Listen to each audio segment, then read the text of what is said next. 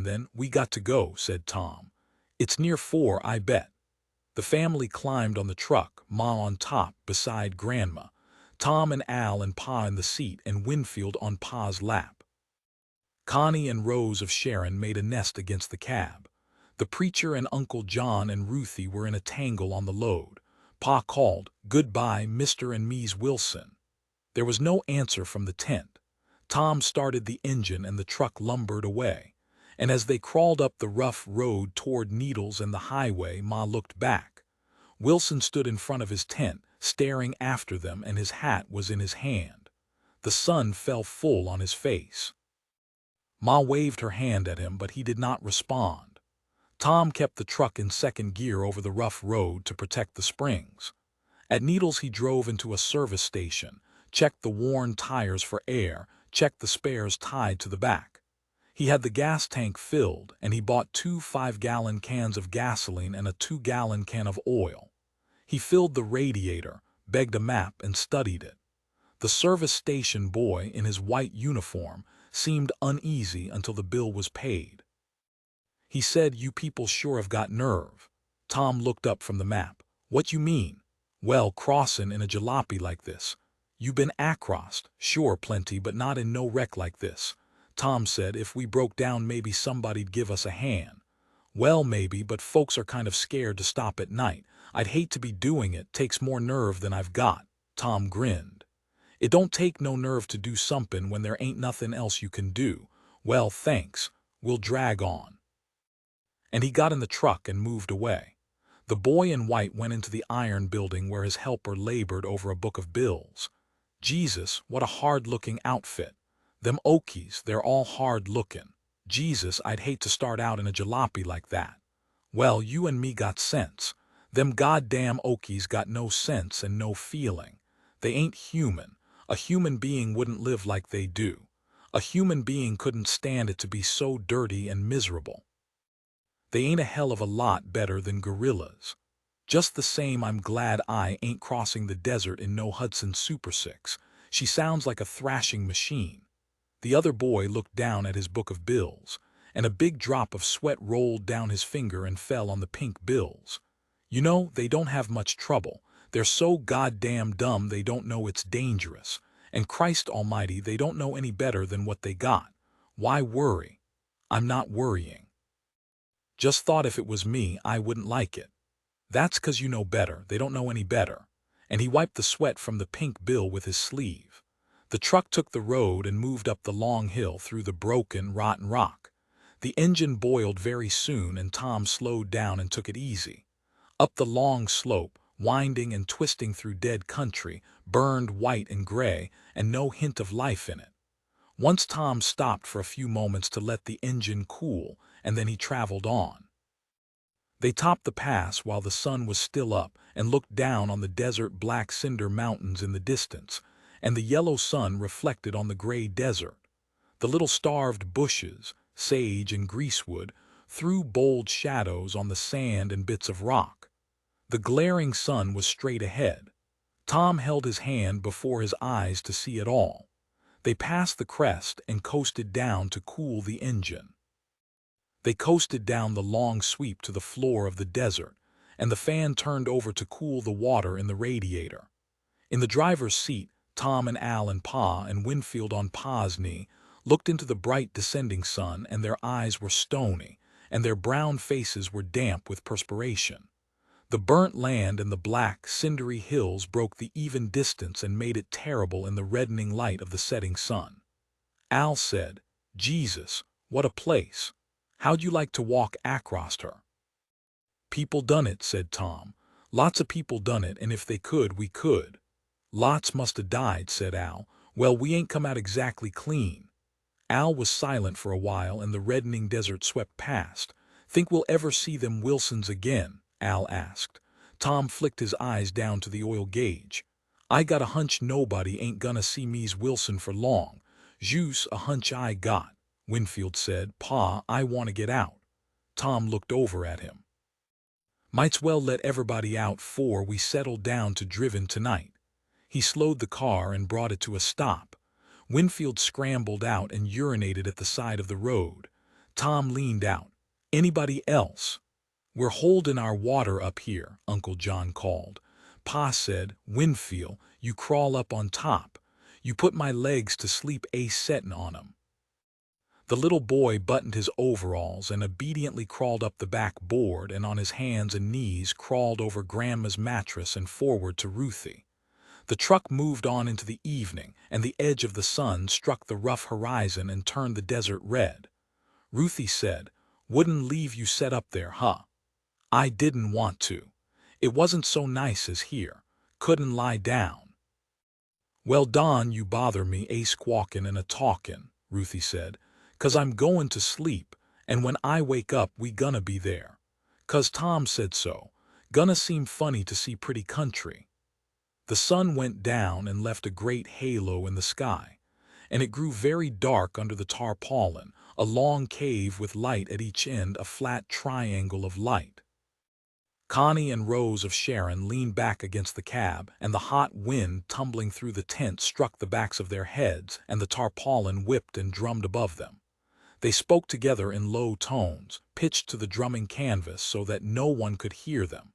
When Connie spoke, he turned his head and spoke into her ear, and she did the same to him. She said, Seems like we wasn't never gonna do nothing but move. I'm so tired.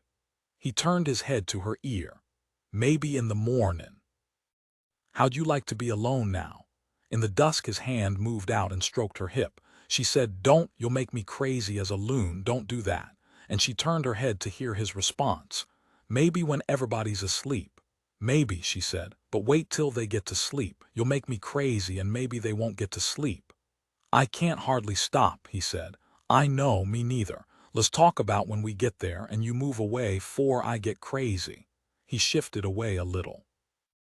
Well, I'll get to studying nights right off, he said. She sighed deeply. Gonna get one of them books that tells about it and cut the coupon right off. How long you think, she asked. How long what? How long 'fore you'll be mackin' big money and we got ice? Can't tell, he said importantly. Can't really rightly tell. Fella oughta be studied up pretty good 'fore Christmas. Soon's you get studied up we could get ice and stuff, I guess. He chuckled. It's this here heat, he said. What you gonna need ice round Christmas for? She giggled. Thaw's right, but I'd like ice any time, now don't. You'll get me crazy. The dusk passed into dark and the desert stars came out in the soft sky, stars stabbing and sharp with few points and rays to them, and the sky was velvet. And the heat changed. While the sun was up, it was a beating, flailing heat, but now the heat came from below, from the earth itself, and the heat was thick and muffling. The lights of the truck came on, and they illuminated a little blur of highway ahead, and a strip of desert on either side of the road. And sometimes eyes gleamed in the lights far ahead, but no animal showed in the lights. It was pitch dark under the canvas now. Uncle John and the preacher were curled in the middle of the truck, resting on their elbows and staring out the back triangle. They could see the two bumps that were Ma and Grandma against the outside. They could see Ma move occasionally and her dark arm moving against the outside. Uncle John talked to the preacher. Casey, he said, you're a fella ought to know what to do. What to do about what? I dunno, said Uncle John. Casey said, well, that's gonna make it easy for me. Well, you been a preacher. Look, John, everybody takes a crack at me 'cause I been a preacher. A preacher ain't nothing but a man. Yeah, but he's a kind of a man, else he wouldn't be a preacher. I want to ask you, well, you think a fella could bring bad luck to folks? I dunno, said Casey. I dunno. Well, see, I was married fine good girl, and one night she got a pain in her stomach, and she says, you better get a doctor, and I says, hell, you use et too much. Uncle John put his hand on Casey's knee and he peered through the darkness at him. She gave me a look, and she groaned all night and she died the next afternoon. The preacher mumbled something. You see, John went on, I kilt her. And since then I tried to make it up mostly to kids. And I tried to be good and I can't. I get drunk and I go wild. Everybody goes wild, said Casey. I do too. Yeah, but you ain't got a sin on your soul like me. Casey said gently, sure I got sins. Everybody got sins. A sin is something you ain't sure about. Them people that's sure about everything and ain't got no sin. Well, with that kind of a son of a bitch, if I was God, I'd kick their ass right out to heaven. I couldn't stand 'em. Uncle John said, I got a feelin' I'm bringin' bad luck to my own folks. I got a feelin' I ought to go away and let 'em be. I ain't comfortable bayin' like this. Casey said quickly, I know this a man got to do what he got to do. I can't tell you, I don't think they's luck or bad luck. Only one thing in this world I'm sure of, and that's I'm sure nobody got a right to mess with a fella's life. He got to do it all hisself. Help him maybe, but not tell him what to do. Uncle John said disappointedly, then you don know. I don know. You think it was a sin to let my wife die like that? Well, said Casey, for anybody else it was a mistake, but if you think it was a sin, then it's a sin. A fella builds his own sins right up from the ground.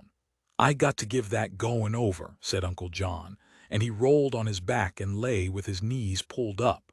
The truck moved on over the hot earth and the hours passed. Ruthie and Winfield went to sleep. Connie loosened a blanket from the load and covered himself and Rose of Sharon with it, and in the heat they struggled together and held their breaths. And after a time, Connie threw off the blanket and the hot tunneling wind felt cool on their wet bodies. On the back of the truck, Ma lay on the mattress beside Grandma, and she could not see with her eyes, but she could feel the struggling body and the struggling heart, and the sobbing breath was in her ear. And Ma said over and over, all right. It's gonna be all right. She said hoarsely, you know the family got to get across, you know that. Uncle John called, you all right? It was a moment before she answered, all right. Guess I dropped off to sleep. And after a time Grandma was still and Ma lay rigid beside her.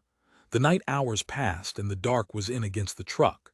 Sometimes cars passed them going west and away, and sometimes great trucks came up out of the west and rumbled eastward, and the stars flowed down in a slow cascade over the western horizon.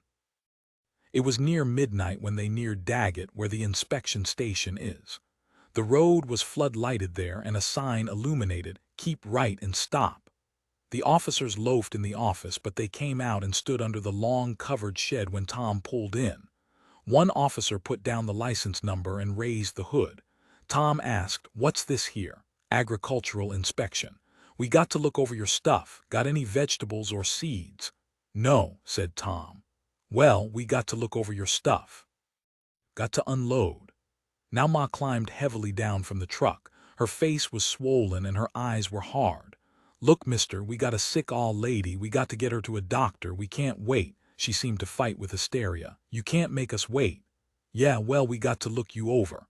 I swear we ain't got anything, Ma cried. I swear it, and Grandma's awful sick.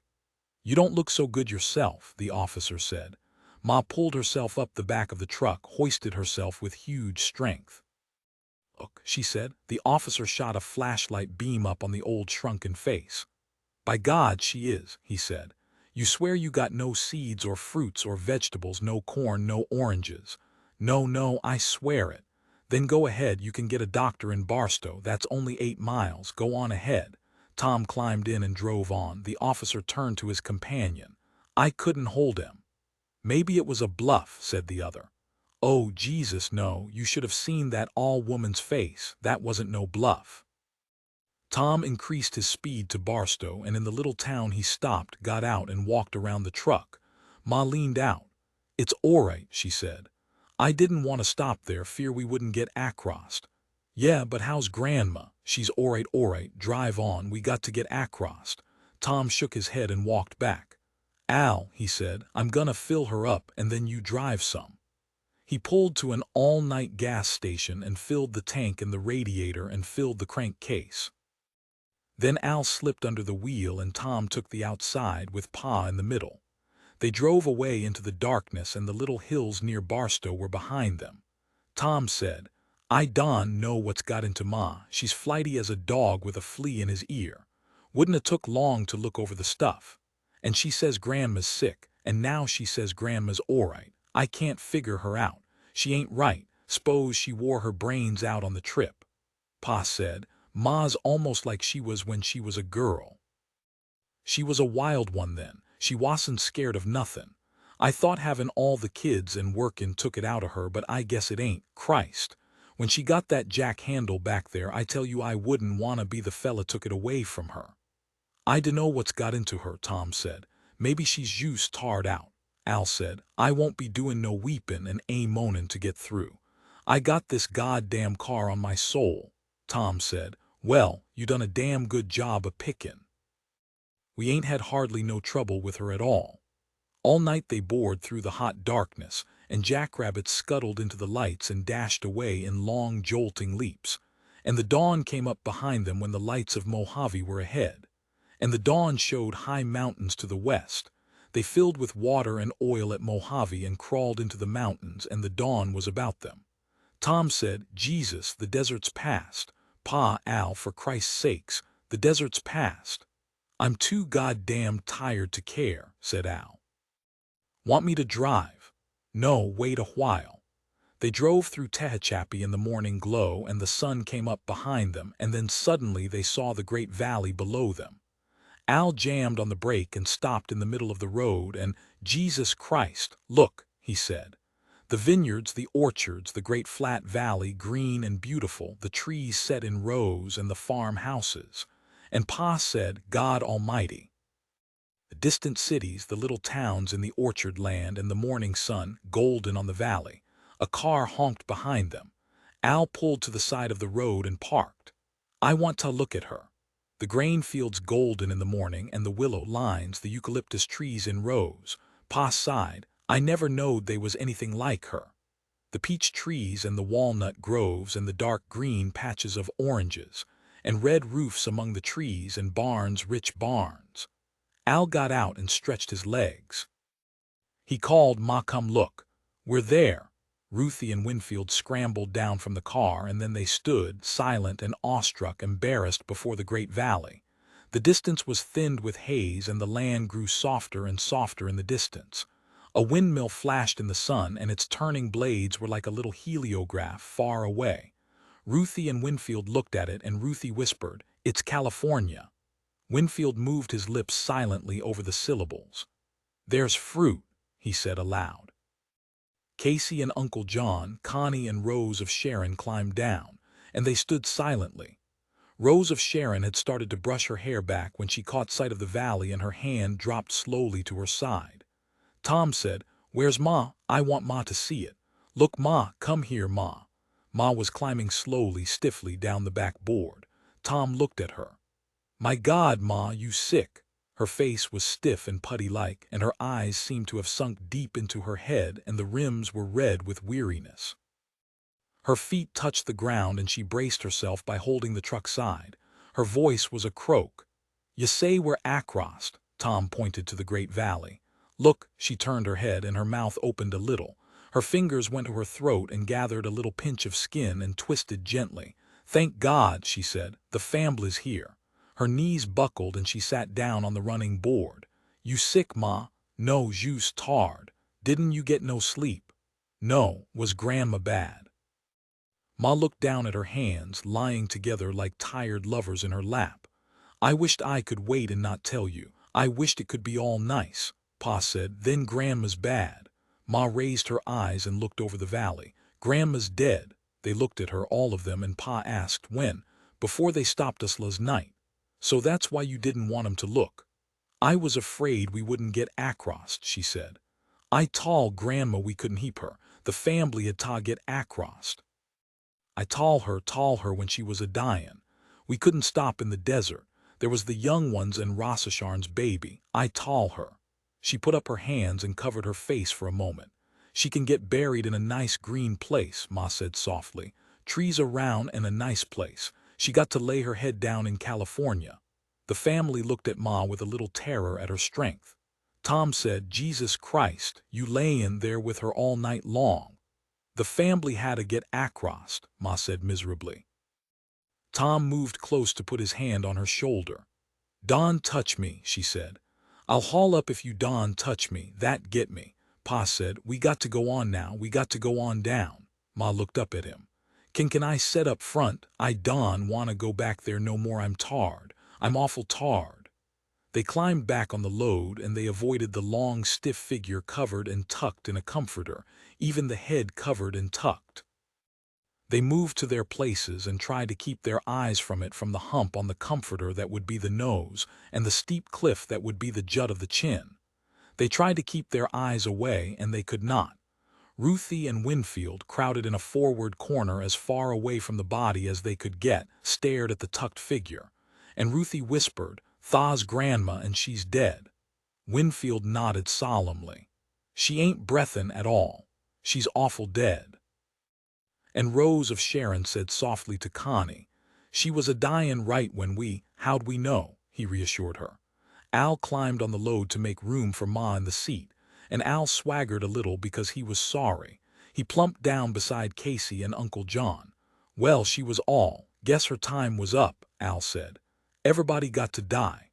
Casey and Uncle John turned eyes expressionlessly on him and looked at him as though he were a curious talking bush. "Well, ain't they?" he demanded. And the eyes looked away, leaving Al sullen and shaken. Casey said in wonder, "All night long, and she was alone." And he said, "John, there's a woman so great with love she scares me, makes me afraid and mean." John asked, "Was it a sin? Is there any part of it you might call a sin?" Casey turned on him in astonishment. "A sin? No, there ain't no part of it that's a sin." "I ain't never done nothing that wasn't part sin," said John, and he looked at the long, wrapped body. Tom and Ma and Pa got into the front seat. Tom let the truck roll and started on compression, and the heavy truck moved, snorting and jerking and popping down the hill. The sun was behind them and the valley golden and green before them. Ma shook her head slowly from side to side. "It's purty," she said. "I wish they could have saw it." "I wished so too," said Pa. Tom patted the steering wheel under his hand. "They was too old," he said. "They wouldn't have saw nothing that's here. Grandpa would have been seein' the Injuns and the prairie country when he was a young fella. And Grandma would have remembered and seen the first home she lived in. They was too all. Who's really seein' it is Ruthie and Winfield," Pa said. "Here's Tommy talkin' like a growed-up man, talkin' like a preacher almost." And Ma smiled sadly. "He is. Tommy's growed way up, so I can't get aholt of him sometimes." They popped down the mountain, twisting and looping, losing the valley sometimes and then finding it again. And the hot breath of the valley came up to them, with hot green smells on it and with resinous sage and tarweed smells. The crickets crackled along the road. A rattlesnake crawled across the road and Tom hit it and broke it and left it squirming. Tom said, "I guess we got to go to the coroner wherever he is. We got to get her buried decent. How much money might be left, Pa?" "'Bout $40, said Pa. Tom laughed. "Jesus, are we gonna start clean? We sure ain't bringin' nothin' with us." He chuckled a moment, and then his face straightened quickly. He pulled the visor of his cap down low over his eyes, and the truck rolled down the mountain into the Great Valley. Chapter 19. Once California belonged to Mexico and its land to Mexicans, and a horde of tattered, feverish Americans poured in. And such was their hunger for land that they took the land, stole Sutter's land, Guerrero's land, took the grants and broke them up and growled and quarreled over them, those frantic, hungry men, and they guarded with guns the land they had stolen. They put up houses and barns, they turned the earth and planted crops, and these things were possession, and possession was ownership. The Mexicans were weak and fled. They could not resist, because they wanted nothing in the world as frantically as the Americans wanted land. Then with time the squatters were no longer squatters but owners, and their children grew up and had children on the land. And the hunger was gone from them, the feral hunger, the gnawing, tearing hunger for land, for water and earth and the good sky over it, for the green thrusting grass, for the swelling roots. They had these things so completely that they did not know about them any more. They had no more the stomach-tearing lust for a rich acre and a shining blade to plow it, for seed and a windmill beating its wings in the air. They arose in the dark no more to hear the sleepy birds first chittering, and the morning wind around the house while they waited for the first light to go out to the dear acres. These things were lost, and crops were reckoned in dollars, and land was valued by principal plus interest, and crops were bought and sold before they were planted. Then crop failure, drought, and flood were no longer little deaths within life, but simple losses of money, and all their love was thinned with money, and all their fierceness dribbled away in interest until they were no longer farmers at all, but little shopkeepers of crops, little manufacturers who must sell before they can make. Then those farmers who were not good shopkeepers lost their land to good shopkeepers. No matter how clever, how loving a man might be with earth and growing things, he could not survive if he were not also a good shopkeeper. And as time went on, the businessmen had the farms, and the farms grew larger, but there were fewer of them. Now farming became industry, and the owners followed Rome, although they did not know it. They imported slaves, although they did not call them slaves. Chinese, Japanese, Mexicans, Filipinos. They live on rice and beans, the businessmen said. They don't need much. They wouldn't know what to do with good wages. Why, look how they live. Why, look what they eat. And if they get funny, deport them. And all the time the farms grew larger and the owners fewer, and there were pitifully few farmers on the land anymore. And the imported serfs were beaten and frightened and starved until some went home again, and some grew fierce and were killed or driven from the country. And the farms grew larger and the owners fewer, and the crops changed. Fruit trees took the place of grain fields, and vegetables to feed the world spread out on the bottoms. Lettuce, cauliflower, artichokes, potatoes stoop crops. A man may stand to use a scythe, a plow, pitchfork, but he must crawl like a bug between the rows of lettuce. He must bend his back and pull his long bag between the cotton rows. He must go on his knees like a penitent across a cauliflower patch. And it came about that owners no longer worked on their farms. They farmed on paper, and they forgot the land, the smell, the feel of it, and remembered only that they owned it, remembered only what they gained and lost by it. And some of the farms grew so large that one man could not even conceive of them anymore, so large that it took batteries of bookkeepers to keep track of interest and gain and loss, chemists to test the soil, to replenish, straw bosses to see that the stooping men were moving along the rows as swiftly as the material of their bodies could stand. Then such a farmer really became a storekeeper and kept a store. He paid the men and sold them food and took the money back. And after a while he did not pay the men at all and saved bookkeeping. These farms gave food on credit. A man might work and feed himself, and when the work was done, might find that he owed money to the company. And the owners not only did not work the farms anymore, many of them had never seen the farms they owned. And then the dispossessed were drawn west from Kansas, Oklahoma, Texas, New Mexico. From Nevada and Arkansas, families, tribes dusted out, tractored out. Carloads, caravans, homeless and hungry, 20,000 and 50,000 and 100,000 and 200,000. They streamed over the mountains, hungry and restless as ants, scurrying to find work to do, to lift, to push, to pull, to pick, to cut anything, any burden to bear for food. The kids are hungry. We got no place to live. Like ants scurrying for work, for food, and most of all for land. We ain't foreign. 7 generations back Americans, and beyond that Irish, Scotch, English, German. One of our folks in the Revolution, and they was lots of our folks in the Civil War, both sides. Americans. They were hungry and they were fierce. And they had hoped to find a home, and they found only hatred. Okies, the owners hated them because the owners knew they were soft and the Okies strong, that they were fed and the Okies hungry. And perhaps the owners had heard from their grandfathers how easy it is to steal land from a soft man if you are fierce and hungry and armed. The owners hated them. And in the towns, the storekeepers hated them because they had no money to spend. There is no shorter path to a storekeeper's contempt, and all his admirations are exactly opposite. The town men, little bankers, hated Okies because there was nothing to gain from them. They had nothing.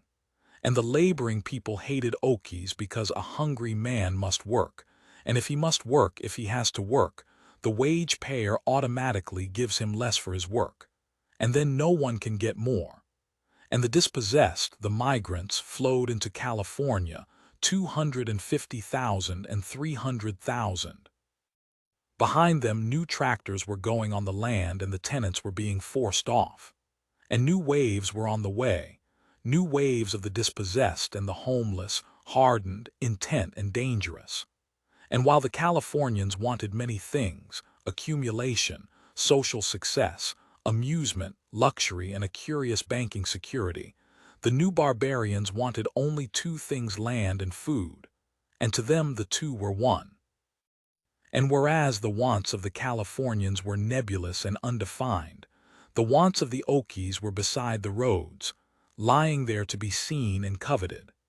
The good fields with water to be dug for, the good green fields, earth to crumble experimentally in the hand, grass to smell, oaten stalks to chew until the sharp sweetness was in the throat. A man might look at a fallow field and know, and see in his mind that his own bending back and his own straining arms would bring the cabbages into the light, and the golden eating corn, the turnips and carrots, and a homeless hungry man, driving the roads with his wife beside him and his thin children in the back seat, could look at the fallow fields which might produce food but not profit, and that man could know how a fallow field is a sin, and the unused land a crime against the thin children. And such a man drove along the roads and knew temptation at every field, and knew the lust to take these fields and make them grow strength for his children and a little comfort for his wife. The temptation was before him always. The fields goaded him, and the company ditches with good water flowing were a goad to him. And in the south he saw the golden oranges hanging on the trees, the little golden oranges in the dark green trees, and guards with shotguns patrolling the line so a man might not pick an orange for a thin child, oranges to be dumped if the price was low. He drove his old car into a town. He scoured the farms for work. Where can we sleep the night? Well, there's Hooverville on the edge of the river. There's a whole raft of Okies there. He drove his old car to Hooverville. He never asked again, for there was a Hooverville on the edge of every town. The rag town lay close to water, and the houses were tents and weed-thatched enclosures, paper houses, a great junk pile.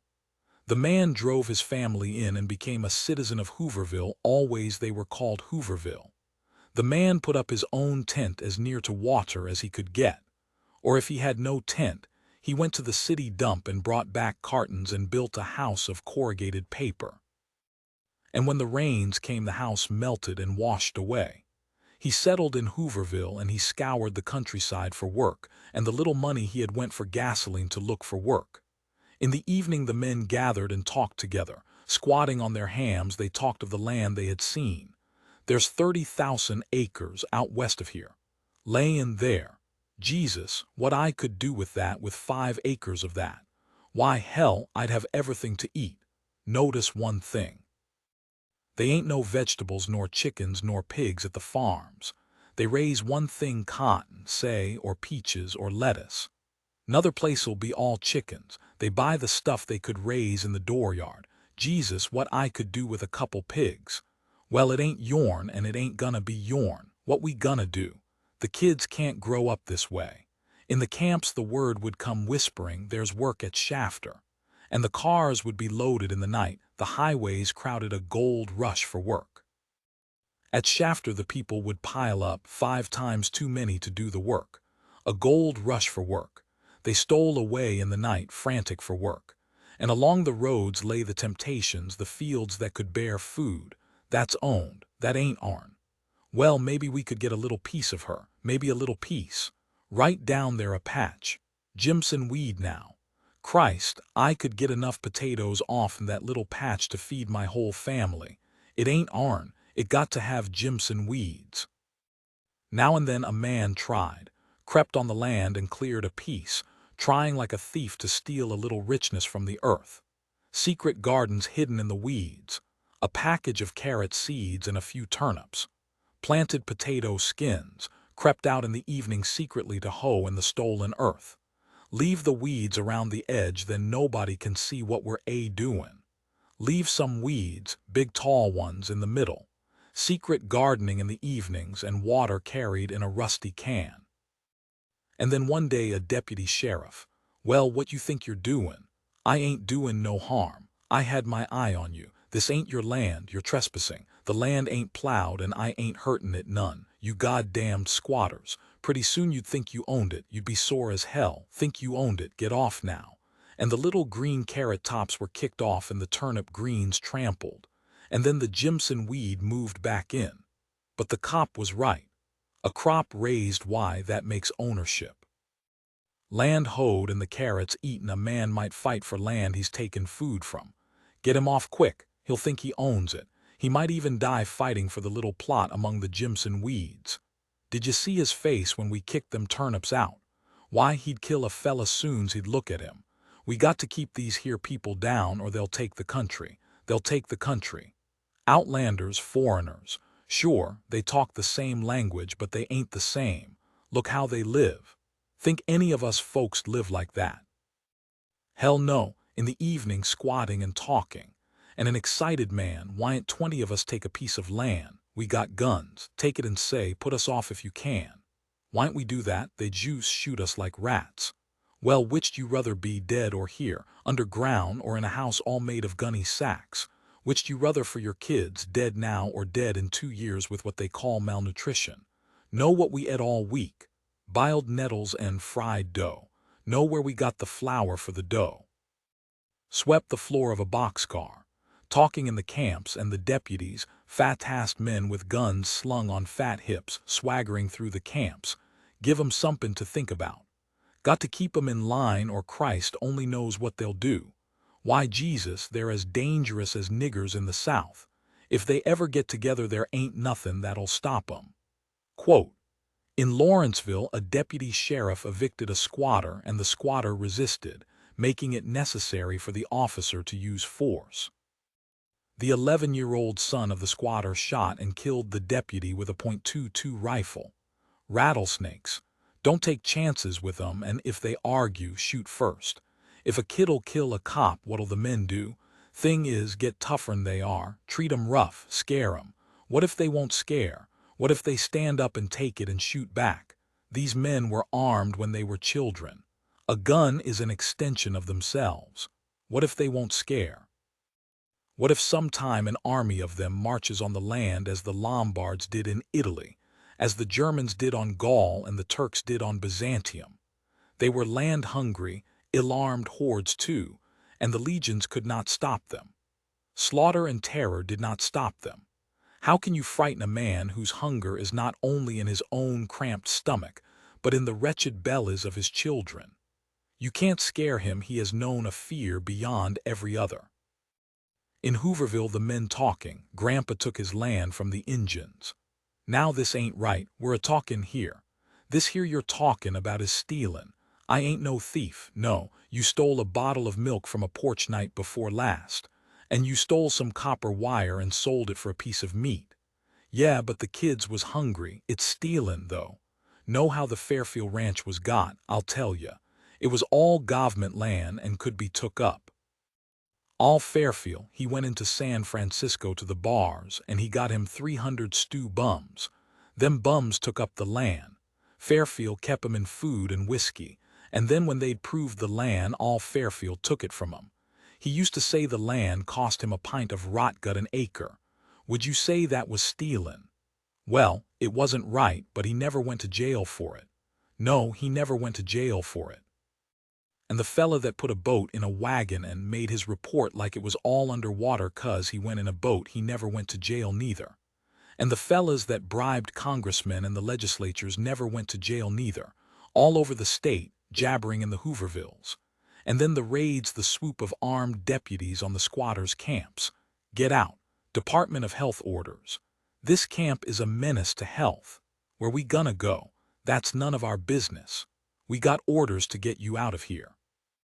In half an hour we set fire to the camp. They's typhoid down the line. You want to spread it all over. We got orders to get you out of here. Now get. In half an hour we burn the camp.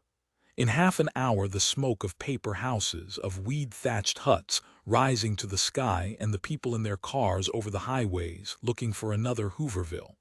And in Kansas and Arkansas, in Oklahoma and Texas and New Mexico, the tractors moved in and pushed the tenants out.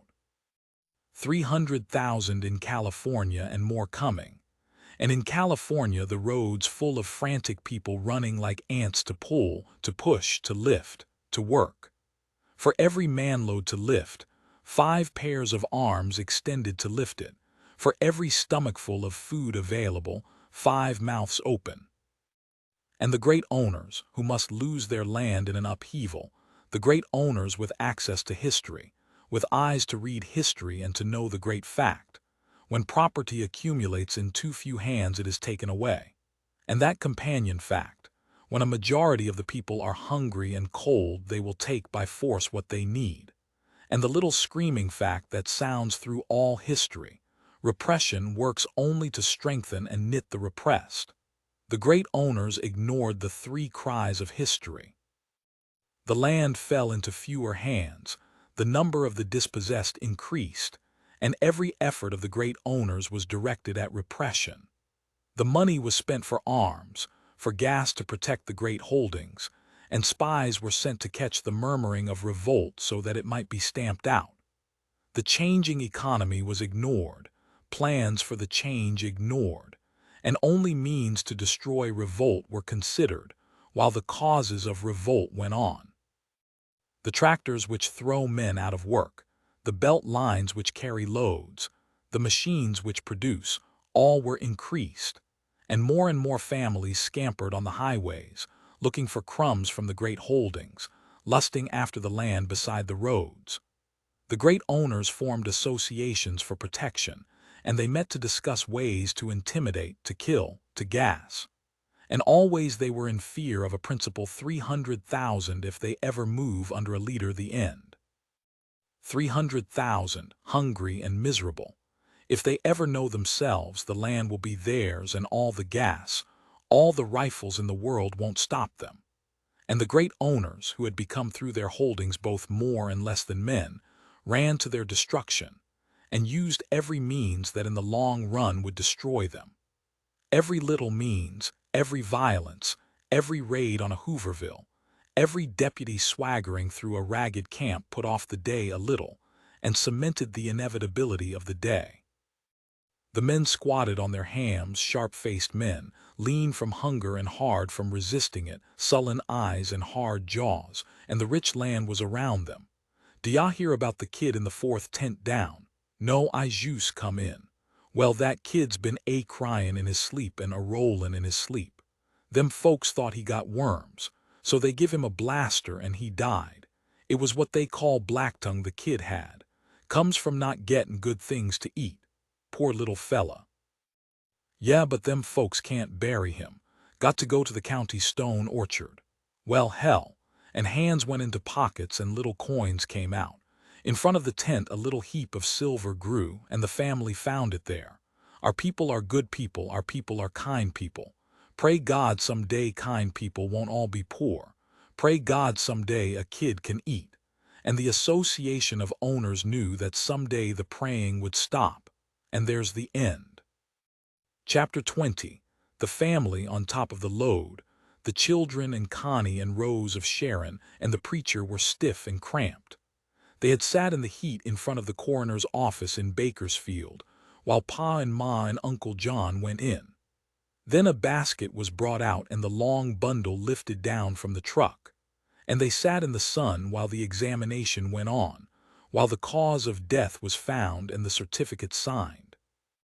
Al and Tom strolled along the street and looked in store windows and watched the strange people on the sidewalks. And at last Pa and Ma and Uncle John came out and they were subdued and quiet. Uncle John climbed up on the load. Pa and Ma got in the seat. Tom and Al strolled back and Tom got under the steering wheel. He sat there silently, waiting for some instruction. Pa looked straight ahead, his dark hat pulled low.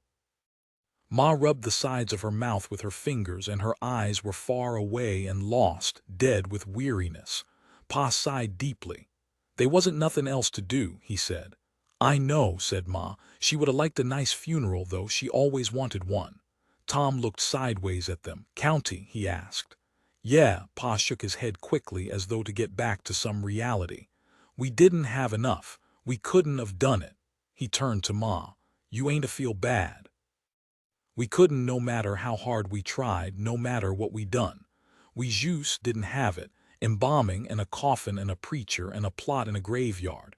It would have took 10 times what we got. We done the best we could."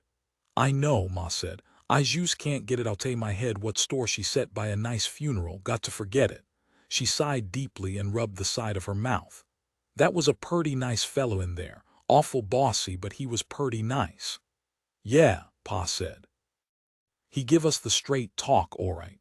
Ma brushed her hair back with her hand. Her jaw tightened. "We got to get," she said. "We got to find a place to stay. We got to get work and settle down. No use letting the little fellas go hungry. That wasn't never Grandma's way. She always ate a good meal at a funeral." "Where we goin'?" Tom asked. Pa raised his hat and scratched among his hair. "Camp," he said. "We ain't gonna spend what little's left till we get work. Drive out in the country."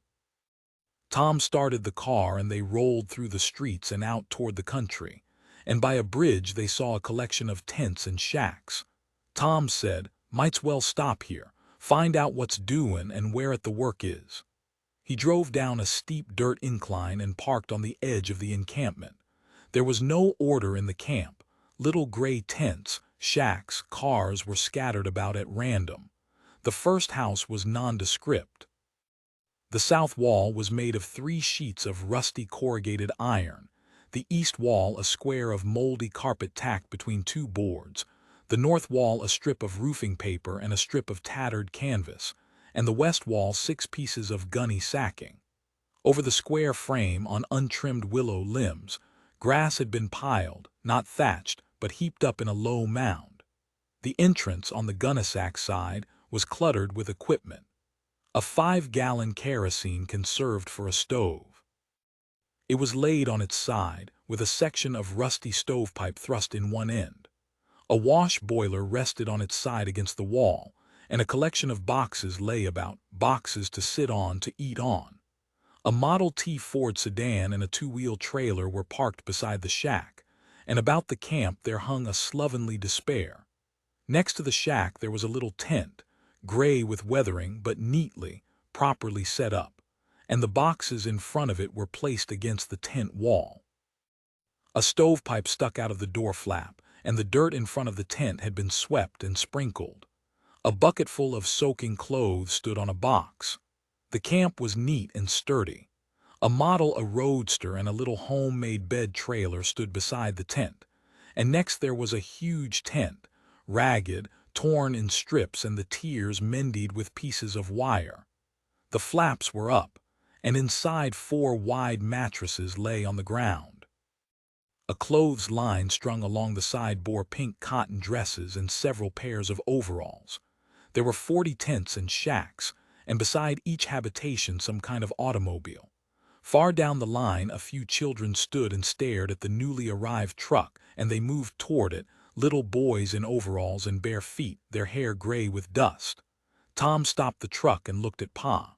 "She ain't very purty," he said. "Want to go somewheres else?" "Can't go nowhere else till we know where we're at," Pa said. "We got to ask about work." Tom opened the door and stepped out. The family climbed down from the load and looked curiously at the camp. Ruthie and Winfield, from the habit of the road, took down the bucket and walked toward the willows, where there would be water, and the line of children parted for them and closed after them. The flaps of the first shack parted and a woman looked out. Her gray hair was braided, and she wore a dirty, flowered Mother Hubbard. Her face was wizened and dull, deep gray pouches under blank eyes, and a mouth slack and loose. Pa said, "Can we jus pull up anywheres in camp?" The head was withdrawn inside the shack. For a moment there was quiet, and then the flaps were pushed aside and a bearded man in shirt sleeves stepped out. The woman looked out after him, but she did not come into the open. The bearded man said, "Howdy, folks," and his restless dark eyes jumped to each member of the family, and from them to the truck to the equipment. Pa said, "I jus asked your woman if it's all right to set our stuff anywheres." The bearded man looked at Pa intently as though he had said something very wise that needed thought. "Set down anywheres here in this place?" he asked. "Sure. Anybody own this place that we got to see 'fore we can camp?" The bearded man squinted, one eye nearly closed, and studied Pa. "You want to camp here?" Pa's irritation arose. The gray woman peered out of the burlap shack. "What you think I'm sayin'?" Pa said. "Well, if you want to camp here, why don't you? I ain't stoppin' you," Tom laughed. He got it. Pa gathered his temper. "I jus wanted to know, does anybody own it? Do we got to pay?" The bearded man thrust out his jaw. "Who owns it?" he demanded. Pa turned away. "The hell with it," he said. The woman's head popped back in the tent. The bearded man stepped forward menacingly. "Who owns it?" he demanded. "Who's gonna kick us out here, you tell me?" Tom stepped in front of Pa. "You better go take a good long sleep," he said. The bearded man dropped his mouth open and put a dirty finger against his lower gums.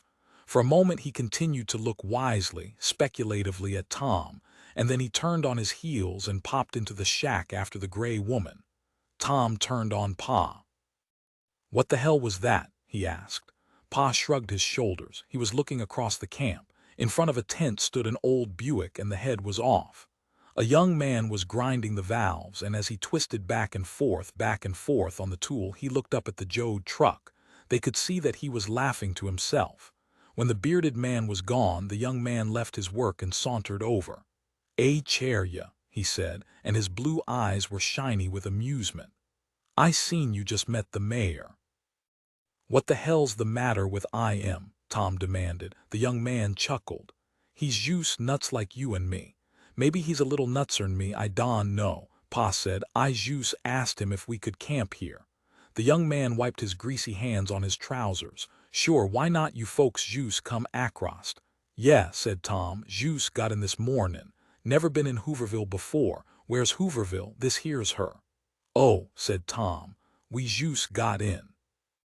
Winfield and Ruthie came back, carrying a bucket of water between them. Ma said, "Let's get the camp up. I'm tuckered out. Maybe we can all rest." Pa and Uncle John climbed up on the truck to unload the canvas and the beds. Tom sauntered to the young man and walked beside him back to the car he had been working on.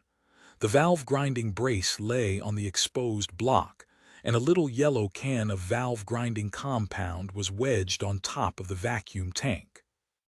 Tom asked, "What the hell was the matter with that all fellow with the beard?" The young man picked up his brace and went to work, twisting back and forth, grinding valve against valve seat. "The mayor, Chris knows. I guess maybe he's bull simple." "What's bull simple?" "I guess cops push him around so much he's still spinning." Tom asked, "Why would they push a fella like that around?" The young man stopped his work and looked in Tom's eyes.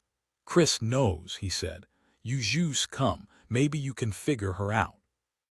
Some fellas says one thing and some says another thing, but you jus camp in one place a little while and you see how quick a deputy sheriff shoves you along." He lifted a valve and smeared compound on the seat. "But what the hell for?" "I tell you, I don't know. Some says they don't want us to vote, keep us moving so we can't vote. And some says so we can't get on relief. And some says if we set in one place we get organized. I don't know why. I only know we get rode all the time." "You wait, you'll see. We ain't no bums," Tom insisted. "We're looking for work. We'll take any kind of work." The young man paused in fitting the brace to the valve slot. He looked in amazement at Tom. "Lookin' for work," he said. "So you're lookin' for work. What you think everybody else is lookin' for? Diamonds. What you think I wore my ass down to a nub lookin' for?"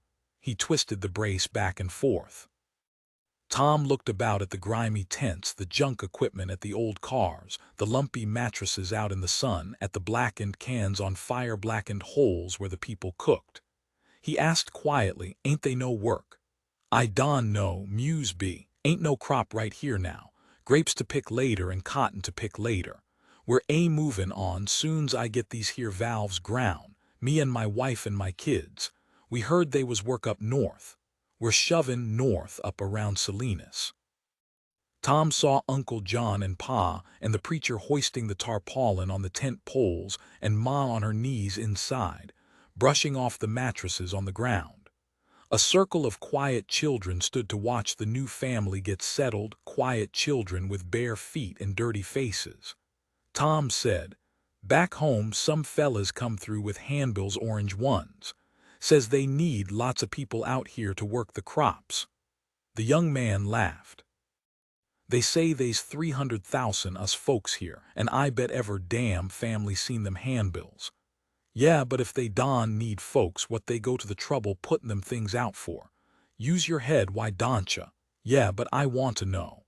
"Look," the young man said, "s'pose you got a job of work and there's use one fella wants the job. You got to pay him what he asks, but s'pose they's 100 men." He put down his tool. His eyes hardened and his voice sharpened. "S'pose they's 100 men wants that job. S'pose them men got kids and them kids is hungry. S'pose a lousy dime'll buy a box of mush for them kids. S'pose a nickel'll buy at least somepin for them kids. And you got 100 men. Jus offer 'em a nickel, why they'll kill each other fightin' for that nickel. Know what they was payin' La's job I had, 15 cents an hour.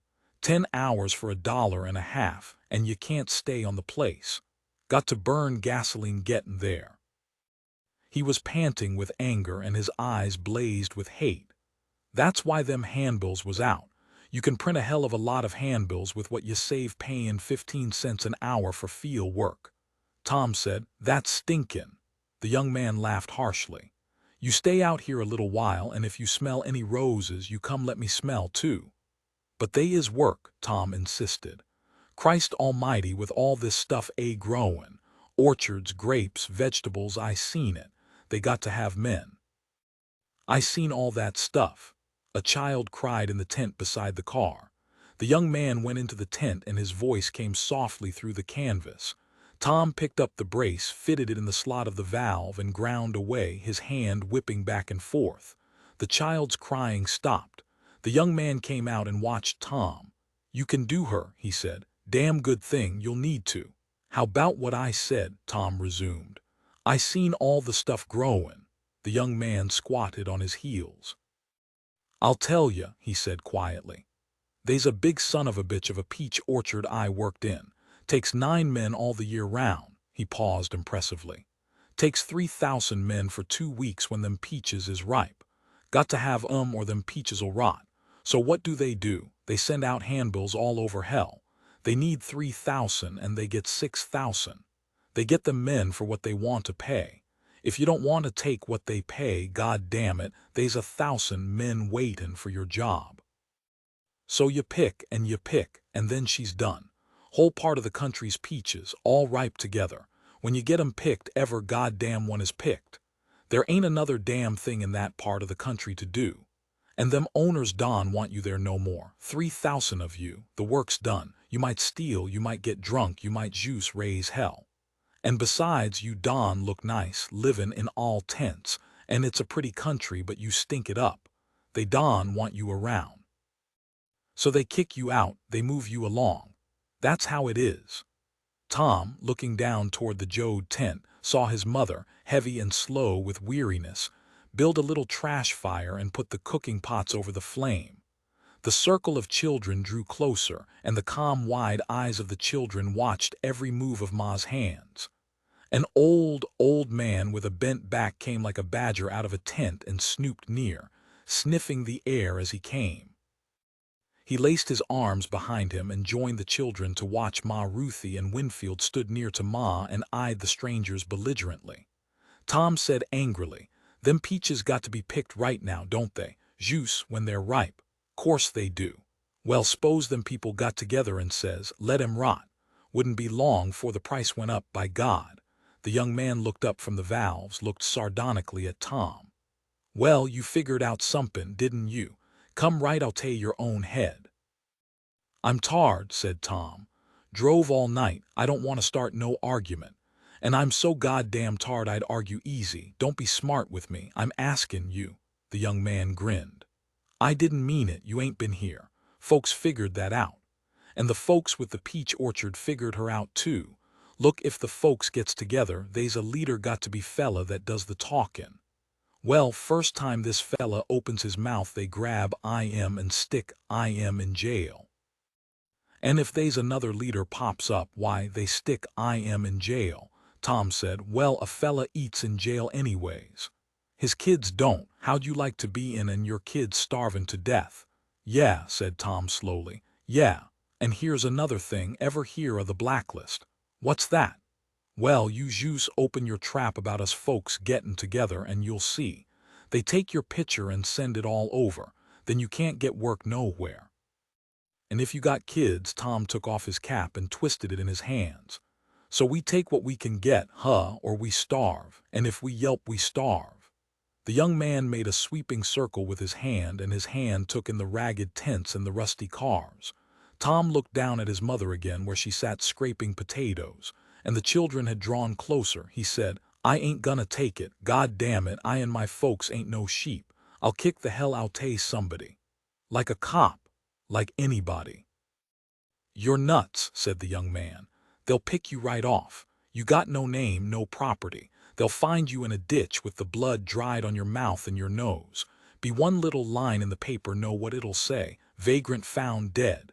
And that's all. You'll see a lot of them little lines, vagrant found dead." Tom said. "There'll be somebody else found dead right longside of this here vagrant." "You're nuts," said the young man. "Won't be no good in that." "Well, what you doin' about it?" He looked into the grease-streaked face, and a veil drew down over the eyes of the young man. "Nothin'. Where you from?" "Us, right near Sallisaw, Oklahoma. Jus get in, jus today. Gonna be around here long, don't know, we'll stay wherever we can get work." "Why, nothin'," and the veil came down again. "Got to sleep up," said Tom. "Tomorrow we'll go out lookin' for work." "You kin try." Tom turned away and moved toward the Jode tent. The young man took up the can of valve compound and dug his finger into it. "Hi," he called. Tom turned. "What you want?" "I want ta tell ya," he motioned with his finger on which a blob of compound stuck. "I jus want ta tell ya Don go lookin' for no trouble. 'Member how that bull simple guy looked? Fellow in the tent up there. Yeah, looked dumb no sense. What about him?" "Well, when the cops come in, and they come in all the time, that's how you want ta be. Dumb don't know nothin'. Don understand nothin'. That's how the cops like us. Don't hit no cops, that's jus suicide, be bull simple. Let them goddamn cops run over me and me do nothin'. No, look-a here, I'll come for you tonight. Maybe I'm wrong. There's stools around all the time. I'm talkin' a chance it, and I got a kid too, but I'll come for you. And if you see a cop, why, you're a goddamn dumb okie see." "That's alright if we're doin' anythin'," said Tom. "Don, you worry. We're doin' somethin'. Ani, we ain't stickin' our necks out. A kid starves quick, 2-3 days for a kid." He went back to his job, spread the compound on a valve seat, and his hand jerked rapidly back and forth on the brace, and his face was dull and dumb. Tom strolled slowly back to his camp. "Bull simple," he said under his breath. Pa and Uncle John came toward the camp, their arms loaded with dry willow sticks, and they threw them down by the fire and squatted on their hams. "Got her picked over pretty good," said Pa. "Had ta go a long ways for wood." He looked up at the circle of staring children. "Lord God Almighty," he said. "Where'd you come from?" All of the children looked self-consciously at their feet. "Guess they smelled the cookin'," said Ma. "Winfield, get out from underfoot." She pushed him out of her way. "Got ta make us up a little stew," she said. "We ain't et nothing cooked right since we come from home. Pa, you go up to the store there and get some neck meat. Make a nice stew here." Pa stood up and sauntered away. Al had the hood of the car up and he looked down at the greasy engine. He looked up when Tom approached. "You sure look happy as a buzzard," Al said. "I'm jus gay as a toad in spring rain," said Tom. "Look at the engine," Al pointed. "Purty good, huh?" Tom peered in. "Looks alright to me." "Alright, Jesus, she's wonderful. She ain't shot no oil nor nothin'." He unscrewed a spark plug and stuck his forefinger in the hole. "Crusted up some, but she's dry." Tom said, "You done a nice job of pickin', that what you want me to say? Well, I sure was scared the whole way, figurin' she'd bust down and it'd be my fault. No, you done good. Better get her in shape, 'cause tomorrow we're goin' out lookin' for work." "She'll roll," said Al. "Don't you worry none about that." He took out a pocket knife and scraped the points of the spark plug. Tom walked around the side of the tent and he found Casey sitting on the earth, wisely regarding one bare foot. Tom sat down heavily beside him. "Think she's gonna work?" "What?" asked Casey. "Them toes of yourn." "Oh, you's settin' here thinkin'. You always get good and comfortable for it," said Tom. Casey waggled his big toe up and his second toe down, and he smiled quietly. "Hard enough for a fella to think 'thout kinkin' hisself up to do it." "Ain't heard a peep out you for days," said Tom. "Thinkin' all the time." "Yeah, thinkin' all the time." Tom took off his cloth cap, dirty now and ruinous, the visor pointed as a bird's beak. He turned the sweatband out and removed a long strip of folded newspaper. "Sweat so much she shrank," he said. He looked at Casey's waving toes. "Could you come down from your thinkin' and listen a minute?" Casey turned his head on the stalk-like neck. "Listen all the time, that's why I been thinkin'. Listen to people a-talkin', and purty soon I hear the way folks are feelin'. Goin' on all the time. I hear 'em and feel 'em, and they're beating their wings like a bird in a attic. Gonna bust their wings on a dusty window tryin' to get out." Tom regarded him with widened eyes, and then he turned and looked at a gray tent 20 feet away. Washed jeans and shirts and a dress hung to dry on the tent guys. He said softly, "That was about what I was gonna tell ya, and you seen already." "I seen," Casey agreed. "They's a army of us without no harness." He bowed his head and ran his extended hand slowly up his forehead and into his hair. "All along I seen it," he said. "Ever place we stopped I seen it. Folks hungry for side meat, and when they get it they ain't fed. And when they'd get so hungry they couldn't stand it no more, why, they'd ask me to pray for 'em, and sometimes I done it." He clasped his hands around drawn-up knees and pulled his legs in. "I used to think that cut he said. "Used to rip off a prayer, and all the troublers stick to that prayer like flies on flypaper, and the prayer'd go sailin' off, a-talkin' them troubles along. But Don work no more." Tom said, "Prayer never brought in no side meat. Takes a shoat to bring in pork." "Yeah," Casey said. "And Almighty God never raised no wages. These here folks want to live decent and bring up their kids decent. And when they're old they want to set in the door and watch the downing sun. And when they're young they want to dance and sing and lay together. They want to eat and get drunk and work. And that's it, they want to juice, fling their goddamn muscles around and get tired. Christ, what am I talking about?" "I dunno," said Tom. "Sounds kinda nice. When you think you can get ta work and quit thinking a spell, we got to get work. Money's 'bout gone. Pa gives $5 to get a painted piece of board stuck up over Grandma. We ain't got much left." A lean brown mongrel dog came sniffing around the side of the tent. He was nervous and flexed to run. He sniffed close before he was aware of the two men, and then looking up he saw them, leaped sideways and fled, ears back, bony tail clamped protectively. Casey watched him go, dodging around a tent to get out of sight. Casey sighed. "I ain't doin' nobody no good," he said. "Me or nobody else. I was thinkin' I'd go off alone by myself. I'm eatin' your food and a-talkin' up room. And I ain't give you nothin'. Maybe I could get a steady job and maybe pay back some of the stuff you've give me." Tom opened his mouth and thrust his lower jaw forward, and he tapped his lower teeth with a dried piece of mustard stalk. His eyes stared over the camp, over the gray tents and the shacks of weed and tin and paper. "Wished I had a sack of Durham," he said. "I ain't had a smoke in a hell of a time. Use ta get tobacco in McAllister. Almost wished I was back." He tapped his teeth again, and suddenly he turned on the preacher.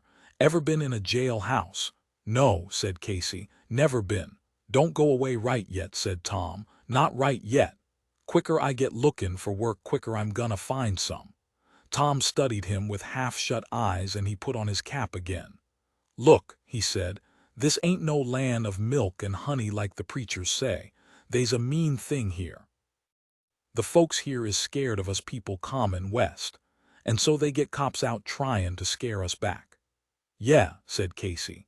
I know. What you ask about me bein' in jail for, Tom said slowly. When you're in jail you get to kinda sense and stuff.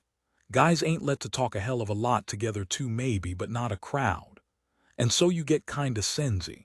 If somethin's gonna bust, if say a fella's goin' stir bugs and take a crack at a guard with a mop handle, why, you know it 'fore it happens. And if they's gonna be a break or a riot, nobody don't have to tell you, you're sensy about it, you know. Yeah. Stick around, said Tom. Stick around till tomorrow anyways. Somethin's gonna come up. I was talkin' to a kid up the road, and he's bane juice as sneaky and wise as a dog coyote, but he's too wise.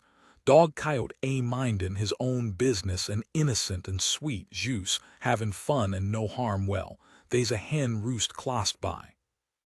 Casey watched him intently, started to ask a question, and then shut his mouth tightly. He waggled his toes slowly and, releasing his knees, pushed out his foot so he could see it. Yeah, he said. I won't go right yet, Tom said. When a bunch of folks, nice quiet folks, don't know nothing about nothing, somethin's goin' on. I'll stay, said Casey. And tomorrow we'll go out in the truck and look for work. Yeah, said Casey, and he waved his toes up and down and studied them gravely. Tom settled back on his elbow and closed his eyes. Inside the tent he could hear the murmur of Rose of Sharon's voice and Connie's answering. The tarpaulin made a dark shadow, and the wedge-shaped light at each end was hard and sharp. Rose of Sharon lay on a mattress and Connie squatted beside her. I ought to help Ma, Rose of Sharon said. I tried, but every time I stirred about I throwed up. Connie's eyes were sullen. If I'd have knowed it would be like this I wouldn't have came. I'd have studied nights 'bout tractors back home and got me a $3 job. Fella can live awful nice on $3 a day and go to the picture show every night too. Rose of Sharon looked apprehensive. You're gonna study nights 'bout radios, she said. He was long in answering. Ain't you? She demanded. Yeah, sure. Soon's I get on my feet, get a little money. She rolled up on her elbow. You ain't givin' it up. No, course not, but I didn't know they was places like this we got to live in. The girl's eyes hardened. You got to, she said quietly. Sure, I know, got to get on my feet, get a little money. Would have been better maybe to stay home and study 'bout tractors. $3 a day they get and pick up extra money too. Rose of Sharon's eyes were calculating. When he looked down at her he saw in her eyes a measuring of him, a calculation of him. But I'm gonna study, he said. Soon's I get on my feet, she said fiercely. We got to have a house 'fore the baby comes. We ain't gonna have this baby in no tent. Sure, he said. Soon's I get on my feet. He went out of the tent and looked down at Ma, crouched over the brush fire. Rose of Sharon rolled on her back and stared at the top of the tent. And then she put her thumb in her mouth for a gag and she cried silently. Ma knelt beside the fire, breaking twigs to keep the flame up under the stew kettle. The fire flared and dropped and flared and dropped. The children, 15 of them, stood silently and watched. And when the smell of the cooking stew came to their noses crinkled slightly. The sunlight glistened on hair tawny with dust. The children were embarrassed to be there, but they did not go. Ma talked quietly to a little girl who stood inside the lusting circle. She was older than the rest. She stood on one foot, caressing the back of her leg with a bare instep. Her arms were clasped behind her. She watched Ma with steady, small gray eyes. She suggested, I could break up some bresh if you want me, ma'am. Ma looked up from her work. You want ta get asked to eat, huh? Yes, ma'am, the girl said steadily. Ma slipped the twigs under the pot and the flame made a puttering sound. Didn't you have no breakfast? No, ma'am, they ain't no work hereabouts. Pa's in tryin' to sell some stuff to get gas so's we can get long. Ma looked up. Didn't none of these here have no breakfast? Circle of children shifted nervously and looked away from the boiling kettle. One small boy said boastfully, I did, me and my brother didn't, them two did, 'cause I seen 'em. We et good, we're a-goin' south tonight. Ma smiled. Then you ain't hungry, they ain't enough here to go around. The small boy's lips stuck out. We ate good, he said, and he turned and ran and dived into a tent. Ma looked after him so long that the oldest girl reminded her. The fire's down, ma'am. I can keep it up if you want. Ruthie and Winfield stood inside the circle, comporting themselves with proper frigidity and dignity. They were aloof and at the same time possessive. Ruthie turned cold and angry eyes on the little girl. Ruthie squatted down to break up the twigs for Ma. Ma lifted the kettle lid and stirred the stew with a stick. I'm sure glad some of you ain't hungry. That little fella ain't anyways.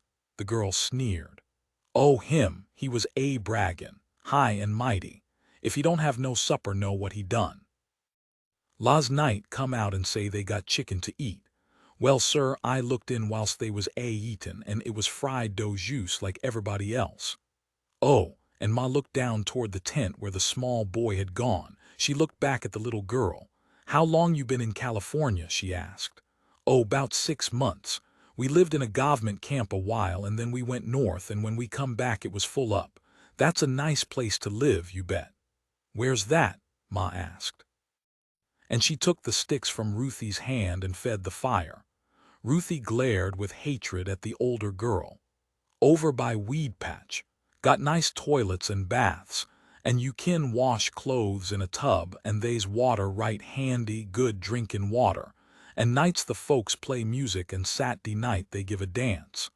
Oh, you never seen anything so nice. Got a place for kids to play, and them toilets with paper. Pull down a little jigger and the water comes right in the toilet. And they ain't no cops let to come look in your tent any time they want.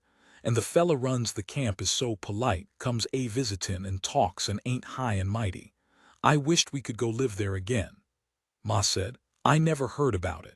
I sure could use a wash tub, I tell you. The girl went on excitedly. Why, God Almighty, they got hot water right in pipes, and you get in under a shower bath and it's warm. You never seen such a place. Ma said, all full now, you say. Yeah, last time we asked it was. Mews cost a lot, said Ma. Well, it costs, but if you ain't got the money, they let you work it out couple hours a week, cleanin' up in garbage cans, stuff like that. And nights they's music and folks talks together and hot water right in the pipes. You never see nothin' so nice. Ma said, I sure wished we could go there. Ruthie had stood all she could. She blurted fiercely, Grandma died right on top of the truck. The girl looked questioningly at her. Well, she did, Ruthie said, and the coroner got her. She closed her lips tightly and broke up a little pile of sticks. Winfield blinked at the boldness of the attack. Right on the truck, he echoed. Coroner stuck her in a big basket. Ma said, you shush now, both of you, or you got to go away. And she fed twigs into the fire. Down the line, Al had strolled to watch the valve-grinding job. Looks like you're 'bout through, he said. 2 more. Is they any girls in this here camp? I got a wife, said the young man. I got no time for girls. I always got time for girls, said Al. I got no time for nothing else. You get a little hungry and you'll change, Al laughed. Maybe, but I ain't never changed that notion yet. Fella I talked to while ago, he's with you, ain't he? Yeah, my brother Tom better not fool with him. He killed a fella. Did what for? Fight. Fella got a knife in Tom. Tom busted him with a shovel. Did what the law do? Let him off 'cause it was a fight, said Al. He don't look like a quarreler. Oh, he ain't, but Tom don't take nothing from nobody. Al's voice was very proud. Tom, he's quiet, but look out. Well, I talked to him, he didn't sound mean. He ain't. Juice as nice as pie till he's roused, and then look out. The young man ground at the last valve. Like me to heap you get them valves set in the head on. Sure, if you got nothing else to do. Oughta get some sleep, said Al, but hell, I can't keep my hands out of a tore-down car. Juice got to get in. Well, I'd admire to get a hand, said the young man. My name's Floyd Knowles. I'm Al Jode, proud to meet ya. Me too, said Al. Gonna use the same gasket. Got to, said Floyd. Al took out his pocket knife and scraped at the block. Jesus, he said, they ain't nothing I love like the guts of a engine. How 'bout girls? Yeah, girls too. Wished I could tear down a Rolls and put her back. I looked under the hood of a cad 16 one time, and God almighty, you never seen nothing so sweet in your life. In Salisaw, and here's this 16A standin' in front of a restaurant, so I lifts the hood. And a guy comes out and says, "What the hell you doin'?" I says, "Juice lookin'. Ain't she swell?" And he Juice stands there. I don't think he ever looked in her before. Juice stands there. Rich fella in a straw hat. Got a striped shirt on and eyeglasses. We Don say nothin'. Juice look. And purty soon he says, "How'd you like to drive her?" Floyd said, "The hell, sure, how'd you like to drive her?" "Well, hell, I got on jeans all dirty." I says, "I'd get her dirty." "Come on," he says, "Juice take her round the block." Well, sir, I sat in that seat and I took her round the block 8 times, and oh my God almighty. "Nice?" Floyd asked. "Oh, Jesus," said Al. "If I could have tore her down, why, I'd have give anything." Floyd slowed his jerking arm. He lifted the last valve from its seat and looked at it. "You better get use ta a jalopy," he said, "'cause you ain't goin' a drive no 16. He put his brace down on the running board and took up a chisel to scrape the crust from the block. 2 stocky women, bareheaded and barefooted, went by carrying a bucket of milky water between them. They limped against the weight of the bucket, and neither one looked up from the ground. The sun was half down in afternoon. Al said, "You don't like nothin' much." Floyd scraped harder with the chisel. "I been here 6 months," he said. "I been scrabblin' over this here state, tryin' to work hard enough and move fast enough to get meat and potatoes for me and my wife and my kids. I've run myself like a jackrabbit, and I can't quite make her. There just ain't quite enough to eat no matter what I do. I'm gettin' tired, that's all. I'm gettin' tired way past where sleep rests me, and I just don't know what to do." "Ain't there no steady work for a fella?" Al asked. "No, they ain't no steady work." With his chisel he pushed the crust off the block, and he wiped the dull metal with a greasy rag. A rusty touring car drove down into the camp, and there were 4 men in it, men with brown, hard faces. The car drove slowly through the camp. Floyd called to them, "Any luck?" The car stopped. Ivor said, "We covered a hell of a lot of ground. They ain't a hand's work in this here country. We gotta move." "Where to?" Al called. "God knows. We worked this here place over." He let in his clutch and moved slowly down the camp. Al looked after them. "Wouldn't it be better if one fella went alone? Then if they was one piece of work, a fella'd get it." Floyd put down the chisel and smiled sourly. "You ain't learned," he said. "Takes gas to get round the country. Gas costs 15 cents a gallon. Them 4 fellas can't take 4 cars, so each of 'em puts in a dime and they get gas. You got to learn." Al looked down at Winfield standing importantly beside him. "Al, ma's dis hin up stew. She says come get it." Al wiped his hands on his trousers. "We ain't et today," he said to Floyd. "I'll come give you a hand when I eat." "No need less you want ta." "Sure, I'll do it." He followed Winfield toward the Jode camp. It was crowded now. The strange children stood close to the stew pot, so close that Ma brushed them with her elbows as she worked. Tom and Uncle John stood beside her. Ma said helplessly, "I dunno what to do. I got to feed the family. What'm I gonna do with these here?" The children stood stiffly and looked at her. Their faces were blank, rigid, and their eyes went mechanically from the pot to the tin plate she held. Their eyes followed the spoon from pot to plate, and when she passed the steaming plate up to Uncle John, their eyes followed it up.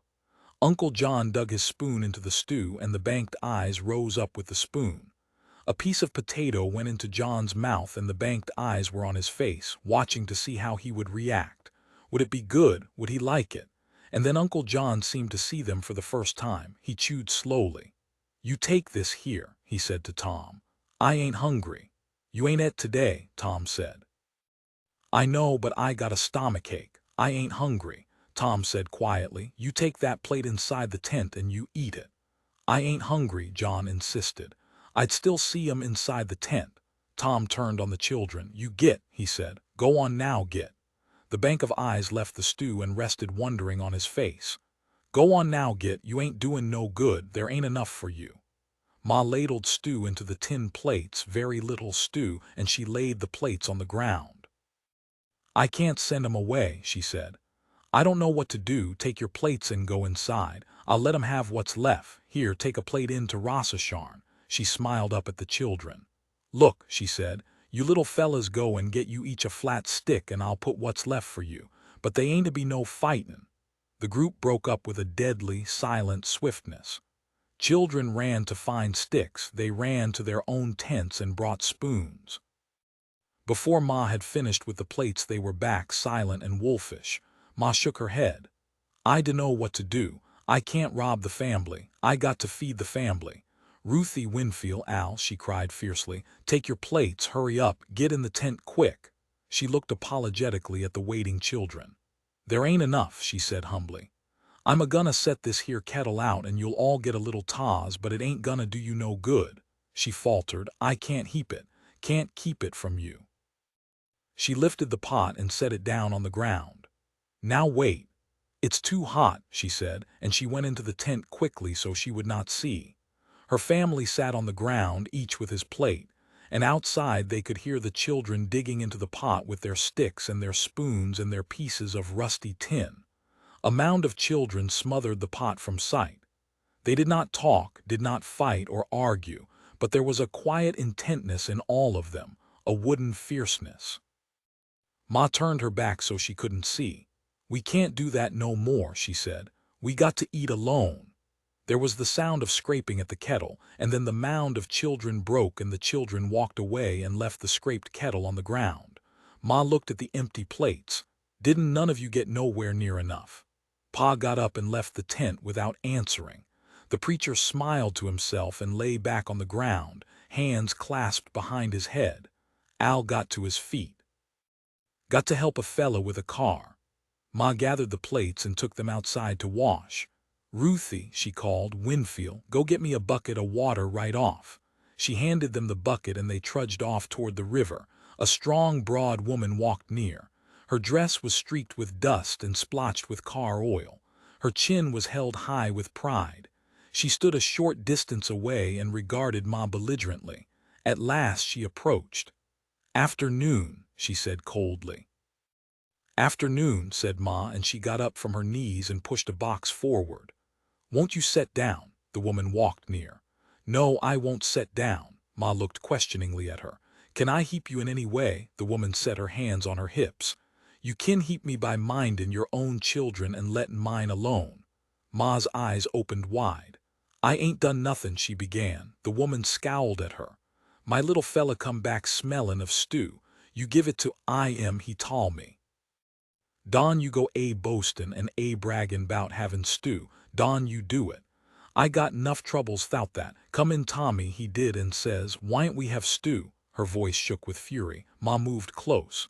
"Set down," she said. "Set down and talk a piece." "No, I ain't gonna set down. I'm tryin' to feed my folks and you come along with your stew." "Set down," Ma said. "That was 'bout the law's stew we're gonna have till we get work. S'pose you was cookin' a stew and a bunch of little fellas stood around moonin', what you do? We didn't have enough, but you can't keep it when they look at you like that." The woman's hands dropped from her hips. For a moment her eyes questioned Ma, and then she turned and walked quickly away, and she went into a tent and pulled the flaps down behind her. Ma stared after her, and then she dropped to her knees again beside the stack of tin dishes. Al hurried near. "Tom," he called. "Ma, is Tom inside?" Tom stuck his head out. "What you want?"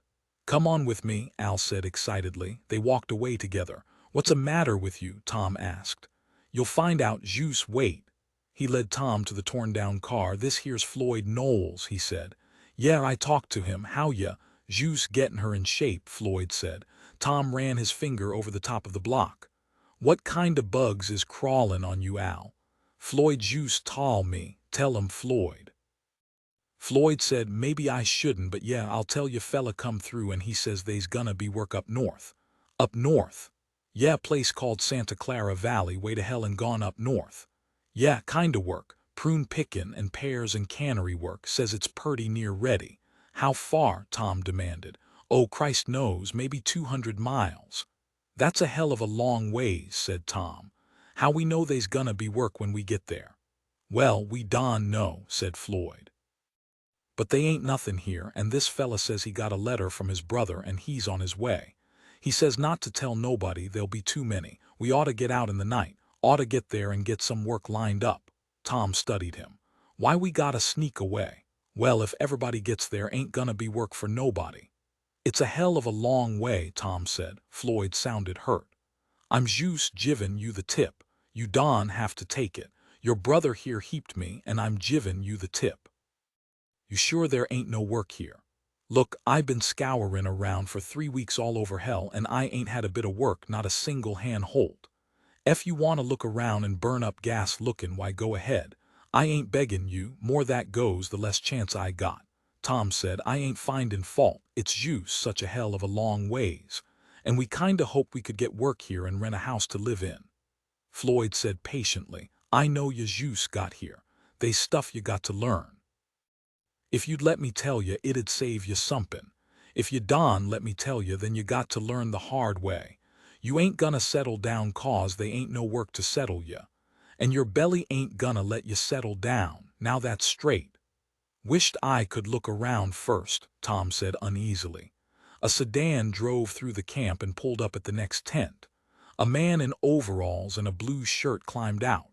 Floyd called to him, Any luck? There ain't a hand-turn of work in the whole darn country, not till cotton pickin'. And he went into the ragged tent. See, said Floyd. Yeah, I see, but 200 miles, Jesus. Well, you ain't settlin' down no place for a while, might's well make up your mind to that. We better go, Al said. Tom asked, when is they gonna be work around here? Well, in a month the cotton'll start. If you got plenty money you can wait for the cotton. Tom said, Ma ain't a-gonna want to move, she's all tarred out. Floyd shrugged his shoulders. I ain't a-tryin' to push you north, suit yeself. I jus tall you what I heard. He picked the oily gasket from the running board and fitted it carefully on the block and pressed it down. Now, he said to Al, if you want to give me a hand with that engine head. Tom watched while they set the heavy head gently down over the head bolts and dropped it evenly. Have to talk about it, he said. Floyd said, I don't want nobody but your folks to know about it. Jus, you. And I wouldn't have told you if your brother didn't heap me out here. Tom said, well, I sure thank you for telling us. We got to figure it out. Maybe we'll go. Al said, by God, I think I'll go if the raise goes or not, I'll hitch there. And leave the family, Tom asked. Sure, I'd come back with my jeans plumb full of jack, why not? Ma ain't gonna like no such thing, Tom said. And Pa, he ain't gonna like it neither. Floyd set the nuts and screwed them down as far as he could with his fingers.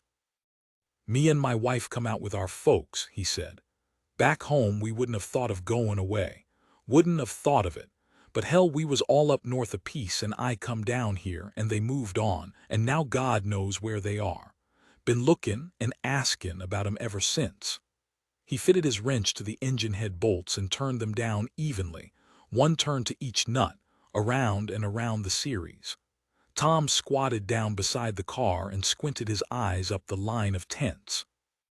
A little stubble was beaten into the earth between the tents.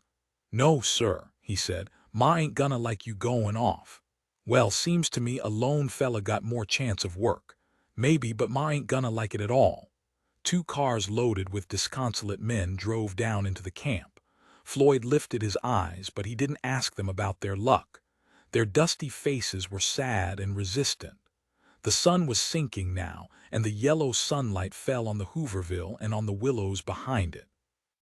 The children began to come out of the tents to wander about the camp, and from the tents the women came and built their little fires. The men gathered in squatting groups and talked together. A new Chevrolet coupe turned off the highway and headed down into the camp. It pulled to the center of the camp. Tom said, Who's this? They don't belong here, Floyd said. I dunno, cops maybe. The car door opened and a man got out and stood beside the car. His companion remained seated. Now all the squatting men looked at the newcomers and the conversation was still, and the women building their fires looked secretly at the shiny car. The children moved closer with elaborate circuitousness, edging inward in long curves. Floyd put down his wrench. Tom stood up. Al wiped his hand on his trousers. The 3 strolled toward the Chevrolet. The man who had got out of the car was dressed in khaki trousers and a flannel shirt. He wore a flat-brimmed Stetson hat. A sheaf of papers was held in his shirt pocket by a little fence of fountain pens and yellow pencils, and from his hip pocket protruded a notebook with metal covers. He moved to one of the groups of squatting men, and they looked up at him, suspicious and quiet. They watched him and did not move. The whites of their eyes showed beneath the irises, for they did not raise their heads to look. Tom and Al and Floyd strolled casually near. The man said, "You men want to work." Still they looked quietly, suspiciously. Men from all over the camp moved near. One of the squatting men spoke at last. "Sure we want to work. Where's that's work?" "Tulare County. Fruit's opening up. Need a lot of pickers." Floyd spoke up. "You doing the hiring?" "Well, I'm contracting the land." The men were in a compact group now. An overalled man took off his black hat and combed back his long black hair with his fingers. "What you payin'?" he asked. "Well, can't tell exactly yet. 'Bout 30 cents, I guess." "Why can't you tell?" "You took the contract, didn't you?" "That's true," the khaki man said. "But it's keyed to the price. Might be a little more, might be a little less." Floyd stepped out ahead. He said quietly, "I'll go, mister. You're a contractor and you got a license. You just show your license and then you give us an order to go to work and where and when and how much we'll get, and you sign that and we'll all go." The contractor turned, scowling. "You telling me how to run my own business?" Floyd said, We're working for you. It's our business too." "Well, you ain't telling me what to do. I told you I need men." Floyd said angrily, "You didn't say how many men and you didn't say what you'd pay." "God damn it, I don't know yet." "If you don't know, you got no right to hire men." "I got a right to run my own business my own way. If you men want to sit here on your ass, okay. I'm out getting men for Tulare County. Going to need a lot of men." Floyd turned to the crowd of men. They were standing up now, looking quietly from one speaker to the other. Floyd said, "Twist it now, I fell for that. Maybe he needs 1,000 men. He'll get 5,000 there, and he'll pay 15 cents an hour. And you poor bastards'll have to take it 'cause you'll be hungry. If he wants to hire men, let him hire 'em and write out and say what he's gonna pay. Ask to see his license. He ain't allowed to contract men without a license." The contractor turned to the Chevrolet and called, "Joe." His companion looked out and then swung the car door open and stepped out. He wore riding breeches and laced boots. A heavy pistol holster hung on a cartridge belt around his waist. On his brown shirt a deputy sheriff's star was pinned. He walked heavily over. His face was set to a thin smile. "What you want?" The holster slid back and forth on his hip. "Ever see this guy before, Joe?" the deputy asked. "Which one?" "This fella." The contractor pointed to Floyd. "What he do?" Deputy smiled at Floyd. "He's talking red, agitating trouble." The deputy moved slowly around to see Floyd's profile, and the color slowly flowed up Floyd's face. "You see," Floyd cried. "If this guy's on the level, would he bring a cop along?" "Ever see I am before?" the contractor insisted. Seems like I have. Last week when that used car lot was busted into. Seems like I seen this fella hanging around. Yep, I'd swear it's the same fella." Suddenly the smile left his face. "Get in that car," he said, and he unhooked the strap that covered the butt of his automatic. Tom said, "You got nothing on him." The deputy swung around. "If you'd like to go in too, you just open your trap once more. They was 2 fellas hanging around that lot." "I wasn't even in the state last week," Tom said. "Well, maybe you're wanted someplace else. You keep your trap shut." The contractor turned back to the men. "You fellas don't want to listen to these goddamn Reds. Troublemakers, they'll get you in trouble. Now I can use all of you in Tulare County." The men didn't answer. The deputy turned back to them. "Might be a good idea to go," he said. The thin smile was back on his face. "Board of Health says we got to clean out this camp. And if it gets around that you got Reds out here, why, somebody might get hurt. Be a good idea if all you fellas moved on to Tulare. They isn't a thing to do around here. That's juice, a friendly way of telling you. You bunch of guys down here maybe with pick handles if you ain't gone." The contractor said, "I told you I need men. If you don't want to work, well, that's your business." The deputy smiled. "If they don't want to work, they ain't a place for 'em in this county. We'll float 'em quick." Floyd stood stiffly beside the deputy, and Floyd's thumbs were hooked over his belt. Tom stole a look at him and then stared at the ground. "That's all," the contractor said. "There's men needed in Tulare County, plenty of work." Tom looked slowly up at Floyd's hands, and he saw the strings at the wrists standing out under the skin. Tom's own hands came up and his thumbs hooked over his belt. "Yeah, that's all. I don't want one of you here by tomorrow morning." The contractor stepped into the Chevrolet. "Now you," the deputy said to Floyd, "you get in that car." He reached a large hand up and took hold of Floyd's left arm. Floyd spun and swung with one movement. His fist splashed into the large face, and in the same motion he was away, dodging down the line of tents. The deputy staggered, and Tom put out his foot for him to trip over. The deputy fell heavily and rolled, reaching for his gun. Floyd dodged in and out of sight down the line. The deputy fired from the ground. A woman in front of a tent screamed and then looked at a hand which had no knuckles. The fingers hung on strings against her palm, and the torn flesh was white and bloodless. Far down the line Floyd came in sight, sprinting for the willows. The deputy, sitting on the ground, raised his gun again, and then suddenly from the group of men the Reverend Casey stepped. He kicked the deputy in the neck and then stood back as the heavy man crumpled into unconsciousness. The motor of the Chevrolet roared and it streaked away, churning the dust. It mounted to the highway and shot away. In front of her tent, the woman still looked at her shattered hand. Little droplets of blood began to ooze from the wound, and a chuckling hysteria began in her throat, a whining laugh that grew louder and higher with each breath. The deputy lay on his side, his mouth open against the dust. Tom picked up his automatic, pulled out the magazine and threw it into the brush, and he ejected the live shell from the chamber. "Fella like that ain't got no right to a gun," he said, and he dropped the automatic to the ground. A crowd had collected around the woman with the broken hand, and her hysteria increased. A screaming quality came into her laughter. Casey moved close to Tom. "You got to get out," he said. "You go down in the willows and wait. He didn't see me kick I but he seen you stick out your foot." "I don't want to go," Tom said. Casey put his head close. He whispered, "They'll fingerprint you. You broke parole. They'll send you back." Tom drew in his breath quietly. "Jesus, I forgot."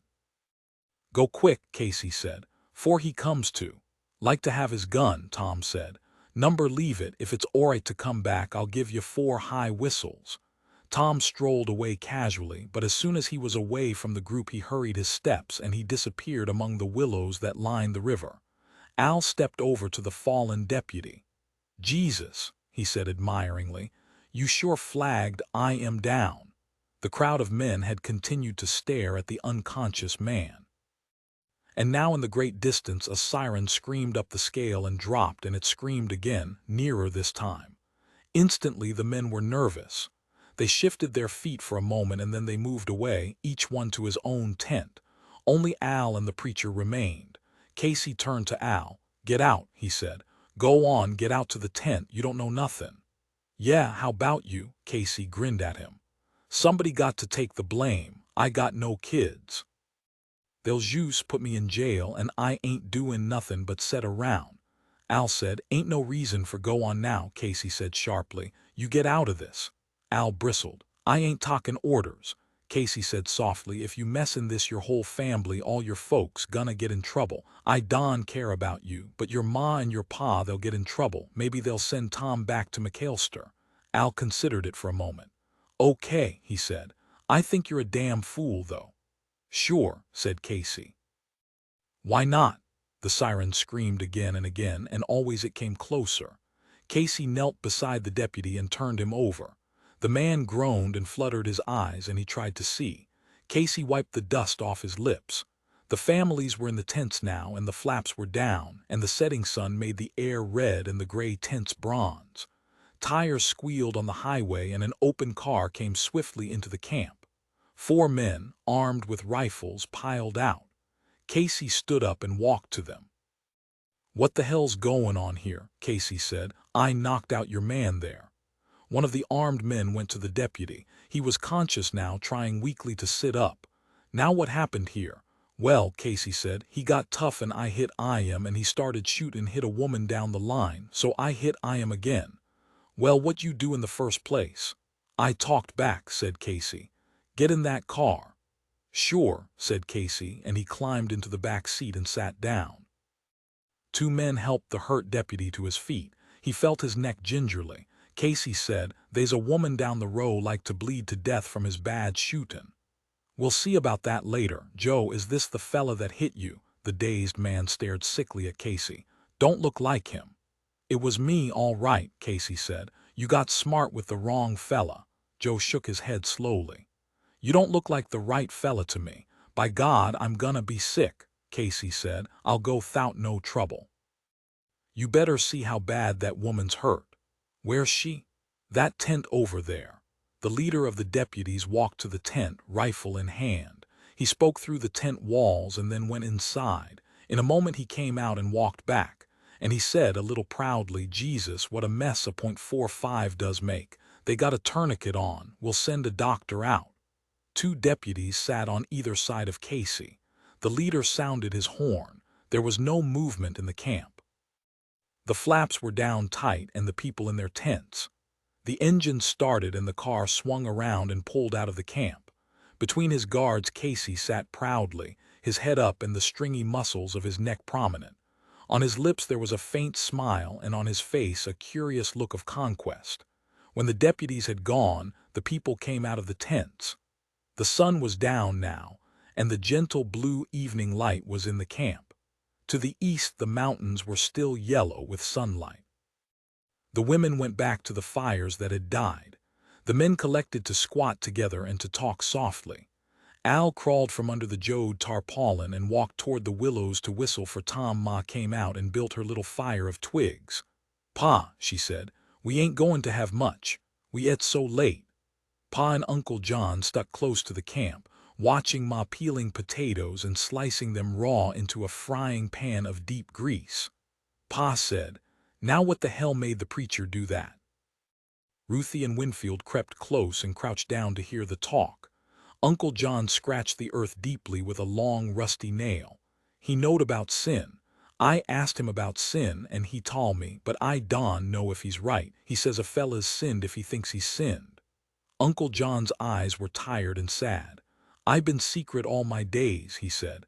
"I done things I never tall about." Ma turned from the fire. "Don go tellin' John," she said. "Tell him to God. Don go burdenin' other people with your sins. That ain't decent." "They're a-eatin' on me," said John.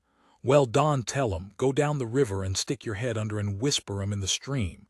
Pa nodded his head slowly at Ma's words. "She's right," he said. "It gives a fella relief to tell, but its use spreads out his sin." Uncle John looked up to the sun-gold mountains and the mountains were reflected in his eyes. "I wished I could run it down," he said. "But I can't. She's a-bitten in my guts." Behind him, Rose of Sharon moved dizzily out of the tent. "Where's Connie?" she asked irritably. "I ain't seen Connie for a long time. Where'd he go?" "I ain't seen him," said Ma. "If I see him, I'll tell him you want him. I ain't feelin' good," said Rose of Sharon. "Connie shouldn't have left me." Ma looked up to the girl's swollen face. "You been a-cryin'," she said. The tears started freshly in Rose of Sharon's eyes. Ma went on firmly, "You get a-holt on yeself. They's a lot of us here. You get a-holt on yeself. Come here now and peel some potatoes. You're feelin' sorry for yeself." The girl started to go back in the tent. She tried to avoid Ma's stern eyes, but they compelled her and she came slowly toward the fire. "He shouldn't have went away," she said, but the tears were gone. "You got to work," Ma said. "Set in the tent and you'll get feelin' sorry about yeself. I ain't had time to take you in hand. I will now. You take this here knife and get to them potatoes." The girl knelt down and obeyed. She said fiercely, "Wait till I see him, I'll tell him." Ma smiled slowly. "He might smack you. You got it common with winnin' around and candyin' yeself. If he smacks some sense in you, I'll bless him." The girl's eyes blazed with resentment, but she was silent. Uncle John pushed his rusty nail deep into the ground with his broad thumb. "I got to tell," he said. Pa said, "Well, tell then, God damn it, who'd you kill?" Uncle John dug with his thumbs into the watch pocket of his blue jeans and scooped out a folded, dirty bill. He spread it out and showed it. $5, he said. "Steal her?" Pa asked. "No, I had her, kept her out. She was yourn, wasn't she?" "Yeah, but I didn't have no right to keep her out." "I don't see much sin in that," Ma said. "It's yourn." Uncle John said slowly, "It ain't only the keepin' her out. I kep' her out to get drunk. I knowed they was gonna come a time when I got to get drunk, when I'd get to hurtin' inside, so I got to get drunk. Figured time wasn't yet. And then the preacher went and give himself up to save Tom." Pa nodded his head up and down and cocked his head to hear.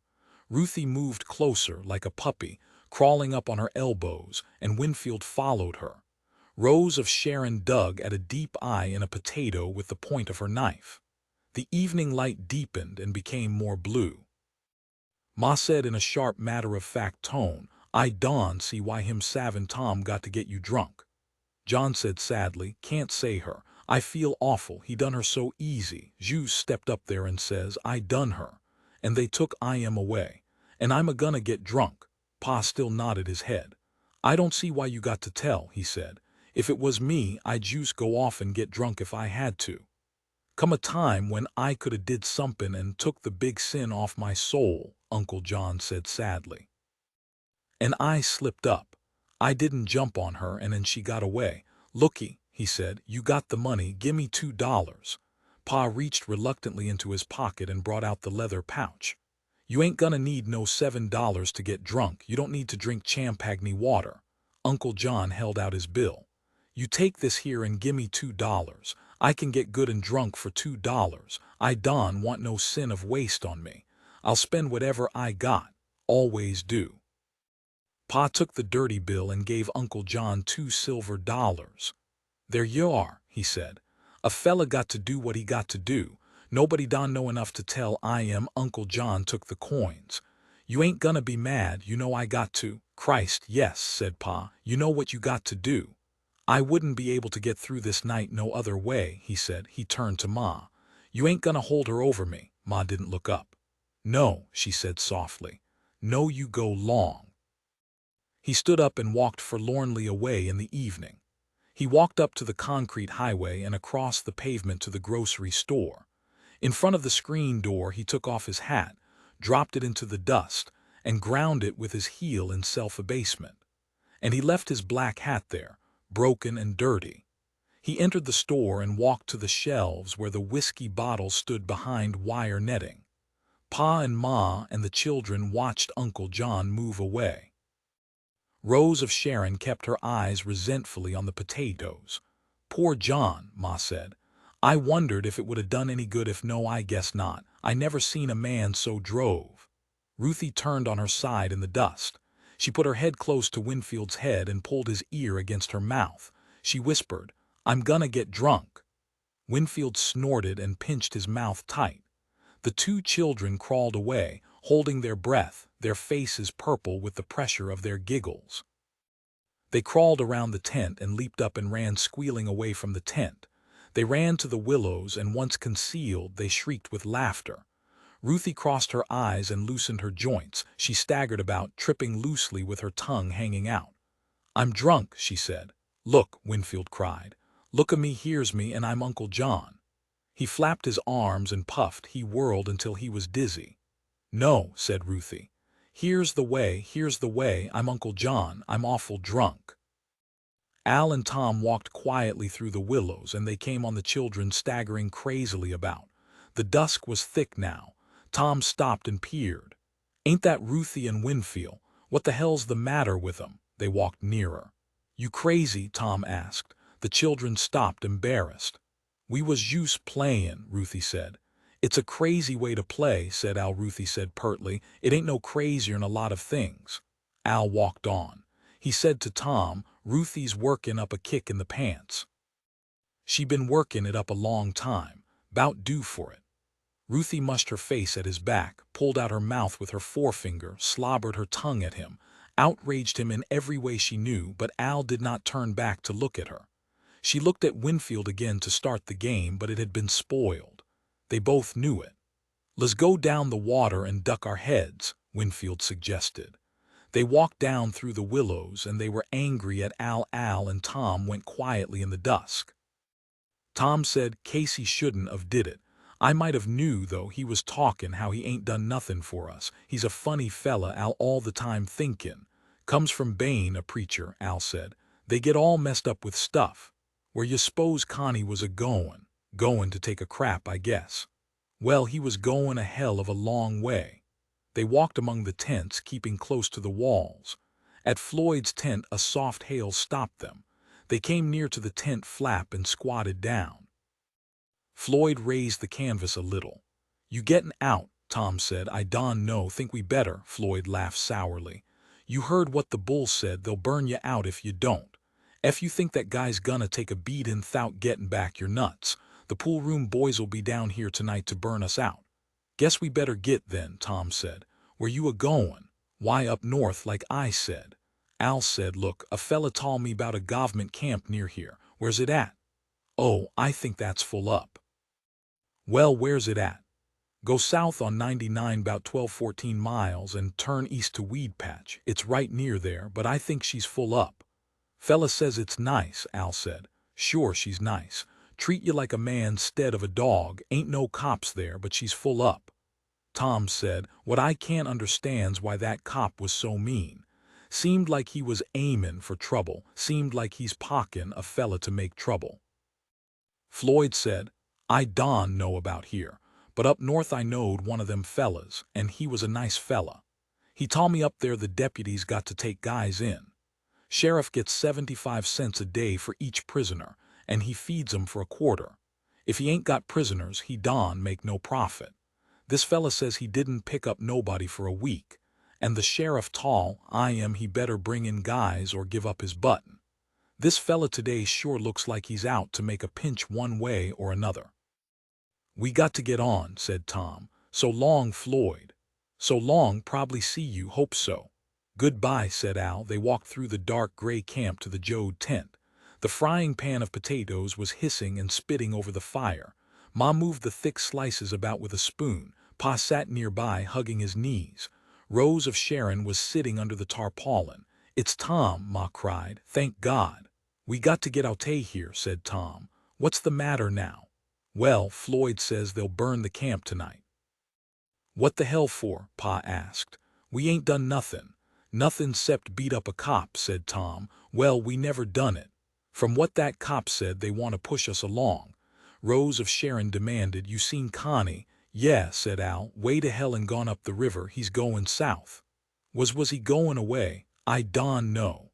Ma turned on the girl. "Rossasharn, you been talking and acting funny. What Connie say to you?" Rose of Sharon said sullenly, "Said it would have been a good thing if he stayed home and studied up tractors." They were very quiet. Rose of Sharon looked at the fire and her eyes glistened in the firelight. The potatoes hissed sharply in the frying pan. The girl sniffled and wiped her nose with the back of her hand. Pa said, "Connie wasn't no good. I seen that a long time. Didn't have no guts, juice too big for his overalls." Rose of Sharon got up and went into the tent. She lay down on the mattress and rolled over on her stomach and buried her head in her crossed arms. "Wouldn't do no good to catch him, I guess," Al said. Pa replied, "No, if he ain't no good, we don't want him." Ma looked into the tent where Rose of Sharon lay on her mattress. Ma said, "Don't say that." "Well, he ain't no good," Pa insisted. "All the time sayin' what he's a-gonna do, never doin' nothin'. I didn't want ta say nothin' while he's here. But now he's run out, Ma said softly, "Why, for Christ's sake, why do I got to He run out, didn't he?" Ma turned over the potatoes with her spoon and the grease boiled and spat. She fed twigs to the fire and the flames laced up and lighted the tent. Ma said, "Rossasharn gonna have a little fellow and that baby is half Connie. It ain't good for a baby to grow up with folks sayin' his pa ain't no good." "Better'n lyin' about it," said Pa. "No, it ain't," Ma interrupted. "Make out like he's dead." You wouldn't say no bad things about Connie if he's dead. Tom broke in. Hey, what is this? We ain't sure Connie's gone for good. We got no time for talking. We got to eat and get on our way. On our way, we jus come here. Ma peered at him through the fire-lighted darkness. He explained carefully, they gonna burn the camp tonight, Ma. Now you know I ain't got it in me to stand by and see our stuff burn up, nor Pa ain't got it in him, nor Uncle John. We'd come up a fightin', and I jus can't afford to be tooken and mugged. I nearly got it today if the preacher hadn't jumped in. Ma had been turning the frying potatoes in the hot grease. Now she took her decision. Come on, she cried. Let's eat this stuff, we got to go quick. She set out the tin plates. Pa said, how about John? Where is Uncle John? Tom asked. Pa and Ma were silent for a moment, and then Pa said he went to get drunk. Jesus, Tom said. What a time he picked out. Where'd he go? I don't know, said Pa. Tom stood up. Look, he said, you all eat and get the stuff loaded. I'll go look for Uncle John. He'd have went to the store across the road. Tom walked quickly away. The little cooking fires burned in front of the tents and the shacks, and the light fell on the faces of ragged men and women, on crouched children. In a few tents the light of kerosene lamps shone through the canvas and placed shadows of people hugely on the cloth. Tom walked up the dusty road and crossed the concrete highway to the little grocery store. He stood in front of the screen door and looked in. The proprietor, a little gray man with an unkempt mustache and watery eyes, leaned on the counter reading a newspaper. His thin arms were bare, and he wore a long white apron heaped around, and in back of him were mounds, pyramids, walls of canned goods. He looked up when Tom came in, and his eyes narrowed as though he aimed a shotgun. Good evening, he said. Run out of something. Run out of my uncle, said Tom, or he run out or something. The gray man looked puzzled and worried at the same time. He touched the tip of his nose tenderly and waggled it around to stop an itch. Seems like you people always lost somebody, he said. 10 times a day or more somebody comes in here and says, if you see a man named so-and-so and looks like so-and-so, will you tell I am we went up north? Something like that all the time. Tom laughed. Well, if you see a young snot-nosed named Connie, looks a little bit like a coyote, tell I am to go to hell, we've went south, but he ain't the fella I'm looking for. Did a fella about 60 years all, black pants, sort of grayish hair, come in here and get some whiskey? The eyes of the gray man brightened. Now he sure did. I never seen anything like it. He stood out front and he dropped his hat and stepped on it. Here, I got his hat here. He brought the dusty, broken hat from under the counter. Tom took it from him. That's him, all right. Well, sir, he got couple pints of whiskey and he didn't say a thing. He pulled the cork and tipped up the bottle. I ain't got a license to drink here. I says, look, you can't drink here, you got to go outside. Well, sir, he just stepped outside the door, and I bet he didn't tilt up that pint more'n 4 times till it was empty. He throwed it away and he leaned in the door. Eyes kinda dull. He says, thank you, sir, and he went on. I never seen no drinkin' like that in my life. Went on, which way, I got to get him. Well, it so happens I can tell you, I never seen such drinkin', so I looked out after him. He went north, and then a car come along and lighted him up, and he went down the bank. Legs was beginnin' to buckle a little. He got the other pint open already. He won't be far not the way he was goin'. Tom said, thank you, I got to find him. You want to take his hat? Yeah, he'll need it. Well, thank you. What's the matter with him? The gray man asked. He wasn't talkin' pleasure in his drink. Oh, he's kinda moody. Well, good night. And if you see that squirt Connie, tell I am we've went south.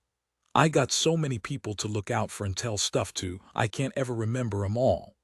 Don't put yourself out too much, Tom said. He went out the screen door carrying Uncle John's dusty black hat. He crossed the concrete road and walked along the edge of it. Below him in the sunken field, the Hooverville lay, and the little fires flickered and the lanterns shone through the tents. Somewhere in the camp a guitar sounded, slow chords struck without any sequence, practice chords. Tom stopped and listened, and then he moved slowly along the side of the road, and every few steps he stopped to listen again. He had gone 1/4 of a mile before he heard what he listened for. Down below the embankment, the sound of a thick, tuneless voice, singing drably. Tom cocked his head the better to hear, and the dull voice sang, "I've give my heart to Jesus, so Jesus take me home. I've give my soul to Jesus, so Jesus is my home." The song trailed off to a murmur and then stopped. Tom hurried down from the embankment toward the song. After a while he stopped and listened again, and the voice was close this time, the same slow, tuneless singing. "Oh, the night that Maggie died, she called me to her side, and give to me them all red flannel drawers that Maggie wore." They was baggy at the knees. Tom moved cautiously forward. He saw the black form sitting on the ground, and he stole near and sat down. Uncle John tilted the pint, and the liquor gurgled out of the neck of the bottle. Tom said quietly, "Hey, wait, where do I come in?" Uncle John turned his head. "Who you? You forgot me already. You had 4 drinks to my 1. "No, Tom, don't try fool me. I'm all alone here. You ain't been here." "Well, I'm sure here now. How 'bout givin' me a snort?" Uncle John raised the pint again, and the whiskey gurgled. He shook the bottle. It was empty. "No more," he said. "Want to die so bad, want to die awful, die a little bit. Got to, like sleepin', die a little bit, so tired, maybe dawn, wake up no more." His voice crooned off. "Gonna wear a crown, a golden crown." Tom said, "Listen here to me, Uncle John. We're gonna move on. You come along, and you can go right to sleep up on the load." John shook his head. "Number go on, ain't goin'. Gonna raise here. No good goin' back. No good to nobody's use, draggin' my sins like dirty drawers mongst nice folks. No, ain't goin'. Come on, we can't go less you go. Go right long, I ain't no good, juice draggin' my sins, dirtyin' everybody. You got no more sin anybody else." John put his head close, and he winked one eye wisely. Tom could see his face dimly in the starlight.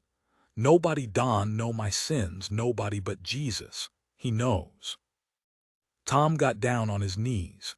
He put his hand on Uncle John's forehead, and it was hot and dry. John brushed his hand away clumsily. "Come on," Tom pleaded. "Come on now, Uncle John. Ain't goin' go, juice tard, gone raise right here, right here." Tom was very close. He put his fist against the point of Uncle John's chin. He made a small practice arc twice for distance, and then with his shoulder in the swing he hit the chin a delicate, perfect blow.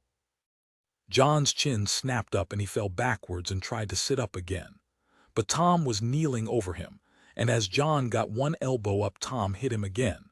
Uncle John lay still on the ground. Tom stood up, and bending, he lifted the loose, sagging body and boosted it over his shoulder. He staggered under the loose weight. John's hanging hands tapped him on the back as he went slowly, puffing up the bank to the highway. Once a car came by and lighted him with the limp man over his shoulder. Car slowed for a moment and then roared away. Tom was panting when he came back to the Hooverville, down from the road and to the Jode truck. John was coming to. He struggled weakly. Tom set him gently down on the ground. Camp had been broken while he was gone. Al passed the bundles up on the truck. The tarpaulin lay ready to bind over the load. Al said, "He sure got a quick start." Tom apologized. "I had to hit him a little to make him come, poor fella." "Didn't hurt him?" Ma asked. "Don thinks so. He's common out of it." Uncle John was weakly sick on the ground. His spasms of vomiting came in little gasps. Ma said, "I left a plate of potatoes for you, Tom." Tom chuckled. "I ain't just in the mood right now." Pa called, "All right, Al, sling up the tarp." The truck was loaded and ready. Uncle John had gone to sleep. Tom and Al boosted and pulled him up on the load while Winfield made a vomiting noise behind the truck, and Ruthie plugged her mouth with her hand to keep from squealing. "Already," Pa said. Tom asked, "Where's Rossasharn?" "Over there," said Ma. "Come on, Rossasharn, we're a-goin'." The girl sat still, her chin sunk on her breast. Tom walked over to her. "Come on," he said. "I ain't a-goin'." She did not raise her head. "You got to go." "I want Connie. I ain't a-goin' till he comes back." 3 cars pulled out of the camp up the road to the highway, old cars loaded with the camps and the people. They clanked up the highway and rolled away, their dim lights glancing along the road. Tom said, "Connie'll find us. I left word up at the store where we'd be. He'll find us. Ma came up and stood beside him. Come on, Rossasharn, come on, honey, she said gently. I want to wait. We can't wait. Ma leaned down and took the girl by the arm and helped her to her feet. He'll find us, Tom said. Don, you worry, he'll find us. They walked on either side of the girl. Maybe he went to get them books to study up, said Rose of Sharon. Maybe he was gonna surprise us. Ma said, maybe that's just what he done. They led her to the truck and helped her up on top of the load, and she crawled under the tarpaulin and disappeared into the dark cave. Now the bearded man from the weed shack came timidly to the truck. He waited about, his hands clutched behind his back. You gonna leave any stuff a fella could use? He asked at last. Pa said, can't think of nothing, we ain't got nothing to leave. Tom asked, ain't you getting out? For a long time the bearded man stared at him. No, he said at last, but they'll burn you out. The unsteady eyes dropped to the ground. I know, they done it before. Well, why the hell don't you get out? The bewildered eyes looked up for a moment and then down again, and the dying firelight was reflected redly. I don't know. Takes so long to get stuff together. You won't have nothing if they burn you out. I know, you ain't leaving nothing a fella could use. Cleaned out slick, said Pa. The bearded man vaguely wandered away. What's a matter with him? Pa demanded. Cop happy, said Tom. Fella was saying he's bull simple, been beat over the head too much. A second little caravan drove past the camp and climbed to the road and moved away. Come on, Pa, let's go. Look here, Pa, you and me and Al ride in the seat. Ma can get on the load. No, Ma, you ride in the middle. Al. Tom reached under the seat and brought out a monkey wrench. Al, you get up behind. Take this here, juice in case. If anybody tries to climb up, let him have it. Al took the wrench and climbed up the back board, and he settled himself cross-legged, the wrench in his hand. Tom pulled the iron jack handle from under the seat and laid it on the floor under the brake pedal. All right, he said. Get in the middle, Ma. Pa said, I ain't got nothing in my hand. You can reach over and get the jack handle, said Tom. I hope to Jesus you don't need it. He stepped on the starter and the clanking flywheel turned over, the engine caught and died and caught again. Tom turned on the lights and moved out of the camp in low gear. The dim lights fingered the road nervously. They climbed up to the highway and turned south. Tom said, There comes a time when a man gets mad. Ma broke in. Tom, you told me you promised me you wasn't like that, you promised. I know, Ma, I'm a-tryin'. But them deputies, did you ever see a deputy that didn't have a fat ass? And they waggle their ass and flop their gun around. Ma, he said, if it was the law they was workin' with, why, we could take it, but it ain't the law. They're workin' away at our spirits. They're a-tryin' to make us cringe and crawl like a whipped bitch. They tryin' to break us.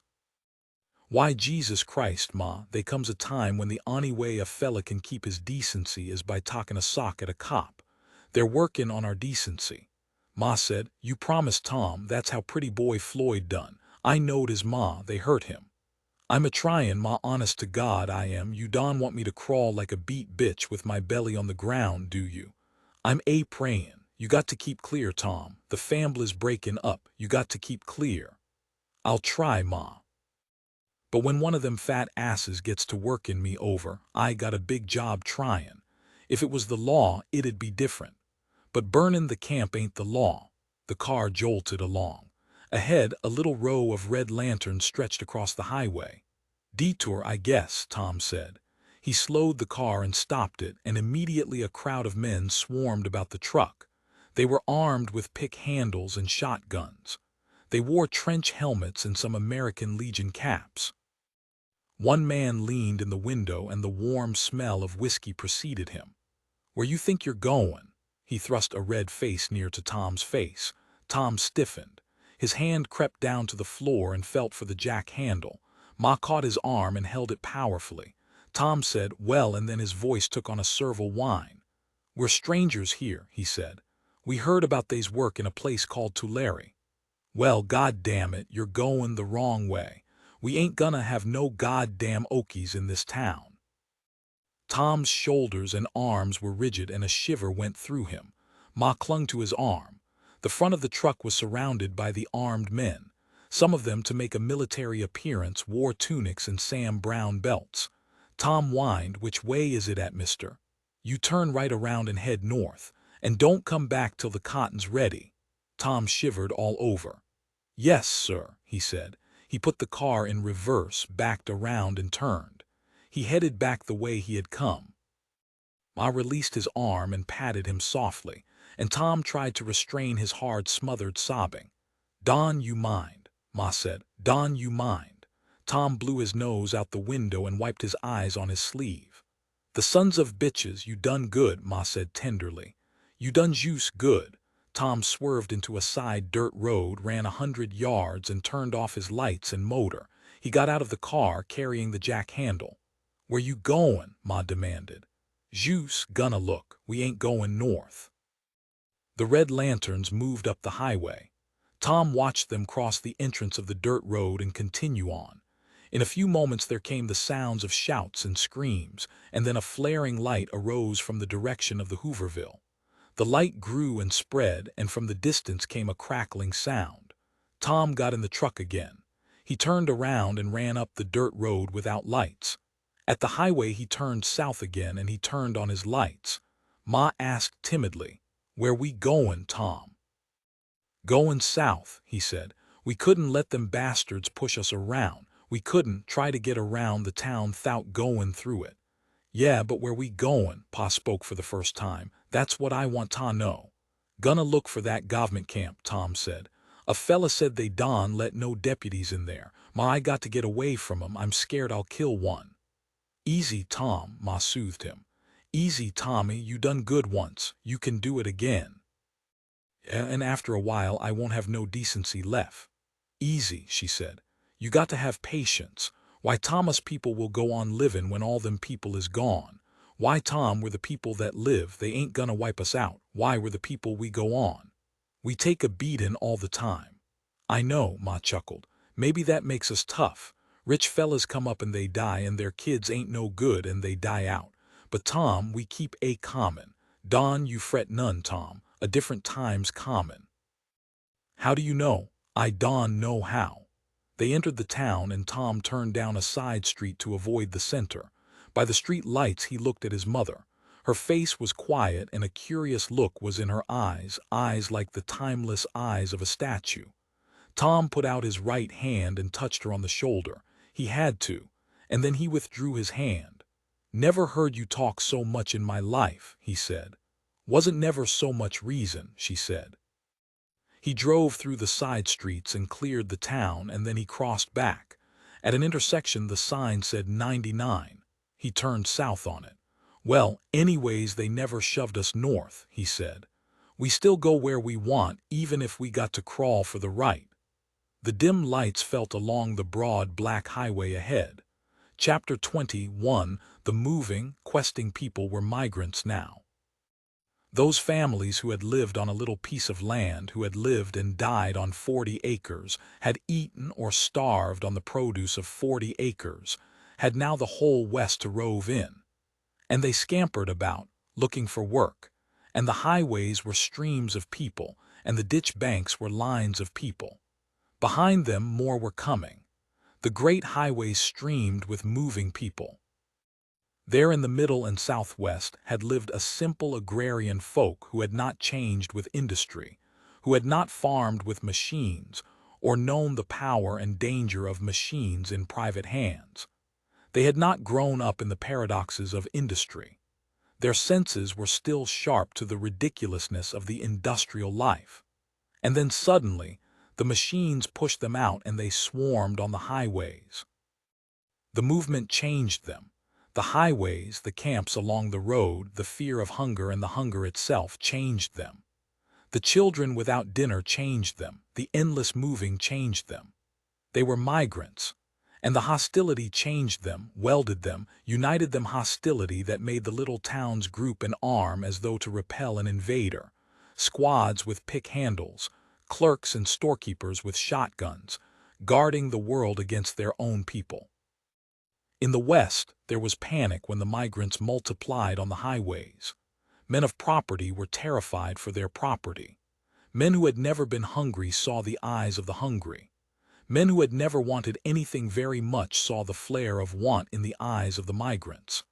And the men of the towns and of the soft suburban country gathered to defend themselves, and they reassured themselves that they were good and the invaders bad, as a man must do before he fights.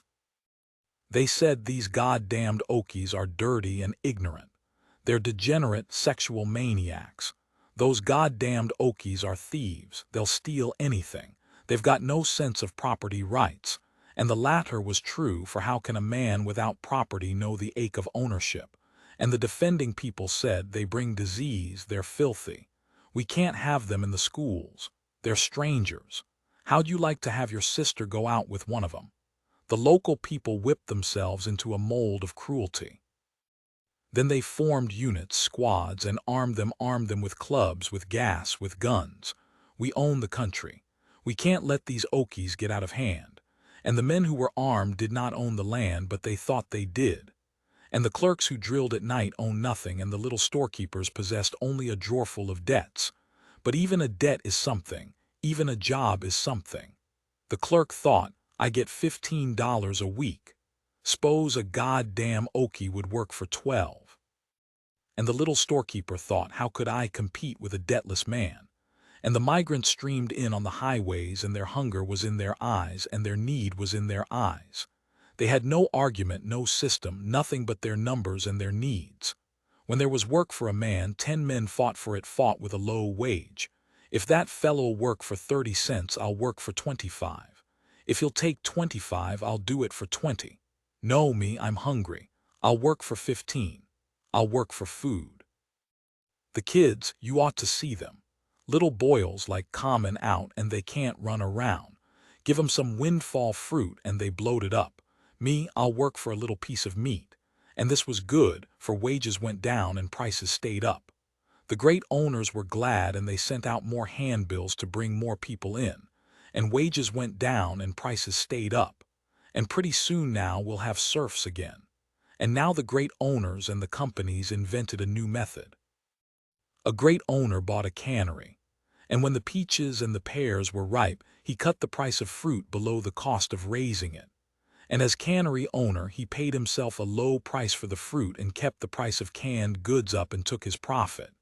And the little farmers who owned no canneries lost their farms, and they were taken by the great owners, the banks, and the companies who also owned the canneries. As time went on, there were fewer farms. The little farmers moved into town for a while and exhausted their credit, exhausted their friends, their relatives. And then they too went on the highways, and the roads were crowded with men ravenous for work, murderous for work. And the companies, the banks, worked at their own doom, and they did not know it. The fields were fruitful, and starving men moved on the roads. The granaries were full, and the children of the poor grew up rachitic, and the pustules of pellagra swelled on their sides. The great companies did not know that the line between hunger and anger is a thin line, and money that might have gone to wages went for gas, for guns, for agents and spies, for blacklists, for drilling. On the highways the people moved like ants and searched for work, for food, and the anger began to ferment. Chapter 22. It was late when Tom Joad drove along a country road looking for the weed patch camp. There were few lights in the countryside. Only a sky glare behind showed the direction of Bakersfield. The truck jiggled slowly along, and hunting cats left the road ahead of it. At a crossroad there was a little cluster of white wooden buildings. Ma was sleeping in the seat, and Pa had been silent and withdrawn for a long time. Tom said, I don't know where she is. Maybe we'll wait till daylight and ask somebody. He stopped at a boulevard signal, and another car stopped at the crossing. Tom leaned out. Hey, mister, know where the big camp is at? Straight ahead. Tom pulled across into the opposite road, a few hundred yards, and then he stopped. A high wire fence faced the road, and a wide-gated driveway turned in. A little way inside the gate there was a small house with a light in the window. Tom turned in. The whole truck leaped into the air and crashed down again. Jesus, Tom said, I didn't even see that hump. A watchman stood up from the porch and walked to the car. He leaned on the side. "You hit her too fast," he said. "Next time you'll take it easy." "What is it, for God's sake?" The watchman laughed. "Well, a lot of kids play in here. You tell folks to go slow and they're liable to forget, but let 'em hit that hump once and they don't forget. Oh yeah, hope I didn't break nothing. Say, you got any room here for us?" "Got one camp. How many of you?" Tom counted on his fingers. "Me and Pa and Ma, Al and Rossasharn and Uncle John and Ruthie and Winfield. Them last is kids." "Well, I guess we can fix you." "Got any camping stuff?" "Got a big tarp and beds." The watchman stepped up on the running board. "Drive down the end of that line and turn right. You'll be in number 4 sanitary unit." "What's that?" "Toilets and showers and wash tubs." Ma demanded. "You got wash tubs running water?" "Sure." "Oh, praise God," said Ma. Tom drove down the long dark row of tents. In the sanitary building a low light burned. "Pull in here," the watchman said. "It's a nice place. Folks that had it just moved out." Tom stopped the car. "Right there." "Yeah, now you let the others unload while I sign you up. Get to sleep. The camp committee'll call on you in the morning and get you fixed up." Tom's eyes drew down. "Cops?" he asked. The watchman laughed. "No cops. We got our own cops. Folks here elect their own cops. Come along." Al dropped off the truck and walked around. "Gonna stay here?" "Yeah," said Tom. "You and Pa unload while I go to the office." "Be kinda quiet," the watchman said. "They's a lot of folks sleeping." Tom followed through the dark and climbed the office steps and entered a tiny room containing an old desk and a chair. The guard sat down at the desk and took out a form. "Name?" "Tom Joad." "That your father?" "Yeah." "His name?" "Tom Joad too." The questions went on. "Where from? How long in the state? What work done?" The watchman looked up. "I'm not nosy. We got to have this stuff." "Sure," said Tom. "Now got any money?" "Little bit." "You ain't destitute?" "Got a little." "Why?" "Well, the campsite costs $1 a week, but you can work it out carrying garbage, keeping the camp clean, stuff like that." "We'll work it out," said Tom. "You'll see the committee tomorrow. They'll show you how to use the camp and tell you the rules." Tom said, "Say, what is this? What committee is this anyways?" The watchman settled himself back. "Works pretty nice. There's 5 sanitary units. Each one elects a central committee man. Now that committee makes the laws. What they say goes." "S'pose they get tough," Tom said. "Well, you can vote 'em out juice as quick as you vote 'em in. They've done a fine job. Tell you what they did. You know the holy roller preachers all the time follow the people around preachin' and talkin' up collections. Well, they wanted to preach in this camp, and a lot of the older folks wanted them, so it was up to the central committee. They went into meeting and here's how they fixed it. They say, any preacher can preach in this camp. Nobody can take up a collection in this camp. And it was kinda sad for the old folks, 'cause there hasn't been a preacher in since." Tom laughed and then he asked, "You mean to say the fellas that runs the camp is juice fellas campin' here?" "Sure, and it works."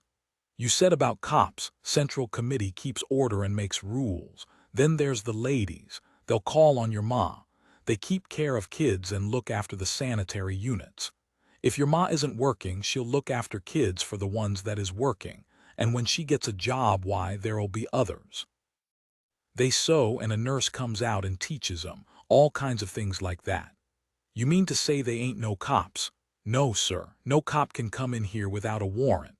"Well, s'pose a fella is juice mean or drunk and quarrelsome. What then?" The watchman stabbed the blotter with a pencil. "Well, the first time the central committee warns him, and the second time they really warn him. The third time they kick him out of the camp. God Almighty, I can't hardly believe it. Tonight the deputies and them fellas with the little caps, they burned the camp out by the river. They don't get in here," the watchman said. "Some nights the boys patrol the fences, specially dance nights." "Dance nights, Jesus Christ. We got the best dances in the county every Saturday night." "Well, for Christ's sake, why ain't they more places like this?" The watchman looked sullen. "You'll have to find that out yourself. Go get some sleep." "Good night," said Tom. "Ma's gonna like this place. She ain't been treated decent for a long time."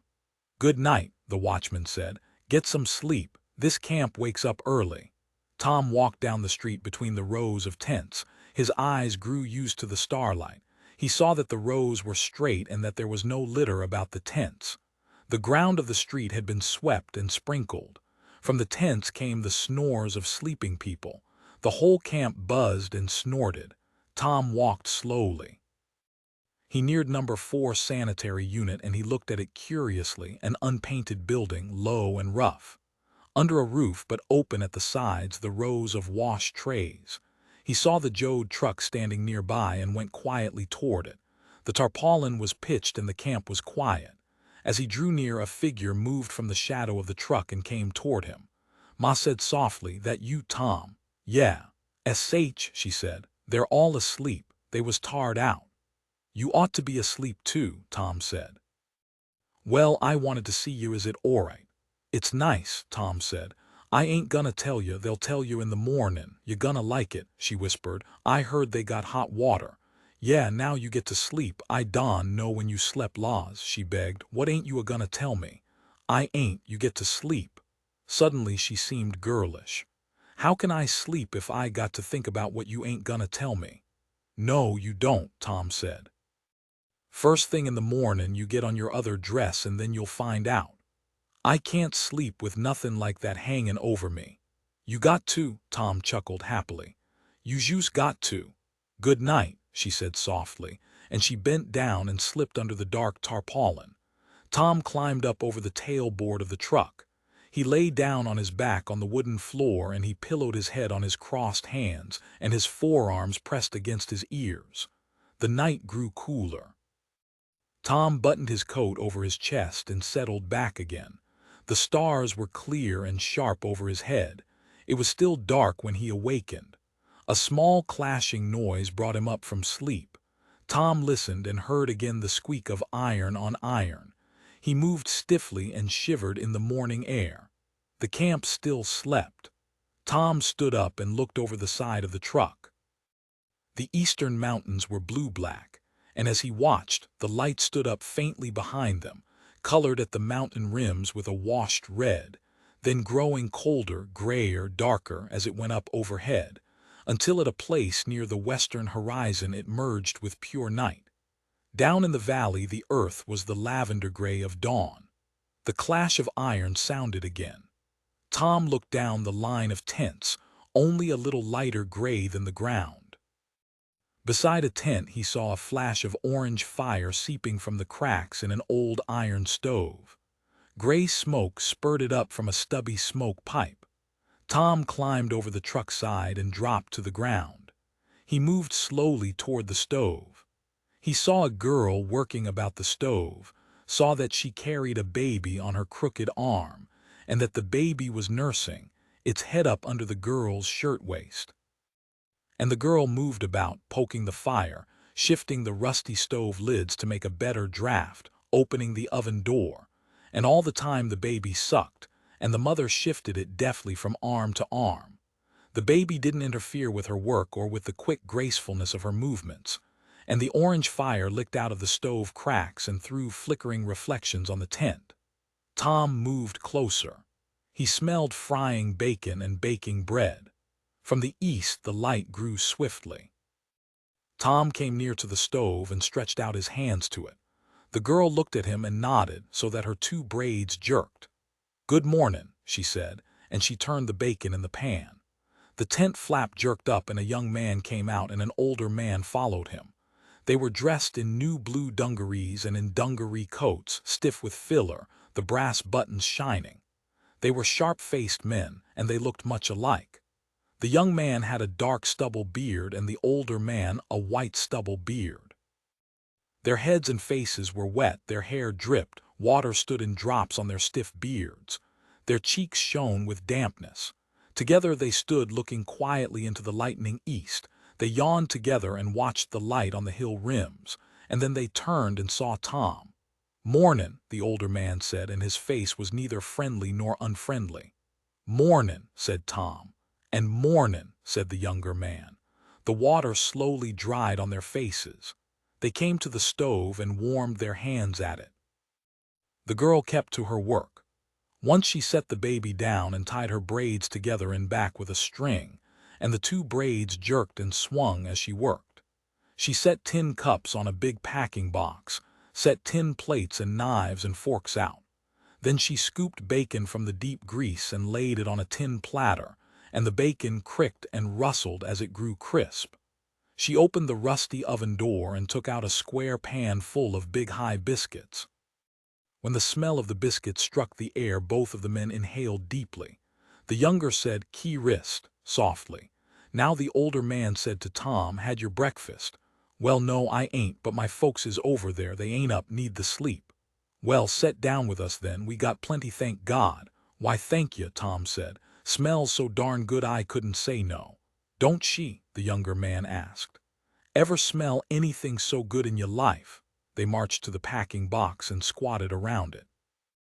"Workin' around here?" the young man asked. "Aim to," said Tom. "We jus got in last night, ain't had no chance to look around." "We had 12 days' work," the young man said. The girl working by the stove said, "They even got new clothes." Both men looked down at their stiff blue clothes and they smiled a little shyly. The girl set out the platter of bacon and the brown, high biscuits and a bowl of bacon gravy and a pot of coffee, and then she squatted down by the box too. The baby still nursed, its head up under the girl's shirtwaist. They filled their plates, poured bacon gravy over the biscuits, and sugared their coffee. The older man filled his mouth full, and he chewed and gulped and swallowed. "God Almighty, it's good," he said, and he filled his mouth again. The younger man said, "We've been eatin' good for 12 days now. Never missed a meal in 12 days, none of us. Workin' and gettin' our pay and eatin'." He fell to again, almost frantically, and refilled his plate. They drank the scalding coffee and threw the grounds to the earth and filled their cups again. There was color in the light now, a reddish gleam. The father and son stopped eating. They were facing to the east and their faces were lighted by the dawn. The image of the mountain and the light coming over it were reflected in their eyes, and then they threw the grounds from their cups to the earth and they stood up together. "Got to get goin'," the older man said. The younger turned to Tom. "Looky," he said, "we're layin' some pipe.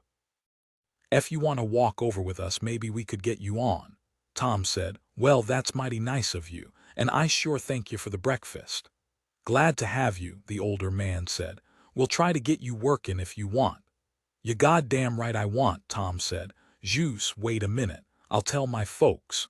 He hurried to the Jode tent and bent over and looked inside.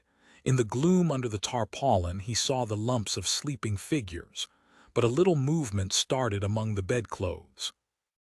Ruthie came wriggling out like a snake, her hair down over her eyes and her dress wrinkled and twisted. She crawled carefully out and stood up. Her gray eyes were clear and calm from sleep, and mischief was not in them. Tom moved off from the tent and beckoned her to follow, and when he turned, she looked up at him. "Lord God, you're growing up," he said.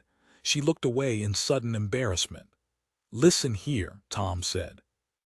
"Don't you wake nobody up, but when they get up, you tell 'em I got a chancet at a job and I'm a-goin' for it. Tell ma I et breakfast with some neighbors. You hear that?"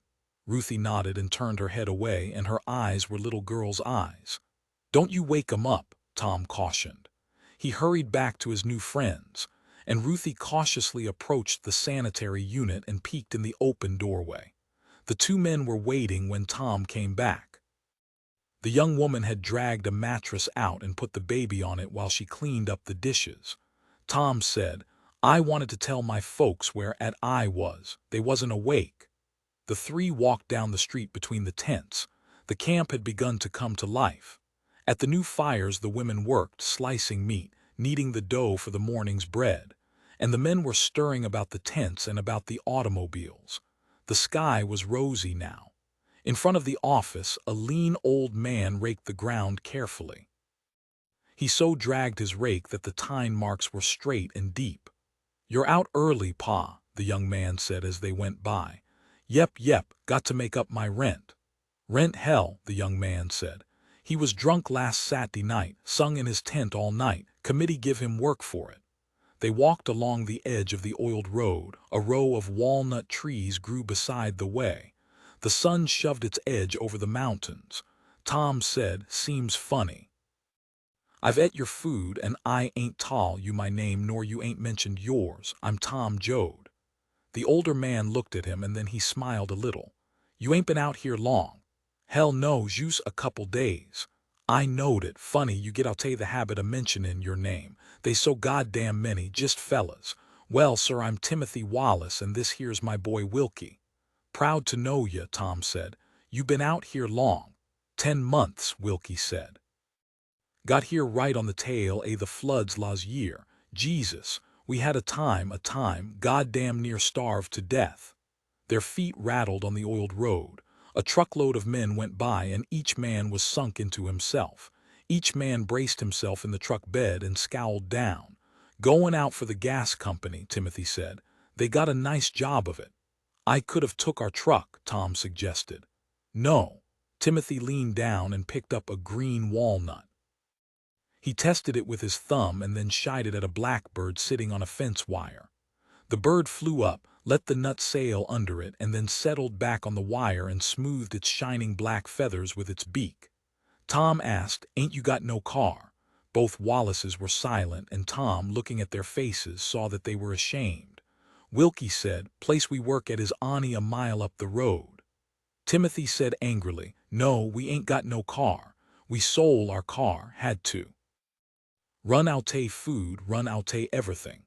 Couldn't get no job. Fellas come around every week buying cars. Come around, and if you're hungry, why they'll buy your car. And if you're hungry enough, they don't have to pay nothing for it, and we was hungry enough. Give us $10 for her." He spat into the road. Wilkie said quietly, "I was in Bakersfield last week. I seen her settin' in a used car lot settin' right there, and $75 was the sign on her." "We had to," Timothy said. "It was either us let 'em steal our car or us steal somethin' from them. We ain't had to steal yet, but god damn it, we been close." Tom said, "You know, 'fore we left home, we heard they was plenty work out here. Seen handbills askin' folks to come out." "Yeah," Timothy said, "we seen 'em too, and they ain't much work, and wages is common down all the time. I get so goddamn tired juice figurin' how to eat." "You got work now," Tom suggested. "Yeah, but it ain't gonna last long. Workin' for a nice fella, got a little place, works longside of us, but hell it ain't gonna last no time." Tom said, "Why in the hell you gonna get me on? I'll make it shorter. What you cuttin' your own throat for?" Timothy shook his head slowly.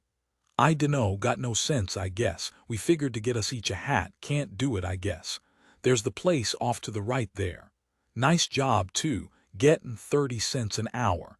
Nice friendly fella to work for." They turned off the highway and walked down a graveled road, through a small kitchen orchard, and behind the trees they came to a small white farmhouse, a few shade trees and a barn. Behind the barn, a vineyard and a field of cotton. As the three men walked past the house, a screen door banged, and a stocky sunburned man came down the back steps. He wore a paper sun helmet, and he rolled up his sleeves as he came across the yard. His heavy sunburned eyebrows were drawn down in a scowl. His cheeks were sunburned a beef red. "Mornin', Mr. Thomas," Timothy said. "Morning." The man spoke irritably. Timothy said, "This here's Tom Joad. We wondered if you could see your way to put him on." Thomas scowled at Tom, and then he laughed shortly and his brows still scowled. "Oh, sure, I'll put him on. I'll put everybody on. Maybe I'll get 100 men on." "We just thought," Timothy began apologetically. Thomas interrupted him. "Yes, I've been thinking too." He swung around and faced them. "I've got some things to tell you. I've been paying you 30 cents an hour, that right?" "Why, sure, Mr. Thomas, and I've been getting 30 cents worth of work." His heavy hard hands clasped each other. "We try to give a good day of work." "Well, god damn it, this morning you're getting 25 cents an hour and you take it or leave it." The redness of his face deepened with anger. Timothy said, "We've give you good work. You said so yourself." "I know it. But it seems like I ain't hiring my own men anymore." He swallowed. "Look," he said, "I got 65 acres here. Did you ever hear of the Farmers Association?" "Why, sure." "Well, I belong to it. We had a meeting last night. Now, do you know who runs the Farmers Association?" "I'll tell you. the Bank of the West. That bank owns most of this valley, and it's got paper on everything it don't own. So last night the member from the bank told me, he said, "You're paying 30 cents an hour. You'd better cut it down to 25. I said, "I've got good men, they're worth 30. And he says, "It isn't that," he says. "The wage is 25 now. If you pay 30, it'll only cause unrest. And by the way," he says, "you're going to need the usual amount for a crop loan next year." Thomas stopped. His breath was panting through his lips. "You see, the rate is 25 cents and like it." "We done good work," Timothy said helplessly. "Ain't you got it yet? Mr. Bank hires 2,000 men and I hire 3. I've got paper to meet. Now if you can figure some way out, by Christ, I'll take it. They got me." Timothy shook his head. "I don't know what to say. You wait here." Thomas walked quickly to the house. The door slammed after him. In a moment he was back, and he carried a newspaper in his hand. "Did you see this? Here, I'll read it. Citizens angered at red agitators burn squatters' camp. Last night a band of citizens, infuriated at the agitation going on in a local squatters' camp, burned the tents to the ground and warned agitators to get out of the county." Tom began. "Why, and then he closed his mouth and was silent."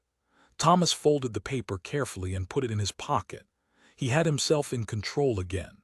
He said quietly, "Those men were sent out by the association. Now I'm giving 'em away. And if they ever find out I told, I won't have a farm next year." "I just don't know what to say," Timothy said. "If they was agitators, I can see why they was mad." Thomas said, "I watched it a long time. There's always red agitators just before a pay cut. Always. God damn it, they got me trapped. Now what are you going to do? 25 cents. Timothy looked at the ground. "I'll work," he said. "Me too," said Wilkie. Tom said, "Seems like I walked into somepin'. Sure, I'll work. I got to work." Thomas pulled a bandana out of his hip pocket and wiped his mouth and chin. "I don't know how long it can go on. I don't know how you men can feed a family on what you get now." "We can while we work," Wilkie said. "It's when we don't get work." Thomas looked at his watch. "Well, let's go out and dig some ditch." "By God," he said, "I'm a-gonna tell you. You fellas live in that government camp, don't you?" Timothy stiffened. "Yes, sir." "And you have dances every Saturday night?" Wilkie smiled. "We sure do." "Well, look out next Saturday night." Suddenly Timothy straightened. He stepped close. "What you mean?" "I belong to the Central Committee. I got to know." Thomas looked apprehensive. "Don't you ever tell I told." "What is it?" Timothy demanded. "Well, the association don't like the government camps. Can't get a deputy in there. The people make their own laws, I hear, and you can't arrest a man without a warrant. Now if there was a big fight and maybe shooting, a bunch of deputies could go in and clean out the camp." Timothy had changed. His shoulders were straight and his eyes cold. "What you mean?" "Don't you ever tell where you heard," Thomas said uneasily. "There's going to be a fight in the camp Saturday night, and there's going to be deputies ready to go in." Tom demanded, "Why, for God's sake? Those folks ain't bothering nobody." "I'll tell you why," Thomas said.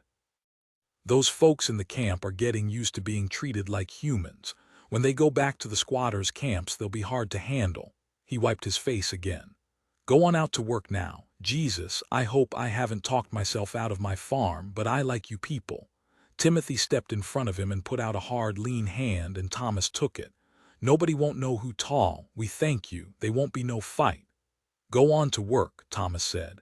"And it's 25 cents an hour." "I'll take it," Wilkie said, "from you." Thomas walked away toward the house. "I'll be out in a piece," he said. "You men get to work." The screen door slammed behind him. The 3 men walked out past the little whitewashed barn and along a field edge. They came to a long, narrow ditch with sections of concrete pipe lying beside it. "Here's where we're a-workin'," Wilkie said. His father opened the barn and passed out 2 picks and 3 shovels, and he said to Tom, "Here's your beauty." Tom hefted the pick. "Jumping Jesus. She don't feel good." "Wait till about leavin' o'clock," Wilkie suggested. "See how good she feels then." They walked to the end of the ditch. Tom took off his coat and dropped it on the dirt pile. He pushed up his cap and stepped into the ditch. Then he spat on his hands. The pick arose into the air and flashed down. Tom grunted softly. The pick rose and fell, and the grunt came at the moment it sank into the ground and loosened the soil. Wilkie said, "Yes, sir, Pa, we got here a first-grade muckstick man. This here boy been married to that there little digger." Tom said, "I put in time, umph. Yes, sir, I sure did, umph. Put in my years, umph. Kinda like the feel, umph." The soil loosened ahead of him. The sun cleared the fruit trees now, and the grape leaves were golden green on the vines. 6 feet along, and Tom stepped aside and wiped his forehead. Wilkie came behind him. The shovel rose and fell, and the dirt flew out to the pile beside the lengthening ditch. "I heard about this here Central Committee," said Tom. "So you're one of 'em?" "Yes, sir," Timothy replied. "And it's a responsibility. All them people, we're doing our best. And the people in the camp doing their best. I wish them big farmers wouldn't plague us so. I wish they wouldn't." Tom climbed back into the ditch and Wilkie stood aside. Tom said, "How about this fight, umph? At the dance he tall about, umph, what they want to do that for." Timothy followed behind Wilkie, and Timothy's shovel beveled the bottom of the ditch and smoothed it ready for the pipe. "Seems like they got to drive us," Timothy said. "They're scared we'll organize, I guess. And maybe they're right. This here camp is a organization. People there look out for theirselves. Got the nicest strang band in these parts. Got a little charge account in the store for folks that's hungry. $5 you can get that much food and the camp'll stand good. We ain't never had no trouble with the law. I guess the big farmers is scared of that. Can't throw us in jail, why it scares 'em. Figure maybe if we can govern ourselves, maybe we'll do other things." Tom stepped clear of the ditch and wiped the sweat out of his eyes. "You hear what that paper said 'bout agitators up north of Bakersfield?" "Sure," said Wilkie. "They do that all the time." "Well, I was there. They wasn't no agitators. What they call Reds. What the hell is these Reds anyways?" Timothy scraped a little hill level in the bottom of the ditch. The sun made his white bristle beard shine. "They's a lot of fellas want to know what Reds is," he laughed. "One of our boys found out." He patted the piled earth gently with his shovel. "Fella named Hin's got 'bout 30,000 acres, peaches and grapes, got a cannery and a winery. Well, he's all the time talking about them goddamn Reds. Goddamn Reds is driven the country to ruin, he says, and we got to drive these here red bastards out. Well, they were a young fella's use come out west here, and he's listin' in one day. He kinda scratched his head and he says, 'Mr. Hins, I ain't been here long. What is these goddamn Reds?' Well, sir," Hins says, "a Red is any son of a bitch that wants 30 cents an hour when we're paying 25. Well, this young fella, he thinks about her, and he scratches his head and he says, 'Well, Jesus, Mr. Hins, I ain't a son of a bitch, but if that's what a Red is, why, I want 30 cents an hour. Everybody does. Hell, Mr. Hins, we're all Reds.'" Timothy drove his shovel along the ditch bottom and the solid earth shone where the shovel cut it. Tom laughed. "Me too, I guess." His pick arced up and drove down, and the earth cracked under it. The sweat rolled down his forehead and down the sides of his nose, and it glistened on his neck. "Damn it," he said. "A pick is a nice tool, umph, if you don fight it, umph. You and the pick, umph, working together, umph." In line, the 3 men worked, and the ditch inched along, and the sun shone hotly down on them in the growing morning. When Tom left her, Ruthie gazed in at the door of the sanitary unit for a while. Her courage was not strong without Winfield to boast for. She put a bare foot in on the concrete floor, and then withdrew it. Down the line, a woman came out of a tent and started a fire in a tin camp stove. Ruthie took a few steps in that direction, but she could not leave. She crept to the entrance of the Jode tent and looked in. On one side, lying on the ground, lay Uncle John, his mouth open and his snores bubbling spittily in his throat. Ma and Pa were covered with a comfort, their heads in, away from the light. Al was on the far side from Uncle John, and his arm was flung over his eyes. Near the front of the tent, rows of Sharon and Winfield lay, and there was the space where Ruthie had been, beside Winfield. She squatted down and peered in. Her eyes remained on Winfield's tow head, And as she looked, the little boy opened his eyes and stared out at her, and his eyes were solemn. Ruthie put her finger to her lips and beckoned with her other hand. Winfield rolled his eyes over to Rose of Sharon. Her pink, flushed face was near to him, and her mouth was open a little. Winfield carefully loosened the blanket and slipped out. He crept out of the tent cautiously and joined Ruthie. "How long you been up?" he whispered. She led him away with elaborate caution, and when they were safe, she said, "I never been to bed. I was up all night." "You was not," Winfield said. "You're a dirty liar." "All right," she said. "If I'm a liar, I ain't gonna tell you nothing that happened. I ain't gonna tell how the fella got killed with a stab knife and how they was a bear come in and took off a little chili." "They wasn't no bear," Winfield said uneasily. He brushed up his hair with his fingers and he pulled down his overalls at the crotch. "All right, they wasn't no bear," she said sarcastically. "And they ain't no white things made out dish stuff like in the catalogs." Winfield regarded her gravely. He pointed to the sanitary unit. "In there?" he asked. "I'm a dirty liar," Ruthie said. "It ain't gonna do me no good to tell stuff to you." "Let's go look," Winfield said. "I already been," Ruthie said. "I already set on 'em. I even peed in one." "You never neither," said Winfield. They went to the unit building, and that time Ruthie was not afraid. Boldly she led the way into the building. The toilets lined one side of the large room, and each toilet had its compartment with a door in front of it. The porcelain was gleaming white. Hand basins lined another wall, while on the third wall were 4 shower compartments. "There," said Ruthie. "Them's the toilets. I seen 'em in the catalog." The children drew near to one of the toilets. Ruthie, in a burst of bravado, boosted her skirt and sat down. "I tell you I been here," she said, and to prove it there was a tinkle of water in the bowl. Winfield was embarrassed. His hand twisted the flushing lever. There was a roar of water. Ruthie leaped into the air and jumped away. She and Winfield stood in the middle of the room and looked at the toilet. The hiss of water continued in it. "You done it," Ruthie said. "You went and broke it. I seen you." "I never. Honest, I never." "I seen you," Ruthie said. "You juice ain't to be trusted with no nice stuff." Winfield sunk his chin. He looked up at Ruthie and his eyes filled with tears. His chin quivered, and Ruthie was instantly contrite. "Never you mind," she said. "I won't tell on you. We'll pretend like she was already broke. We'll pretend we ain't even been in here." She led him out of the building. The sun lipped over the mountain by now, shone on the corrugated iron roofs of the 5 sanitary units, shone on the gray tents and on the swept ground of the streets between the tents. And the camp was waking up.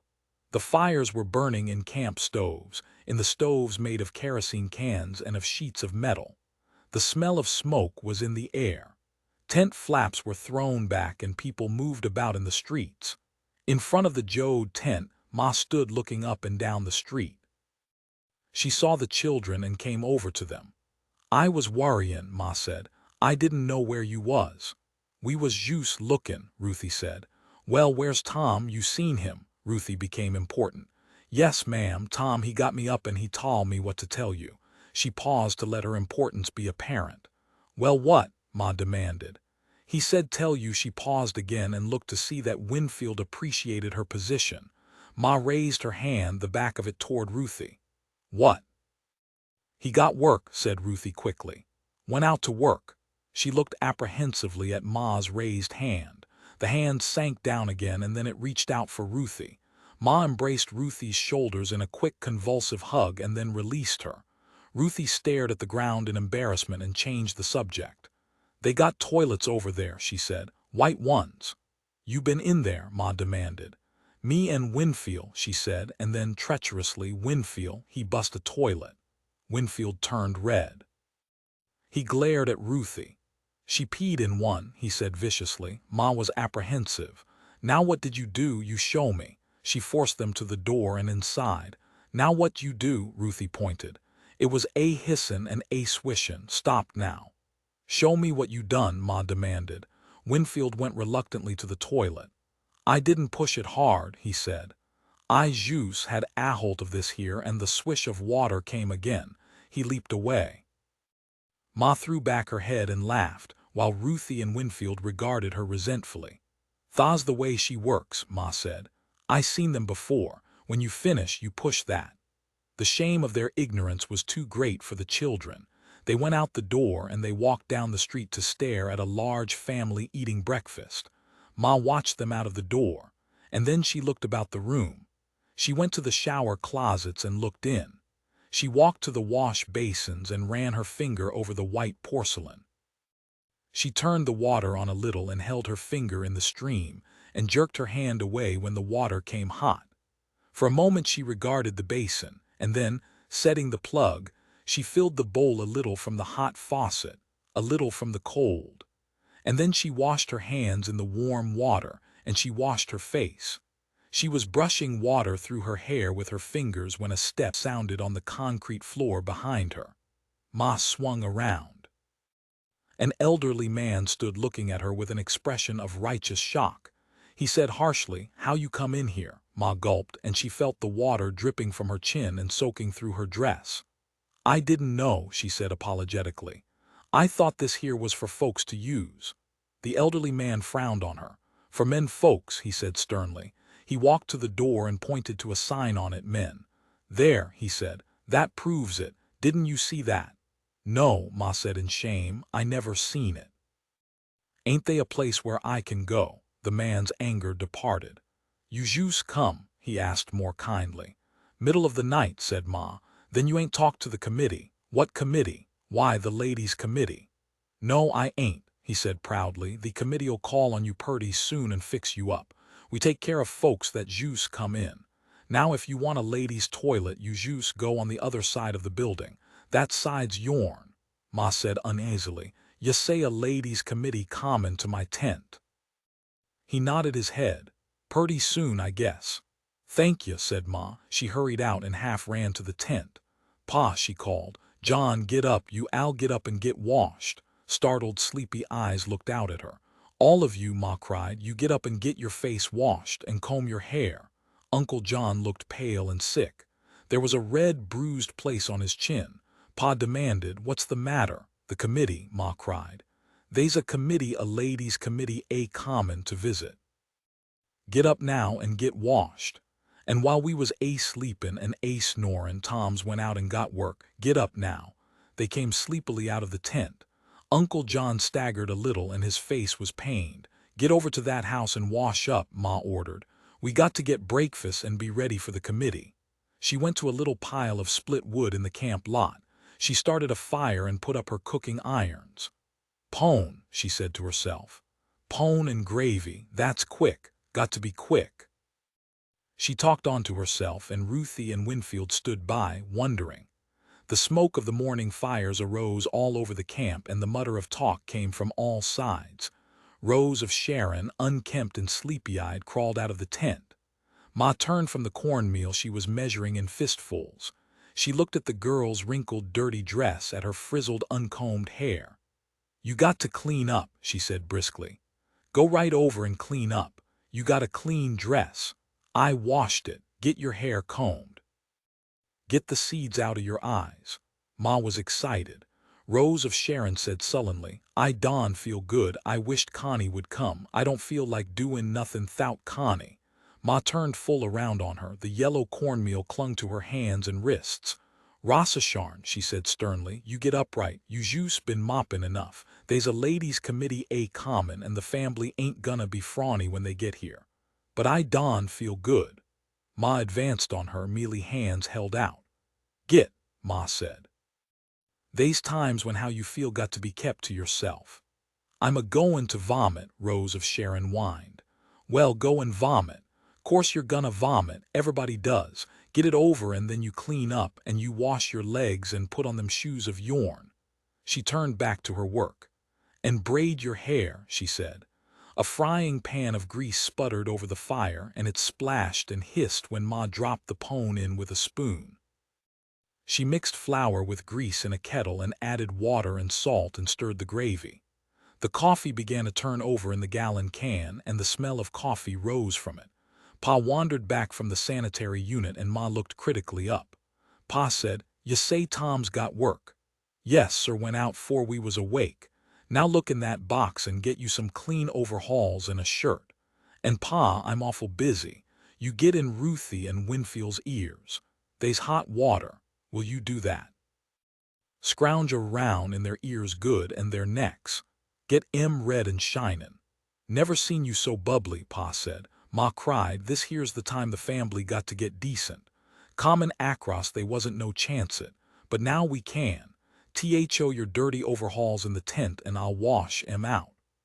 Pa went inside the tent, and in a moment he came out with pale blue, washed overalls and shirt on, and he led the sad and startled children toward the sanitary unit.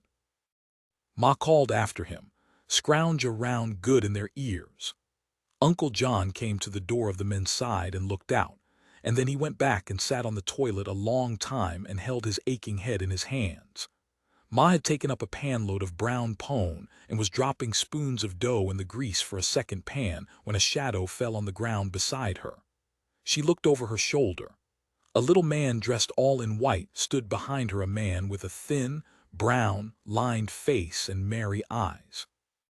He was lean as a picket. His white clean clothes were frayed at the seams. He smiled at Ma. "Good morning," he said. Ma looked at his white clothes and her face hardened with suspicion. "Mornin'," she said. "Are you Mrs. Joad?" "Yes." "Well, I'm Jim Raleigh. I'm camp manager. Just dropped by to see if everything's all right. Got everything you need?" Ma studied him suspiciously.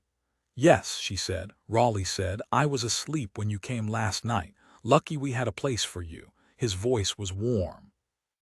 Ma said simply, "It's nice. 'Specially them wash tubs. You wait till the women get to washing, pretty soon now. You never heard such a fuss, like a meeting. Know what they did yesterday, Mrs. Joad? They had a chorus, singing a hymn tune and rubbing the clothes all in time. That was something to hear, I tell you." The suspicion was going out of Ma's face. "Must have been nice. You're the boss." "No," he said. "The people here worked me out of a job. They keep the camp clean, they keep order, they do everything. I never saw such people. They're making clothes in the meeting hall and they're making toys. Never saw such people." Ma looked down at her dirty dress. "We ain't clean yet," she said. "You Jews can't keep clean travelin'." "Don't I know it," he said. He sniffed the air. "Say, is that your coffee smells so good?" Ma smiled. "Does smell nice, don't it? Outside it always smells nice." And she said proudly, "We'd take it in honor if you'd have some breakfast with us." He came to the fire and squatted on his hams, and the last of Ma's resistance went down. "We'd be proud to have you," she said. "We ain't got much that's nice, but you're welcome." The little man grinned at her. "I had my breakfast, but I'd sure like a cup of that coffee. Smells so good." Why, sure. Don't hurry yourself." Ma poured a tin cup of coffee from the gallon can. She said, "We ain't got sugar yet. Maybe we'll get some today. If you need sugar, it won't taste good." "Never use sugar," he said.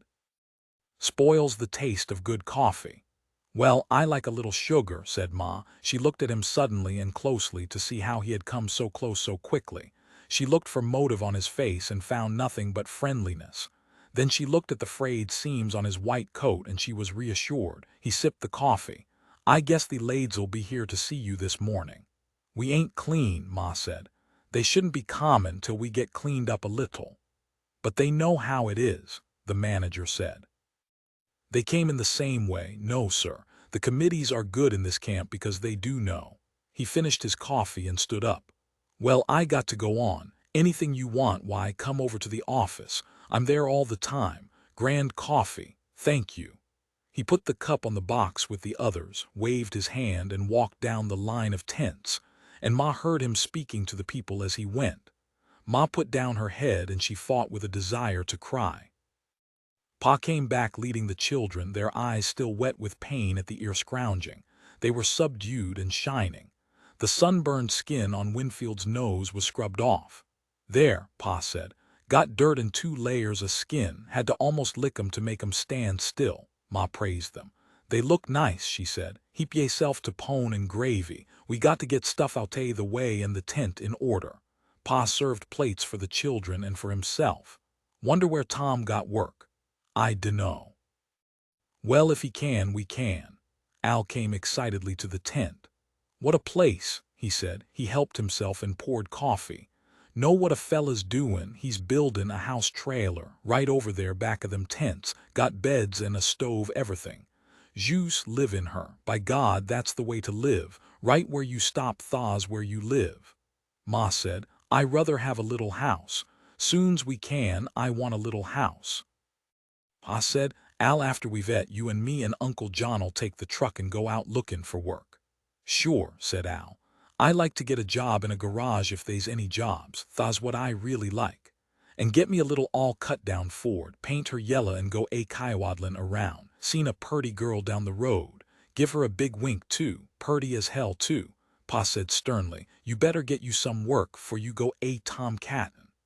Uncle John came out of the toilet and moved slowly near. Ma frowned at him. You ain't washed, she began, and then she saw how sick and weak and sad he looked. You go on in the tent and lay down, she said. You ain't well. He shook his head. No, he said. I sinned and I got to take my punishment. He squatted down disconsolately and poured himself a cup of coffee. Ma took the last pones from the pan. She said casually, the manager of the camp come and set and had a cup of coffee. Pa looked over slowly. Yeah, what's he want already? Jus come to pass the time, Ma said daintily. Jus sat down and had coffee. Said he didn't get good coffee so often and smelt orn. What he want? Pa demanded again. Didn't want nothin', come to see how we was gettin' on. I don believe it, Pa said. He's probably snootin' and smellin' around. He was not, Ma cried angrily. I can tell a fella that's snootin' around quick as the next person. Pa tossed his coffee grounds out of his cup. You got to quit that, Ma said. This here's a clean place. You see she don't get so goddamn clean a fella can't live in her, Pa said jealously. Hurry up, Al, we're going out looking for a job. Al wiped his mouth with his hand. I'm ready, he said. Pa turned to Uncle John. You common. Yes, I'm common. You don't look so good.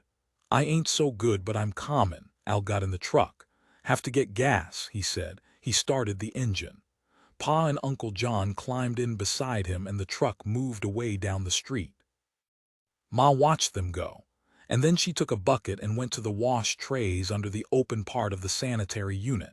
She filled her bucket with hot water and carried it back to her camp, and she was washing the dishes in the bucket when Rose of Sharon came back.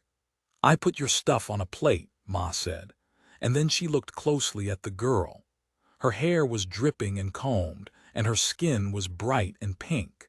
She had put on the blue dress printed with little white flowers. On her feet she wore the heeled slippers of her wedding. She blushed under Ma's gaze. You had a bath, Ma said. Rose of Sharon spoke huskily. I was in there when a lady come in and done it. Know what you do? You get in a little stall like and you turn handles and water comes floodin' down on you, hot water or cold water, juice like you wanted, and I done it. I'm a-goin' to myself, Ma cried. Juice soon as I get finished here, you show me how. I'm a-gonna do it every day, the girl said. And that lady, she seen me, and she seen about the baby, and know what she said. Said they's a nurse comes every week. And I'm to go see that nurse and she'll tell me juice what to do so's the baby'll be strong. Says all the ladies here do that. And I'm a-gonna do it. The words bubbled out. And know what? Last week they was a baby born and the whole camp give a party, and they give clothes, and they give stuff for the baby, even give a baby buggy wicker one. Wasn't new, but they give it a coat of pink paint and it was juice like new. And they give the baby a name and had a cake. Oh Lord, she subsided, breathing heavily. Ma said, praise God, we come home to our own people. I'm a-gonna have a bath. Oh, it's nice, the girl said. Ma wiped the tin dishes and stacked them. She said, we're Jodes. We don't look up to nobody. Grandpa's grandpa, he fit in the revolution. We was farm people till the debt. And then them people, they done somethin' to us. Ever time they come seemed like they was whippin' me, all of us. And in Needles, that police, he done somethin' to me, made me feel mean, made me feel ashamed. And now I ain't ashamed. These folks is our folks is our folks. And that manager, he come and sat and drank coffee, and he says, Mrs. Jode this and Mrs. Jode that, and how you gettin' on, Mrs. Jode? She stopped and sighed. Why, I feel like people again. She stacked the last dish.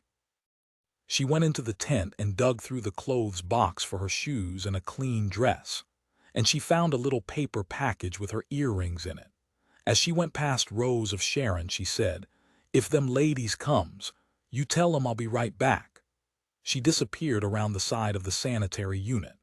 Rose of Sharon sat down heavily on a box and regarded her wedding shoes, black patent leather and tailored black bows. She wiped the toes with her finger and wiped her finger on the inside of her skirt.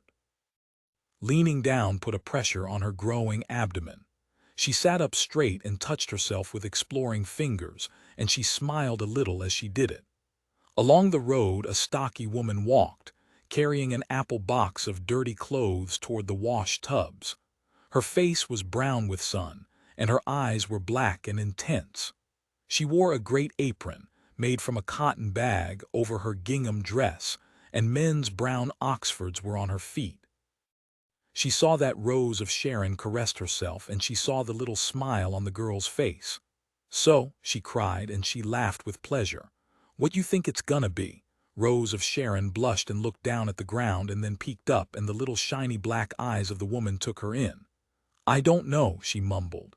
The woman plopped the apple box on the ground. "Got a live tumor," she said, and she cackled like a happy hen.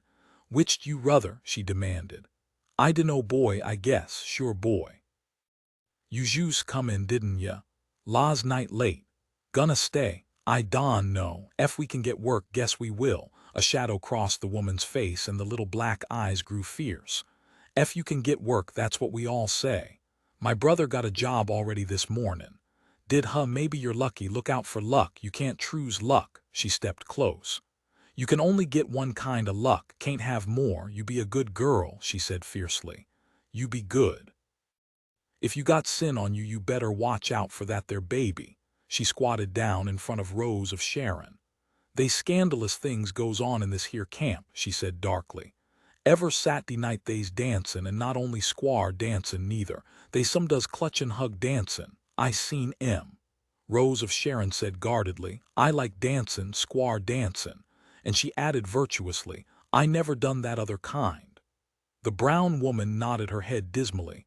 "Well, some does. And the Lord ain't lettin' it get by, neither. And Don, you think he is?" "No, ma'am," the girl said softly.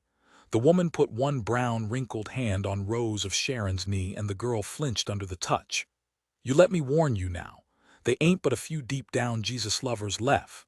Ever Sat'day night when that there strang band starts up and should be a-playin' hymnody, they're a-reelin', yes, sir, a-reelin'. I seen 'em. Won't go near myself, nor I don' let my kin go near. They's clutch and hug, I tell ya." She paused for emphasis and then said in a hoarse whisper, "They do more, they give a stage play."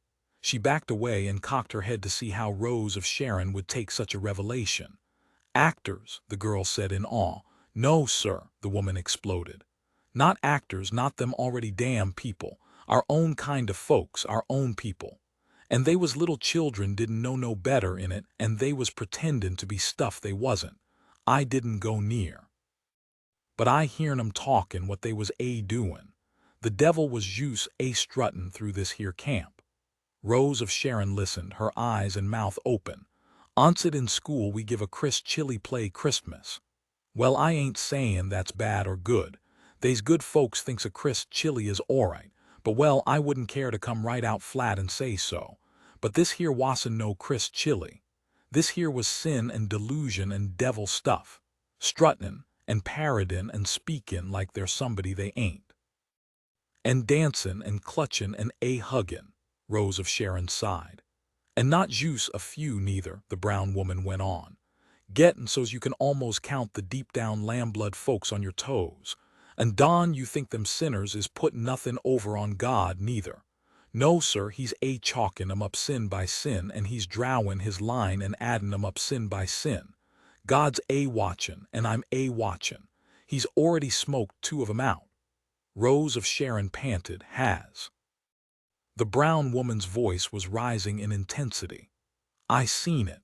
Girl a-carryin' a little one just like you. And she play-acted and she hug-danced. And the voice grew bleak and ominous. She thinned out and she skinned out and she dropped that baby dead. Oh my, the girl was pale, dead and bloody. Course nobody wouldn't speak to her no more, she had to go away. Can't text in 'thout catchin' it, no sir. And they was another done the same thing. And she skinned it out and know what, one night she was gone. And 2 days she's back, says she was visitin', but she ain't got no baby. Know what I think? I think the manager, he took her away to drop her baby.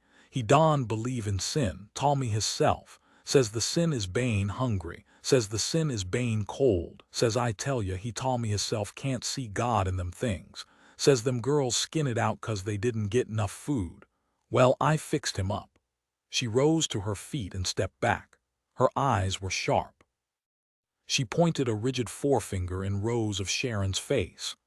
I says, get back, I says, I know the devil was rampagin' in this here camp.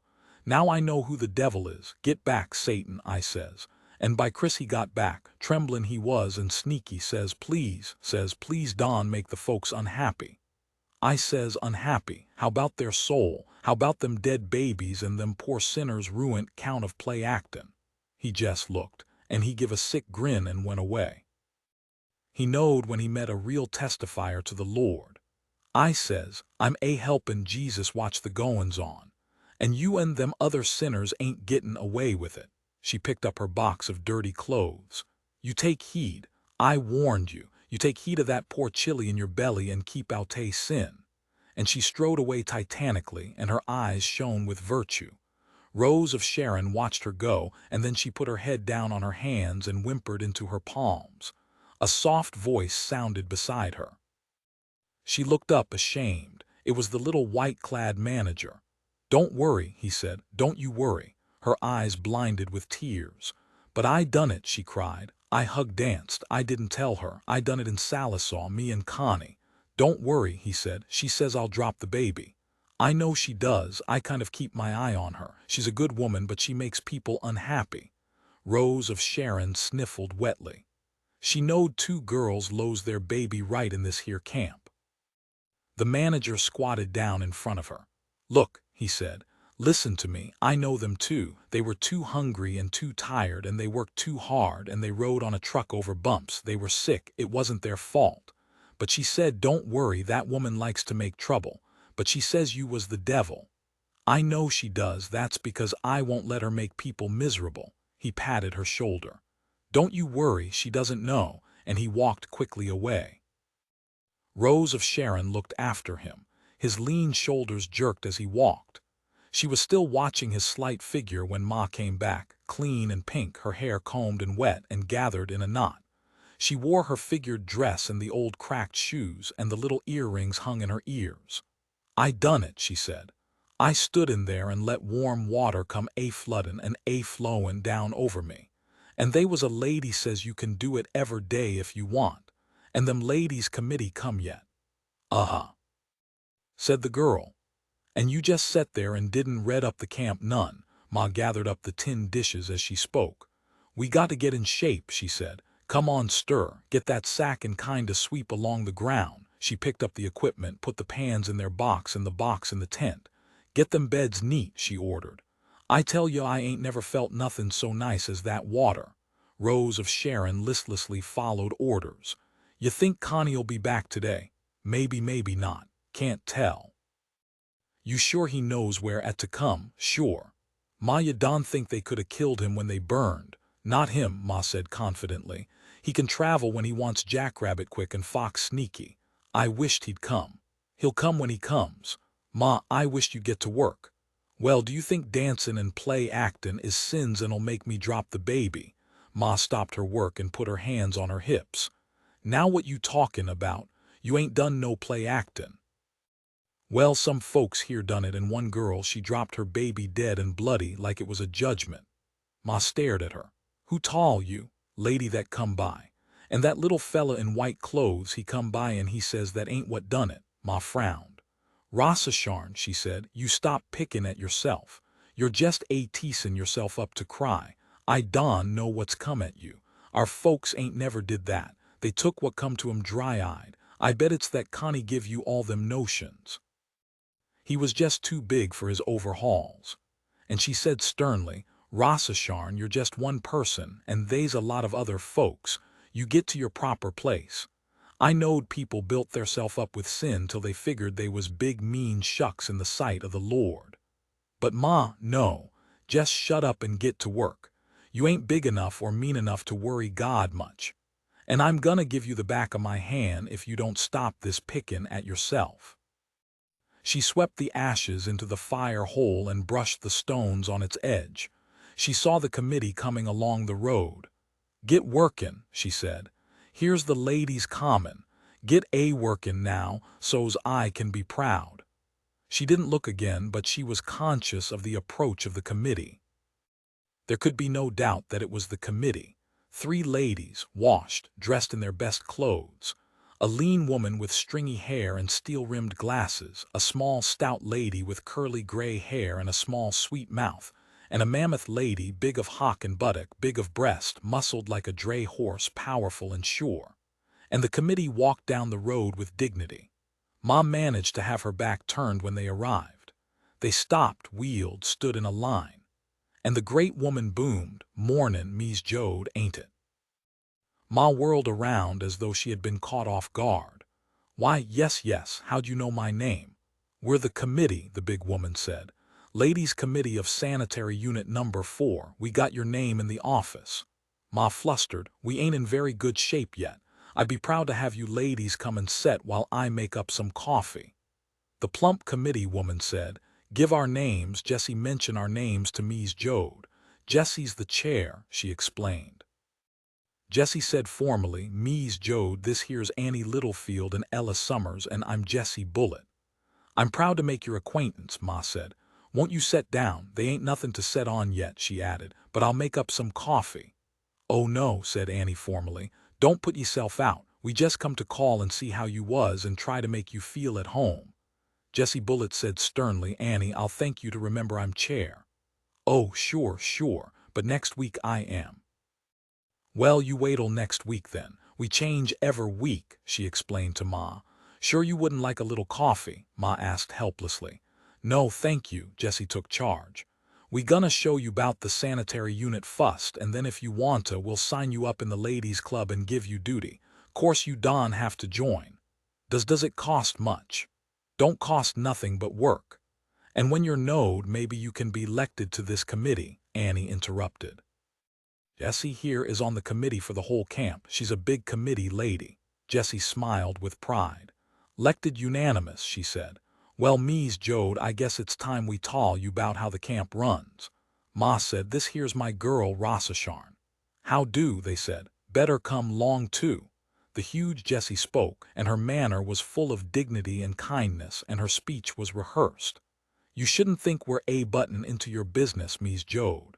This here camp got a lot of stuff everybody uses. And we got rules we made ourself. Now we're a-goin' to the unit. That there everybody uses, and everybody got to take care of it." They strolled to the unroofed section where the wash trays were, 20 of them. 8 were in use, the women bending over, scrubbing the clothes, and the piles of wrung-out clothes were heaped on the clean concrete floor. "Now you can use these here any time you want," Jessie said. "The only thing is, you got to leave 'em clean." The women who were washing looked up with interest. Jessie said loudly, "This here's Mies Jode and Rossasharn come to live."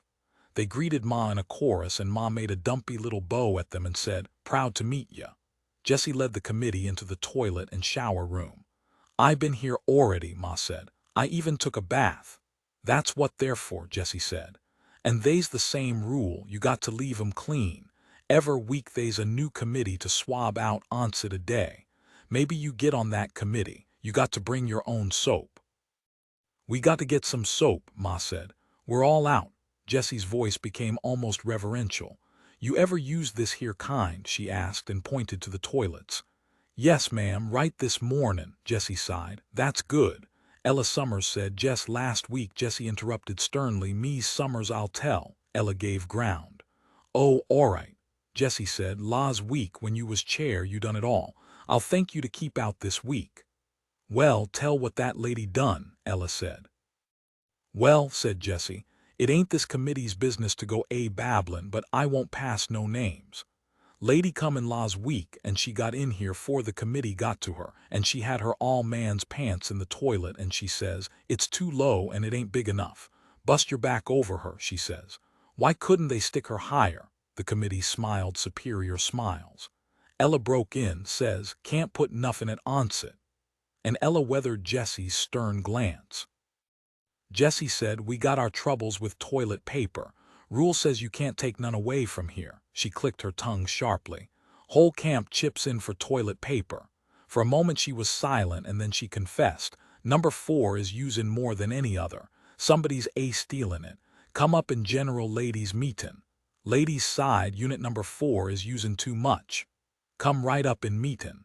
Ma was following the conversation breathlessly. Stealin' it what for? Well, said Jessie, we had trouble before. Last time they was 3 little girls cuttin' paper dolls out of it. Well, we caught them, but this time we don't know. Hardly put a roll out 'fore it's gone. Come right up in meetin'. One lady says we ought to have a little bell that rings every time the roll turns onset. Then we could count how many everybody takes. She shook her head. I just don't know, she said. I been worried all week. Somebody's stealin' toilet paper from Unit 4. From the doorway came a whining voice, Me's Bullet. The committee turned. Me's Bullet, I hearn what you says. A flushed, perspiring woman stood in the doorway. I couldn't get up in meetin', Me's Bullet. I just couldn't. They'd laughed or somethin'. What you talkin' about? Jessie advanced. Well, we all maybe it's us, but we ain't stealin', Me's Bullet. Jessie advanced on her and the perspiration beaded out on the flustery confessor. We can't heap it, Me's Bullet. Now you tell what you're tellin', Jessie said. This here unit suffered a shame about that toilet paper. All week, Me's Bullet, we couldn't heap it. You know I got 5 girls. What they been doin' with it? Jessie demanded ominously. Just usin' it, Hones, just usin' it. They ain't got the right, 4-5 sheets is enough. What's the matter with them? The confessor bleated. Skitters, all 5 of 'em. We been low on money. They ate green grapes. They all 5 got the howlin' skitters. Run out ever 10 minutes. She defended them, but they ain't stealin' it. Jessie sighed. You shoulda tall, she said. You got to tell. Here's Unit 4 sufferin' shame 'cause you never tall. Anybody can get the skitters. The meek voice whined, I just can't keep 'em from eatin' them green grapes, and they're gettin' worse all the time. Ella Summers burst out, the aid, she oughta get the aid. Ella Summers, Jessie said, I'm a-tellin' you for the last time you ain't the chair. She turned back to the rattled little woman. Ain't you got no money, Mies Joyce? She looked ashamedly down. No, but we might get work any time. Now you haul up your head, Jessie said. That ain't no crime. You just waltz right over to the weed patch store and get you some groceries. The camp got $20 credit there. You get yourself $5 worth. And you can pay it back to the Central Committee when you get work. Mies Joyce, you knowed that, she said sternly. How come you let your girls get hungry? We ain't never took no charity, Mrs. Joyce said. This ain't charity and you know it, Jessie raged.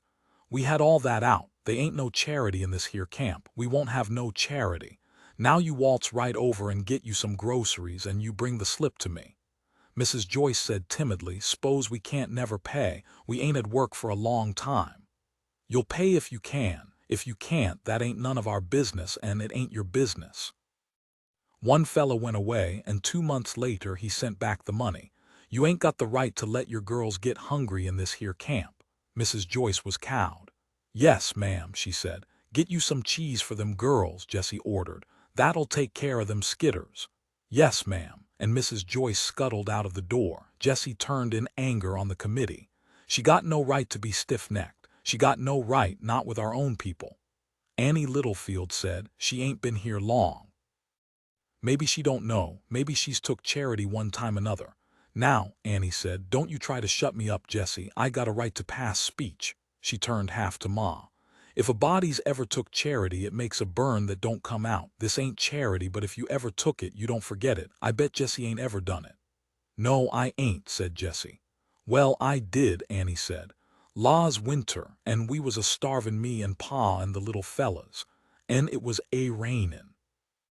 Fella told us to go to the Salvation Army. Her eyes grew fierce. We was hungry, they made us crawl for our dinner, they took our dignity, I hate 'em. And maybe me's Joyce took charity, maybe she didn't know this ain't charity. Me's Jode, we don't allow nobody in this camp to build theirself up that-a-way. We don't allow nobody to give nothing to another person.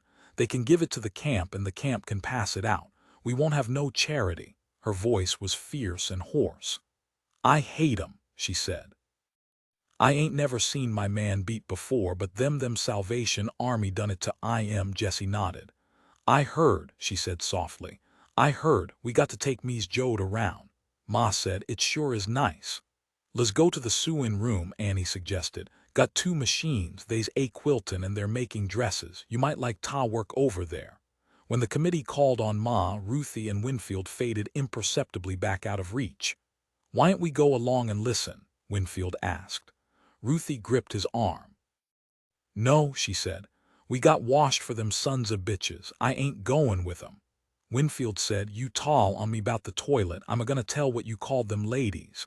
A shadow of fear crossed Ruthie's face. Don do it. I tall 'cause I knowed you didn't really break it. You did not, said Winfield. Ruthie said, let's look around.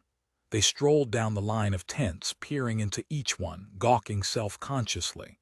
At the end of the unit there was a level place on which a croquet court had been set up. Half a dozen children played seriously. In front of a tent, an elderly lady sat on a bench and watched. Ruthie and Winfield broke into a trot. Leave us play, Ruthie cried. Leave us get in. The children looked up. A pig-tailed little girl said, next game you kin. I want to play now, Ruthie cried. Well, you can't, not till next game. Ruthie moved menacingly out on the court. I'm a-gonna play. The pigtails gripped her mallet tightly. Ruthie sprang at her, slapped her, pushed her, and wrested the mallet from her hands. I says I was gonna play, she said triumphantly. The elderly lady stood up and walked onto the court. Ruthie scowled fiercely and her hands tightened on the mallet. The lady said, let her play like you done with Ralph last week. The children laid their mallets on the ground and trooped silently off the court. They stood at a distance and looked on with expressionless eyes. Ruthie watched them go. Then she hit a ball and ran after it. Come on, Winfield, get a stick, she called, and then she looked in amazement. Winfield had joined the watching children and he too looked at her with expressionless eyes. Defiantly she hit the ball again. She kicked up a great dust. She pretended to have a good time, and the children stood and watched. Ruthie lined up 2 balls and hit both of them, and she turned her back on the watching eyes and then turned back. Suddenly she advanced on them, mallet in hand. You come and play, she demanded.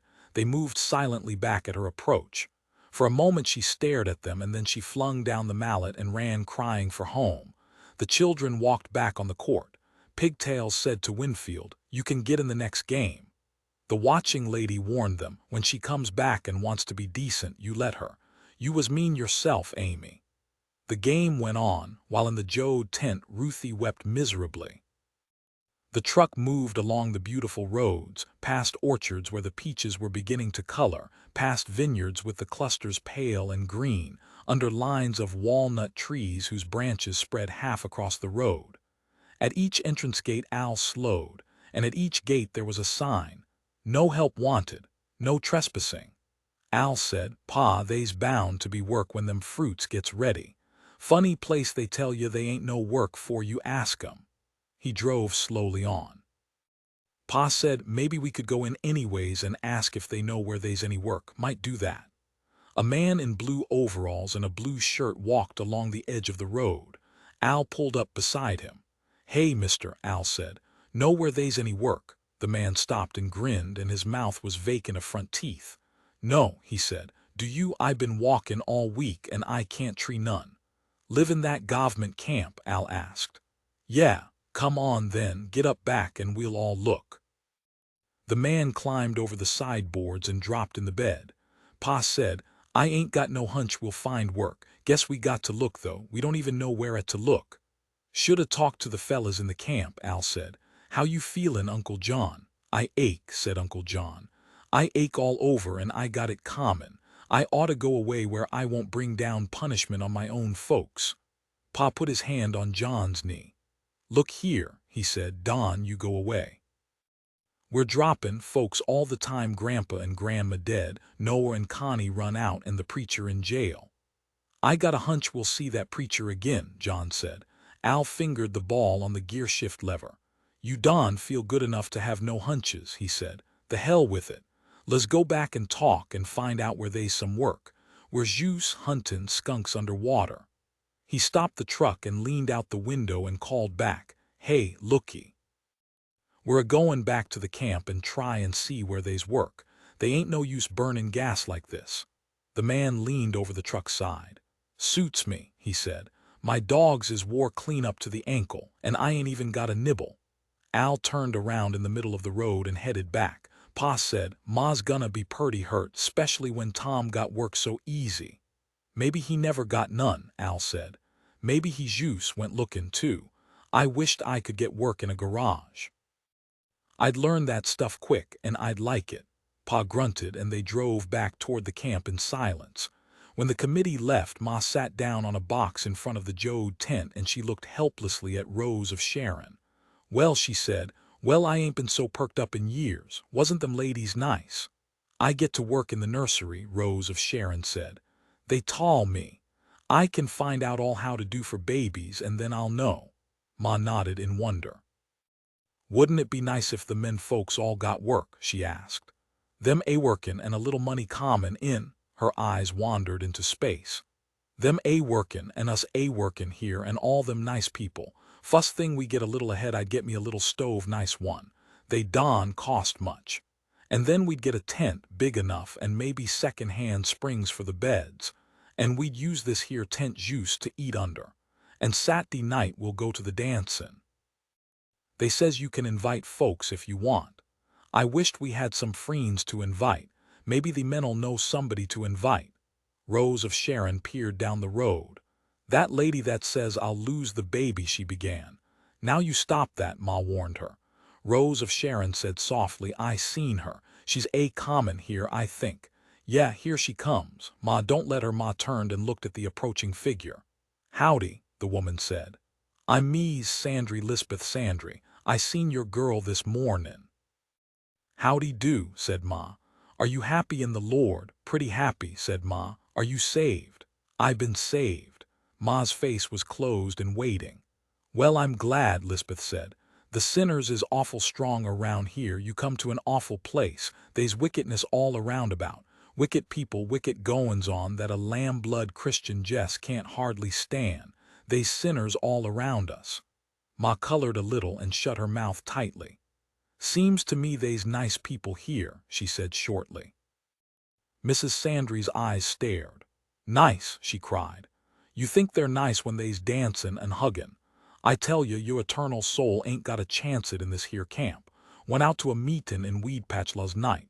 Know what the preacher says? He says, they's wickedness in that camp. He says, the poor is tryin' to be rich.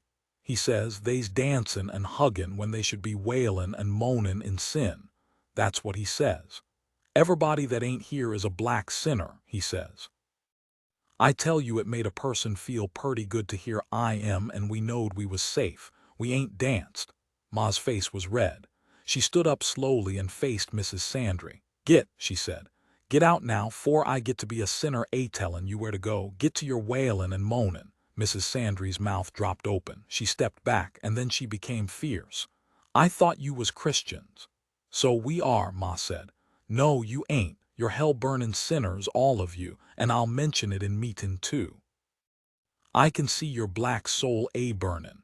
I can see that innocent child in that there girl's belly burnin'. A low wailing cry escaped from Rose of Sharon's lips. Ma stooped down and picked up a stick of wood. Get, she said coldly. Don, you never come back. I seen your kind before. You'd take the little pleasure, wouldn't you? Ma advanced on Mrs. Sandry. For a moment the woman backed away, and then suddenly she threw back her head and howled. Her eyes rolled up, her shoulders and arms flopped loosely at her side, and a string of thick, ropey saliva ran from the corner of her mouth. She howled again and again, long, deep animal howls. Men and women ran up from the other tents, and they stood near, frightened and quiet. Slowly the woman sank to her knees and the howls sank to a shuddering, bubbling moan. She fell sideways and her arms and legs twitched. The white eyeballs showed under the open eyelids. A man said softly, "The spirit. She got the spirit." Ma stood looking down at the twitching form. The little manager strolled up casually. "Trouble?" he asked. The crowd parted to let him through. He looked down at the woman. "Too bad," he said. "Will some of you help get her back to her tent?" The silent people shuffled their feet. Two men bent over and lifted the woman. One held her under the arms and the other took her feet. They carried her away, and the people moved slowly after them. Rose of Sharon went under the tarpaulin and lay down and covered her face with a blanket. The manager looked at Ma, looked down at the stick in her hand. He smiled tiredly. "Did you clout her?" he asked. Ma continued to stare after the retreating people. She shook her head slowly. "No, but I would twist it today. She worked my girl up." The manager said, "Try not to hit her. She isn't well. She just isn't well." And he added softly, "I wish she'd go away and all her family. She brings more trouble on the camp than all the rest together." Ma got herself in hand again. "If she comes back, I might hit her. I ain't sure. I won't let her worry my girl no more." "Don't worry about it, Mrs. Joad," he said. "You won't ever see her again. She works over the newcomers. She won't ever come back. She thinks you're a sinner." "Well, I am," said Ma. "Sure. Everybody is, but not the way she means. She isn't well, Mrs. Joad." Ma looked at him gratefully and she called, "You hear that, Rossacharn? She ain't well, she's crazy." But the girl did not raise her head. Ma said, "I'm warnin' you, mister, if she comes back I ain't to be trusted, I'll hit her." He smiled wryly. "I know how you feel," he said, "but just try not to, that's all I ask, just try not to." He walked slowly away toward the tent where Mrs. Sandry had been carried. Ma went into the tent and sat down beside Rose of Sharon. "Look up," she said. The girl lay still. Ma gently lifted the blanket from her daughter's face. "That woman's kinda crazy," she said. "Don't you believe none of them things." Rose of Sharon whispered in terror. "When she said about burnin', I felt burnin'." "That ain't true," said Ma. "I'm tarred out," the girl whispered. "I'm tarred of things happenin'. I want to sleep, I want to sleep." "Well, you sleep then. This here's a nice place. You can sleep. But she might come back." "She won't," said Ma. "I'm a-gonna set right outside, and I won't let her come back. Raise up now, 'cause you got to get to work in the nursery purty soon." Ma struggled to her feet and went to sit in the entrance to the tent. She sat on a box and put her elbows on her knees and her chin in her cupped hands. She saw the movement in the camp, heard the voices of the children, the hammering of an iron rim, but her eyes were staring ahead of her. Pa, coming back along the road, found her there and he squatted near her. She looked slowly over at him. "Get work?" she asked. "No," he said, ashamed. "We looked." "Where's Al and John and the truck?" "Al's fixin' somethin'. Had Ta borry some tools. Fella says Al got to fix her there." Ma said sadly, "This here's a nice place. We could be happy here a while. If we could get work." "Yeah, if you could get work." He felt her sadness and studied her face. "What you moppin' about? If it's such a nice place, why have you got to mope?" She gazed at him and she closed her eyes slowly. "Funny, ain't it? All the time we was movin' and shovin', I never thought none. And now these here folks been nice to me, been awful nice. And what's the first thing I do? I go right back over the sad things that night Grandpa died and we buried him. I was all full up of the road and bumpin' and movin', and it wasn't so bad. But now I come out here and it's worse now. And Grandma and Noah walkin' away like that. Walkin' away juice down the river. Them things was part of all, and now they come flockin' back. Grandma a pauper and buried a pauper. That's sharp now, that's awful sharp. And Noah walkin' away down the river. He don know what's there, he's just don know. And we don know. We ain't never gonna know if he's alive or dead. Never gonna know. And Connie sneakin' away. I didn't give 'em brain room before, but now they're flockin' back. And I oughta be glad 'cause we're in a nice place." Pa watched her mouth while she talked. Her eyes were closed. "I can remember how them mountains was, sharp as all teeth beside the river where Noah walked. I can remember how the stubble was on the ground where Grandpa lie. I can remember the chopping block back home with a feather caught on it, all crisscrossed with cuts and black with chicken blood. Pa's voice took on her tone. I seen the ducks today, he said. Wedgin' south high up, seems like they're awful dinky. And I seen the blackbirds settin' on the wires and the doves was on the fences. Ma opened her eyes and looked at him. He went on, I seen a little whirlwind like a man spinnin' across a field, and the ducks driven on down, wedgin' on down to the southward. Ma smiled. Remember, she said, remember what we'd always say at home. Winter's comin' early, we said when the ducks flew. Always said that, and winter come when it was ready to come. But we always said, she's comin' early. I wonder what we meant. I seen the blackbirds on the wires, said Pa, settin' so close together, and the doves.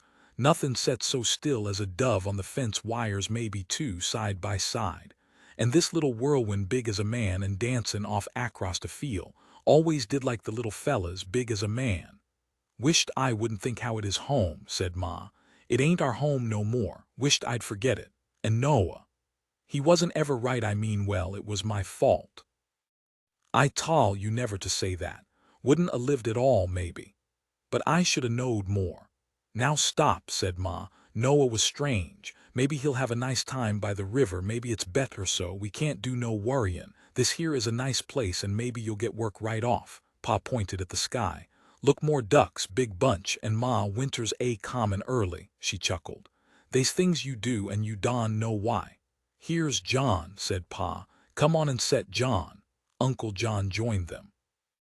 He squatted down in front of Ma. We didn't get nowheres, he said.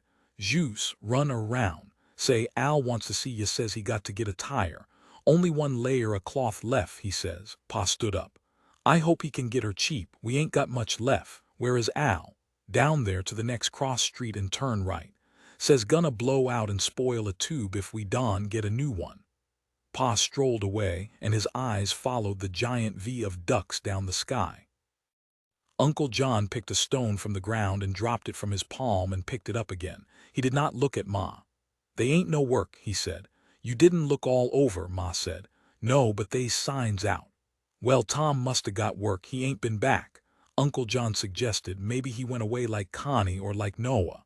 Ma glanced sharply at him and then her eyes softened. They's things you know, she said. They's stuff you're sure of. Tom's got work and he'll come in this evenin'. That's true. She smiled in satisfaction. Ain't he a fine boy, she said. Ain't he a good boy? The cars and trucks began to come into the camp and the men trooped by toward the sanitary unit.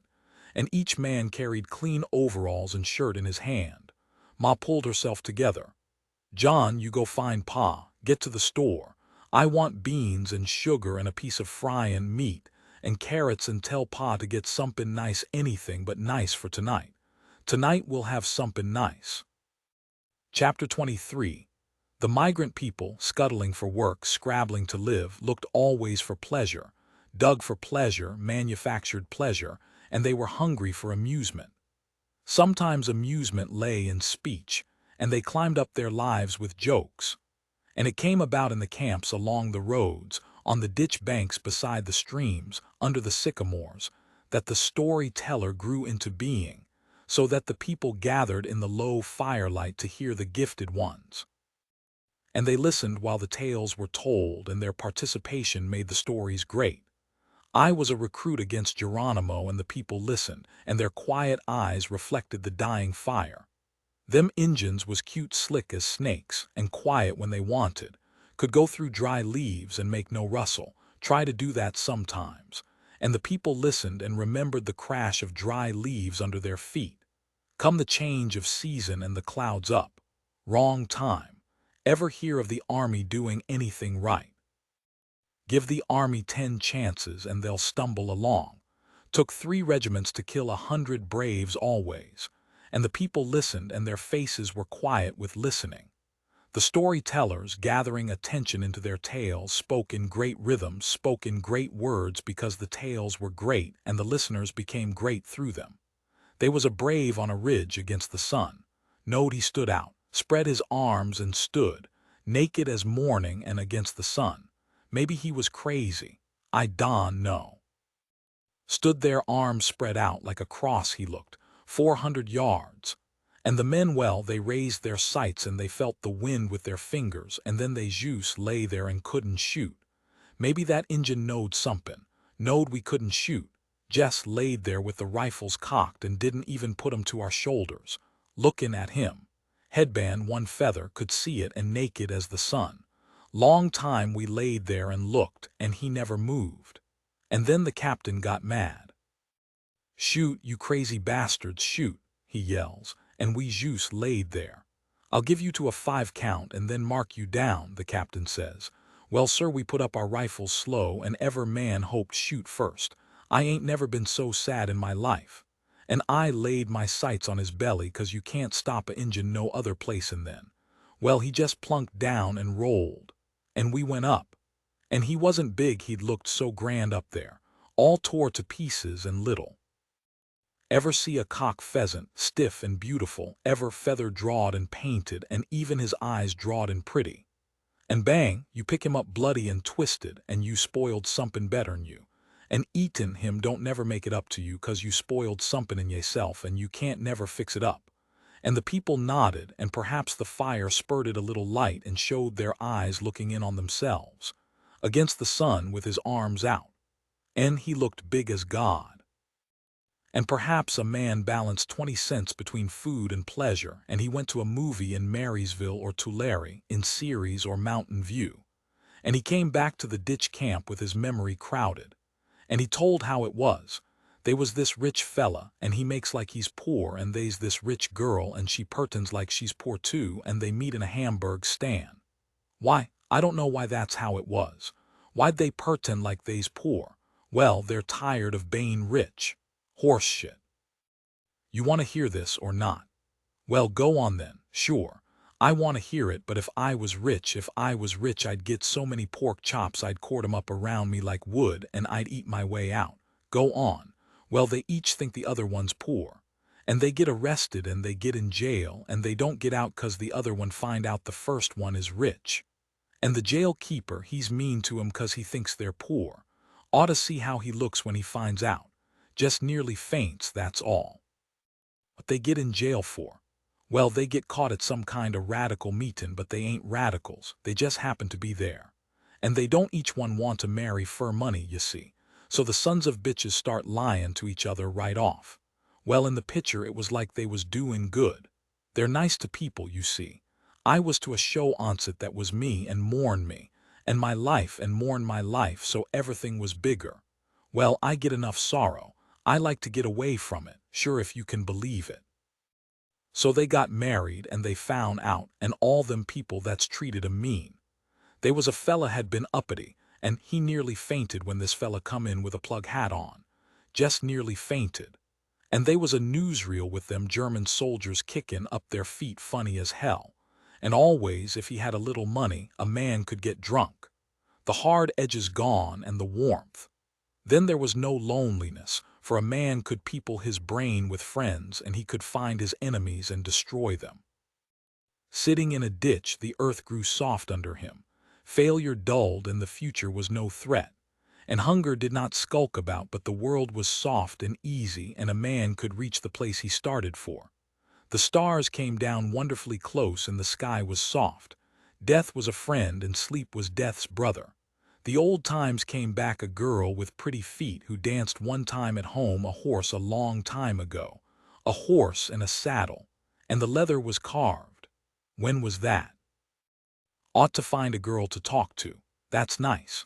Might lay with her too, but warm here. And the stars down so close, and sadness and pleasure so close together, really the same thing. Like to stay drunk all the time. Who says it's bad? Who dares to say it's bad? Preachers, but they got their own kind of drunkenness. Thin, barren women, but they're too miserable to know. Reformers, but they don't hit deep enough into living to know. No, the stars are close and dear, and I have joined the brotherhood of the worlds. And everything's holy, everything, even me. A harmonica is easy to carry. Take it out of your hip pocket, knock it against your palm to shake out the dirt and pocket fuzz and bits of tobacco. Now it's ready. You can do anything with a harmonica, thin reedy single tone or chords or melody with rhythm chords. You can mold the music with curved hands, making it wail and cry like bagpipes, making it full and round like an organ, making it as sharp and bitter as the reed pipes of the hills. And you can play and put it back in your pocket. It is always with you, always in your pocket. And as you play, you learn new tricks, new ways to mold the tone with your hands, to pinch the tone with your lips, and no one teaches you. You feel around, sometimes alone in the shade at noon, sometimes in the tent door after supper when the women are washing up. Your foot taps gently on the ground. Your eyebrows rise and fall in rhythm. And if you lose it or break it, why, it's no great loss. You can buy another for a quarter. A guitar is more precious. Must learn this thing. Fingers of the left hand must have callus caps. Thumb of the right hand a horn of callus. Stretch the left hand fingers, stretch them like a spider's legs to get the hard pads on the frets. This was my father's box. Wasn't no bigger'n a bug first time he give me C chord. And when I learned as good as him, he hardly never played no more. Used to set in the door and listen and tap his foot. I'm tryin' for a break, and he'd scowl mean till I get her, and then he'd settle back easy and he'd nod. Play, he'd say, play nice. It's a good box, see how the head is wore. They's many a million songs wore down that wood and scooped her out. Some day she'll cave in like a egg, but you can't patch her nor worry her no way or she'll lose tone. Play her in the evening and they's a harmonica player in the next tent. Makes it pretty nice together. The fiddle is rare, hard to learn. No frets, no teacher. Just listen to a all man and try to pick it up. Won't tell how to double, says it's a secret, but I watched. Here's how he done it. Shrill as a wind, the fiddle, quick and nervous and shrill. She ain't much of a fiddle, give $2 for her. Fella says they's fiddles 400 years old and they get mellow like whiskey. Says they'll cost $50,000–$60,000. I don't know, sounds like a lie.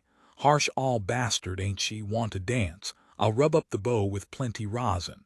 Man, then she'll squawk. Hear her a mile.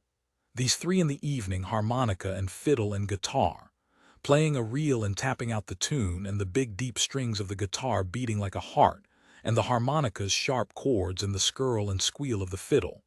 People have to move close. They can't help it.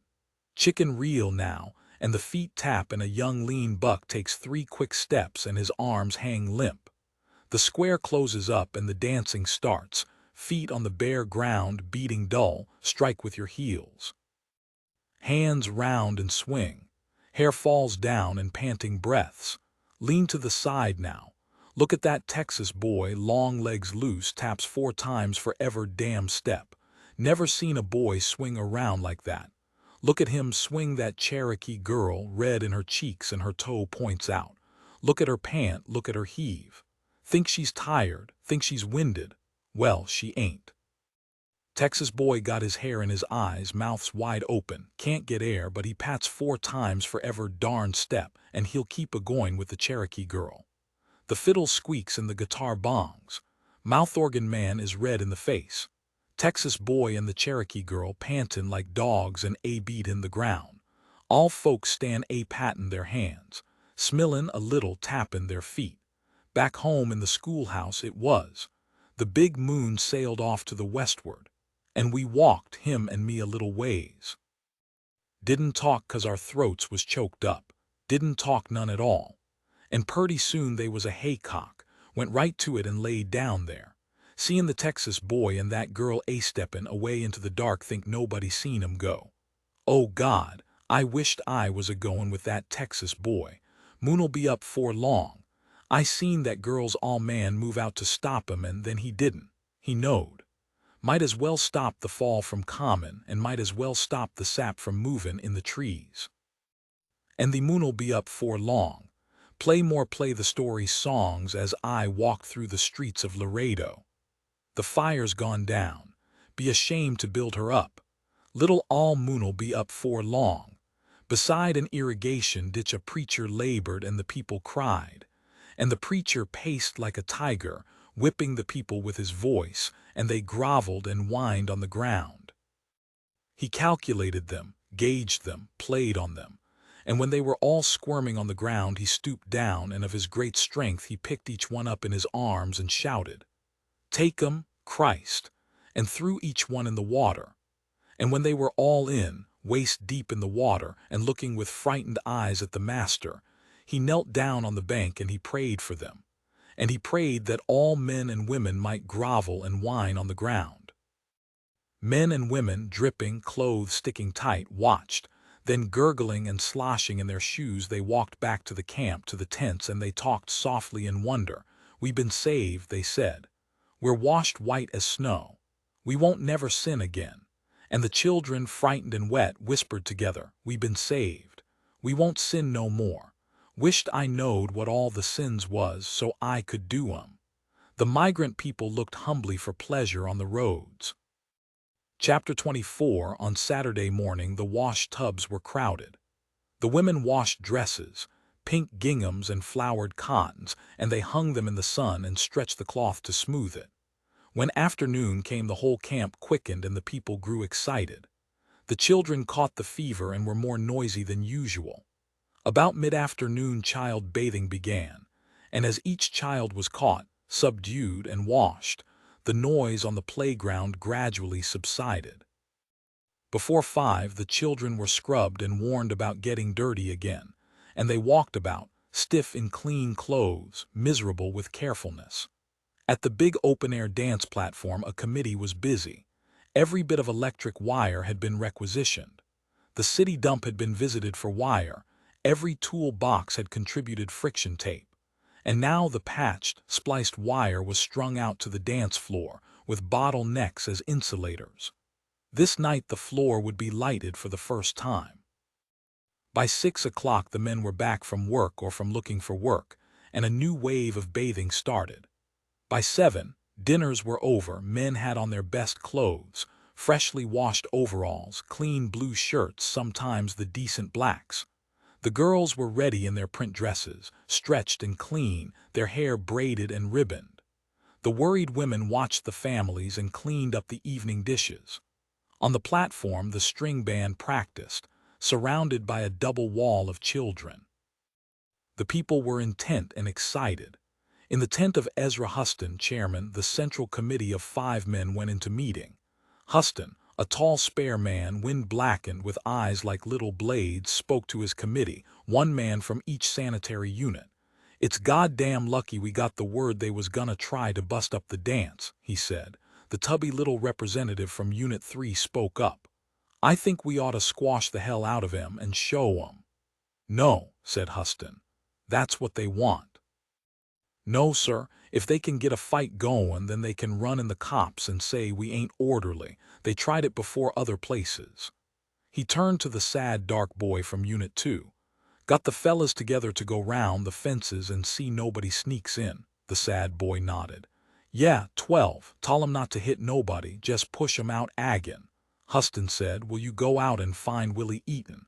He's chairman of the entertainment, ain't he?" "Yeah." "Well, tell I.M. we want to see I.M." The boy went out and he returned in a moment with a stringy Texas man. Willie Eaton had a long, fragile jaw and dust-colored hair. His arms and legs were long and loose, and he had the gray, sunburned eyes of the panhandle. He stood in the tent grinning, and his hands pivoted restlessly on his wrists. Huston said, "You heard about tonight?" Willie grinned. "Yeah. Did anything 'bout it?" "Yeah. Tell what you done." Willie Eaton grinned happily. "Well, sir, ordinary entertainment committee is 5. I got 20 more all good strong boys. They're gonna be dancin' and keepin' their eyes open and their ears open. First sign any talk or argument they close in tight. Worked her out purty nice. Can't even see nothing. Kinda move out and the fella will go out with 'em. Tell 'em they ain't a hurt the fellas." Willie laughed gleefully. "I tall 'em," he said. "Well, tell 'em so they know." "They know. Got 5 men out to the gate lookin' over the folks that comes in. Try to spot 'em 'fore they get started." Huston stood up. His steel-colored eyes were stern. "Now you look here, Willie, we don't want them fellas hurt. They's gonna be deputies out by the front gate. If you blood 'em up, why them deputes'll get you." "Got that there figured out," said Willie. "Take 'em out the back way into the field. Some of the boys'll see they get on their way." "Well, it sounds all right," Huston said worriedly. "But don't you let nothing happen, Willie. You're responsible. Don, you hurt them fellas. Don, you use no stick nor no knife or arn or nothing like that." "No, sir," said Willie. "We won't mark 'em." Huston was suspicious. "I wished I knowed I could choose you, Willie. If you got to sock 'em where they won't bleed." "Yes, sir," said Willie. "You sure of the fellas you picked?" "Yes, sir." "All right, and if she gets out a hand, I'll be in the right-hand corner this way on the dance floor." Willie saluted in mockery and went out. Huston said, "I dunno. I just hope Willie's boys don't kill nobody." "What the hell the deputies want to hurt the camp for? Why can't they let us be?" The sad boy from Unit 2 said. "I lived out at Sunland Land and Cattle Company's place. Honest to God, they got a cop for ever 10 people. Got one water faucet for about 200 people." The tubby man said, "Jesus God, Jeremy, you ain't got to tell me. I was there. They got a block of shacks, 35 of 'em in a row and 15 deep. And they got 10 crappers for the whole shebang. And Christ, you could smell 'em a mile. One of them deputies give me the lowdown. We was settin' around, and he says, 'Them goddamn government camps,' he says, 'give people hot water and they gonna want hot water. Give 'em flush toilets and they gonna want 'em.' He says, 'You give them goddamn oaky stuff like that and they'll want 'em.' And he says they haul red meetins in them government camps, all figurin' how to get on relief," he says. Huston asked. "Didn't nobody sock him?" "No. They was a little fella, and he says, 'What you mean, relief?' 'I mean relief what us taxpayers puts in and you goddamn Okies takes out. We pay sales tax and gas tax and tobacco tax,' this little guy says. And he say, 'Farmers get 4 cents a cotton pound from the government, ain't that relief?' And he says, 'Railroads and shipping companies draw subsidies, ain't that relief?' They're doin' stuff got to be done," this deputy says. "Well," the little guy says, "how'd your goddamn crops get picked if it wasn't for us?" The tubby man looked around. "What the deputy say?" Huston asked. "Well, the deputy got mad, and he says, 'You goddamn Reds is all the time stirrin' up trouble,' he says. 'You better come along with me.' So he takes this little guy in and they give him 60 days in jail for vagrancy." "How'd they do that if he had a job?" asked Timothy Wallace. The tubby man laughed.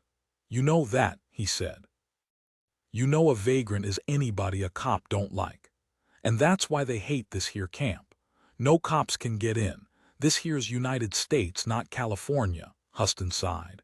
"Wished we could stay here. Got to be goin' for long. I like this here. Folks gets along nice. And God Almighty, why can't they let us do it 'stead of keepin' us miserable and puttin' us in jail?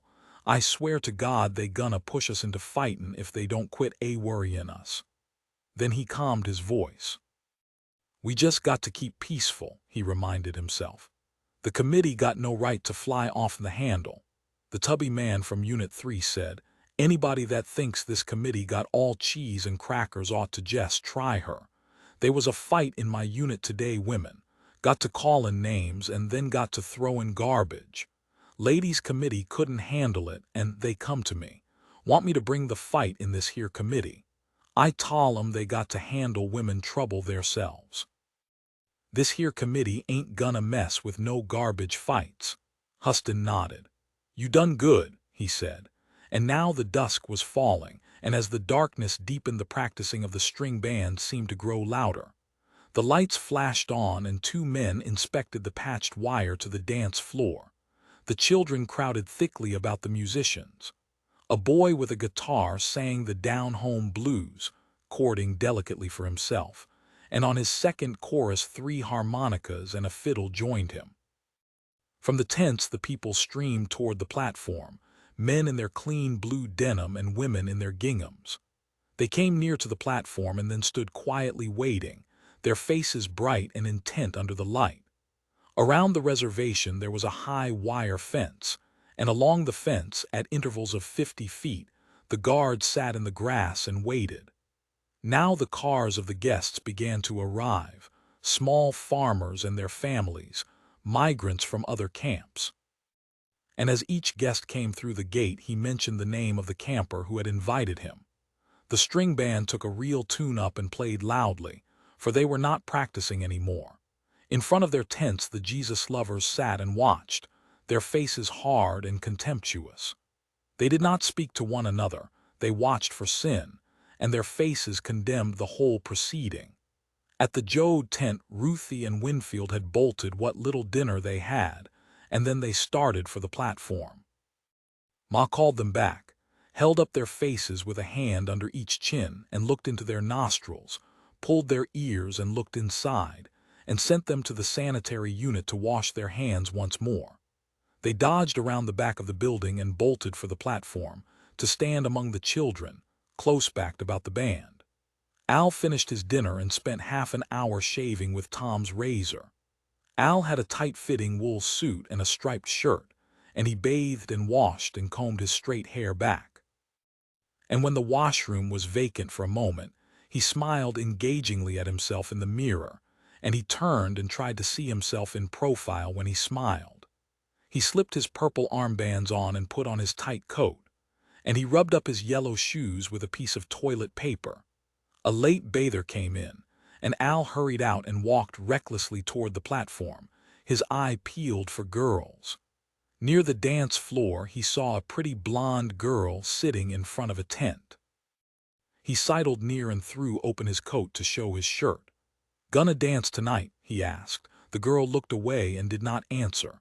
"Can't a fella pass a word with you? How about you and me dancin'?" And he said nonchalantly, "I can waltz." The girl raised her eyes shyly and she said, "That ain't nothing anybody can waltz." "Not like me," said Al. The music surged and he tapped one foot in time. "Come on," he said. A very fat woman poked her head out of the tent and scowled at him. "You get along," she said fiercely. "This here girl's spoke for. She's a-gonna be married and her man's a-common for her." Al winked rakishly at the girl and he tripped on, striking his feet to the music and swaying his shoulders and swinging his arms. And the girl looked after him intently. Pa put down his plate and stood up.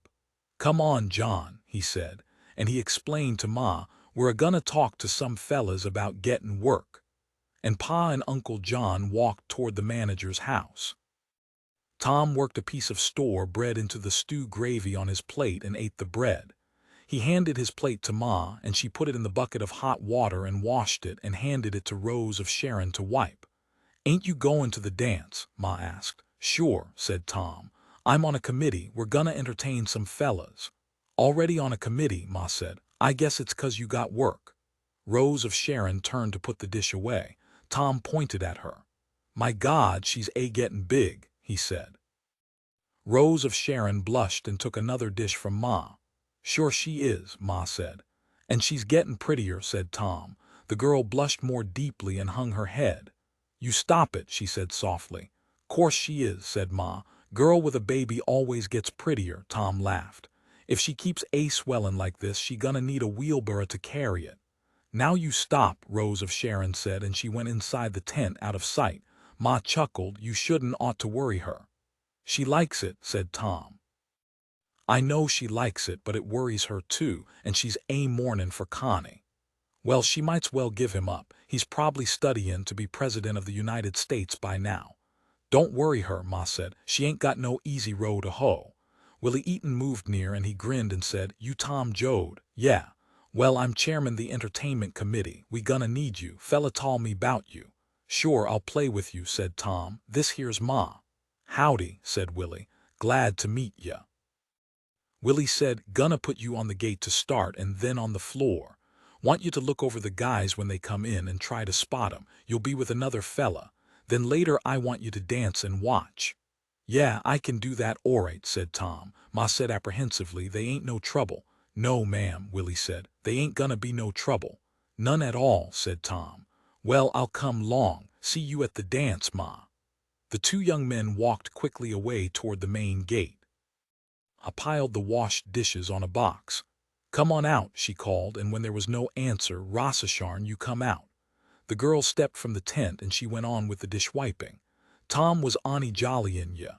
"I know, I didn't mind, Ani. I hate to have folks look at me." "Ain't no way to heap that, folks gonna look. but it makes folks happy to see a girl in a family way makes folks sort of giggly and happy. Ain't you a-goin' to the dance? I was, but I don't know. I wished Connie was here. Her voice rose. Ma, I wished he was here. I can't hardly stand it. Ma looked closely at her. I know, she said, but Rossasharn Don shame your folks. I don aim to, Ma. Well, Don, you shame us. We got too much on us now without no shame. The girl's lip quivered. I ain't goin' to the dance. I couldn't, Ma, heap me. She sat down and buried her head in her hands. Ma wiped her hands on the dish towel and she squatted down in front of her daughter and she put her 2 hands on rows of Sharon's hair. You're a good girl, she said. You always was a good girl. I'll take care of you, don't you fret. She put an interest in her tone. Know what you and me's gonna do. We're a-goin' to that dance and we're a-gonna set there and watch. If anybody says to come dance, why, I'll say you ain't strong enough. I'll say you're poorly. And you can hear the music and all like that. Rose of Sharon raised her head. You won't let me dance. No, I won't. And Don let nobody touch me. No, I won't, the girl sighed. She said desperately, I don know what I'm a-gonna do, Ma. I just don know, I don know. Ma patted her knee. Look, she said, look here at me. I'm a-gonna tell you in a little while it ain't gonna be so bad, in a little while. And that's true. Now come on. We'll go get washed up and we'll put on our nice dress and we'll set by the dance. She led Rose of Sharon toward the sanitary unit. Pa and Uncle John squatted with a group of men by the porch of the office. We nearly got work today, Pa said. We was jus a few minutes late. They already got 2 fellas, and well, sir, it was a funny thing. They's a straw boss there, and he says, we jus got some 2-bit men. Course we could use 20-cent men. We can use a lot of 20-cent men. You go to your camp and say we'll put a lot of fellas on for 20 cents. The squatting men moved nervously. A broad-shouldered man, his face completely in the shadow of a black hat, spatted his knee with his palm. I know it, God damn it, he cried. And they'll get men. They'll get hungry men. You can't feed your family on 20 cents an hour, but you'll take anything. They got you going in common. They just auction a job off. Jesus Christ, pretty soon they're gonna make us pay to work. We would have took her, Pa said. We ain't had no job.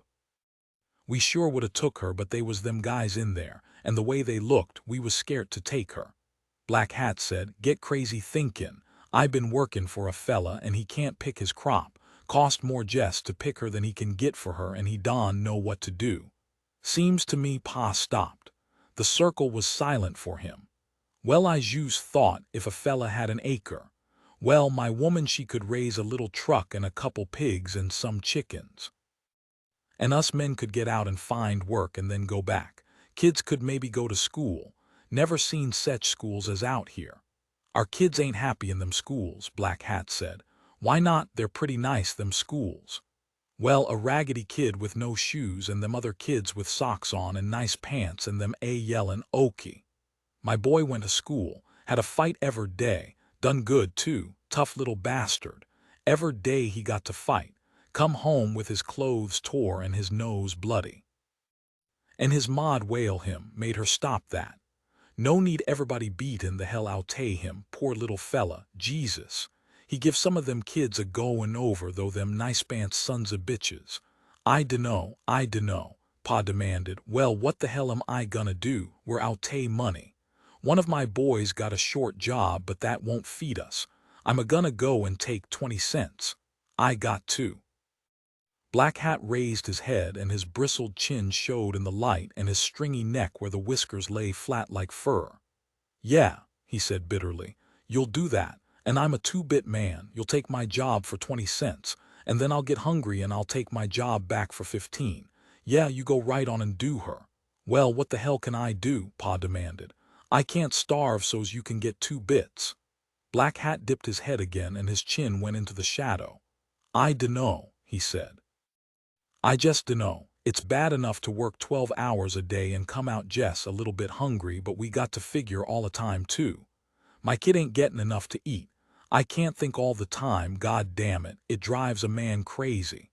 The circle of men shifted their feet nervously. Tom stood at the gate and watched the people coming into the dance. A floodlight shone down into their faces. Willie Eaton said, "Jess, keep your eyes open. I'm sending Jewel Vitla over. He's half Cherokee. Nice fella. Keep your eyes open and see if you can pick out the ones." "Okay," said Tom. He watched the farm families come in, the girls with braided hair and the boys polished for the dance. Jewel came and stood beside him. "I'm with you," he said. Tom looked at the hawk nose and the high brown cheekbones and the slender receding chin. "They says you're half Injun. You look all Injun to me." "No," said Jewel. "Just half. Wished I was a full blood. I'd have my land on the reservation. Them full-bloods got it pretty nice, some of 'em." "Look at them people," Tom said. The guests were moving in through the gateway, families from the farms, migrants from the ditch camps. Children straining to be free and quiet, parents holding them back. Jewel said, "These here dances done funny things. Our people got nothing but Jess, because they can ask their friends to come here to the dance, sets 'em up and makes 'em proud. And the folks respects 'em, count of these here dances. Fella got a little place where I was workin'. He come to a dance here. I asked him myself and he come. Says we got the only decent dance in the county where a man can take his girls and his wife. Hey, look." 3 young men were coming through the gate, young working men in jeans. They walked close together. The guard at the gate questioned them and they answered and passed through. "Look at 'em careful," Jewel said. He moved to the guard. "Who asked them 3?" he asked. "Fella named Jackson, Unit 4. Jewel came back to Tom. "I think them's our fellas. How you know?" "I dunno how. Jess got a feelin' they're kinda scared. Foller 'em and tell Willie to look 'em over and tell Willie to check with Jackson, Unit 4, get him to see if they're all right. I'll stay here." Tom strolled after the 3 young men. They moved toward the dance floor and took their positions quietly on the edge of the crowd. Tom saw Willie near the band and signaled him. "What cha want?" Willie asked. "Them 3 see there." "Yeah. They say a fella named Jackson, Unit 4, asked 'em." Willie craned his neck and saw Huston and called him over. "Them 3 fellas," he said. "We better get Jackson, Unit 4, and see if he asked 'em." Huston turned on his heel and walked away, and in a few moments he was back with a lean and bony Kansan. "This here's Jackson," Huston said. "Look, Jackson see them 3 young fellas." "Yeah. Well, did you ask 'em?" "No. Ever see 'em before?" Jackson peered at them. "Sure. Worked at Gregorio's with 'em. So they knowed your name." "Sure. I worked right beside 'em." "All right," Huston said. "Don't you go near 'em. We ain't gonna THO 'em out if they're nice." "Thanks, Mr. Jackson. Good work," he said to Tom. "I guess them's the fellas." "Jewel picked 'em out," said Tom. "Hell, no wonder," said Willie. "His Injun blood smelled 'em. Well, I'll point 'em out to the boys." A 16-year-old boy came running through the crowd. He stopped, panting, in front of Huston. "Mr. Huston," he said. "I been like you said. There's a car with 6 men parked down by the eucalyptus trees and they's one with 4 men up that north side road. I asked 'em for a match. They got guns. I seen 'em." Huston's eyes grew hard and cruel. "Willie," he said, "you sure you got everything ready?" Willie grinned happily. "Sure have, Mr. Huston. Ain't gonna be no trouble." "Well, don't hurt 'em. 'Member now, if you kin, quiet and nice. I kinda like to see 'em. Be in my tent." "I'll see what we kin do," said Willie. Dancing had not formally started, but now Willie climbed onto the platform. "Choose up your squares," he called. The music stopped. Boys and girls, young men and women, ran about until 8 squares were ready on the big floor, ready and waiting. The girls held their hands in front of them and squirmed their fingers. The boys tapped their feet restlessly. Around the floor the old folks sat, smiling slightly, holding the children back from the floor. And in the distance the Jesus lovers sat with hard, condemning faces and watched the sin. Ma and Rose of Sharon sat on a bench and watched. And as each boy asked Rose of Sharon as partner, Ma said, "No, she ain't well." And Rose of Sharon blushed and her eyes were bright.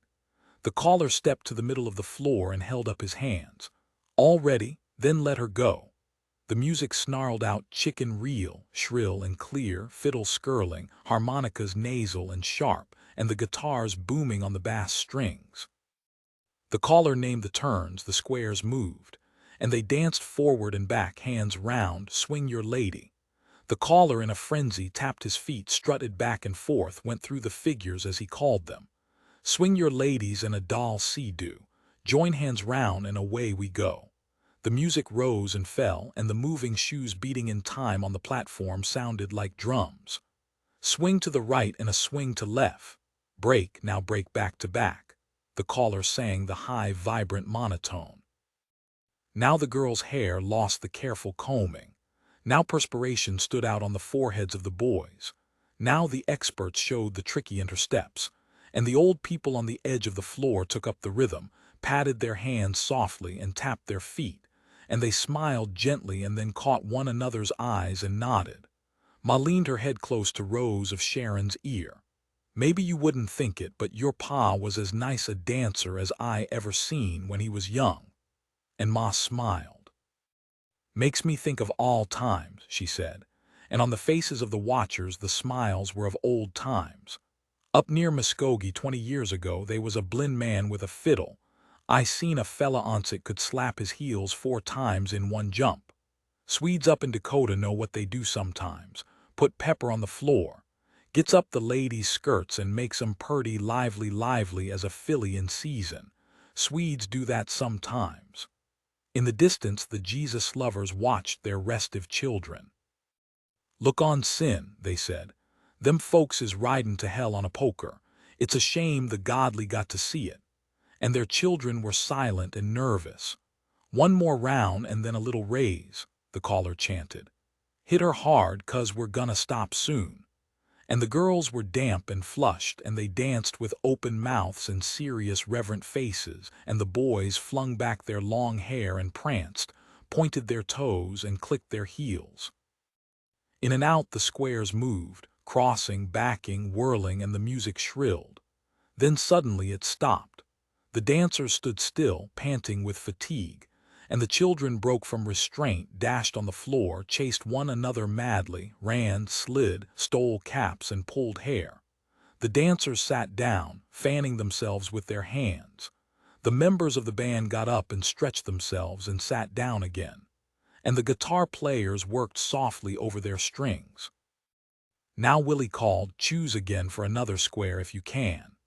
The dancers scrambled to their feet and new dancers plunged forward for partners. Tom stood near the 3 young men. He saw them force their way through, out on the floor, toward one of the forming squares. He waved his hand at Willie, and Willie spoke to the fiddler.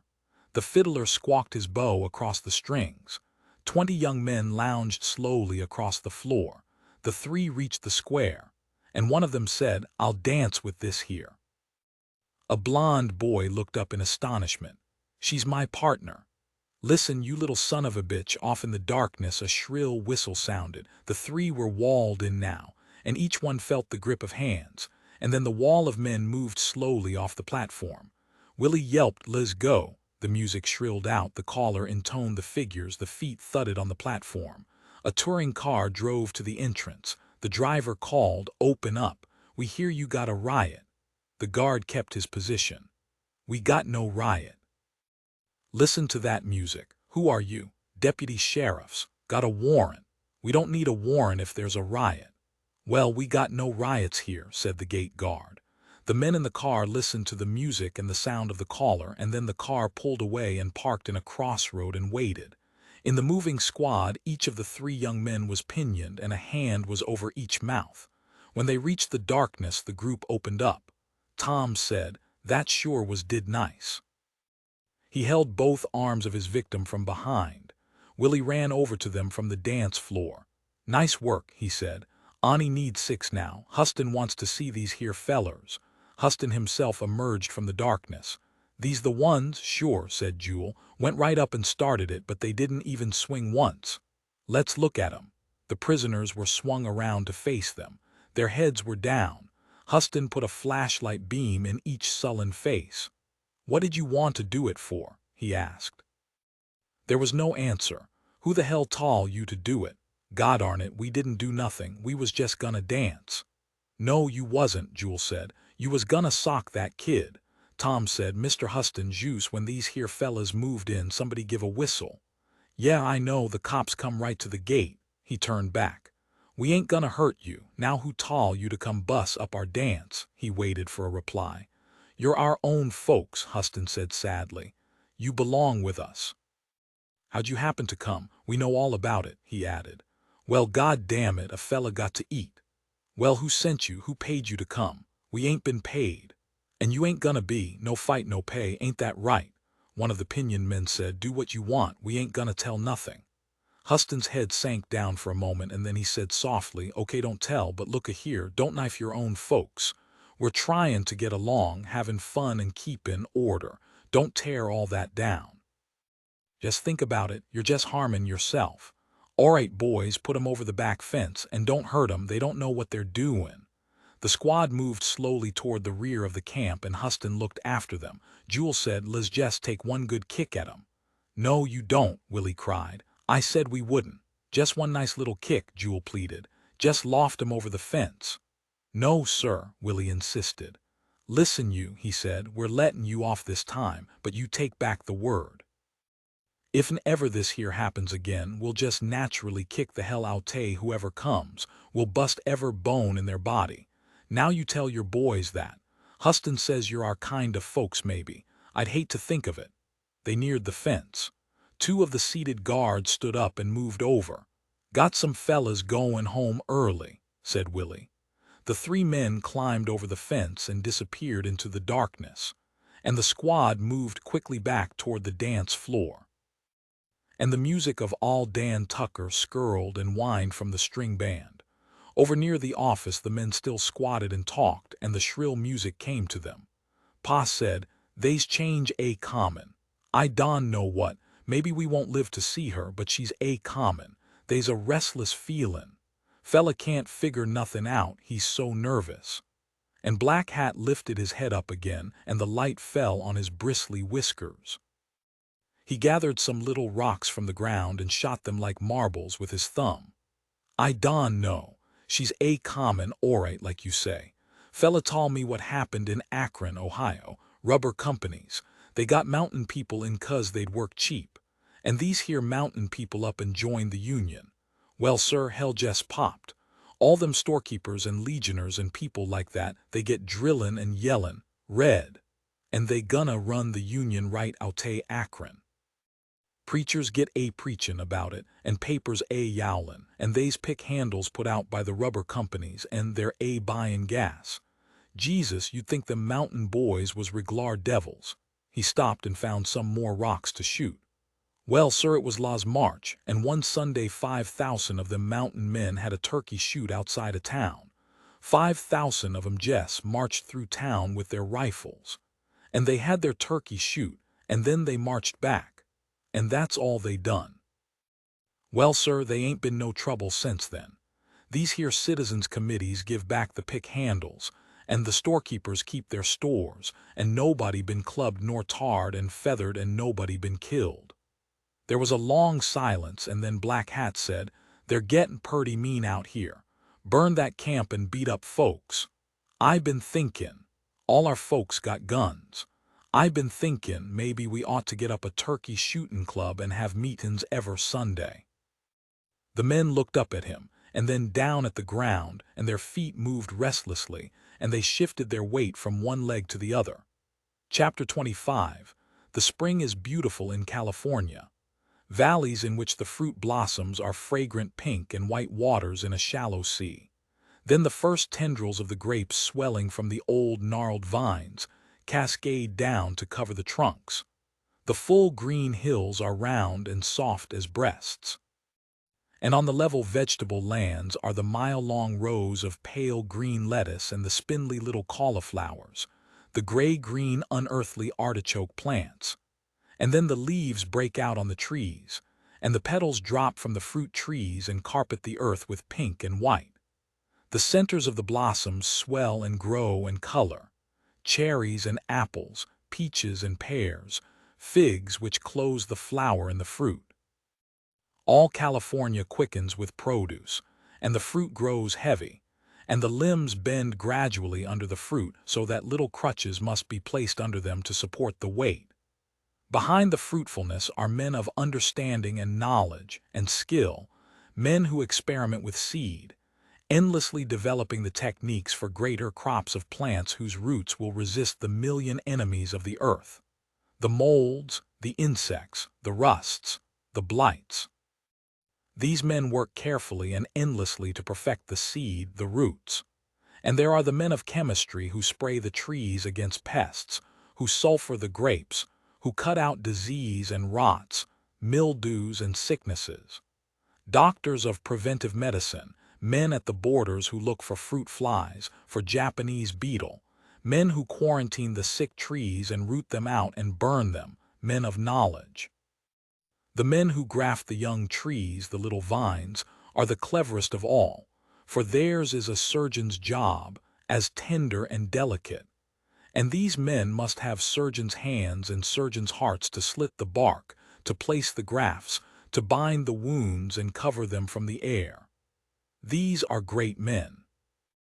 Along the rows, the cultivators move, tearing the spring grass and turning it under to make a fertile earth, breaking the ground to hold the water up near the surface, ridging the ground in little pools for the irrigation, destroying the weed roots that may drink the water away from the trees. And all the time the fruit swells and the flowers break out in long clusters on the vines. And in the growing year the warmth grows and the leaves turn dark green. The prunes lengthen like little green birds' eggs and the limbs sag down against the crutches under the weight. And the hard little pears take shape, and the beginning of the fuzz comes out on the peaches. Grape blossoms shed their tiny petals and the hard little beads become green buttons, and the buttons grow heavy. The men who work in the fields, the owners of the little orchards, watch and calculate. The year is heavy with produce, and the men are proud, for of their knowledge they can make the year heavy. They have transformed the world with their knowledge. The short, lean wheat has been made big and productive. Little sour apples have grown large and sweet, and that old grape that grew among the trees and fed the birds its tiny fruit has mothered 1,000 varieties, red and black, green and pale pink, purple and yellow, and each variety with its own flavor. The men who work in the experimental farms have made new fruits, nectarines and 40 kinds of plums, walnuts with paper shells. And always they work, selecting, grafting, changing, driving themselves, driving the earth to produce. And first the cherries ripen, cent and a half a pound. Hell, we can't pick 'em for that. Black cherries and red cherries, full and sweet, and the birds eat half of each cherry and the yellow jackets buzz into the holes the birds made. And on the ground the seeds drop and dry with black shreds hanging from them. The purple prunes soften and sweeten. My God, we can't pick them and dry and sulfur them. We can't pay wages, no matter what wages, and the purple prunes carpet the ground. And first the skins wrinkle a little and swarms of flies come to feast, and the valley is filled with the odor of sweet decay. The meat turns dark and the crop shrivels on the ground, and the pears grow yellow and soft. $5 a ton. $5 for 40, 50-pound boxes, trees pruned and sprayed, orchards cultivated, pick the fruit, put it in boxes, load the trucks, deliver the fruit to the cannery, 40 boxes for $5. We can't do it.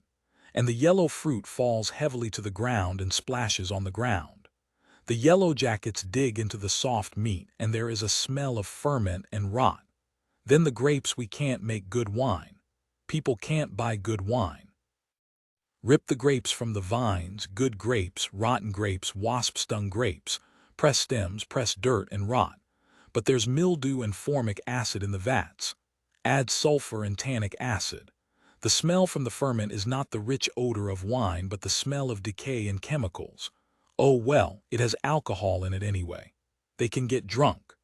The little farmers watched debt creep up on them like the tide.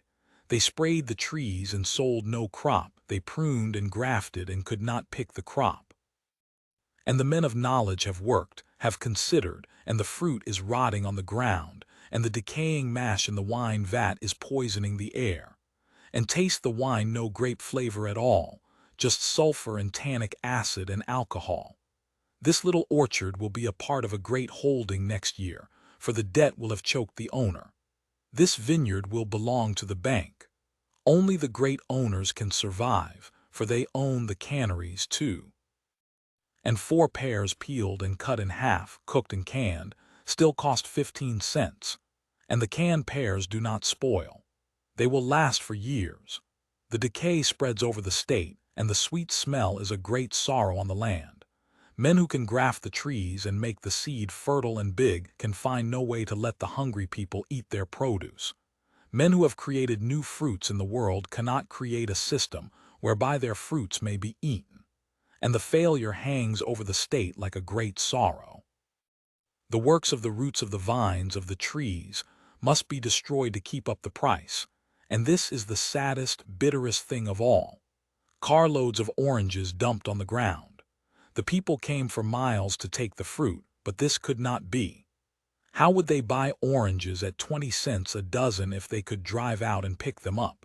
And men with hoses squirt kerosene on the oranges, and they are angry at the crime, angry at the people who have come to take the fruit. 1,000,000 people hungry, needing the fruit and kerosene sprayed over the golden mountains, and the smell of rot fills the country. Burn coffee for fuel in the ships. Burn corn to keep warm, it makes a hot fire. Dump potatoes in the rivers and place guards along the banks to keep the hungry people from fishing them out. Slaughter the pigs and bury them, and let the putrescence drip down into the earth. There is a crime here that goes beyond denunciation. There is a sorrow here that weeping cannot symbolize. There is a failure here that topples all our success. The fertile earth, the straight tree rows, the sturdy trunks, and the ripe fruit. And children dying of pellagra must die because a profit cannot be taken from an orange. And coroners must fill in the certificate died of malnutrition because the food must rot, must be forced to rot. The people come with nets to fish for potatoes in the river, and the guards hold them back. They come in rattling cars to get the dumped oranges, but the kerosene is sprayed. And they stand still and watch the potatoes float by. Listen to the screaming pigs being killed in a ditch and covered with quicklime. Watch the mountains of oranges slop down to a putrefying ooze. And in the eyes of the people there is the failure. And in the eyes of the hungry there is a growing wrath. In the souls of the people the grapes of wrath are filling and growing heavy for the vintage. Chapter 26. In the weed patch camp, on an evening when the long, barred clouds hung over the set sun and inflamed their edges, the Jode family lingered after their supper. Ma hesitated before she started to do the dishes. "We got to do somepin'," she said, and she pointed at Winfield. "Look at I.M.," she said, and when they stared at the little boy, he's a jerkin and ate whiston in his sleep. Look at his color. The members of the family looked at the earth again in shame. "Fried dough," Ma said. "1 month we been here, and Tom had 5 days' work, and the rest of you scrabbling out every day and no work, and scared to talk, and the money gone, you're scared to talk it out. Every night you just eat, then you get wanderin' away. Can't bear to talk it out. Well, you got to. Rossasharn ain't far from due, and look at her color. You got to talk it out. Now don't none of you get up till we figure somepin' out. 1 day more grease and 2 days flour and 10 potatoes. You set here and get busy." They looked at the ground. Pa cleaned his thick nails with his pocket knife. Uncle John picked at a splinter on the box he sat on. Tom pinched his lower lip and pulled it away from his teeth. He released his lip and said softly, "We been lookin', Ma been walkin' out since we can't use the gas no more. Been goin' in ever gate, walkin' up to ever house, even when we knowed they wasn't gonna be nothin'. Puts a weight on ya. Goin' out lookin' for somepin' you know you ain't gonna find." Ma said fiercely, "You ain't got the right to get discouraged. This here fambly's goin' under. You jus' ain't got the right." Pa inspected his scraped nail. "We gotta go," he said. "We didn't want to go. It's nice here and folks is nice here. We're feared we'll have to go live in one of them Hoovervilles." "Well, if we got to, we got to. First thing is we got to eat." Al broke in. "I got a tank full of gas in the truck. I didn't let nobody get into that." Tom smiled. "This here Al got a lot of sense along with he's randy-pandy." "Now you figure," Ma said. "I ain't watchin' this here fambly starve no more. One day more grease, that's what we got. Come time for Rossasharn to lay in, she got to be fed up, you figure. This here hot water and toilets, Pa began. Well, we can't eat no toilets, Tom said. They was a fella come by today lookin' for men to go to Marysville, pickin' fruit. Well, why don we go to Marysville? Ma demanded. I dunno, said Tom. Didn't seem right somehow, he was so anxious. Wouldn't say how much the pay was, said he didn't know exactly. Ma said, we're a-goin' to Marysville. I don care what the pay is, we're a-goin'. It's too far, said Tom. We ain't got the money for gasoline, we couldn't get there. Ma, you say we got to figure. I ain't doin' nothing but figure the whole time. Uncle John said, feller says they's cotton common in up north near a place called Tulare. That ain't very far, the feller says. Well, we got to get goin' and goin' quick. I ain't settin' here no longer, no matter how nice. Ma took up her bucket and walked toward the sanitary unit for hot water. Ma gets tough, Tom said. I seen her gettin' mad quite a piece now. She's juice boils up, Pa said with relief. Well, she brang it into the open anyways. I been layin' at night burnin' my brains up. Now we can talk her out anyways. Ma came back with her bucket of steaming water. Well, she demanded, figure anything out. Juice workin' her over, said Tom. Now s'pose we juice move up north where that cotton's at. We been over this here country. We know they ain't nothing here. S'pose we pack up and shove north. Then when the cotton's ready, we'll be there. I kinda like to get my hands around some cotton. You got a full tank, Al. Almost 'bout 2 inches down. Should get us up to that place. Ma poised a dish over the bucket. Well, she demanded, Tom said. You win. We'll move on, I guess. Huh, Pa? Guess we got to, Pa said. Ma glanced at him. When? Well, no need waitin'. Might's well go in the mornin'. We got to go in the mornin'. I tell you what's left. Now, Ma, don't think I don want to go. I ain't had a good gutful to eat in 2 weeks. Course I filled up, but I didn't take no good from it. Ma plunged the dish into the bucket. We'll go in the mornin', she said. Pa sniffed. Seems like times is changed, he said sarcastically. Time was when a man said what we do. Seems like women is tellin' now. Seems like it's purty near time to get out a stick. Ma put the clean, dripping tin dish out on a box. She smiled down at her work. You get your stick, Pa, she said. Times when they's food and a place to set, then maybe you can use your stick and keep your skin whole. But you ain't doin' your job, either thinkin' or workin'. If you was, why, you could use your stick, and women folks sniffle their nose and creep mouse around. But you juice, get you a stick now and you ain't lickin' no woman, you're fightin', 'cause I got a stick all laid out too. Pa grinned with embarrassment. Now it ain't good to have the little fellas hear you talkin' like that, he said. You get some bacon inside the little fellas 'fore you come tellin' what else is good for 'em, said Ma. Pa got up in disgust and moved away, and Uncle John followed him. Ma's hands were busy in the water, but she watched them go, and she said proudly to Tom, He's all right. He ain't beat, he's like as not to take a smack at me. Tom laughed. You juice treadin' him on. Sure, said Ma. Take a man, he can get worried and it eats out his liver, and purty soon he'll juice lay down and die with his heart out. But if you can take and make I am mad, why he'll be alright. Pa, he didn't say nothing, but he's mad now. He'll show me now. He's alright. Al got up. I'm gonna walk down the row, he said. Better see the truck's ready to go, Tom warned him. She's ready. If she ain't, I'll turn Ma on you. She's ready. Al strolled jauntily along the row of tents. Tom sighed. I'm gettin' tired, Ma. How about mackin' me mad? You got more sense, Tom. I don need to make you mad. I got to lean on you. Them others, they're kinda strangers all but you. You won't give up, Tom. The job fell on him. I don like it, he said. I want to go out like Al, and I want to get mad like Pa, and I want to get drunk like Uncle John. Ma shook her head. You can't, Tom. I knowed from the time you was a little fella. You can't. They some folks that's just their self and nothing more. There's Al, he's juice, a young fella after a girl. You wasn't never like that, Tom. Sure I was, said Tom. Still am. No, you ain't. Everything you do is mourn you. When they sent you up to prison, I knowed it. You're spoke for. Now, Ma, cut it out. It ain't true. It's all in your head. She stacked the knives and forks on top of the plates. Maybe it's in my head. Rossacharn, you wipe up these here and put 'em away." The girl got breathlessly to her feet and her swollen middle hung out in front of her. She moved sluggishly to the box and picked up a washed dish. Tom said, "Gettin' so tightful it's a pullin' her eyes wide." "Don't you go a jollyin'," said Ma. "She's doing good. You go long and say goodbye to anybody you want." "Okay," he said. "I'm gonna see how far it is up there." Ma said to the girl, "He ain't sayin' stuff like that to make you feel bad." "Where's Ruthie and Winfield?" "They snuck off after Pa. I seen 'em." "Well, leave 'em go." Rose of Sharon moved sluggishly about her work. Ma inspected her cautiously.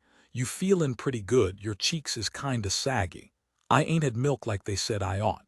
"I know, we jus' didn't have no milk."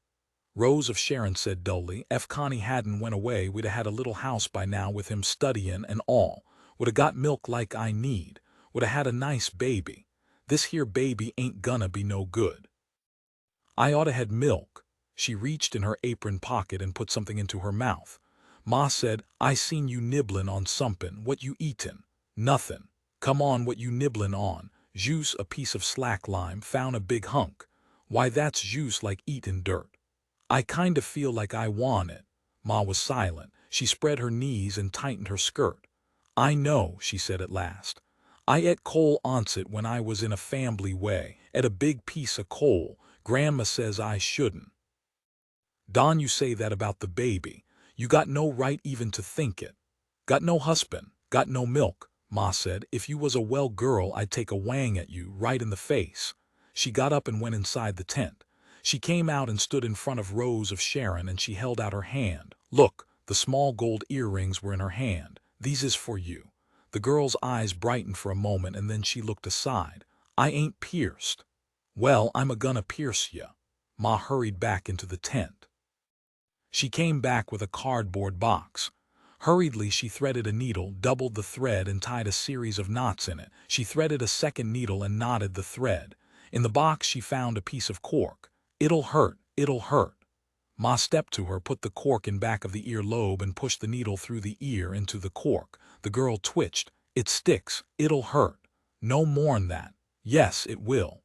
"Well then, let's see the other ear first." She placed the cork and pierced the other ear. "It'll hurt." "Hush," said Ma, "it's all done." Rose of Sharon looked at her in wonder. Ma clipped the needles off and pulled one knot of each thread through the lobes. "Now," she said, "every day we'll pull one knot and in a couple weeks it'll be all well and you can wear 'em. Here they're yourn now, you can keep 'em." Rose of Sharon touched her ears tenderly and looked at the tiny spots of blood on her fingers. "It didn't hurt, jus' stuck a little." "You oughta been pierced long ago," said Ma. She looked at the girl's face and she smiled in triumph. "Now get them dishes all done up. Your baby gonna be a good baby. Very near let you have a baby without your ears was pierced, but you're safe now." "Does it mean somethin'?" "Why, course it does," said Ma. "Course it does." Al strolled down the street toward the dancing platform. Outside a neat little tent he whistled softly and then moved along the street. He walked to the edge of the grounds and sat down in the grass. The clouds over the west had lost the red edging now and the cores were black. Al scratched his legs and looked toward the evening sky. In a few moments a blonde girl walked near. She was pretty and sharp-featured. She sat down in the grass beside him and did not speak. Al put his hand on her waist and walked his fingers around. "Don't," she said. "You tickle." "We're goin' away tomorrow," said Al. She looked at him, startled. "Tomorrow? Where?" "Up north," he said lightly. We're gonna get married, ain't we?" "Sure, sometime." "You said purty soon," she cried angrily. "Well, soon as when soon comes. You promised." He walked his fingers around farther. "Get away," she cried. "You said we was." "Well, sure we are. And now you're going away." Al demanded, "What's the matter with you? You in a fambly way?" "No, I ain't," Al laughed. "I jus' been wastin' my time, huh?" Her chin shot out. She jumped to her feet. "You get away from me," Al jowed. "I don' want to see you no more." "Aw, come on, what's the matter? You think you're jus' hell on wheels. Now wait a minute. You think I got to go out with you. Well, I don't, I got lots of chances. Now wait a minute. No, so you get away." Al lunged suddenly, caught her by the ankle and tripped her. He grabbed her when she fell and held her and put his hand over her angry mouth. She tried to bite his palm, but he cupped it out over her mouth and he held her down with his other arm. And in a moment she lay still, and in another moment they were giggling together in the dry grass. "Why, we'll be comin' back purty soon," said Al. "And I'll have a pocketful of Jack. We'll go down to Hollywood and see the pictures." She was lying on her back. Al bent over her, and he saw the bright evening star reflected in her eyes, and he saw the black cloud reflected in her eyes. "We'll go on the train," he said. "How long you think it'll be?" she asked. "Oh, maybe a month," he said. The evening dark came down, and Pa and Uncle John squatted with the heads of families out by the office. They studied the night and the future. The little manager in his white clothes, frayed and clean, rested his elbows on the porch rail. His face was drawn and tired. Huston looked up at him. "You better get some sleep, mister." "I guess I ought. Baby born last night in Unit 3. I'm getting to be a good midwife." "Fella ought to know," said Huston. "Married fella got to know." Pa said, "We're gettin' out in the mornin'." "Yeah, which way you goin'?" "Thought we'd go up north a while, try to get in the first cotton. We ain't had work where I'll take food." "Know if they's any work?" Huston asked. "No, but we're sure they ain't none here." "They will be a little later," Huston said. "We'll hold on." "We have to go," said Pa. "Folks been so nice here in the toilets and all, but we got to eat, got a tank of gas. That'll get us a little piece up the road. We had a bath every day here. Never was so clean in my life. Funny thing used to be I Ani got a bath every week and I never seemed to stink. But now if I don get one every day I stink. Wonder if taking a bath so often makes that." "Maybe you couldn't smell yourself before," the manager said. "Maybe. I wished we could stay." The little manager held his temples between his palms. "I think there's going to be another baby tonight," he said. "We gonna have one in our family 'fore long," said Pa. "I wished we could have it here. I sure wished we could." Tom and Willie and Jewel the half-breed sat on the edge of the dance floor and swung their feet. "I got a sack of Durham," Jewel said. "Like a smoke." "I sure would," said Tom. "Ain't had a smoke for a hell of a time." He rolled the brown cigarette carefully to keep down the loss of tobacco. "Well, sir, we'll be sorry to see you go," said Willie. "You folks is good folks." Tom lighted his cigarette. "I been thinkin' about it a lot. Jesus Christ, I wished we could settle down." Jewel took back his Durham. "It ain't nice," he said. "I got a little girl. Thought when I come out here she'd get some schoolin'. But hell, we ain't in one place hardly long enough. Just gets goin' and we got to drag on." "I hope we don't get in no more Hoovervilles," said Tom. "I was really scared there. Deputies push you around." "I was scared I'd kill somebody," said Tom. "Was Ani there a little while, but I was stewin' around the whole time. De pity come in and picked up a freen juice because he talked out a turn. I was juice stewin' all the time." "Ever been in a strike?" Willie asked. "No." "Well, I been thinkin' a lot. Why don them deputies get in here and raise hell like ever place else? Think that little guy in the office is stoppin' 'em? No, sir." "Well, what is?" Jewel asked. "I'll tell ya, it's 'cause we're workin' together. Deputy can't pick on one fellow in this camp. He's pickin' on the whole darn camp. And he don't dare. All we got to do is give a yell and they's 200 men out. Fella organizin' for the union was a-talkin' out on the road. He says we could do that any place. Jus stick together. They ain't raisin' hell with no 200 men. They're pickin' on one man." "Yeah," said Jewel, "and suppose you got a union, you got to have leaders. They'll jus pick up your leaders, and where's your union?" "Well," said Willie, "we got to figure her out some time. I been out here a year, and wages is goin' right on down. Fella can't feed his family on his work now, and it's gettin' worse all the time. It ain't gonna do no good to set around and starve. I don't know what to do.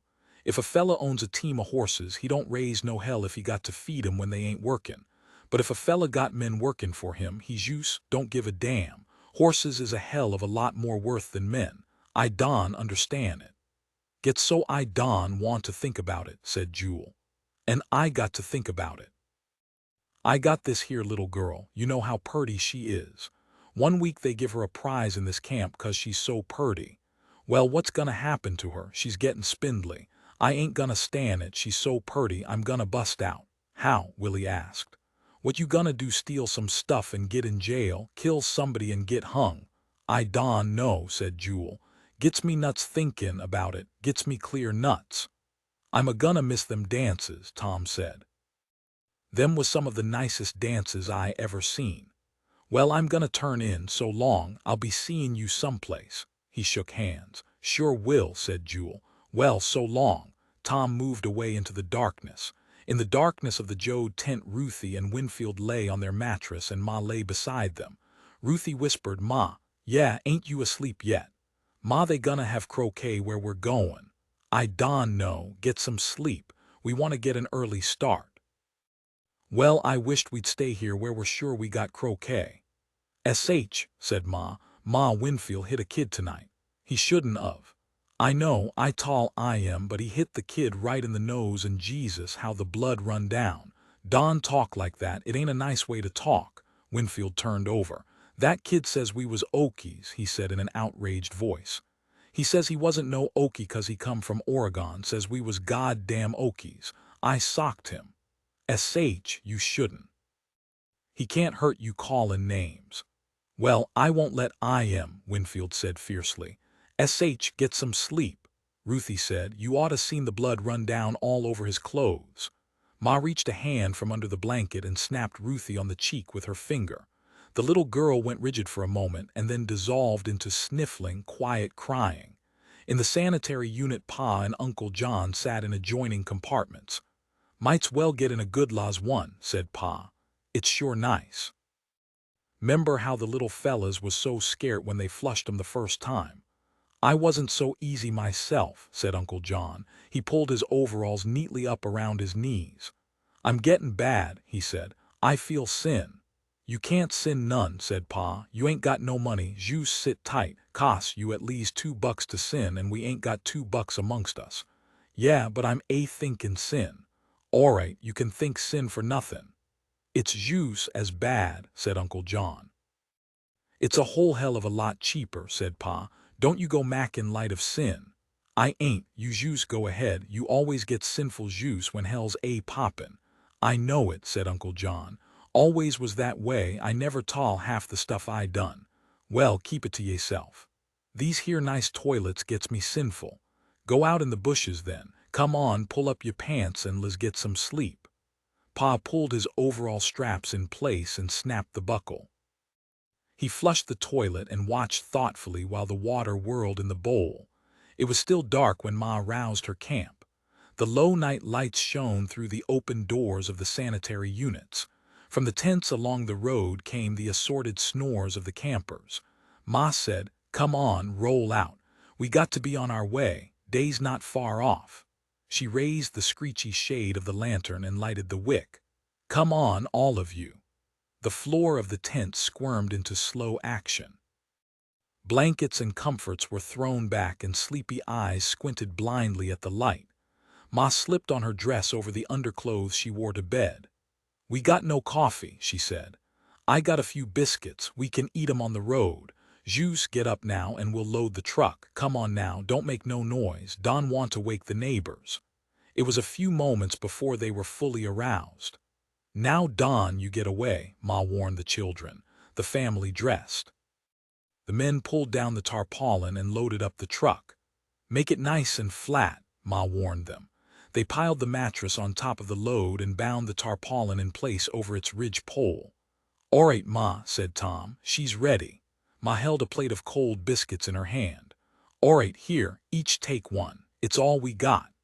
Ruthie and Winfield grabbed their biscuits and climbed up on the load. They coveted themselves with a blanket and went back to sleep, still holding the cold, hard biscuits in their hands.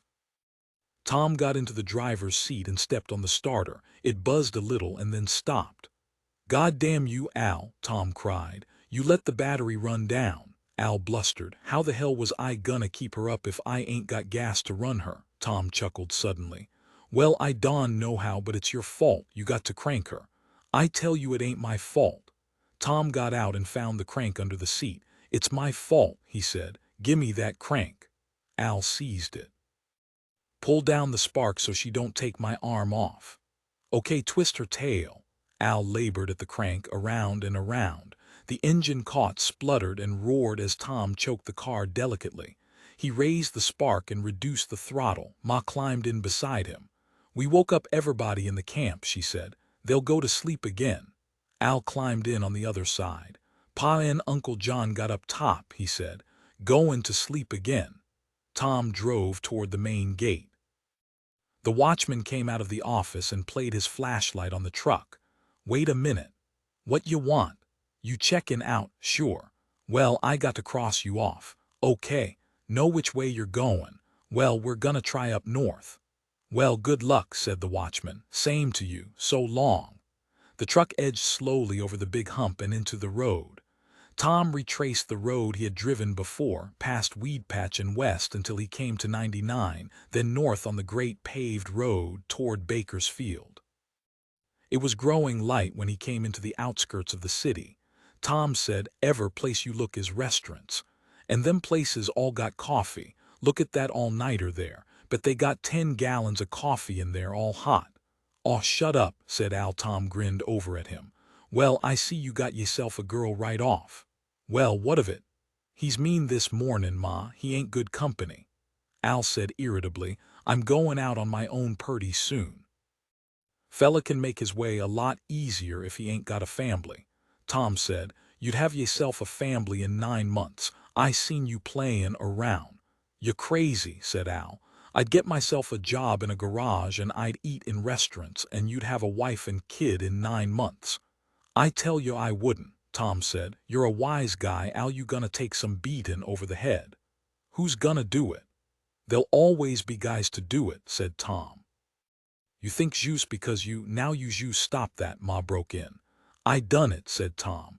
"I was badgerin' him. I didn't mean no harm, Al. I didn't know you liked that girl so much." "I don't like no girls much." "Alright then, you don't. You ain't gonna get no argument out of me." The truck came to the edge of the city. "Look at them hot dog stands, hundreds of 'em," said Tom. Ma said, "Tom, I got $1 put away. You want coffee bad enough to spend it?" "No, Ma, I'm jus foolin'." "You can have it if you want it bad enough." "I wouldn't take it," Al said. "Then shut up about coffee."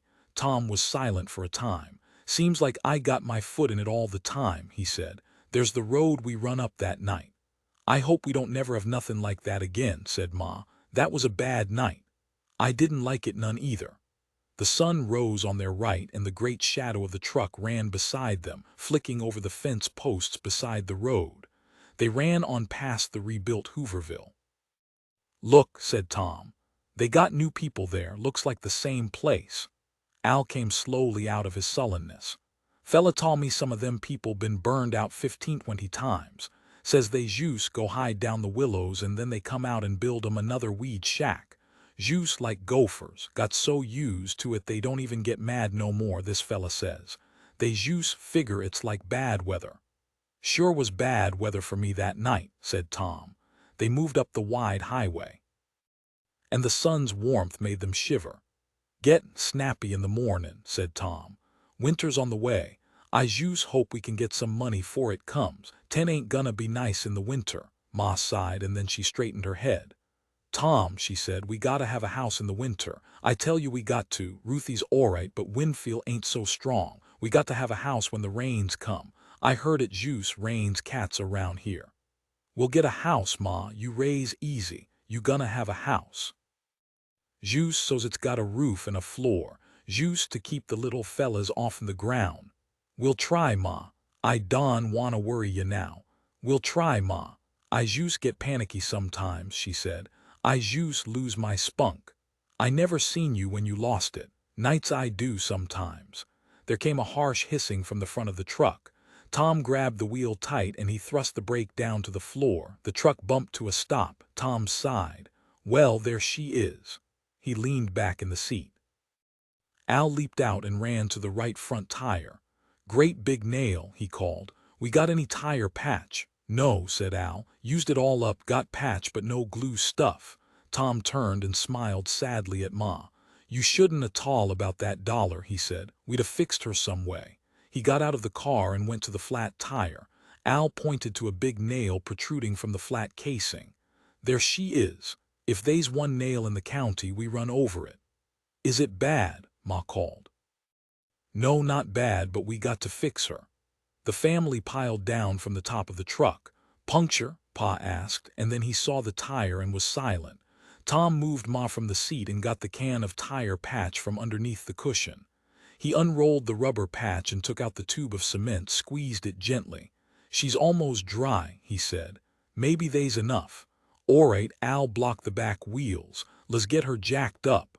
Tom and Al worked well together. They put stones behind the wheels, put the jack under the front axle, and lifted the weight off the limp casing. They ripped off the casing. They found the hole, dipped a rag in the gas tank, and washed the tube around the hole. And then, while Al held the tube tight over his knee, Tom tore the cement tube in two and spread the little fluid thinly on the rubber with his pocket knife. He scraped the gum delicately. "Now let her dry while I cut a patch." He trimmed and beveled the edge of the blue patch. Al held the tube tight while Tom put the patch tenderly in place. "There, now bring her to the running board while I tap her with a hammer." He pounded the patch carefully, then stretched the tube and watched the edges of the patch. "There she is. She's gonna hold. Stick her on the rim and we'll pump her up. Looks like you keep your buck, Ma." Al said, "I wished we had a spare." "We got to get us a spare, Tom, on a rim and all pumped up. Then we can fix a puncture at night. And we get money for a spare, we'll get us some coffee and side meat instead," Tom said. The light morning traffic buzzed by on the highway, and the sun grew warm and bright. A wind, gentle and sighing, blew in puffs from the southwest, and the mountains on both sides of the great valley were indistinct in a pearly mist. Tom was pumping at the tire when a roadster, coming from the north, stopped on the other side of the road. A brown-faced man dressed in a light gray business suit got out and walked across to the truck. He was bareheaded. He smiled, and his teeth were very white against his brown skin. He wore a massive gold wedding ring on the third finger of his left hand. A little gold football hung on a slender chain across his vest. "Morning," he said pleasantly. Tom stopped pumping and looked up. "Mornin'." The man ran his fingers through his coarse, short, graying hair. "You people looking for work?" "We sure are, mister, lookin' even under boards." "Can you pick peaches?" "We never done it," Pa said. "Can do anything," Tom said hurriedly. "We can pick anything there is." The man fingered his gold football. "Well, there's plenty of work for you about 40 miles north." "We'd sure admire to get it," said Tom. "You tell us how to get there and we'll go a-loppin'." "Well, you go north to Pixley, that's 35 or 6 miles, and you turn east, go about 6 miles. Ask anybody where the Hooper Ranch is. You'll find plenty of work there." "We sure will. Know where there's other people looking for work?" "Sure," said Tom. "Down at the Weed Patch Camp they's plenty lookin' for work." "I'll take a run down there, we can use quite a few. Remember now, turn east at Pixley and keep straight east to the Hooper Ranch." "Sure," said Tom. "And we thank you, mister, we need work awful bad." "All right, get along as soon as you can." He walked back across the road, climbed into his open roadster, and drove away south. Tom threw his weight on the pump. "20 apiece," he called. 1, 2, 3, 4 at 20. Al took the pump, and then Pa, and then Uncle John. The tire filled out and grew plump and smooth. 3 times around the pump went. "Let her down and let's see," said Tom. Al released the jack and lowered the car. "Got plenty," he said. "Maybe a little too much." They threw the tools into the car. "Come on, let's go," Tom called. "We're gonna get some work at last." Ma got in the middle again. Al drove this time. "Now take her easy. Don't burn her up, Al." They drove on through the sunny morning fields. The mist lifted from the hilltops, and they were clear and brown with black-purple creases. The wild doves flew up from the fences as the truck passed. Al unconsciously increased his speed. "Easy," Tom warned him. "She'll blow up if you crowd her. We got to get there. Might even get in some work today." Ma said excitedly, "With 4 men workin', maybe I can get some credit right off. First thing I'll get is coffee, 'cause you've been wanting that, and then some flour and back-end powder and some meat. Better not get no side meat right off. Save that for later, maybe Saturday. And soap, got to get soap, wonder where we'll stay, she babbled on. And milk. I'll get some milk 'cause Rossasharn, she ought to have milk. The lady nurse says that. A snake wriggled across the warm highway. Al zipped over and ran it down and came back to his own lane. Go for snake, said Tom. You oughtn't to done that. I hate said Al gaily. Hate all kinds. Give me the stomach quake. The forenoon traffic on the highway increased, salesmen in shiny coupes with the insignia of their companies painted on the doors, red and white gasoline trucks dragging clinking chains behind them, great square-doored vans from wholesale grocery houses, delivering produce. The country was rich along the roadside. There were orchards, heavy-leafed in their prime, and vineyards with the long green crawlers carpeting the ground between the rows. There were melon patches and grain fields. White houses stood in the greenery, roses growing over them, and the sun was gold and warm. In the front seat of the truck, Ma and Tom and Al were overcome with happiness. I ain't really felt so good for a long time, Ma said. If we pick plenty peaches, we might get a house, pay rent even for a couple months. We got to have a house. Al said, I'm a-gonna save up. I'll save up and then I'm a-goin' in a town and get me a job in a garage. Live in a room and eat in restaurants. Go to the movin' pictures every damn night. Don cost much, cowboy pictures. His hands tightened on the wheel. The radiator bubbled and hissed steam. Did you fill her up? Tom asked. Yeah, wind's kinda behind us, that's what makes her boil. It's a awful nice day, Tom said. You's ta work there in McAllister and think all the things I'd do. I'd go in a straight line way to hell and gone and never stop nowheres. Seems like a long time ago. Seems like it's years ago I was in. They was a guard made it tough. I was gonna lay for guess that's what makes me mad at cops. Seems like ever cop got his face. He used ta get red in the face, looked like a pig. Had a brother out west, they said. Used ta get fellas paroled to his brother and then they had to work for nothing. If they raised a stink, they'd get sent back for breaking parole. That's what the fellers said. Don, think about it, Ma begged him.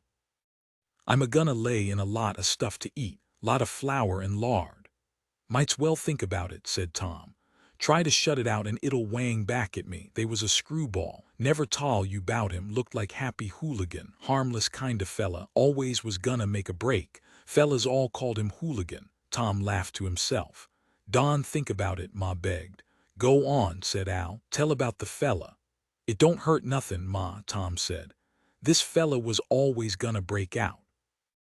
Make a plan, he would, but he couldn't keep it to himself and purty soon everybody knowed it, even the warden.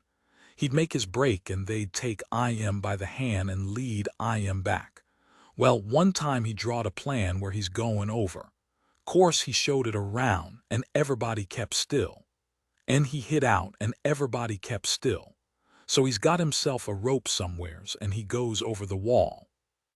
They 6 guards outside with a great big sack. And hooligan comes quiet down the rope and they juice haul the sack out and he goes right inside. They tie up the mouth and take back inside. Fellas laughed so hard they like to died, but it busted hooligan's spirit. He juice cried and moped around and got sick. Hurt his feelin's so bad. Cut his wrists with a pin and bled to death 'cause his feelin's was hurt. No harm in at all. They's all kinds of screwballs in stir. Don, talk about it, Ma said. I knowed purty boy Floyd's Ma. He went a bad boy, juice got drove in a corner. The sun moved up toward noon and the shadow of the truck grew lean and moved in under the wheels. Muse be Pixley up the road, Al said. Seen a sign a little back. They drove into the little town and turned eastward on a narrower road, and the orchards lined the way and made an aisle. Hope we can find her easy, Tom said. Ma said, that fella said the Hooper Ranch, said anybody'd tell us. Hope they's a store nearby, might get some credit with 4 men workin'. I could get a real nice supper if they'd gimme some credit, make up a big stew maybe. And coffee, said Tom. Might even get me a sack of Durham. I ain't had no tobacco of my own for a long time. Far ahead the road was blocked with cars, and a line of white motorcycles was drawn up along the roadside. Mews be a wreck, Tom said. As they drew near, a state policeman in boots and Sam Brown belt stepped around the last parked car. He held up his hand and Al pulled to a stop. The policeman leaned confidentially on the side of the car. "Where you going?" Al said. "Fella said they was work pickin' peaches up this way." "Wanna work, do you?" "Damn right," said Tom. "Okay, wait here a minute." He moved to the side of the road and called ahead. "One more, that's 6 cars ready. Better take this batch through." Tom called, "Hey." "What's the matter?" The patrol man lounged back. "Got a little trouble up ahead. Don't you worry, you'll get through. Just follow the line." There came the splattering blast of motorcycles starting. The line of cars moved on with the Jode truck last. 2 motorcycles led the way and 2 followed. Tom said uneasily, "I wonder what's the matter." "Maybe the road's out," Al suggested. "Don need 4 cops to lead us. I don like it." The motorcycles ahead speeded up. The line of old cars speeded up. Al hurried to keep in back of the last car. "These here is our own people, all of 'em," Tom said. "I don like this." Suddenly the leading policeman turned off the road into a wide graveled entrance. The old cars whipped after them. The motorcycles roared their motors. Tom saw a line of men standing in the ditch beside the road, saw their mouths open as though they were yelling, saw their shaking fists and their furious faces. A stout woman ran toward the cars, but a roaring motorcycle stood in her way. A high wire gate swung open. The 6 old cars moved through and the gate closed behind them. The 4 motorcycles turned and sped back in the direction from which they had come. And now that the motors were gone, the distant yelling of the men in the ditch could be heard. 2 men stood beside the graveled road. Each one carried a shotgun. One called, "Go on, go on. What the hell are you waiting for?" The 6 cars moved ahead, turned a bend, and came suddenly on the Peach camp. There were 50 little square, flat-roofed boxes, each with a door and a window, and the whole group in a square. A water tank stood high on one edge of the camp, and a little grocery store stood on the other side. At the end of each row of square houses stood 2 men armed with shotguns and wearing big silver stars pinned to their shirts. The 6 cars stopped. 2 bookkeepers moved from car to car. "Wanna work?" Tom answered. "Sure, but what is this?" "That's not your affair. Want to work?" "Sure we do." "Name?" "Jode." "How many men?" "4. "Women?" 2. "Kids?" 2. "Can all of you work?" "Why, I guess so." "Okay, fine. House 63. Wages 5 cents a box. No bruised fruit." "All right, move along now. Go to work right away." The cars moved on. On the door of each square red house a number was painted. 60, Tom said. "There's 60, must be down that way. There's 61, 62, there she is." Al parked the truck close to the door of the little house. The family came down from the top of the truck and looked about in bewilderment. 2 deputies approached. They looked closely into each face. "Name?" "Jode," Tom said impatiently. "Say, what is this here?" One of the deputies took out a long list. "Not here. Ever see these here? Look at the license." "Nope. Ain't got it. Guess they're okay." "Now you look here. We don't want no trouble with you. Jess, do your work and mind your own business and you'll be all right." The 2 turned abruptly and walked away. At the end of the dusty street they sat down on 2 boxes and their position commanded the length of the street. Tom stared after them. "They sure do want to make us feel at home." Ma opened the door of the house and stepped inside. The floor was splashed with grease. In the one room stood a rusty tin stove and nothing more. The tin stove rested on 4 bricks and its rusty stovepipe went up through the roof. The room smelled of sweat and grease. Rose of Sharon stood beside Ma. "We gonna live here." Ma was silent for a moment. "Why sure," she said at last. "It ain't so bad once we wash it out, get her mopped." "I like the tent better," the girl said. "This got a floor," Ma suggested. "This here wouldn't leak when it rains." She turned to the door. "Might as well unload," she said. The men unloaded the truck silently. A fear had fallen on them. The great square of boxes was silent. A woman went by in the street, but she did not look at them. Her head was sunk and her dirty gingham dress was frayed at the bottom in little flags. The pall had fallen on Ruthie and Winfield. They did not dash away to inspect the place. They stayed close to the truck, close to the family. They looked forlornly up and down the dusty street. Winfield found a piece of baling wire, and he bent it back and forth until it broke. He made a little crank of the shortest piece and turned it around and around in his hands. Tom and Pa were carrying the mattresses into the house when a clerk appeared. He wore khaki trousers and a blue shirt and a black necktie. He wore silver-bound eyeglasses, and his eyes through the thick lenses were weak and red, and the pupils were staring little bull's eyes. He leaned forward to look at Tom. "I want to get you checked down," he said. "How many of you going to work?" Tom said. "They's 4 men. Is this here hard work?" "Picking peaches," the clerk said. "Piecework. Give 5 cents a box." "Ain't no reason why the little fellas can't help." "Sure not if they're careful." Ma stood in the doorway. "Soon's I get settled down I'll come out and help. We got nothing to eat, mister. Do we get paid right off?" "Well, no, not money right off, but you can get credit at the store for what you got coming." "Come on, let's hurry," Tom said. "I want to get some meat and bread in me tonight." "Where do we go, mister?" "I'm going out there now. Come with me."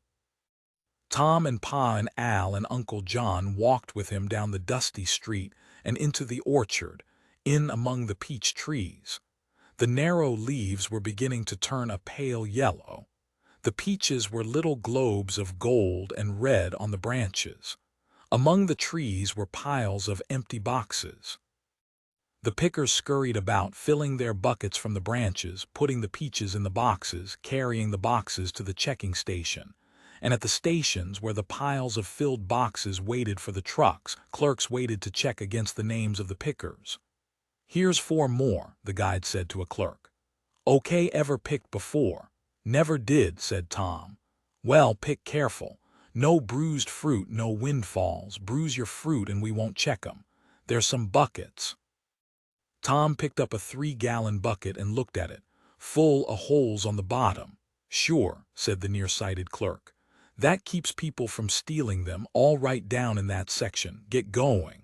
The 4 Jodes took their buckets and went into the orchard. "They don't waste no time," Tom said. "Christ almighty," Al said. "I ruther work in a garage." Pa had followed docilely into the field. He turned suddenly on Al. "Now you jus quit it," he said. "You been hankerin' and complainin' and bull-blowin'. You get to work. You ain't so big I can't lick you yet." Al's face turned red with anger. He started to bluster. Tom moved near to him. "Come on, Al," he said quietly. "Bread and meat, we got to get 'em." They reached for the fruit and dropped them in the buckets. Tom ran at his work. 1 bucket full, 2 buckets. He dumped them in a box. 3 buckets. The box was full. "I jus made a nickel," he called. He picked up the box and walked hurriedly to the station. "Here's a nickel's worth," he said to the checker. The man looked into the box, turned over a peach or 2. "Put it over there, that's out," he said. "I told you not to bruise them. Dumped 'em out of the bucket, didn't you? Well, every damn peach is bruised. Can't check that one. Put 'em in easy or you're working for nothing." "Why, God damn it, now go easy. I warned you before you started." Tom's eyes drooped sullenly. "Okay," he said. "Okay." He went quickly back to the others. "Might's well dump what you got," he said. "Yours is the same as mine, won't take 'em." "Now what the hell," Al began. "Got to pick easier. Can't drop 'em in the bucket, got to lay 'em in." They started again, and this time they handled the fruit gently. The boxes filled more slowly. "We could figure somepin' out, I bet," Tom said. "If Ruthie and Winfield or Rossacharn Juice put 'em in the boxes, we could work out a system." He carried his newest box to the station. "Is this here worth a nickel?" The checker looked them over, dug down several layers. "That's better," he said. He checked the box in. "Just take it easy." Tom hurried back. "I got a nickel," he called. "I got a nickel. Ani got to do that there 20 times for $1. They worked on steadily through the afternoon. Ruthie and Winfield found them after a while. "You got to work," Pa told them. "You got to put the peaches careful in the box. Here now, one at a time." The children squatted down and picked the peaches out of the extra bucket, and a line of buckets stood ready for them. Tom carried the full boxes to the station. "That's 7, he said. "That's 8. 40 cents we got. Get a nice piece of meat for 40 cents. The afternoon passed. Ruthie tried to go away. "I'm tired," she whined. "I got to rest." "You got to stay right where you're at," said Pa. Uncle John picked slowly. He filled one bucket to two of Tom's. His pace didn't change. In mid-afternoon, Ma came trudging out. "I would have come before, but Rossisharn fainted," she said. "Jess fainted away." "You been eatin' peaches," she said to the children. "Well, they'll blast you out."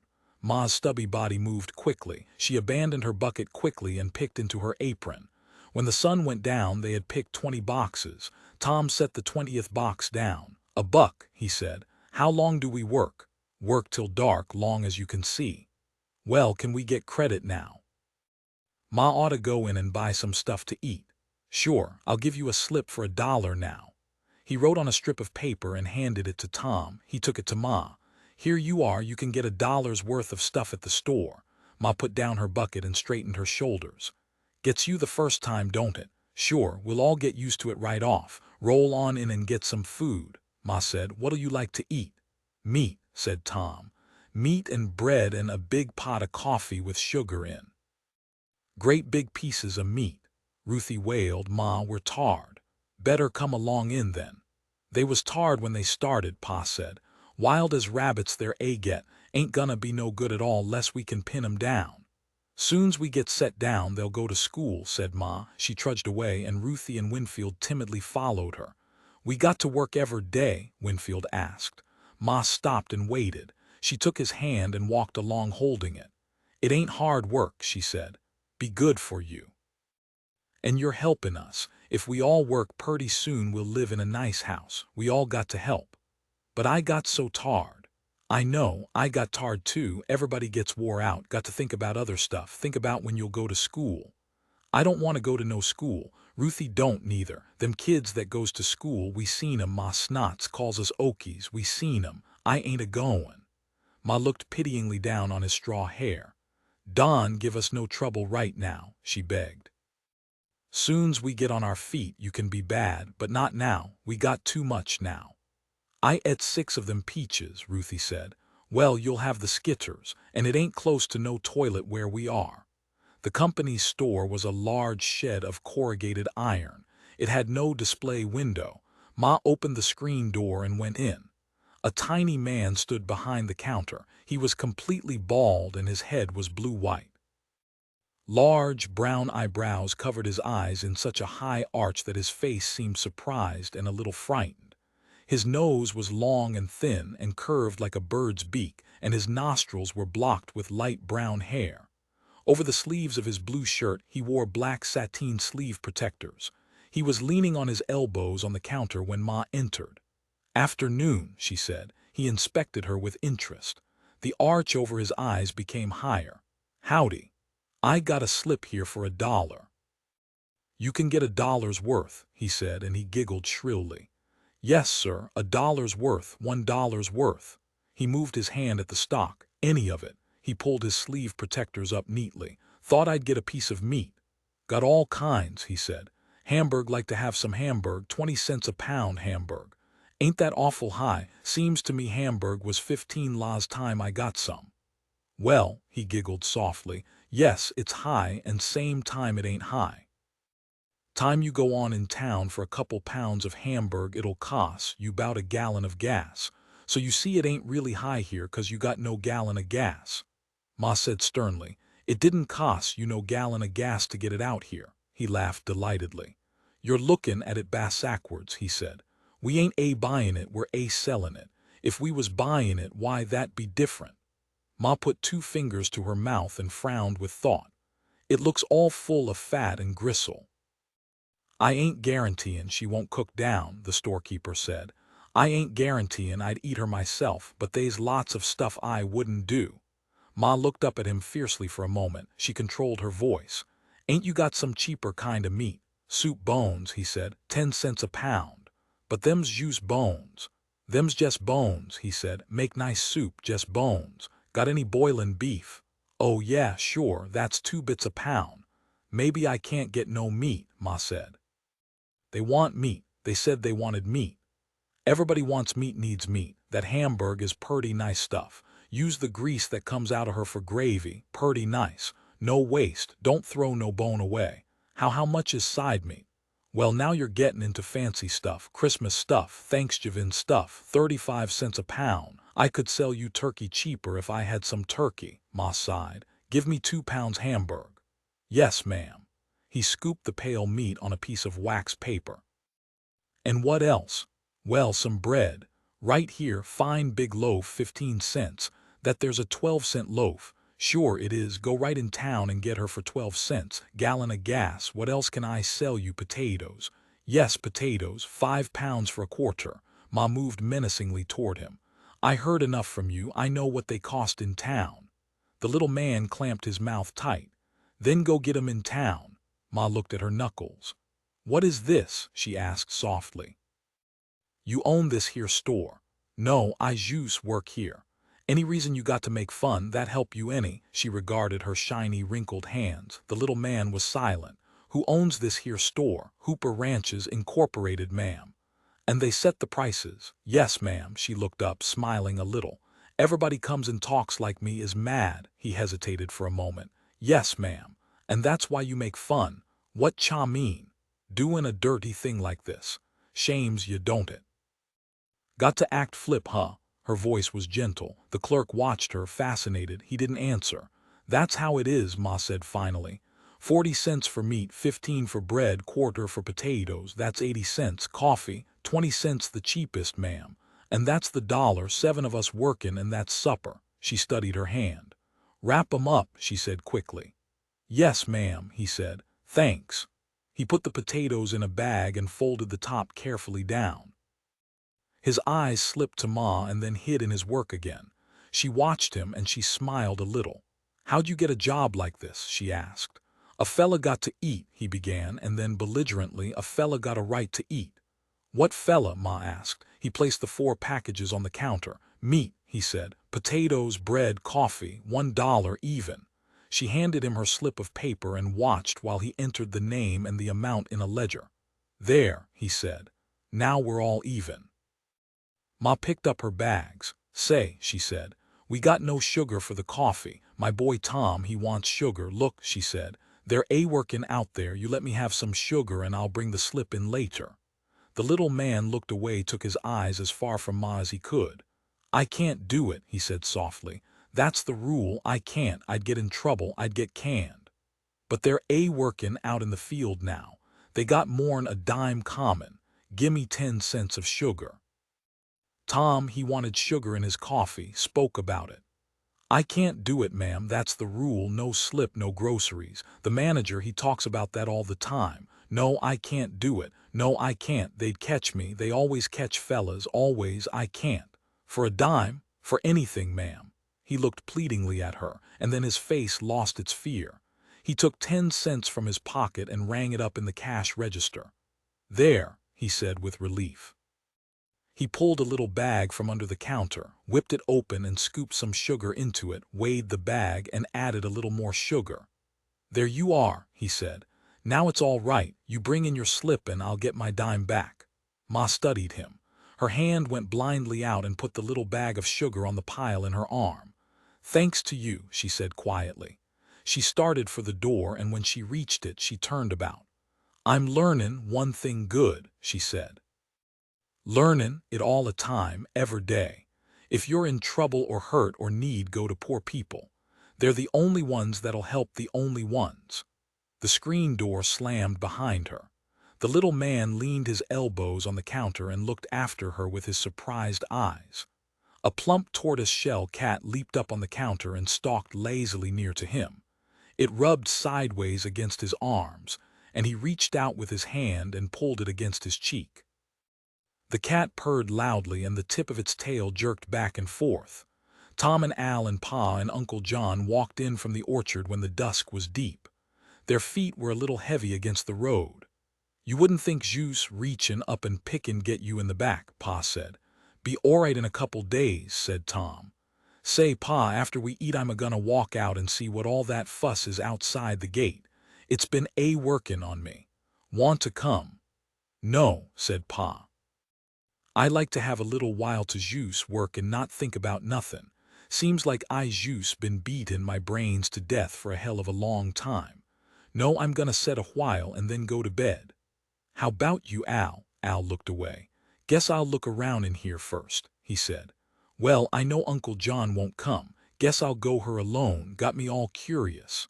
Pa said, I'll get a hell of a lot curiouser, for I'll do anything about it with all them cops out there. Maybe they ain't there at night, Tom suggested. Well, I ain't gonna find out, and you better not tell Ma where you're a-goin'. She'll just squirt her head off worryin'. Tom turned to Al. Ain't you curious? Guess I'll jest look around this here camp, Al said. Lookin' for girls, huh? Mindin' my own business, Al said acidly. I'm still a-goin', said Tom.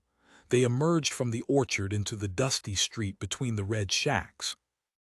The low yellow light of kerosene lanterns shone from some of the doorways, and inside, in the half-gloom, the black shapes of people moved about.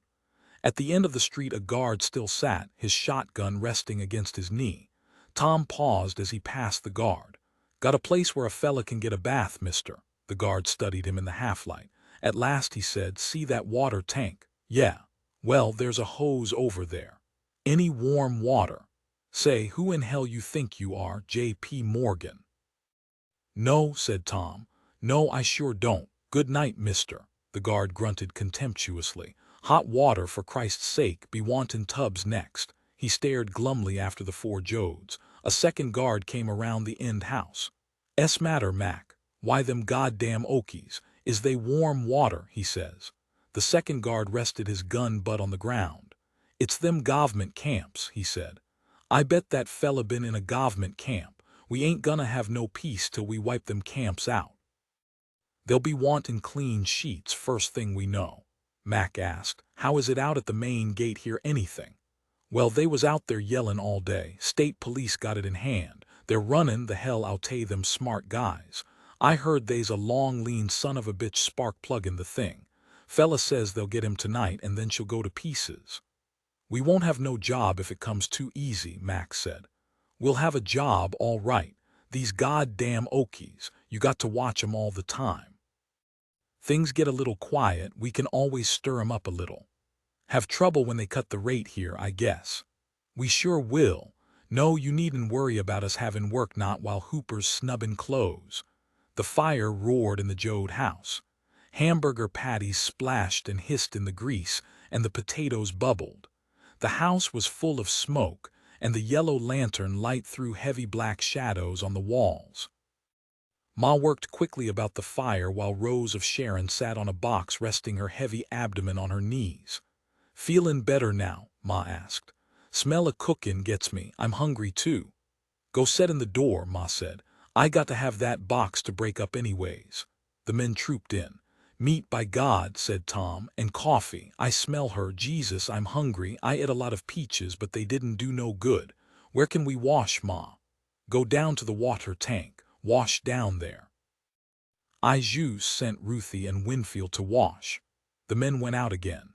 "Go on now, Rossasharn," Ma ordered. "Either you set in the door or else on the bed. I got to break that box up." The girl helped herself up with her hands. She moved heavily to one of the mattresses and sat down on it. Ruthie and Winfield came in quietly, trying by silence and by keeping close to the wall to remain obscure. Ma looked over at them. "I got a feelin' you little fellas is lucky they ain't much light," she said. She pounced at Winfield and felt his hair. "Well, you got wet anyway, but I bet you ain't clean." "They wasn't no soap," Winfield complained. "No, that's right. I couldn't buy no soap, not today. Maybe we can get soap tomorrow." She went back to the stove, laid out the plates, and began to serve the supper. 2 patties apiece and a big potato. She placed 3 slices of bread on each plate. When the meat was all out of the frying pan, she poured a little of the grease on each plate. The men came in again, their faces dripping and their hair shining with water. "Leave me at her," Tom cried. They took the plates. They ate silently, wolfishly, and wiped up the grease with the bread. The children retired into the corner of the room, put their plates on the floor, and knelt in front of the food like little animals. Tom swallowed the last of his bread. "Got any more, Ma?" "No," she said. "That's all. You made $1, and that's $1's worth." "That. They charge extra out here. We got to go in town when we can. I ain't full, said Tom. Well, tomorrow you'll get in a full day. Tomorrow night we'll have plenty. Al wiped his mouth on his sleeve. Guess I'll take a look around, he said. Wait, I'll go with you. Tom followed him outside. In the darkness, Tom went close to his brother. Sure you don't want to come with me? No, I'm gonna look around like I said. Okay, said Tom. He turned away and strolled down the street. The smoke from the houses hung low to the ground, and the lanterns threw their pictures of doorways and windows into the street. On the doorsteps, people sat and looked out into the darkness. Tom could see their heads turn as their eyes followed him down the street. At the street end, the dirt road continued across a stubble field, and the black lumps of haycocks were visible in the starlight. A thin blade of moon was low in the sky toward the west, and the long cloud of the Milky Way trailed clearly overhead. Tom's feet sounded softly on the dusty road, a dark patch against the yellow stubble. He put his hands in his pockets and trudged along toward the main gate. An embankment came close to the road. Tom could hear the whisper of water against the grasses in the irrigation ditch. He climbed up the bank and looked down on the dark water and saw the stretched reflections of the stars. The state road was ahead. Car lights swooping past showed where it was. Tom set out again toward it. He could see the high wire gate in the starlight. A figure stirred beside the road. A voice said, "Hello, who is it?" Tom stopped and stood still. "Who are you?" A man stood up and walked near. Tom could see the gun in his hand, then a flashlight played on his face. "Where you think you're going?" "Well, I thought I'd take a walk. Any law against it?" "You better walk some other way." Tom asked, "Can't I even get out of here?" "Not tonight you can't. Want to walk back, or shall I whistle some help and take you?" "Hell," said Tom, "it ain't nothing to me. If it's gonna cause a mess, I don't give a darn. Sure, I'll go back." The dark figure relaxed. The flash went off. "You see, it's for your own good. Them crazy pickets might get you." "What pickets?" "Them goddamn Reds." "Oh," said Tom, "I didn't know about them." "You seen 'em when you come, didn't you?" "Well, I seen a bunch of guys, but they was so many cops I didn't know. Thought it was a accident." "Well, you better get along back." "That's okay with me, mister." He swung about and started back. He walked quietly along the road 100 yards, and then he stopped and listened. The twittering call of a raccoon sounded near the irrigation ditch, and very far away the angry howl of a tied dog. Tom sat down beside the road and listened. He heard the high, soft laughter of a night hawk and the stealthy movement of a creeping animal in the stubble. He inspected the skyline in both directions. Dark frames both ways, nothing to show against. Now he stood up and walked slowly to the right of the road, off into the stubble field, and he walked bent down, nearly as low as the haycocks. He moved slowly and stopped occasionally to listen. At last he came to the wire fence, 5 strands of taut barbed wire. Beside the fence he lay on his back, moved his head under the lowest strand, held the wire up with his hands and slid himself under, pushing against the ground with his feet. He was about to get up when a group of men walked by on the edge of the highway. Tom waited until they were far ahead before he stood up and followed them. He watched the side of the road for tents. A few automobiles went by. A stream cut across the fields, and the highway crossed it on a small concrete bridge. Tom looked over the side of the bridge. In the bottom of the deep ravine he saw a tent, and a lantern was burning inside. He watched it for a moment, saw the shadows of people against the canvas walls. Tom climbed a fence and moved down into the ravine through brush and dwarf willows, and in the bottom, beside a tiny stream, he found a trail. A man sat on a box in front of the tent. "Evenin'," Tom said. "Who are you?" "Well, I guess, I'm jus goin' past." "Know anybody here?" "No, I tell you I was jus goin' past." A head stuck out of the tent. A voice said, "What's the matter?" "Casey," Tom cried. "Casey, for Christ's sake, what you doin' here?" "Why, my God, it's Tom Joad. Come on in, Tommy." "Come on in." "Know him, do ya?" the man in front asked. "Know him? Christ, yes, knowed him for years. I come west with him. Come on in, Tom." He clutched Tom's elbow and pulled him into the tent. 3 other men sat on the ground, and in the center of the tent a lantern burned. The men looked up suspiciously. A dark-faced, scowling man held out his hand. "Glad to meet ya," he said. "I heard what Casey said. This the fella you was tellin' about?" "Sure, this is him." "Well, for God's sake. Where's your folks? What you doin' here?" "Well," said Tom, "we heard they was work this-a-way. And we come, and a bunch of state cops run us into this here ranch, and we been a-pickin' peaches all afternoon. I seen a bunch of fellas yellin'. They wouldn't tell me nothin', so I come out here to see what's goin' on. How'n hell'd you get here, Casey?" The preacher leaned forward, and the yellow lantern light fell on his high, pale forehead. "Jailhouse is a kind of funny place," he said. "Here's me been a-goin' into the wilderness like Jesus to try find out somethin'. Almost got her sometimes, too, but it's in the jailhouse I really got her." His eyes were sharp and merry. "Great big all cell, and she's full all the time. New guys come in and guys go out. And course I talked to all of 'em." "Course you did," said Tom. "Always talk. If you was up on the gallows you'd be passin' the time a day with the hangman. Never seen such a talker." The men in the tent chuckled. A wizened little man with a wrinkled face slapped his knee.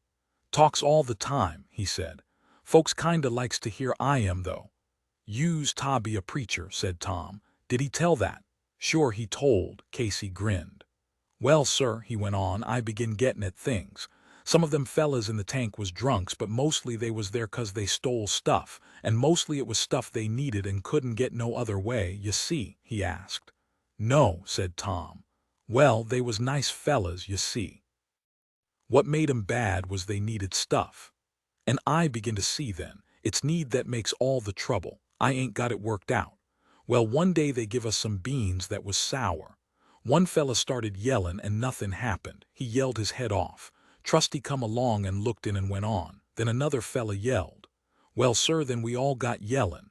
And we all got on the same tone, and I tell you, it juice seemed like that tank bulged and give and swelled up. By God! Then somethin' happened.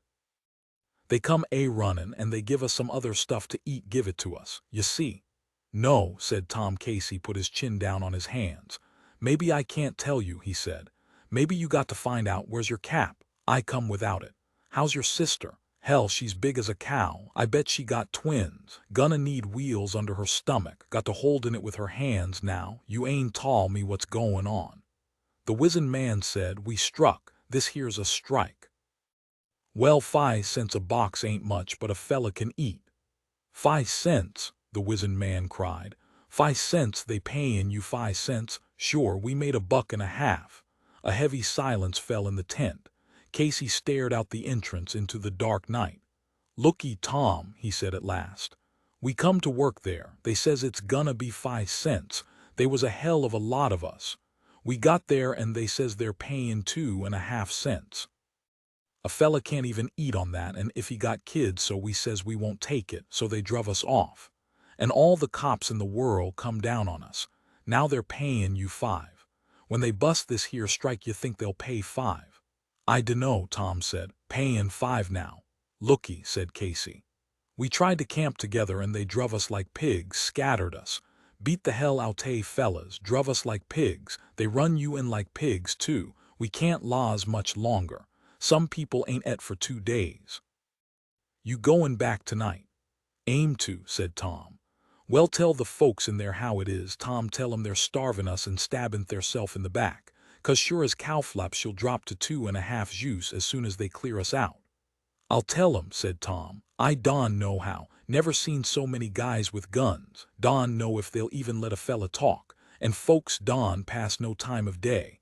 They jus' hang down their heads and won't even give a fella a howdy." "Try and tell 'em, Tom." "They'll get 2.50 juice the minute we're gone. You know what 2.50 is? That's 1 ton of peaches picked and carried for $1. He dropped his head. "No, you can't do it. You can't get your food for that, can't eat for that. I'll try to get to tell the folks. How's your ma?" "Purty good. She liked that gov'ment camp, baths and hot water." "Yeah, I heard. It was pretty nice there. Couldn't find no work though, had to leave." "I'd like to go to one," said Casey. "Like to see it." "Fella says they ain't no cops." Folks is their own cops. Casey looked up excitedly. And was they any trouble fightin', stealin', drinkin'? No, said Tom. Well, if a fella went bad, what then? What they do? Put him out the camp. But they wasn't many. Hell no, said Tom. We was there a month and onny one. Casey's eyes shone with excitement. He turned to the other men. You see, he cried. I tell you, cops cause more trouble than they stop. Look, Tom, try and get the folks in there to come on out. They can do it in a couple days. Them peaches is ripe, tell 'em. They won't, said Tom. They're gettin' 5 and they don't give a damn about nothing else. But juice, the minute they ain't strike breakin', they won't get no 5. I don't think they'll swallow that 5 they're get, tha's all they care about. Well, tell 'em anyways. Pa wouldn't do it, Tom said. I know he'd say it wasn't none of his business. Yes, Casey said disconsolately. I guess that's right, have to take a beatin' 'fore he'll know. We was outay food, Tom said. Tonight we had meat, not much, but we had it. Think Pa's gonna give up his meat on account of other fellas, and Rossasharn ought to get milk. Think Ma's gonna want to starve that baby juice 'cause a bunch of fellas is yellin' outside a gate, Casey said sadly. I wish they could see it. I wish they could see the only way they can depend on their meat. Oh, the hell. Get tarred sometimes, god awful tarred. I knowed a fella. Brang in while I was in the jailhouse. Been tryin' to start a union, got one started. And then them vigilantes busted up. And know what? Them very folks he been tryin' to help tossed him out. Wouldn't have nothing to do with scared they'd get saw in his company. Say, get out, you're a danger on us. Well, sir, it hurt his feelin's purty bad. But then he says, it ain't so bad if you know. He says, French Revolution, all them fellas that figured her out got their heads chopped off. Always that way, he says. Juice as natural as rain. You didn't do it for fun, no way. Doing it 'cause you have to, 'cause it's you. Look a Washington, he says. Fit the revolution, and after them sons of bitches turned on him, and Lincoln the same. Same folks yellin' to kill him, natural as rain. Don't sound like no fun, said Tom. No, it don't. This fellow in jail, he says, anyways, you do what you can. And, he says, the only thing you got to look at is that every time they's a little step forward, she may slip back a little, but she never slips clear back. You can prove that, he says, and that makes the whole thing right. And that means they wasn't no waste even if it seemed like they was. Talkin', said Tom. Always talkin'. Take my brother Al, he's out lookin' for a girl. He don't care 'bout nothing else. Couple days he'll get him a girl, think about it all day and do it all night. He don't give a damn 'bout steps up or down or sideways. Sure, said Casey, sure, he's used doin' what he's got to do, all of us like that. The man seated outside pulled the tent flap wide. God damn it, I don't like it, he said. Casey looked out at him. What's the matter? I don't know. I's use itch all over, nervous as a cat. Well, what's the matter? I don't know. Seems like I hear somethin' and then I listen and they ain't nothin' to hear. You're juice jumpy, the wizened man said. He got up and went outside, and in a second he looked into the tent. They's a great big all-black cloud sailin' over. Bet she's got thunder, that's what's itchin' him, 'lectricity. He ducked out again. The other 2 men stood up from the ground and went outside. Casey said softly, all of 'em's itchy. Them cops been sayin' how they're gonna beat the hell outay us and run us outay the county. They figure I'm a leader 'cause I talk so much. The wizened face looked in again. Casey, turn out that lantern and come outside. They's somethin'. Casey turned the screw. The flame drew down into the slots and popped and went out. Casey groped outside and Tom followed him. What is it? Casey asked softly. I dunno. Listen. There was a wall of frog sounds that merged with silence. A high, shrill whistle of crickets. But through this background came other sounds, faint footsteps from the road, a crunch of clods up on the bank, a little swish of brush down the stream. Can't really tell if you hear it. Fools you, get nervous, Casey reassured them. We're all nervous, can't really tell. You hear it, Tom. I hear it, said Tom. Yeah, I hear it. I think they's guys comin' from ever which way. We better get outay here. The wizened man whispered, under the bridge span out that way. Hate to leave my tent. Let's go, said Casey. They moved quietly along the edge of the stream. The black span was a cave before them. Casey bent over and moved through, Tom behind. Their feet slipped into the water. 30 feet they moved, and their breathing echoed from the curved ceiling. Then they came out on the other side and straightened up. A sharp call, there they are. 2 flashlight beams fell on the men, caught them, blinded them. Stand where you are. The voices came out of the darkness. That's him, that shiny bastard, that's him. Casey stared blindly at the light. He breathed heavily. Listen, he said. You fellas don't know what you're doing. You're helping to starve kids. Shut up, you red son of a bitch. A short, heavy man stepped into the light. He carried a new white pick handle. Casey went on, you don't know what you're doing. The heavy man swung with the pick handle. Casey dodged down into the swing. The heavy club crashed into the side of his head with a dull crunch of bone, and Casey fell sideways out of the light. Jesus, George, I think you killed him. Put the light on him, said George. Serve the son of a bitch right. The flashlight beam dropped, searched, and found Casey's crushed head. Tom looked down at the preacher. The light crossed the heavy man's legs and the white new pick handle. Tom leaped silently. He wrenched the club free. The first time he knew he had missed and struck a shoulder, but the second time his crushing blow found the head, and as the heavy man sank down, 3 more blows found his head. The lights danced about. There were shouts, the sound of running feet crashing through brush. Tom stood over the prostrate man.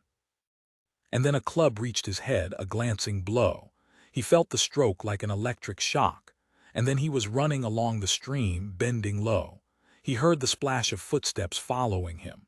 Suddenly he turned and squirmed up into the brush, deep into a poison oak thicket, and he lay still. The footsteps came near, the light beams glanced along the stream bottom. Tom wriggled up through the thicket to the top. He emerged in an orchard, and still he could hear the calls, the pursuit in the stream bottom. He bent low and ran over the cultivated earth. The clods slipped and rolled under his feet. Ahead he saw the bushes that bounded the field, bushes along the edges of an irrigation ditch. He slipped through the fence, edged in among vines and blackberry bushes, and then he lay still, panting hoarsely. He felt his numb face and nose. The nose was crushed, and a trickle of blood dripped from his chin. He lay still on his stomach until his mind came back, and then he crawled slowly over the edge of the ditch. He bathed his face in the cool water, tore off the tail of his blue shirt and dipped it and held it against his torn cheek and nose.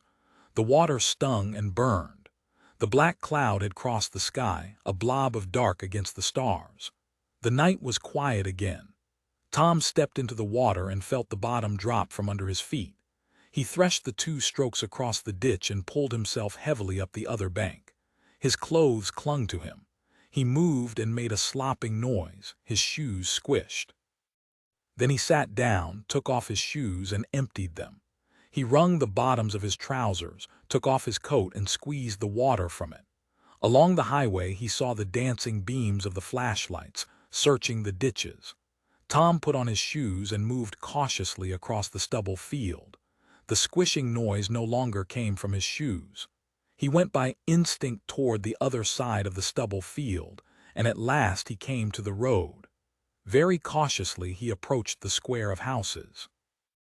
Once a guard, thinking he heard a noise, called, "Who's there?" Tom dropped and froze to the ground, and the flashlight beam passed over him. He crept silently to the door of the Jode house. The door squalled on its hinges, and Ma's voice, calm and steady and wide awake. "What's that?" "Me, Tom." "Well, you better get some sleep. Al ain't in yet. He must have found a girl." "Go on to sleep," she said softly. "Over under the window." He found his place and took off his clothes to the skin. He lay shivering under his blanket, and his torn face awakened from its numbness and his whole head throbbed. It was an hour more before Al came in. He moved cautiously near and stepped on Tom's wet clothes. "S.H.," said Tom. Al whispered, "You awake? How'd you get wet?" "S.H.," said Tom. "Tell you in the morning." Pa turned on his back and his snoring filled the room with gasps and snorts. "Your call," Al said. "S.H., go to sleep." The little square of the window showed gray against the black of the room. Tom did not sleep. The nerves of his wounded face came back to life and throbbed, and his cheekbone ached, and his broken nose bulged and pulsed with pain that seemed to toss him about, to shake him. He watched the little square window, saw the stars slide down over it and drop from sight.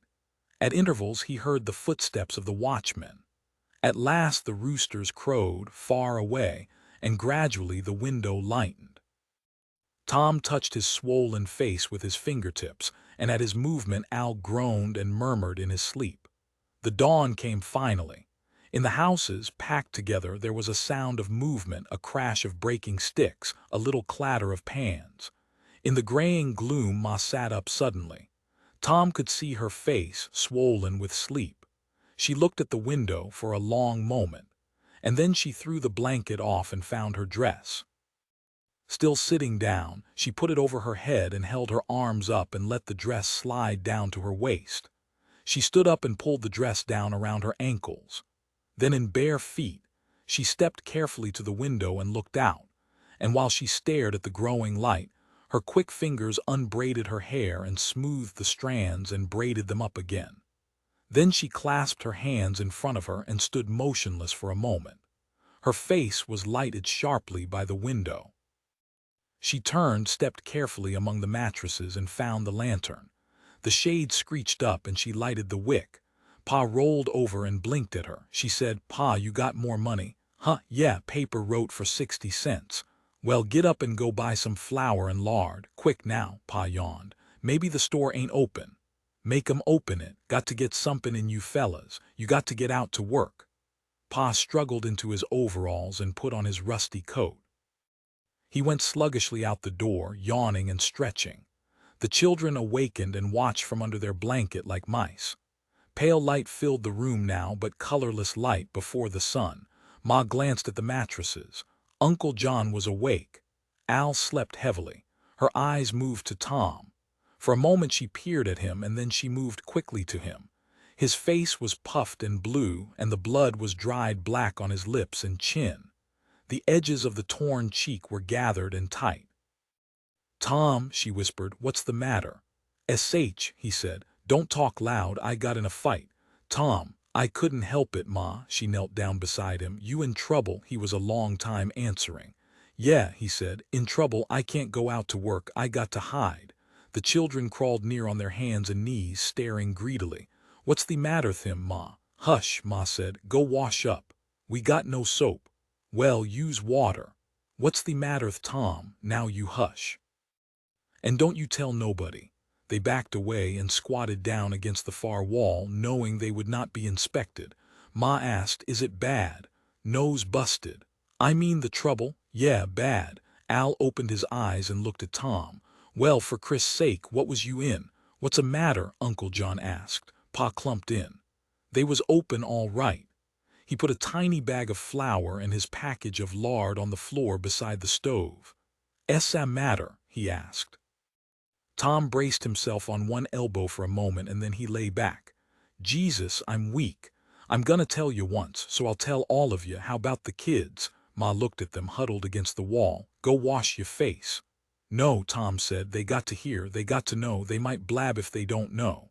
"What the hell is this?" Pa demanded. "I'm a-gonna tell. Last night I went out to see what all the yellin' was about, and I come on Casey. The preacher." "Yeah, Pa." "Preacher Ani, he was a leadin' the strike. They come for him." Pa demanded. "Who come for him?" "I dunno.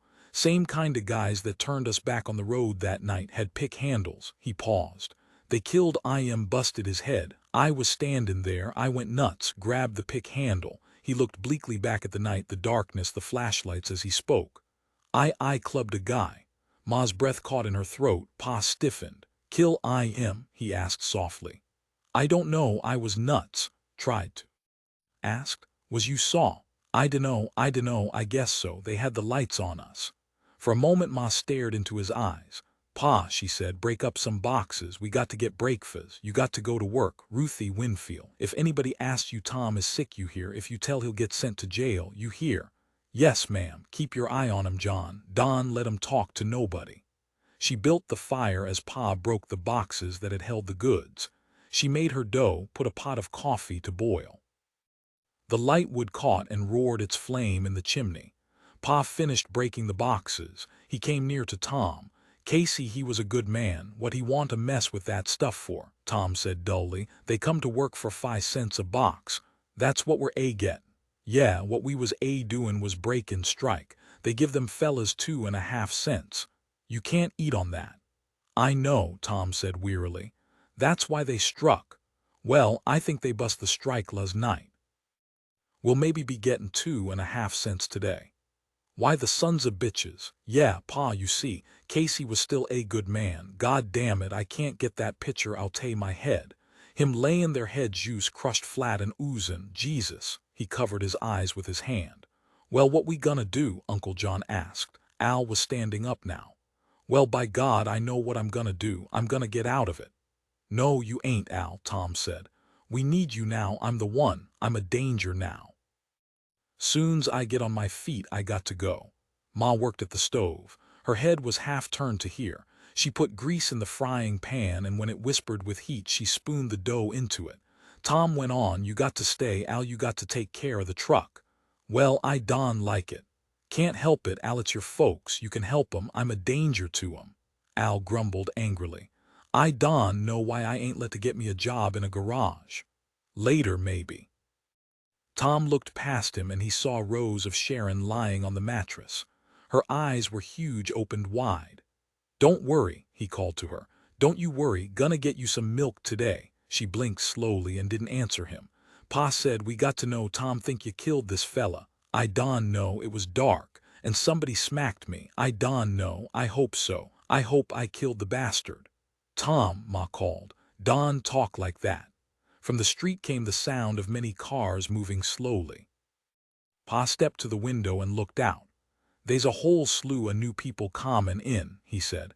I guess they bust the strike all right, said Tom. I guess you'll start at 2.5 cents. But a fella could work at a run and still he couldn't eat. I know, said Tom. Eat windfall peaches, that'll keep you up. Ma turned the dough and stirred the coffee. Listen to me, she said. I'm gettin' cornmeal today. We're a-gonna eat cornmeal mush. And soon's we get enough for gas, we're movin' away. This ain't a good place. And I ain't gonna have Tom out alone, no, sir. You can't do that, Ma. I tell you I'm jus a danger to you. Her chin was set. That's what we'll do. Here, come eat this here and then get out to work. I'll come out soon's I get washed up. We got to make some money. They ate the fried dough so hot that it sizzled in their mouths. And they tossed the coffee down and filled their cups and drank more coffee. Uncle John shook his head over his plate. Don't look like we're a-gonna get shed of this here. I bet it's my sin. Oh, shut up, Pa cried. We ain't got time for your sin now, come on now. Let's get out to her, kids, you come heap. Ma's right, we got to go out'ay here. When they were gone, Ma took a plate and a cup to Tom. Better eat a little somethin'. I can't, Ma, I'm so darn sore I couldn't chew. You better try. No, I can't, Ma. She sat down on the edge of his mattress. You got to tell me, she said. I got to figure how it was. I got to keep straight. What was Casey a doin'? Why'd they kill I.M.? He was jus standin' there with the lights on I.M. What he say? Can you 'member what he says? Tom said, sure. Casey said, you got no right to starve people. And then this heavy fella called him a red son of a bitch. And Casey says, you don't know what you're a doin'. And then this guy smashed I.M. Ma looked down. She twisted her hands together. Tha's what he said, you don't know what you're doin'. Yeah, Ma said. I wished Grandma could 'a' heard.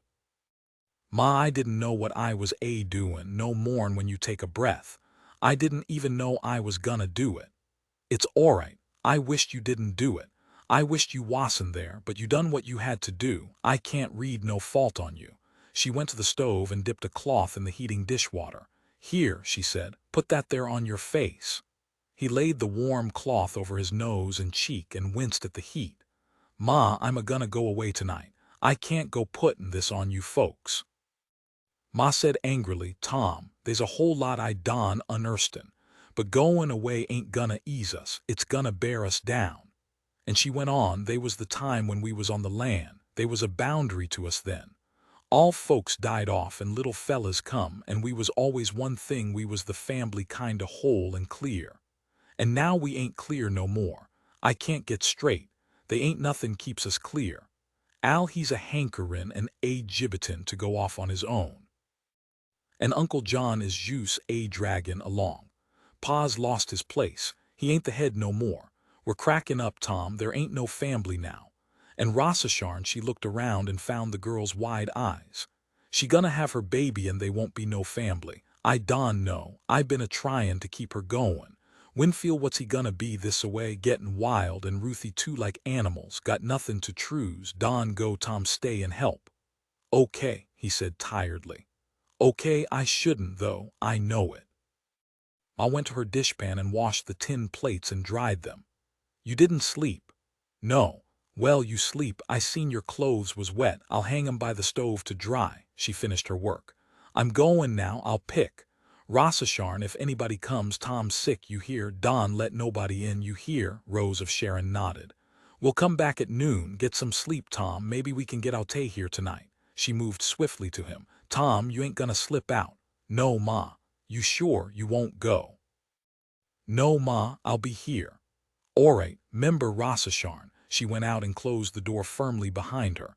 Tom lay still, and then a wave of sleep lifted him to the edge of unconsciousness and dropped him slowly back and lifted him again.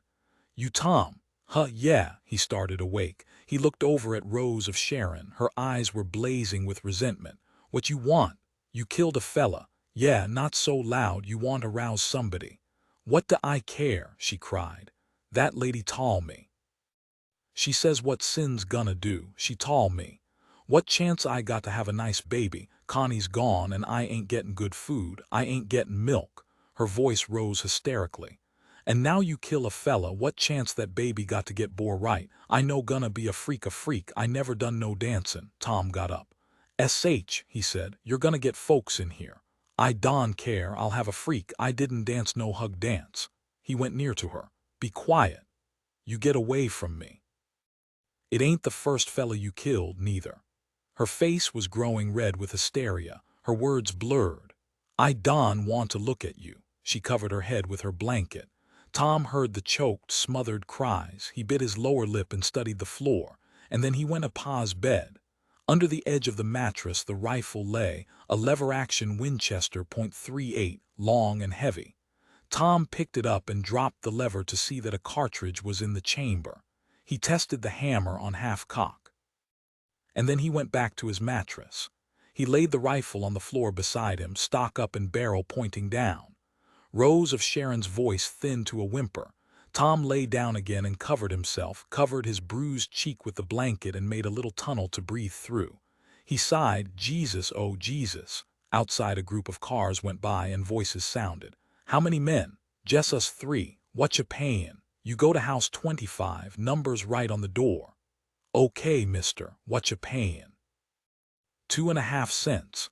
Why, goddamn it, a man can't make his dinner. That's what we're payin'. There's 200 men coming from the south that'll be glad to get it. But Jesus, mister, go on now. Either take it or go on along. I got no time to argue. But look, I didn't set the price. I'm just checking you in. If you want it, take it. If you don't, turn right around and go along. 25, you say? Yes, 25. Tom dozed on his mattress.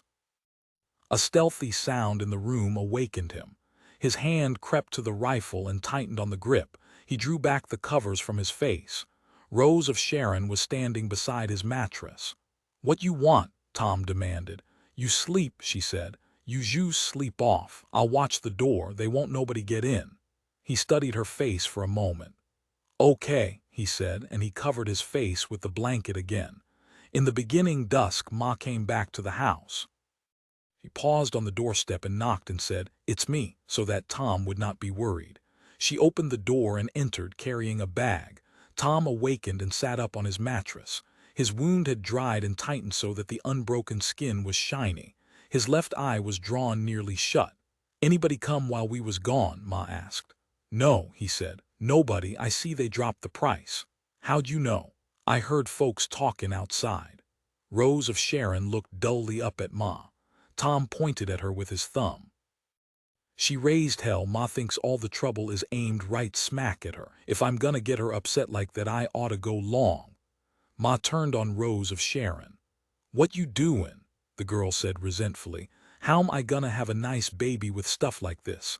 Ma said, "Hush, you hush now. I know how you're feelin' and I know you can't heap it, but juice keep your mouth shut." She turned back to Tom. "Don't pay her no mind, Tom. It's awful hard and I 'member how it is. Everything is shootin' right at you when you're gonna have a baby, and everything anybody says is a insult and everything against you.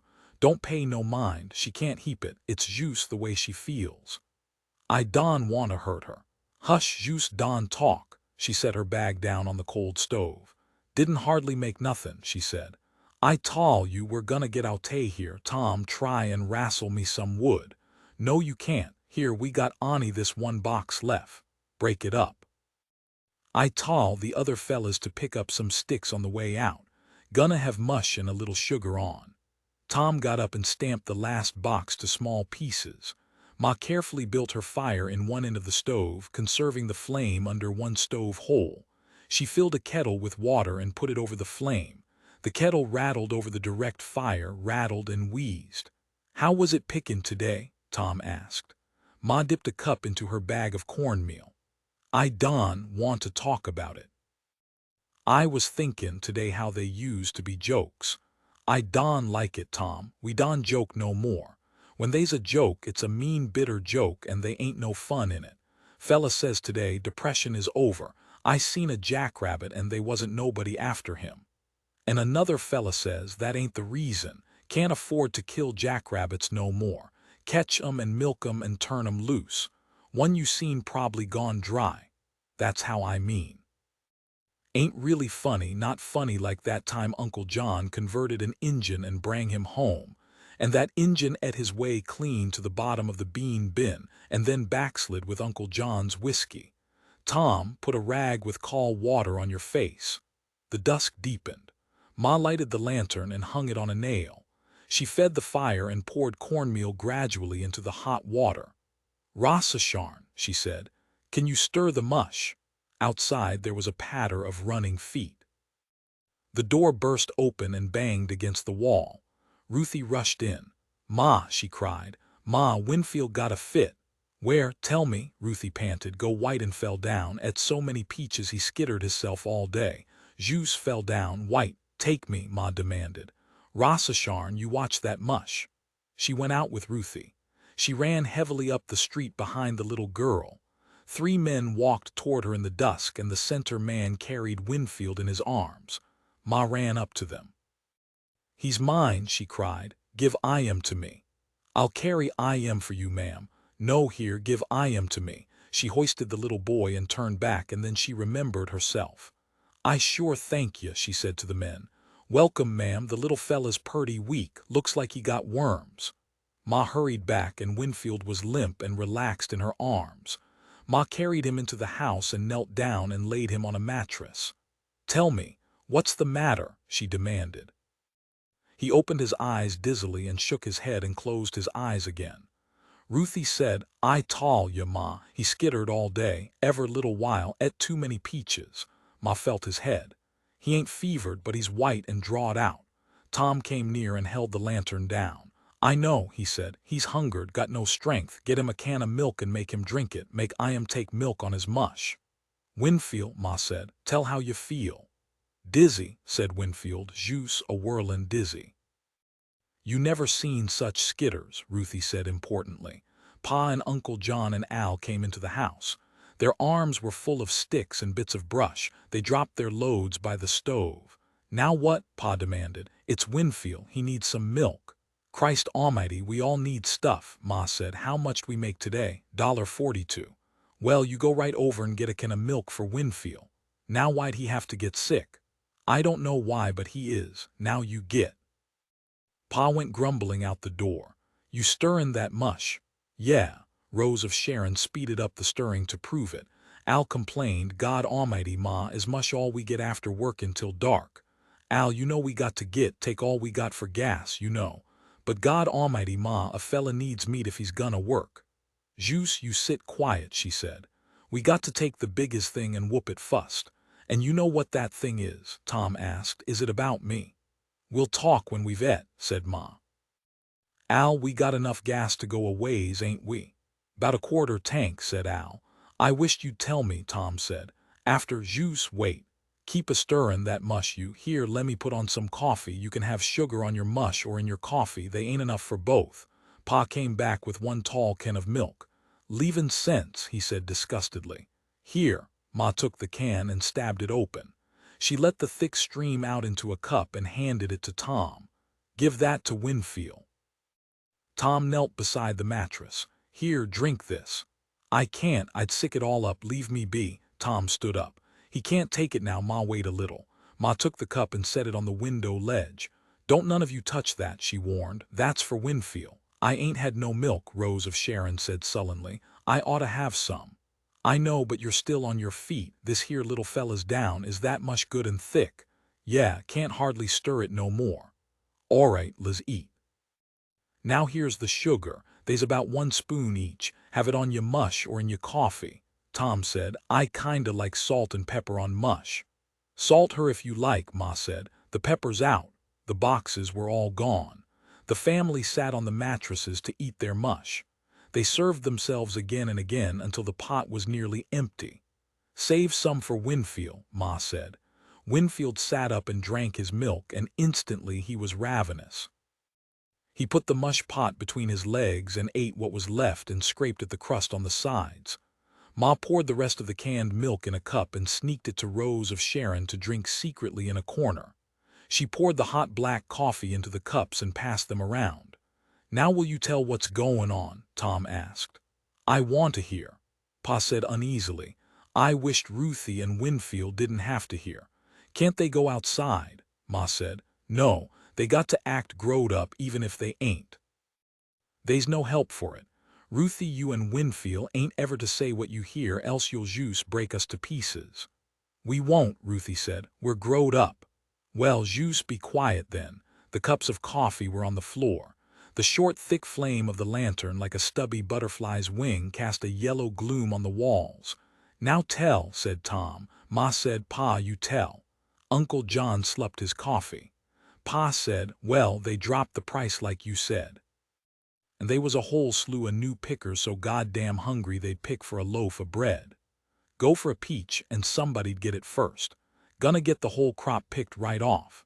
Fellas runnin' to a new tree. I seen fights, one fella claims it's his tree, 'nother fella wants to pick off'n it. Brang these here folks from as far as El Centro, hungrier'n hell, work all day for a piece of bread.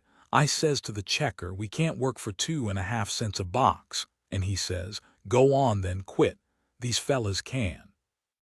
I says, soon's they get fed up they won't. And he says, hell, we'll have these here peaches in 'fore they get fed up. Pa stopped. She was a devil, said Uncle John. They say they's 200 more men comin' in tonight. Tom said, yeah, but how about the other? Pa was silent for a while. Tom, he said, looks like you done it. I kinda thought so, couldn't see, felt like it. Seems like the people ain't talkin' 'bout much else, said Uncle John. They got passes out and they's fellas talkin' up a lynchin' course when they catch the fella. Tom looked over at the wide-eyed children. They seldom blinked their eyes. It was as though they were afraid something might happen in the split second of darkness. Tom said, well, this fella that done it, he only done it after they killed Casey. Pa interrupted, that ain't the way they're tellin' it now. They're sayin' he done it fust. Tom's breath sighed out, "Oh-h. They're workin' up a feelin' against us folks, that's what I heard. All them drum corps fellas and lodges and all that say they're gonna get this here fella. They know what he looks like?" Tom asked. "Well, not exactly, but the way I heard it, they think he got hit. They think he'll have." Tom put his hand up slowly and touched his bruised cheek. Ma cried, "It ain't so what they say." "Easy, Ma," Tom said. "They got it cold. Anything them drum corps fellas say is right if it's against us." Ma peered through the ill light and she watched Tom's face and particularly his lips. "You promised," she said. "Ma, maybe this fella oughta go away. If this fella done somethin' wrong, maybe he'd think, okay, let's get the hangin' over. I done wrong and I got to take it. But this fella didn't do nothin' wrong. He don feel no worse'n if he killed a skunk." Ruthie broke in, "Ma, me and Winfield knows. He don have to go this fella in for us." Tom chuckled. Well, this fella Don want no hangin' 'cause he'd do it again. And same time, he don't aim to bring trouble down on his folks. Ma, I got to go. Ma covered her mouth with her fingers and coughed to clear her throat. You can't, she said. They wouldn't be no way to hide out. You couldn't choose nobody, but you can choose us. We can hide you and we can see you get to eat while your face gets well. But Ma, she got to her feet. You ain't goin', we're a-talkin' you. Al, you back the truck against the door. Now I got it figured out. We'll put one mattress on the bottom, and then Tom gets quick there, and we take another mattress and sort of fold it so it makes a cave, and he's in the cave, and then we sort of wall it in. He can breathe out the end, you see. Don't argue, that's what we'll do, Pa complained. Seems like the man ain't got no say no more. She's use a heller. Come time we get settled down, I'm a-gonna smack her. Come that time you can, said Ma. Roust up, Al, it's dark enough. Al went outside to the truck. He studied the matter and backed up near the steps. Ma said, quick now, get that mattress in. Pa and Uncle John flung it over the end gate. Now that one. They tossed the second mattress up. Now Tom, you jump up there and get under, hurry up. Tom climbed quickly and dropped. He straightened one mattress and pulled the second on top of him. Pa bent it upward, stood its sides up so that the arch covered Tom. He could see out between the side boards of the truck. Pa and Al and Uncle John loaded quickly, piled the blankets on top of Tom's cave, stood the buckets against the sides, spread the last mattress behind. Pots and pans, extra clothes went in loose for their boxes had been burned. They were nearly finished loading when a guard moved near, carrying his shotgun across his crooked arm. What's going on here? He asked. We're going out, said Pa. What for? Well, we got a job offered, good job. Yeah, where's it at? Why, down by Weed Patch. Let's have a look at you. He turned a flashlight in Pa's face, in Uncle John's, and in Al's. Wasn't there another fellow with you? Al said. You mean that hitchhiker, little short fellow with a pale face? Yeah, I guess that's what he looked like. We Jews picked him up on the way in. He went away this morning when the rate dropped. What did he look like again? Short fella, pale face. Was he bruised up this morning? I didn't see nothing, said Al. Is the gas pump open? Yeah, till 8. Get in, Al cried. If we're gonna get to Weed Patch 4 morning, we got a ram on. Gettin' in front, Ma. No, I'll set in back, she said. Pa, you set back here too. Let Rossisharn set in front with Al and Uncle John. Give me the work slip, Pa, said Al. I'll get gas and change if I can. The guard watched them pull along the street and turn left to the gasoline pumps. Put in 2, said Al. You ain't goin' far. No, not far. Can I get change on this here work slip? Well, I ain't supposed to. Look, mister, Al said. We got a good job offered if we get there tonight. If we don't, we miss out. Be a good fella. Well, okay, you sign her over to me. Al got out and walked around the nose of the Hudson. Sure I will, he said. He unscrewed the water cap and filled the radiator. 2, you say? Yeah, 2. Which way you goin'? South. We got a job. Yeah, jobs is scarce, reglar jobs. We got a freen, Al said. Jobs all waitin' for us. Well, so long. The truck swung around and bumped over the dirt street into the road. The feeble headlight jiggled over the way, and the right headlight blinked on and off from a bad connection. At every jolt, the loose pots and pans in the truck bed jangled and crashed. Rose of Sharon moaned softly. Feel bad? Uncle John asked. Yeah, feel bad all the time. Wished I could set still in a nice place. Wished we was home and never come. Connie wouldn't 'a' went away if we was home. He would 'a' studied up and got someplace. Neither Al nor Uncle John answered her. They were embarrassed about Connie. At the white-painted gate to the ranch, a guard came to the side of the truck. Goin' out for good? Yeah, said Al. Goin' north, got a job. The guard turned his flashlight on the truck, turned it up into the tent. Ma and Pa looked stonily down into the glare. Okay. The guard swung the gate open. The truck turned left and moved toward 101, the great north-south highway. Know where we're a-goin'? Uncle John asked. No, said Al. Jus goin' and gettin' goddamn sick of it. I ain't so turble far from my time, Rose of Sharon said threateningly. They better be a nice place for me.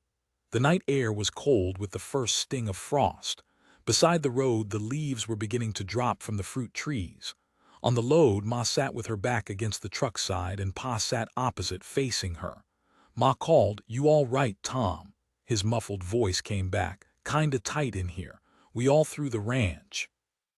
"You be careful," said Ma. "Might get stopped." Tom lifted up one side of his cave. In the dimness of the truck the pots jangled. "I can pull her down quick," he said. "Sides, I don't like gettin' trapped in here." He rested up on his elbow. "By God, she's gettin' cold, ain't she?" "They's clouds up," said Pa. "Fella says it's gonna be an early winter." "Squirrels buildin' high or grass seeds?" Tom asked. "By God, you can tell weather from anything." "I bet you could find a fella could tell weather from a old pair of underdrawers." "I dunno," Pa said. "Seems like it's gettin' on winter to me. Fella'd have to live here a long time to know." "Which way we a-goin'?" Tom asked. "I dunno, Al." He turned off left. "Seems like he's goin' back the way we come." Tom said, "I can't figure what's best. Seems like if we get on the main highway there'll be more cops. With my face this-a-way they'd pick me right up. Maybe we ought to keep to back roads." Ma said, "Hammer on the back, get Al to stop." Tom pounded the front board with his fist. The truck pulled to a stop on the side of the road. Al got out and walked to the back. Ruthie and Winfield peeked out from under their blanket. "What you want?" Al demanded. Ma said, "We got to figure what to do. Maybe we better keep on the back roads. Tom says so." "It's my face," Tom added. "Anybody'd know, any cop know me." "Well, which way you want to go?" "I figured north. We been south." "Yeah," said Tom, "but keep on back roads." Al asked, "How about pullin' off and catchin' some sleep goin' on tomorrow?" Ma said quickly. "Not yet, let's get some distance fust." "Okay." Al got back in his seat and drove on. Ruthie and Winfield covered up their heads again. Ma called, "Is Winfield all right?" "Sure, he's all right," Ruthie said. "He been sleepin'." Ma leaned back against the truck side. "Gives you a funny feelin' to be hunted like. I'm gettin' mean." "Everybody's gettin' mean," said Pa. "Everybody, you seen that fight today. Fella changes. Down that government camp we wasn't mean." Al turned right on a graveled road and the yellow lights shuddered over the ground. The fruit trees were gone now and cotton plants took their place. They drove on for 20 miles through the cotton, turning, angling on the country roads. The road paralleled a bushy creek and turned over a concrete bridge and followed the stream on the other side. And then on the edge of the creek the lights showed a long line of red boxcars, wheelless, and a big sign on the edge of the road said, "Cotton pickers wanted." Al slowed down. Tom peered between the sidebars of the truck. A quarter of a mile past the boxcars Tom hammered on the car again. Al stopped beside the road and got out again. "Now what you want?" "Shut off the engine and climb up here," Tom said. Al got into the seat, drove off into the ditch, cut lights and engine. He climbed over the tail gate. "All right," he said. Tom crawled over the pots and knelt in front of Ma. "Look," he said. "It says they want cotton pickers. I seen that sign. Now I been tryin' to figure how I'm gonna stay with you and not make no trouble. When my face gets well, maybe it'll be all right, but not now. You see them cars back there? Well, the pickers live in them. Now maybe they's work there. How about if you get work there and live in one of them cars?" "How about you?" Ma demanded. "Well, you seen that crick all full of brush. Well, I could hide in that brush and keep out sight. And at night you could bring me out somepin' to eat. I seen a culvert little ways back. I could maybe sleep in there." Pa said, "By God, I'd like to get my hands on some cotton. There's work I unearthed in."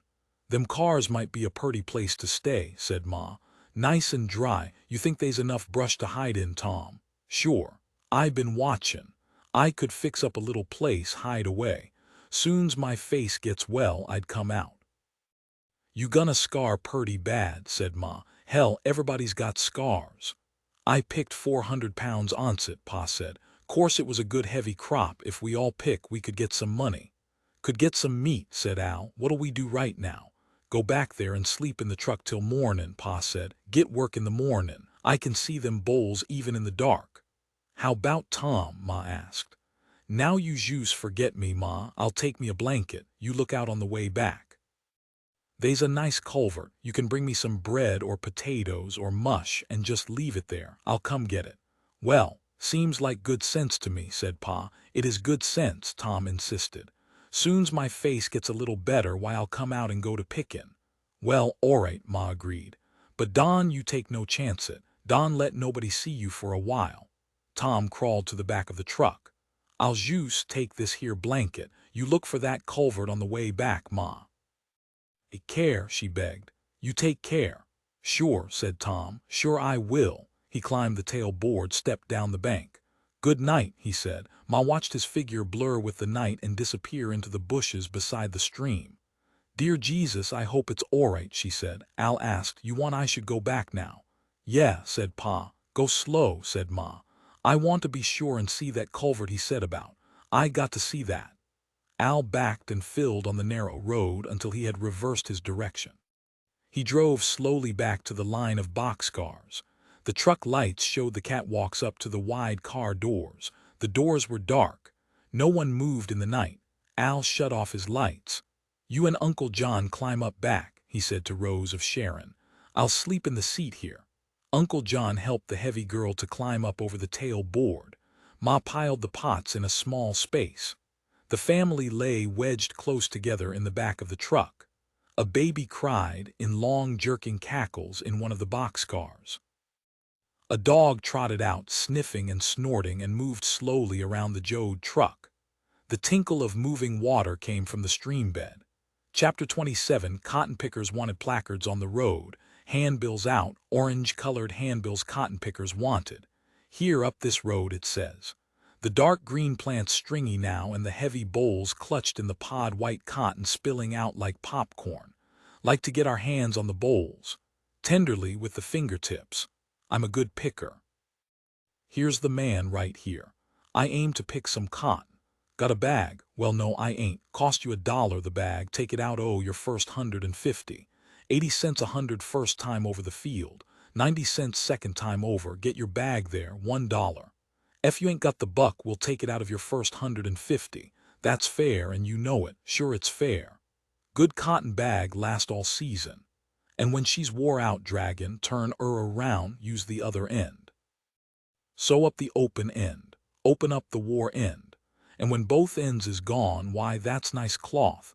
Makes a nice pair of summer drawers, makes nightshirts. And well, hella cotton bag's a nice thing.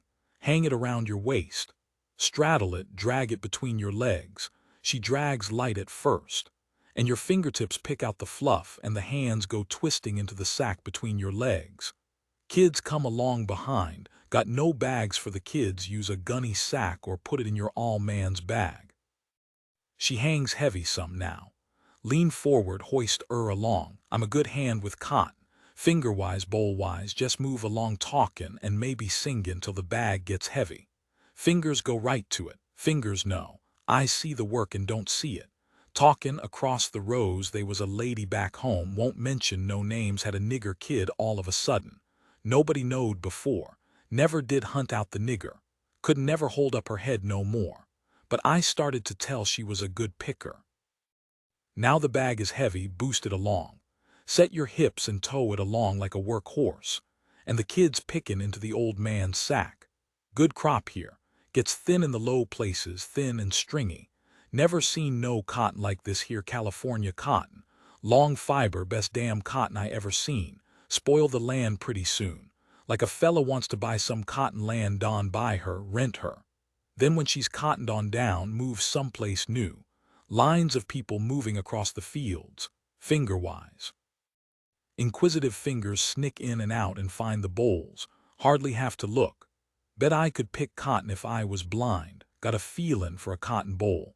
Pick clean, clean as a whistle. Sack's full now, take her to the scales. Argue. Scale man says you got rocks to make weight. How about him? His scales is fixed. Sometimes he's right, you got rocks in the sack. Sometimes you're right, the scales is crooked. Sometimes both, rocks and crooked scales. Always argue, always fight, keeps your head up. And his head up. What's a few rocks? Juice, one maybe. Quarter pound, always argue. Back with the empty sack, got our own book, marking the weight. Got to, if they know you're marking, then they don't cheat. But God heap you if you don keep your own weight. This is good work. Kids running around. Heard 'bout the cotton picking machine. Yeah, I heard. Think it'll ever come. Well, if it comes, fella says it'll put hen pickin' out. Come night. All tired. Good pickin', though. Got $3, me and the all woman and the kids. The cars moved to the cotton fields. The cotton camps set up. The screened high trucks and trailers are piled high with white fluff. Cotton clings to the fence wires, and cotton rolls in little balls along the road when the wind blows, and clean white cotton going to the gin, and the big lumpy bales standing going to the compress, and cotton clinging to your clothes and stuck to your whiskers. Blow your nose, there's cotton in your nose. Hunch along now, fill up the bag 4 dark, wise fingers seeking in the bowls. Hips hunching along, dragging the bag. Kids are tired now in the evening. They trip over their feet in the cultivated earth, and the sun is going down. Wished it would last. It ain't much money, God knows, but I wished it would last. On the highway, the old cars piling in, drawn by the handbills. Got a cotton bag? No. Cost you $1 then. If they was only 50 of us, we could stay a while, but they's 500. She won't last hardly at all. I knowed a fella never did get his bag paid out. Ever job he got a new bag, and ever feel was done 'fore he got his weight. Try for God's sake ta save a little money. Winter's common fast. They ain't no work at all in California in the winter. Fill up the bag 'fore it's dark. I seen that fella put 2 clods in. Well, hell, why not? I'm juice balancin' the crooked scales. Now here's my book, 312 pounds. Right, Jesus, he never argued. His scales muse be crooked. Well, that's a nice day anyways. They say 1,000 men are on their way to this field. We'll be fightin' for a row tomorrow. We'll be snatchin' cotton quick. Cotton pickers wanted.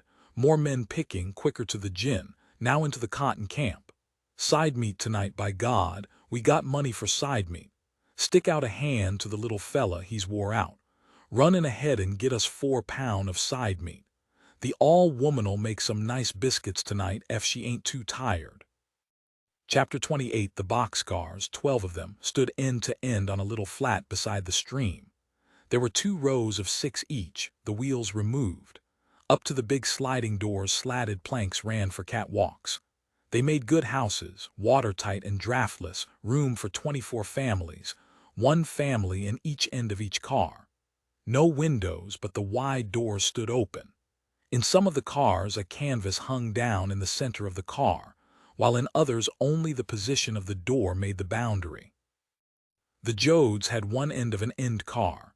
Some previous occupant had fitted up an oil can with a stovepipe, had made a hole in the wall for the stovepipe. Even with the wide door open, it was dark in the ends of the car. Ma hung the tarpaulin across the middle of the car.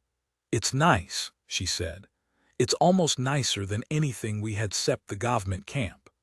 Each night she unrolled the mattresses on the floor, and each morning rolled them up again. And every day they went into the fields and picked the cotton, and every night they had meat. On a Saturday they drove into Tulare, and they bought a tin stove and new overalls for Al and Pa and Winfield and Uncle John, and they bought a dress for Ma and gave Ma's best dress to Rose of Sharon. "She's so big," Ma said. "Juice. A waste of good money to get her a new dress now." The Jodes had been lucky. They got in early enough to have a place in the boxcars. Now the tents of the late-comers filled the little flat, and those who had the boxcars were old-timers, and in a way aristocrats. The narrow stream slipped by, out of the willows and back into the willows again. From each car a hard-beaten path went down to the stream. Between the cars the clothes lines hung, and every day the lines were covered with drying clothes. In the evening they walked back from the fields, carrying their folded cotton bags under their arms. They went into the store which stood at the crossroads, and there were many pickers in the store buying their supplies. "How much today?" "We're doin' fine. We made 3.5 today. Wished she'd keep up. Them kids is gettin' to be good pickers. Ma's worked 'em up a little bag for each. They couldn't tow a growed-up bag, dump into ours. Made bags, I'll tell you, a couple old shirts. Work fine." And Ma went to the meat counter, her forefinger pressed against her lips, blowing on her finger, thinking deeply. "Might get some pork chops," she said. "How much?" 30 cents a pound, ma'am." "Well, lemme have 3 pounds and a nice piece of boilin' beef. My girl can cook it tomorrow. And a bottle of milk for my girl, she dotes on milk, gonna have a baby. Nurse lady tol' her to eat lots of milk. Now let's see, we got potatoes." Pa came close, carrying a can of syrup in his hands. "Might get this here," he said. "Might have some hot cakes." Ma frowned. Well, yes, here, we'll take this here." "Now we got plenty lard." Ruthie came near, in her hands 2 large boxes of Cracker Jack, in her eyes a brooding question, which on a nod or a shake of Ma's head might become tragedy or joyous excitement. "Ma," she held up the boxes, jerked them up and down to make them attractive. "Now you put them back." The tragedy began to form in Ruthie's eyes. Pa said, "They're on'y a nickel apiece. Them little fellas worked good today." Well, the excitement began to steal into Ruthie's eyes. "All right." Ruthie turned and fled. Halfway to the door she caught Winfield and rushed him out the door into the evening. Uncle John fingered a pair of canvas gloves with yellow leather palms, tried them on and took them off and laid them down. He moved gradually to the liquor shelves and he stood studying the labels on the bottles. "Ma saw him, Pa," she said, and motioned with her head toward Uncle John. Pa lounged over to him. "Gettin' thirsty, John?" "No, I ain't." "Juice, wait till cotton's done," said Pa. "Then you can go on a hell of a drunk." "'Tain't sweatin' me none," Uncle John said. "I'm workin' hard and sleepin' good, no dreams nor nothin'. Juice seen you sort of droolin' out at them bottles." "I didn't hardly see 'em. Funny thing, I want to buy stuff I don't need, like to get one of them safety razors. Thought I'd like to have some of them gloves over there, awful cheap." "Can't pick no cotton with gloves," said Pa. "I know that. And I don't need no safety razor neither. Stuff settin' out there, you jus feel like buyin' it whether you need it or not." Ma called, "Come on, we got everything." She carried a bag. Uncle John and Pa each took a package. Outside, Ruthie and Winfield were waiting, their eyes strained, their cheeks puffed and full of Cracker Jack. "Won't eat no supper, I bet," Ma said. People streamed toward the boxcar camp. The tents were lighted. Smoke poured from the stovepipes. The Jodes climbed up their catwalk and into their end of the boxcar. Rose of Sharon sat on a box beside the stove. She had a fire started and the tin stove was wine-colored with heat. "Did you get milk?" she demanded. "Yeah, right here." "Give it to me, I ain't had any since noon. She thinks it's like medicine. That nurse lady says so." "You got potatoes ready?" "Right there, peeled." "We'll fry 'em," said Ma. "Got pork chops. Cut up them potatoes in the new fry pan, and tho and a onion. You fellas go out and wash and bring in a bucket of water." "Where's Ruthie and Winfield? They ought to wash." "They each got Cracker Jack," Ma told Rose of Sharon. "Each got a whole box." The men went out to wash in the stream. Rose of Sharon sliced the potatoes into the frying pan and stirred them about with the knife point. Suddenly the tarpaulin was thrust aside. A stout perspiring face looked in from the other end of the car.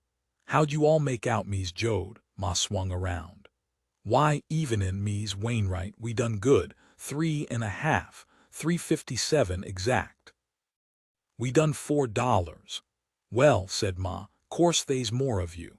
"Yeah, Jonas is growin' up, havin' pork chops, I see." Winfield crept in through the door. "Ma, hush a minute. Yes, my men juice loves pork chops." "I'm cookin' bacon," said Mrs. Wainwright. "Can you smell it cookin'?" "No, can't smell it over these here onions in the potatoes." "She's burnin'," Mrs. Wainwright cried, and her head jerked back. "Ma," Winfield said, "what, you sick from Cracker Jack?" "Ma, Ruthie tall." "Tall what?" "'Bout Tom." Ma stared. "Tall." Then she knelt in front of him. "Winfield, who'd she tell?" Embarrassment seized Winfield. He backed away. "Well, she on'y tall a little bit." "Winfield, now you tell what she said." She didn't eat all her Cracker Jack. She kept some and she et juice one piece at a time, slow like she always done, and she says, "Bet you wished you had some left." "Winfield," Ma demanded. "You tell now." She looked back nervously at the curtain. "Rossasharn, you go over talk to Mies Wainwright so she dawn listen." "How 'bout these here potatoes?" "I'll watch 'em. Now you go, I Don want her listenin' at that curtain. The girl shuffled heavily down the car and went around the side of the hung tarpaulin. Ma said, now Winfield, you tell. Like I said, she et juice one little piece at a time, and she bust some in two so it'd last longer. Go on, hurry up. Well, some kids come around, and course they tried to get some, but Ruthie, she juice, nibbled and wouldn't give 'em none, so they got mad. And one kid grabbed her Cracker Jack box. Winfield, you tell quick about the other. I am, he said. So Ruthie got mad and chased 'em, and she fit one, and then she fit another, and then one big girl up and licked her. Hit a good one. So then Ruthie cried, and she said she'd get her big brother, and he'd kill that big girl. And that big girl said, oh yeah, well, she got a big brother too. Winfield was breathless in his telling. So then they fit, and that big girl hit Ruthie a good one, and Ruthie said her brother'd kill that big girl's brother. And that big girl said, how about if her brother killed our brother? And then Ruthie said our brother already killed two fellas. And then that big girl said, oh yeah, you're juice a little smarty liar. And Ruthie said, oh yeah. Well, our brother's a hiding right now from killin' a fella, and he can kill that big girl's brother too. And then they called names, and Ruthie throwed a rock, and that big girl chased her, and I come home. Oh my, Ma said wearily. Oh my dear sweet Lord Jesus asleep in a manger, what we goin' to do now? She put her forehead in her hand and rubbed her eyes. What we gonna do now? A smell of burning potatoes came from the roaring stove. Ma moved automatically and turned them. Rossasharn, Ma called. The girl appeared around the curtain. Come watch this here supper. Winfield, you go out and you fin Ruthie and bring her back here. Gonna whoop her, Ma? He asked hopefully. No, this here you couldn't do nothing about. Why, I wonder did she have to do it? No, it won't do no good to whoop her. Run now and find her and bring her back. Winfield ran for the car door, and he met the three men tramping up the catwalk, and he stood aside while they came in. Ma said softly, Pa, I got to talk to you. Ruthie tall, some kids how Tom's a hidden. What? She tall, got in a fight in tall. Why, the little bitch. No, she didn't know what she was a doin'. Now look, Pa, I want you to stay here. I'm goin' out and try to fin Tom and tell him. I got to tell Iam to be careful. You stick here, Pa, and kinda watch out for things. I'll take Iam some dinner. All right, Pa agreed. Don, you even mentioned to Ruthie what she done. I'll tell her. At that moment Ruthie came in with Winfield behind her. The little girl was dirtied. Her mouth was sticky and her nose still dripped a little blood from her fight. She looked shamed and frightened. Winfield triumphantly followed her. Ruthie looked fiercely about, but she went to a corner of the car and put her back in the corner. Her shame and fierceness were blended. I tell her what you done, Winfield said. Ma was putting 2 chops and some fried potatoes on a tin plate. Hush, Winfield, she said. They ain't no need to hurt her feelings no more'n what they're hurt. Ruthie's body hurtled across the car. She grabbed Ma around the middle and buried her head in Ma's stomach, and her strangled sobs shook her whole body. Ma tried to loosen her, but the grubby fingers clung tight. Ma brushed the hair on the back of her head gently, and she patted her shoulders. Hush, she said. You didn't know. Ruthie raised her dirty, tear-stained, bloody face. They stole my Cracker Jack, she cried. That big son of a bitch of a girl, she belted me. She went off into hard crying again. Hush, Ma said. Don't talk like that. Here, let go. I'm a-goin' now. Why'n't you whoop her, Ma? If she didn't get snotty with her Cracker Jack tooled and a happened. Go on, give her a whoop. You jus min your business, mister, Ma said fiercely. You'll get a whoop yourself. Now leggo, Ruthie. Winfield retired to a rolled mattress, and he regarded the family cynically and dully. And he put himself in a good position of defense, for Ruthie would attack him at the first opportunity, and he knew it. Ruthie went quietly, heartbrokenly to the other side of the car. Ma put a sheet of newspaper over the tin plate. I'm a-goin' now, she said. Ain't you gonna eat nothin' yourself? Uncle John demanded. Later, when I come back, I wouldn't want nothin' now. Ma walked to the open door. She steadied herself down the steep, cleated catwalk. On the stream side of the boxcars, the tents were pitched close together, their guy ropes crossing one another, and the pegs of one at the canvas line of the next. Lights shone through the cloth and all the chimneys belched smoke. Men and women stood in the doorways talking. Children ran feverishly about. Ma moved majestically down the line of tents. Here and there she was recognized as she went by. Evenin', Mies Jode. Evenin'. Talkin' somepin out, Mies Jode. They's a freen. I'm talkin' back some bread. She came at last to the end of the line of tents. She stopped and looked back. A glow of light was on the camp and the soft overtone of a multitude of speakers. Now and then a harsher voice cut through. The smell of smoke filled the air. Someone played a harmonica softly, trying for an effect, one phrase over and over. Ma stepped in among the willows beside the stream. She moved off the trail and waited silently, listening to hear any possible follower. A man walked down the trail toward the camp, boosting his suspenders and buttoning his jeans as he went. Ma sat very still, and he passed on without seeing her. She waited 5 minutes and then she stood up and crept on up the trail beside the stream. She moved quietly, so quietly that she could hear the murmur of the water above her soft steps on the willow leaves. Trail and stream swung to the left and then to the right again until they neared the highway. In the gray starlight she could see the embankment and the black round hole of the culvert where she always left Tom's food. She moved forward cautiously, thrust her package into the hole, and took back the empty tin plate which was left there. She crept back among the willows, forced her way into a thicket, and sat down to wait. Through the tangle she could see the black hole of the culvert. She clasped her knees and sat silently. In a few moments the thicket crept to life again. The field mice moved cautiously over the leaves. A skunk padded heavily and unself-consciously down the trail, carrying a faint effluvium with him. And then a wind stirred the willows delicately, as though it tested them, and a shower of golden leaves coasted down to the ground. Suddenly a gust boiled in and racked the trees, and a cricking downpour of leaves fell. Ma could feel them on her hair and on her shoulders. Over the sky a plump black cloud moved, erasing the stars. The fat drops of rain scattered down, splashing loudly on the fallen leaves, and the cloud moved on and unveiled the stars again.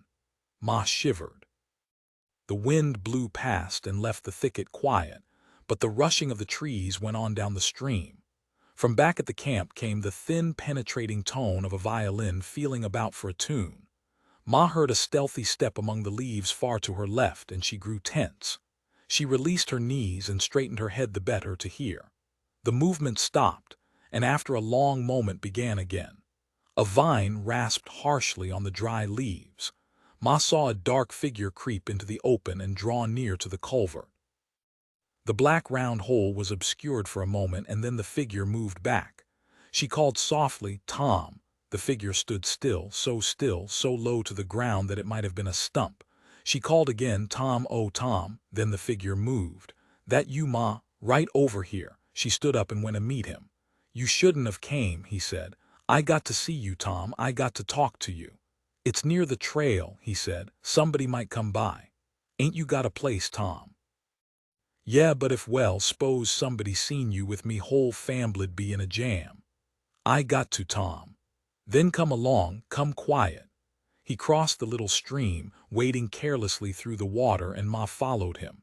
He moved through the brush, out into a field on the other side of the thicket, and along the plowed ground. The blackening stems of the cotton were harsh against the ground, and a few fluffs of cotton clung to the stems. A quarter of a mile they went along the edge of the field, and then he turned into the brush again. He approached a great mound of wild blackberry bushes, leaned over and pulled a mat of vines aside.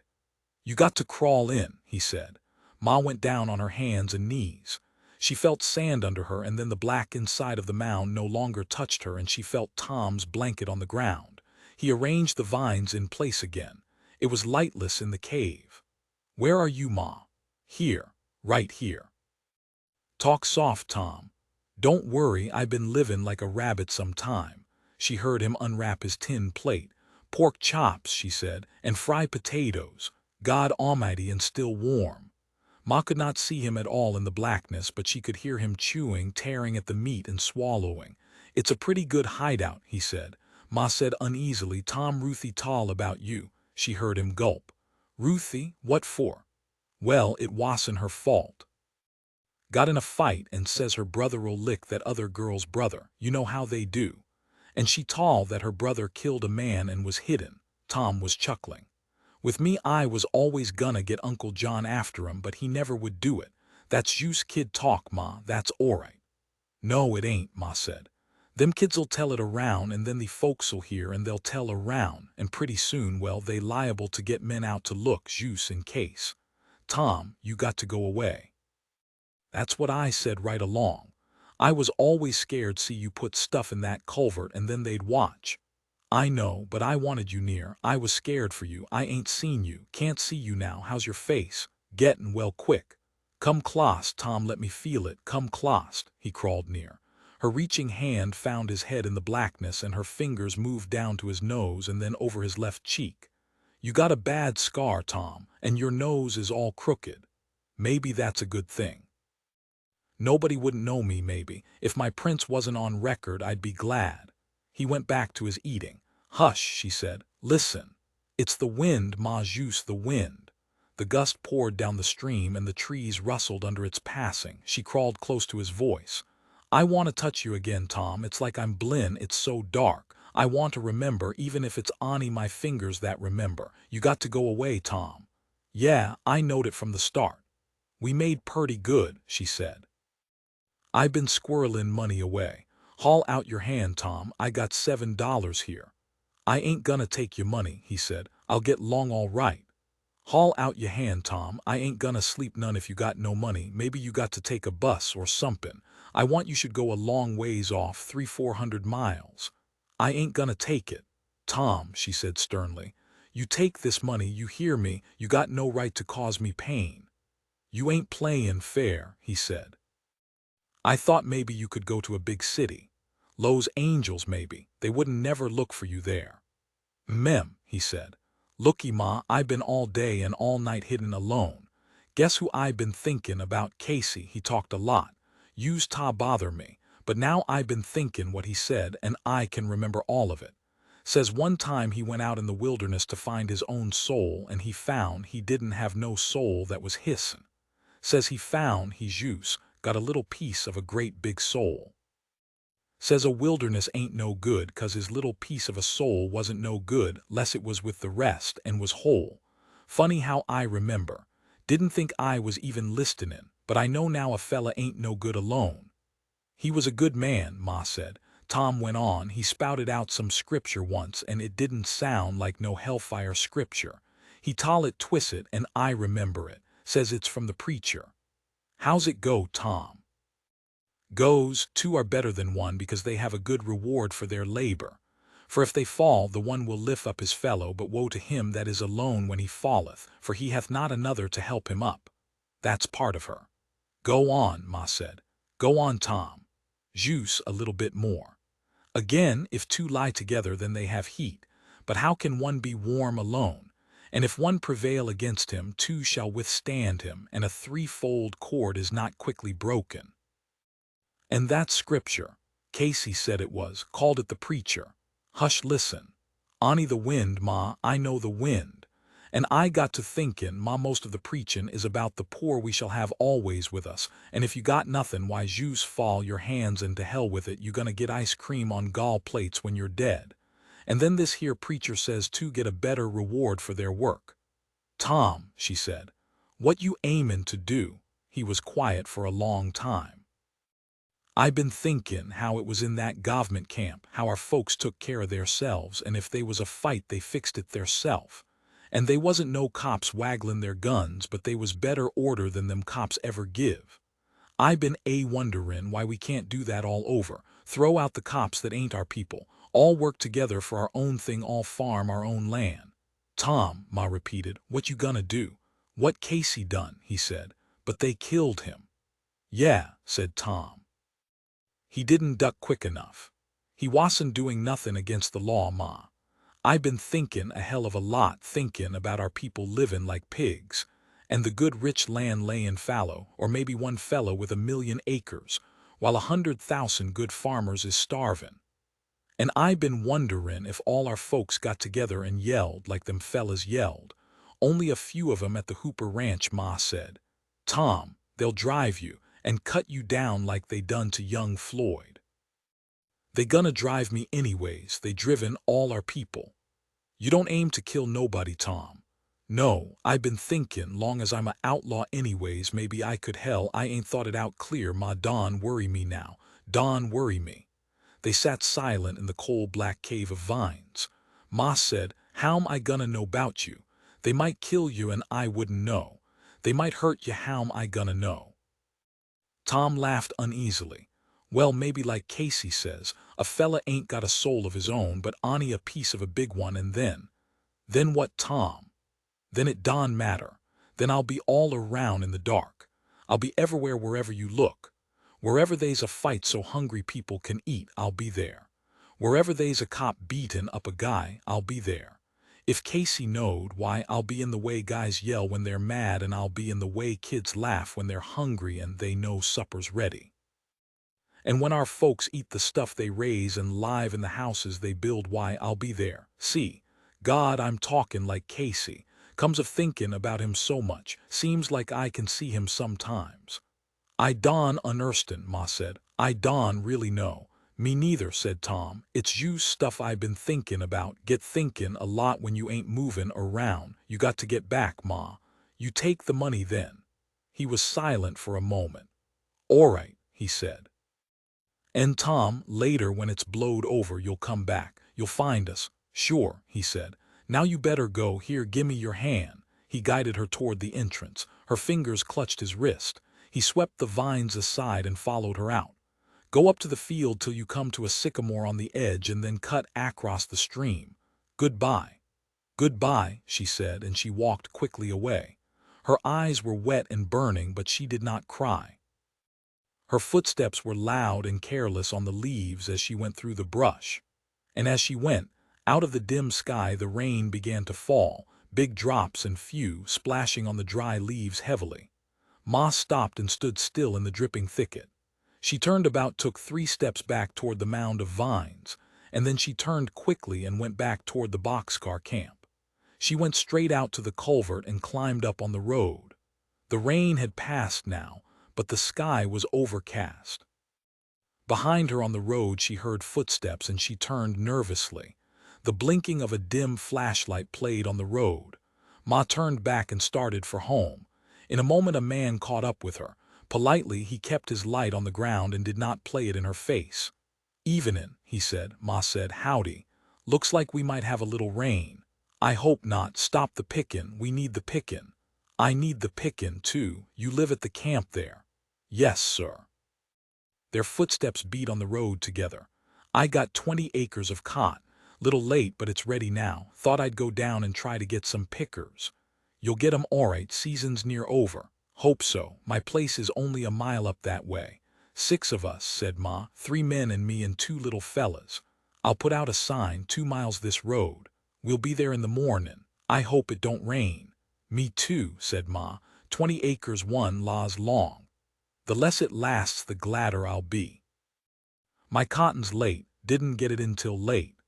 What you payin', mister? 90 cents. We'll pick. I hear fellas say next year it'll be 75 or even 60. That's what I hear. There'll be trouble, said Ma. Sure, I know. Little fella like me can't do anything. The association sets the rate and we got to mind. If we don't, we ain't got a farm. Little fella gets crowded all the time. They came to the camp. We'll be there, Ma said. Not much pickin' left. She went to the end boxcar and climbed the cleated walk. The low light of the lantern made gloomy shadows in the car. Pa and Uncle John and an elderly man squatted against the car wall. Hello, Ma said. Evenin', Mr. Wainwright. He raised a delicately chiseled face. His eyes were deep under the ridges of his brows. His hair was blue-white and fine. A patina of silver beard covered his jaws and chin. Evenin', ma'am, he said. We got pickin' tomorrow, Ma observed. Mile north, 20 acres. Better take the truck, I guess, Pa said. Gettin' more pickin'. Wainwright raised his head eagerly. S'pose we can pick. Why sure, I walked a piece with the fella, he was common to get pickers. Cotton's nearly gone, purty thin these here seconds. Gonna be hard to make a wage on the seconds, got her pretty clean the fust time. Your folks could maybe ride with us, Ma said, split the gas. Well, that's friendly of you, ma'am. Saves us both, said Ma. Pa said, Mr. Wainwright, he's got a worry he come to us about. We was a-talkin' her over. What's the matter? Wainwright looked down at the floor. Our Aggie, he said. She's a big girl near 16 and growed up. Aggie's a pretty girl, said Ma. Listen, I am out, Pa said. Well, her and your boy Al, they're walkin' out every night. And Aggie's a good healthy girl that ought to have a husband, else she might get in trouble. We never had no trouble in our family. But what with us bein' so poor off now, me's, Wainwright and me, we got to worryin'. S'pose she got in trouble. Ma rolled down a mattress and sat on it. They out now? She asked. Always out, said Wainwright. Every night. Well, Al's a good boy. Kinda figures he's a dunghill rooster these days, but he's a good steady boy. I couldn't want for a better boy. Oh, we ain't complainin' about Al as a fella, we like him. But what scares me's Wainwright and me, well, she's a growed-up woman girl. And what if we go away or you go away and we find out Aggie's in trouble? We ain't had no shame in our family. Ma said softly, we'll try and see that we don't put no shame on you. He stood up quickly. Thank you, ma'am. Aggie's a growed-up woman girl. She's a good girl, just as nice and good. Well, sure, thank you, ma'am, if you'll keep shame from us. It ain't Aggie's fault. She's growed up. Pa'll talk to Al, said Ma. Or if Pa won't, I will. Wainwright said, good night then, and we sure thank ya. He went around the end of the curtain. They could hear him talking softly in the other end of the car, explaining the result of his embassy. Ma listened a moment and then, you fellas, she said, come over and set here. Pa and Uncle John got heavily up from their squats. They sat on the mattress beside Ma. Where's the little fellas? Pa pointed to a mattress in the corner. Ruthie, she jumped Winfield and bit made 'em both lay down. Guess they're asleep. Rossasharn, she went to set with a lady she knows. Ma sighed. I found Tom, she said softly. I sent away far off. Pa nodded slowly. Uncle John dropped his chin on his chest. Couldn't do nothing else, Pa said. Think he could, John? Uncle John looked up. I can't think nothing out, he said. Dawn seem like I'm hardly awake no more. Tom's a good boy, Ma said, and then she apologized. I didn't mean no harm sayin' I'd talk to Al. I know, Pa said quietly. I ain't no good any more. Spend all my time thinkin' how it used to be. Spend all my time thinkin' of home, and I ain't never gonna see it no more. This here's purtier better land, said Ma. I know, I never even see it, thinkin' how the willows lose its leaves now. Sometimes figurin' to mend that hole in the south fence. Funny, woman talkin' over the family. Woman sayin' we'll do this here and we'll go there. And I don't even care. Woman can change better'n a man, Ma said soothingly. Woman got all her life in her arms. Man got it all in his head. Don, you mind. Maybe next year we can get a place. We got nothing now, Pa said. Common, a long time no work, no crops. What we gonna do then? How we gonna get stuff to eat? And I tell you, Rossasharn ain't so far from due. Get so I hate to think. Go diggin' back to a all time to keep from thinkin'. Seems like our life's over and done. No, it ain't, Ma smiled. It ain't, Pa. And that's one more thing a woman knows. I noticed that. Man, he lives in jerks, baby born and a man dies, and that's a jerk, gets a farm and loses his farm, and that's a jerk. Woman, it's all one flow like a stream, little eddies, little waterfalls, but the river it goes right on. Woman looks at it like that. We ain't gonna die out. People is goin' on changin' a little maybe, but goin' right on. How can you tell? Uncle John demanded. What's to keep everything from stoppin'? All the folks from Jus gettin' tired and layin' down, Ma considered. She rubbed the shiny back of one hand with the other, pushed the fingers of her right hand between the fingers of her left. Hard to say, she said. Everything we do seems to me is aimed right at goin' on. Seems that way to me. Even gettin' hungry, even bein' sick, some die, but the rest is tougher. Jus, try to live the day, jus the day. Uncle John said, if Annie she didn't die that time, Jus live the day, Ma said. Don worry yourself. They might be a good year next year back home, said Pa. Ma said, listen. There were creeping steps on the catwalk and then Al came in past the curtain. Hullo, he said, I thought you'd be sleepin' by now. Al, Ma said, we're a-talkin', come set here. Sure okay, I want to talk too. I'll have to be goin' away pretty soon now. You can't, we need you here. Why you got to go away? Well, me and Aggie Wainwright, we figures to get married, and I'm gonna get a job in a garage and we'll have a rent house for a while and, he looked up fiercely. Well, we are and they ain't nobody can stop us. They were staring at him. Al, Ma said at last, we're awful glad you are. Why, course we are, you're a growed man, you need a wife, but Don go right now, Al. I promised Aggie, he said, we got to go, we can't stand this no more. Jus stay till spring, Ma begged. Jus till spring, won't you stay till spring, who drive the truck? Well, Mrs. Wainwright put her head around the curtain. You heard yet, she demanded. Yeah, Jus heard. Oh my, I wished we had a cake, I wished we had a cake or somethin'. I'll set on some coffee and make up some pancakes, Ma said. We got syrup. Oh my, Mrs. Wainwright said. Why well, look, I'll bring some sugar, we'll put sugar in them pancakes. Ma broke twigs into the stove, and the coals from the dinner cooking started them blazing. Ruthie and Winfield came out of their bed like hermit crabs from shells. For a moment they were careful, they watched to see whether they were still criminals. When no one noticed them, they grew bold. Ruthie hopped all the way to the door and back on one foot without touching the wall. Ma was pouring flour into a bowl when Rose of Sharon climbed the catwalk. She steadied herself and advanced cautiously. What's the matter? She asked. Why, it's news, Ma cried. We're gonna have a little party. Count Al and Aggie Wainwright is gonna get married. Rose of Sharon stood perfectly still. She looked slowly at Al, who stood there flustered and embarrassed. Mrs. Wainwright shouted from the other end of the car, I'm puttin' a fresh dress on Aggie. I'll be right over. Rose of Sharon turned slowly. She went back to the wide door and she crept down the catwalk. Once on the ground, she moved slowly toward the stream and the trail that went beside it. She took the way Ma had gone earlier into the willows. The wind blew more steadily now and the bushes wished steadily. Rose of Sharon went down on her knees and crawled deep into the brush. The berry vines cut her face and pulled at her hair, but she didn't mind. Only when she felt the bushes touching her all over did she stop. She stretched out on her back, and she felt the weight of the baby inside of her. In the lightless car, Ma stirred, and then she pushed the blanket back and got up. At the open door of the car, the gray starlight penetrated a little. Ma walked to the door and stood looking out. The stars were paling in the east.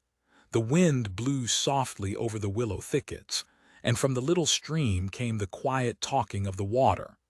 Most of the camp was still asleep, but in front of one tent a little fire burned and people were standing about it, warming themselves.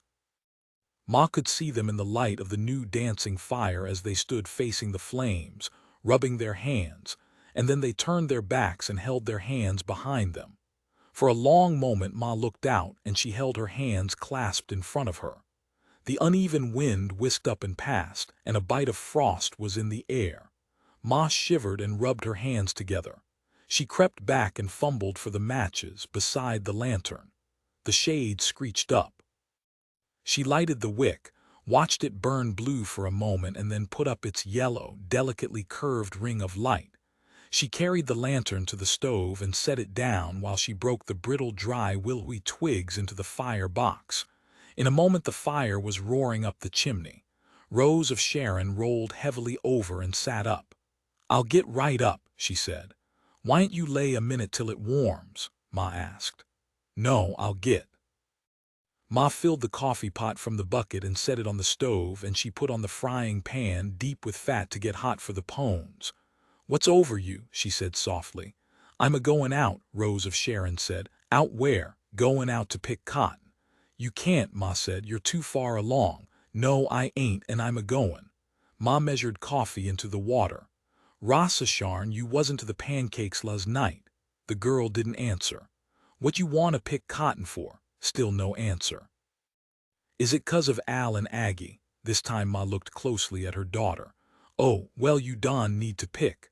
I'm goin'. Alright, but Don you strain yourself. Get up Pa, wake up, get up. Pa blinked and yawned. Ain't slept out, he moaned. Must have been on to 11 o'clock when we went down. Come on, get up all of you and wash.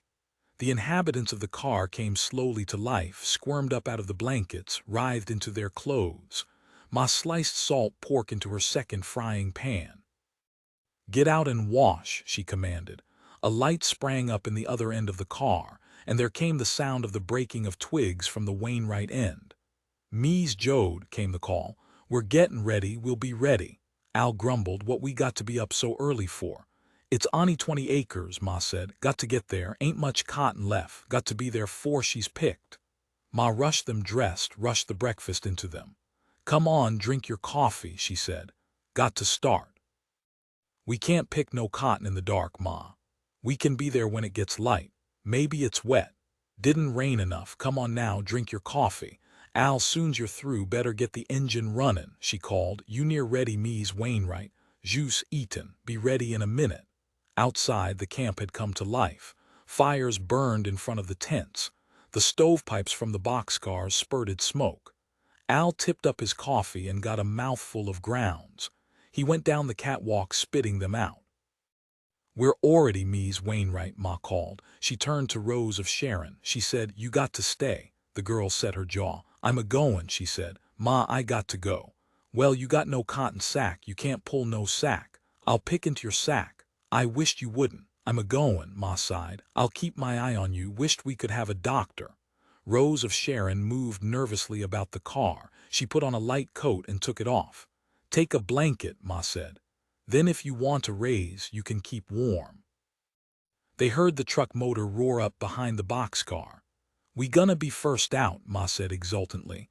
Alright, get your sacks. Ruthie, Don, you forget them shirts I fixed for you to pick in. Wainwrights and Jodes climbed into the truck in the dark.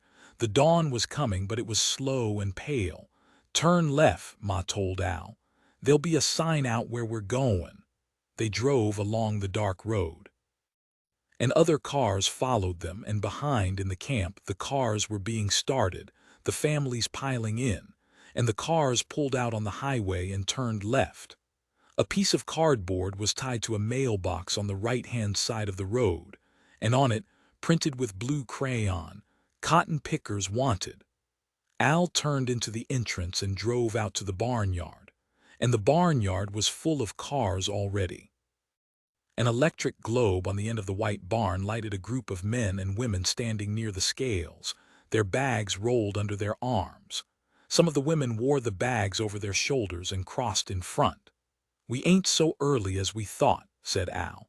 He pulled the truck against a fence and parked. The families climbed down and went to join the waiting group, and more cars came in from the road and parked, and more families joined the group. Under the light on the barn end, the owner signed them in. Hawley.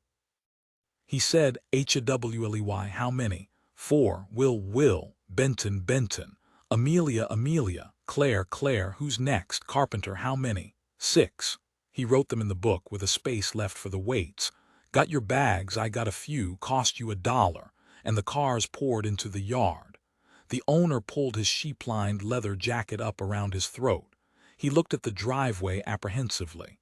This 20 isn't gonna take long to pick with all these people, he said. Children were climbing into the big cotton trailer, digging their toes into the chicken wire sides. Get off there, the owner cried. Come on down, you'll tear that wire loose. And the children climbed slowly down, embarrassed and silent. The gray dawn came. I'll have to take a tear for dew, the owner said. Change it when the sun comes out. All right, go out when you want. Light enough to see. The people moved quickly out into the cotton field and took their rows.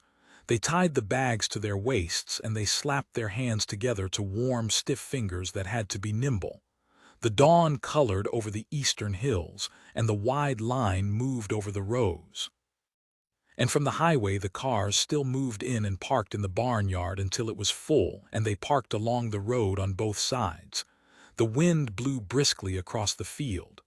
"I don't know how you all found out," the owner said. "There must be a hell of a grapevine. The 20 won't last till noon. What name? Hume. How many?"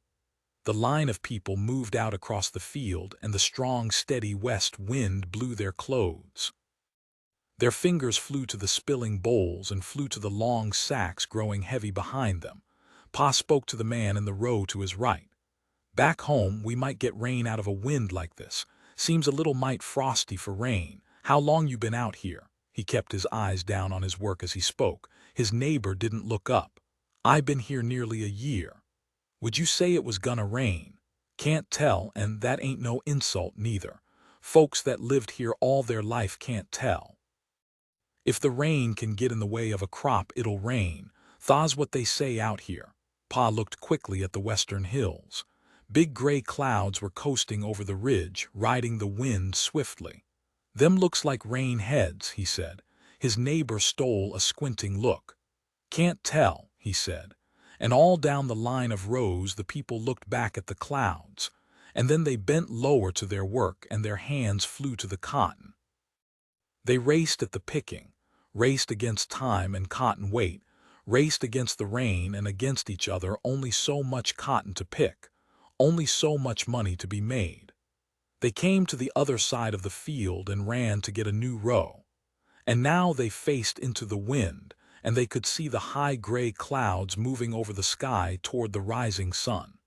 And more cars parked along the roadside, and new pickers came to be checked in. The line of people moved frantically across the field, weighed at the end, marked their cotton, checked the weights into their own books, and ran for new rows. At 11 o'clock the field was picked and the work was done. The wire-sided trailers were hooked on behind wire-sided trucks, and they moved out to the highway and drove away to the gin. The cotton fluffed out through the chicken wire, and little clouds of cotton blew through the air, and rags of cotton caught and waved on the weeds beside the road. The pickers clustered disconsolately back to the barnyard and stood in line to be paid off. Hume, James, 22 cents, Ralph, 30 cents, Joe, Thomas, 90 cents, Winfield, 15 cents. The money lay in rolls, silver and nickels and pennies, and each man looked in his own book as he was being paid. Wainwright, Agnes, 34 cents, Tobin, 63 cents. The line moved past slowly. The families went back to their cars silently, and they drove slowly away. Jodes and Wainwrights waited in the truck for the driveway to clear, and as they waited, the first drops of rain began to fall. Al put his hand out of the cab to feel them. Rose of Sharon sat in the middle and Ma on the outside. The girl's eyes were lusterless again. "You shouldn't have came," Ma said. "You didn't pick more'n 10-15 pounds." Rose of Sharon looked down at her great bulging belly, and she didn't reply. She shivered suddenly and held her head high. Ma, watching her closely, unrolled her cotton bag, spread it over Rose of Sharon's shoulders, and drew her close. At last the way was clear. Al started his motor and drove out into the highway. The big infrequent drops of rain lanced down and splashed on the road, and as the truck moved along, the drops became smaller and close. Rain pounded on the cab of the truck so loudly that it could be heard over the pounding of the old worn motor. On the truck bed, the Wainwrights and Jodes spread their cotton bags over their heads and shoulders. Rose of Sharon shivered violently against Ma's arm, and Ma cried, "Go faster, Al Rossisharn got a chill. Gotta get her feet in hot water." Al speeded the pounding motor, and when he came to the boxcar camp, he drove down close to the red cars. Ma was spouting orders before they were well stopped. "Al," she commanded, "you and John and Pa go into the willows and select all the dead stuff you can. We got to keep warm. Wonder if the roof leaks. No, I don't think so. Be nice and dry, but we got to have wood. Got to keep warm. Take Ruthie and Winfield too. They can get twigs. This here girl ain't well." Ma got out and Rose of Sharon tried to follow, but her knees buckled and she sat down heavily on the running board. Fat Mrs. Wainwright saw her. "What's the matter? Her time come." "No, I don't think so," said Ma. "Gotta chill. Maybe took call. Gimme a hand, will you? The two women supported Rose of Sharon. After a few steps her strength came back, her legs took her weight. "I'm all right, Ma," she said. "It was jus a minute there." The older women kept hands on her elbows. "Feet in hot water," Ma said wisely. They helped her up the catwalk and into the boxcar. "You rub her," Mrs. Wainwright said. "I'll get a fire goin'." She used the last of the twigs and built up a blaze in the stove. The rain poured now, scoured at the roof of the car. Ma looked up at it. "Thank God we got a tight roof," she said. "Them tents leaks no matter how good. Jus put on a little water, Mies Wainwright." Rose of Sharon lay still on a mattress. She let them take off her shoes and rub her feet. Mrs. Wainwright bent over her. "You got pain?" she demanded. "Number jus Don feel good, jus feel bad." "I got painkiller and salts," Mrs. Wainwright said. "You're welcome to 'em if you want 'em, perfectly welcome." The girl shivered violently. "Cover me up, Ma, I'm call." Ma brought all the blankets and piled them on top of her. The rain roared down on the roof. Now the wood-gatherers returned, their arms piled high with sticks and their hats and coats dripping. "Jesus, she's wet," Pa said. "Soaks you in a minute." Ma said, "Better go back and get more. Burns up awful quick, be dark purty soon." Ruthie and Winfield dripped in and threw their sticks on the pile. They turned to go again. "You stay," Ma ordered. "Stand up close to the fire and get dry." The afternoon was silver with rain. The roads glittered with water. Hour by hour the cotton plants seemed to blacken and shrivel. Pa and Al and Uncle John made trip after trip into the thickets and brought back loads of dead wood. They piled it near the door, until the heap of it nearly reached the ceiling, and at last they stopped and walked toward the stove. Streams of water ran from their hats to their shoulders. The edges of their coats dripped and their shoes squished as they walked. "All right now, get off them clothes," Ma said. "I got some nice coffee for you fellas. And you got dry overalls to put on. Don, stand there." The evening came early. In the boxcars the families huddled together, listening to the pouring water on the roofs. Chapter 29. Over the high coast mountains and over the valleys the gray clouds marched in from the ocean. The wind blew fiercely and silently, high in the air, and it swished in the brush, and it roared in the forests. The clouds came in brokenly, in puffs, in folds, in gray crags, and they piled in together and settled low over the west. And then the wind stopped and left the clouds deep and solid. The rain began with gusty showers, pauses, and downpours, and then gradually it settled to a single tempo, small drops and a steady beat. Rain that was gray to see through, rain that cut midday light to evening. And at first the dry earth sucked the moisture down and blackened. For 2 days the earth drank the rain until the earth was full. Then puddles formed, and in the low places little lakes formed in the fields. The muddy lakes rose higher, and the steady rain whipped the shining water. At last the mountains were full, and the hillsides spilled into the streams, built them to freshets, and sent them roaring down the canyons into the valleys. The rain beat on steadily. And the streams and the little rivers edged up to the bank sides and worked at willows and tree roots, bent the willows deep in the current, cut out the roots of cottonwoods and brought down the trees. The muddy water whirled along the bank sides and crept up the banks until at last it spilled over, into the fields, into the orchards, into the cotton patches where the black stems stood. Level fields became lakes, broad and gray, and the rain whipped up the surfaces. Then the water poured over the highways, and cars moved slowly, cutting the water ahead and leaving a boiling muddy wake behind. The earth whispered under the beat of the rain, and the streams thundered under the churning freshets. When the first rain started, the migrant people huddled in their tents, saying, "It'll soon be over," and asking, "How long's it likely to go on?" And when the puddles formed, the men went out in the rain with shovels and built little dikes around the tents. The beating rain worked at the canvas until it penetrated and sent streams down. And then the little dikes washed out and the water came inside, and the streams wet the beds and the blankets. The people sat in wet clothes. They set up boxes and put planks on the boxes. Then day and night they sat on the planks. Beside the tents the old cars stood, and water fouled the ignition wires and water fouled the carburetors.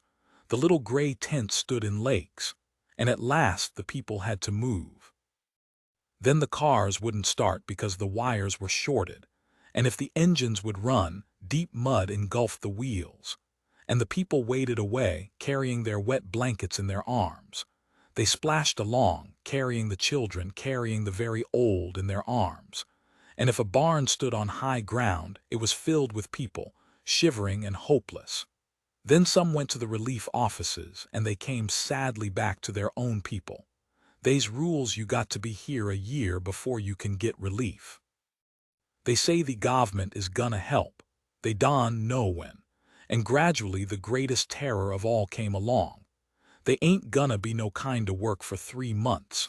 In the barns the people sat huddled together, and the terror came over them, and their faces were gray with terror. The children cried with hunger, and there was no food. Then the sickness came, pneumonia and measles that went to the eyes and to the mastoids. And the rain fell steadily, and the water flowed over the highways, for the culverts could not carry the water. Then from the tents, from the crowded barns, groups of sodden men went out, their clothes slopping rags, their shoes muddy pulp. They splashed out through the water to the towns, to the country stores, to the relief offices, to beg for food, to cringe and beg for food, to beg for relief, to try to steal, to lie. And under the begging and under the cringing, a hopeless anger began to smolder. And in the little towns, pity for the sodden men changed to anger, and anger at the hungry people changed to fear of them. Then sheriffs swore in deputies in droves, and orders were rushed for rifles, for tear gas, for ammunition. Then the hungry men crowded the alleys behind the stores to beg for bread, to beg for rotting vegetables, to steal when they could. Frantic men pounded on the doors of the doctors, and the doctors were busy. And sad men left word at country stores for the coroner to send a car. The coroners were not too busy. The coroners' wagons backed up through the mud and took out the dead. And the rain pattered relentlessly down, and the streams broke their banks and spread out over the country. Huddled under sheds, lying in wet hay, the hunger and the fear bred anger. Then boys went out not to beg but to steal, and men went out weakly to try to steal. The sheriff swore in new deputies and ordered new rifles, and the comfortable people in tight houses felt pity at first and then distaste, and finally hatred for the migrant people. In the wet hay of leaking barns, babies were born to women who panted with pneumonia, and old people curled up in corners and died that way, so that the coroners could not straighten them. At night, the frantic men walked boldly to hen roosts and carried off the squawking chickens. If they were shot at, they did not run but splashed sullenly away, and if they were hit, they sank tiredly in the mud. The rain stopped. On the fields the water stood, reflecting the gray sky, and the land whispered with moving water. And the men came out of the barns, out of the sheds. They squatted on their hams and looked out over the flooded land, and they were silent. And sometimes they talked very quietly. No work till spring. No work. And if no work, no money, no food. Fella had a team of horses, had to use 'em to plow and cultivate and mow. Wouldn't think of turnin' 'em out to starve when they wasn't workin'. Them's horses were men. The women watched the men, watched to see whether the break had come at last. The women stood silently and watched, and where a number of men gathered together, the fear went from their faces and anger took its place. And the women sighed with relief, for they knew it was all right the break had not come, and the break would never come as long as fear could turn to wrath. Tiny points of grass came through the earth, and in a few days the hills were pale green with the beginning year. Chapter 30. In the boxcar camp, the water stood in puddles, and the rain splashed in the mud. Gradually the little stream crept up the bank toward the low flat where the boxcars stood. On the second day of the rain, Al took the tarpaulin down from the middle of the car. He carried it out and spread it on the nose of the truck, and he came back into the car and sat down on his mattress. Now, without the separation, the two families in the car were one. The men sat together and their spirits were damp. Ma kept a little fire going in the stove, kept a few twigs burning, and she conserved her wood. The rain poured down on the nearly flat roof of the boxcar. On the third day the Wainwrights grew restless. "Maybe we better go long," Mrs. Wainwright said, and Ma tried to keep them. "Where'd you go and be sure of a tight roof?" "I dunno, but I got a feelin' we ought to go along." They argued together, and Ma watched Al, Ruthie, and Winfield try to play for a while, and then they too relapsed into sullen inactivity, and the rain drummed down on the roof. On the third day the sound of the stream could be heard above the drumming rain. Pa and Uncle John stood in the open door and looked out on the rising stream. At both ends of the camp the water ran near to the highway, but at the camp it looped away so that the highway embankment surrounded the camp at the back and the stream closed it in on the front. And Pa said, "How's it look to you, John? Seems to me if that crick comes up she'll flood us." Uncle John opened his mouth and rubbed his bristling chin. "Yeah," he said, "might at that."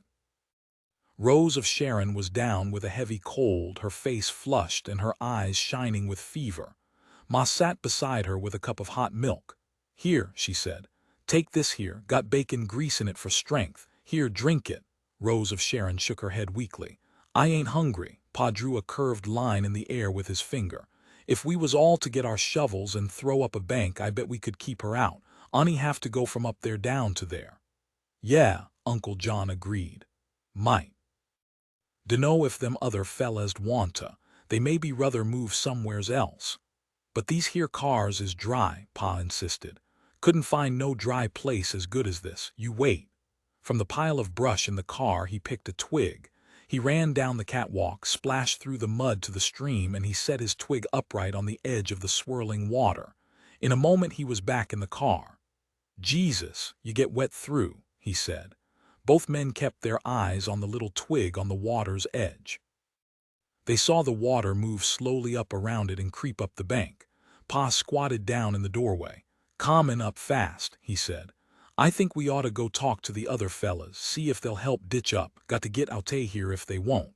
Pa looked down the long car to the Wainwright end. Al was with them, sitting beside Aggie. Pa walked into their precinct. "Water's risen," he said.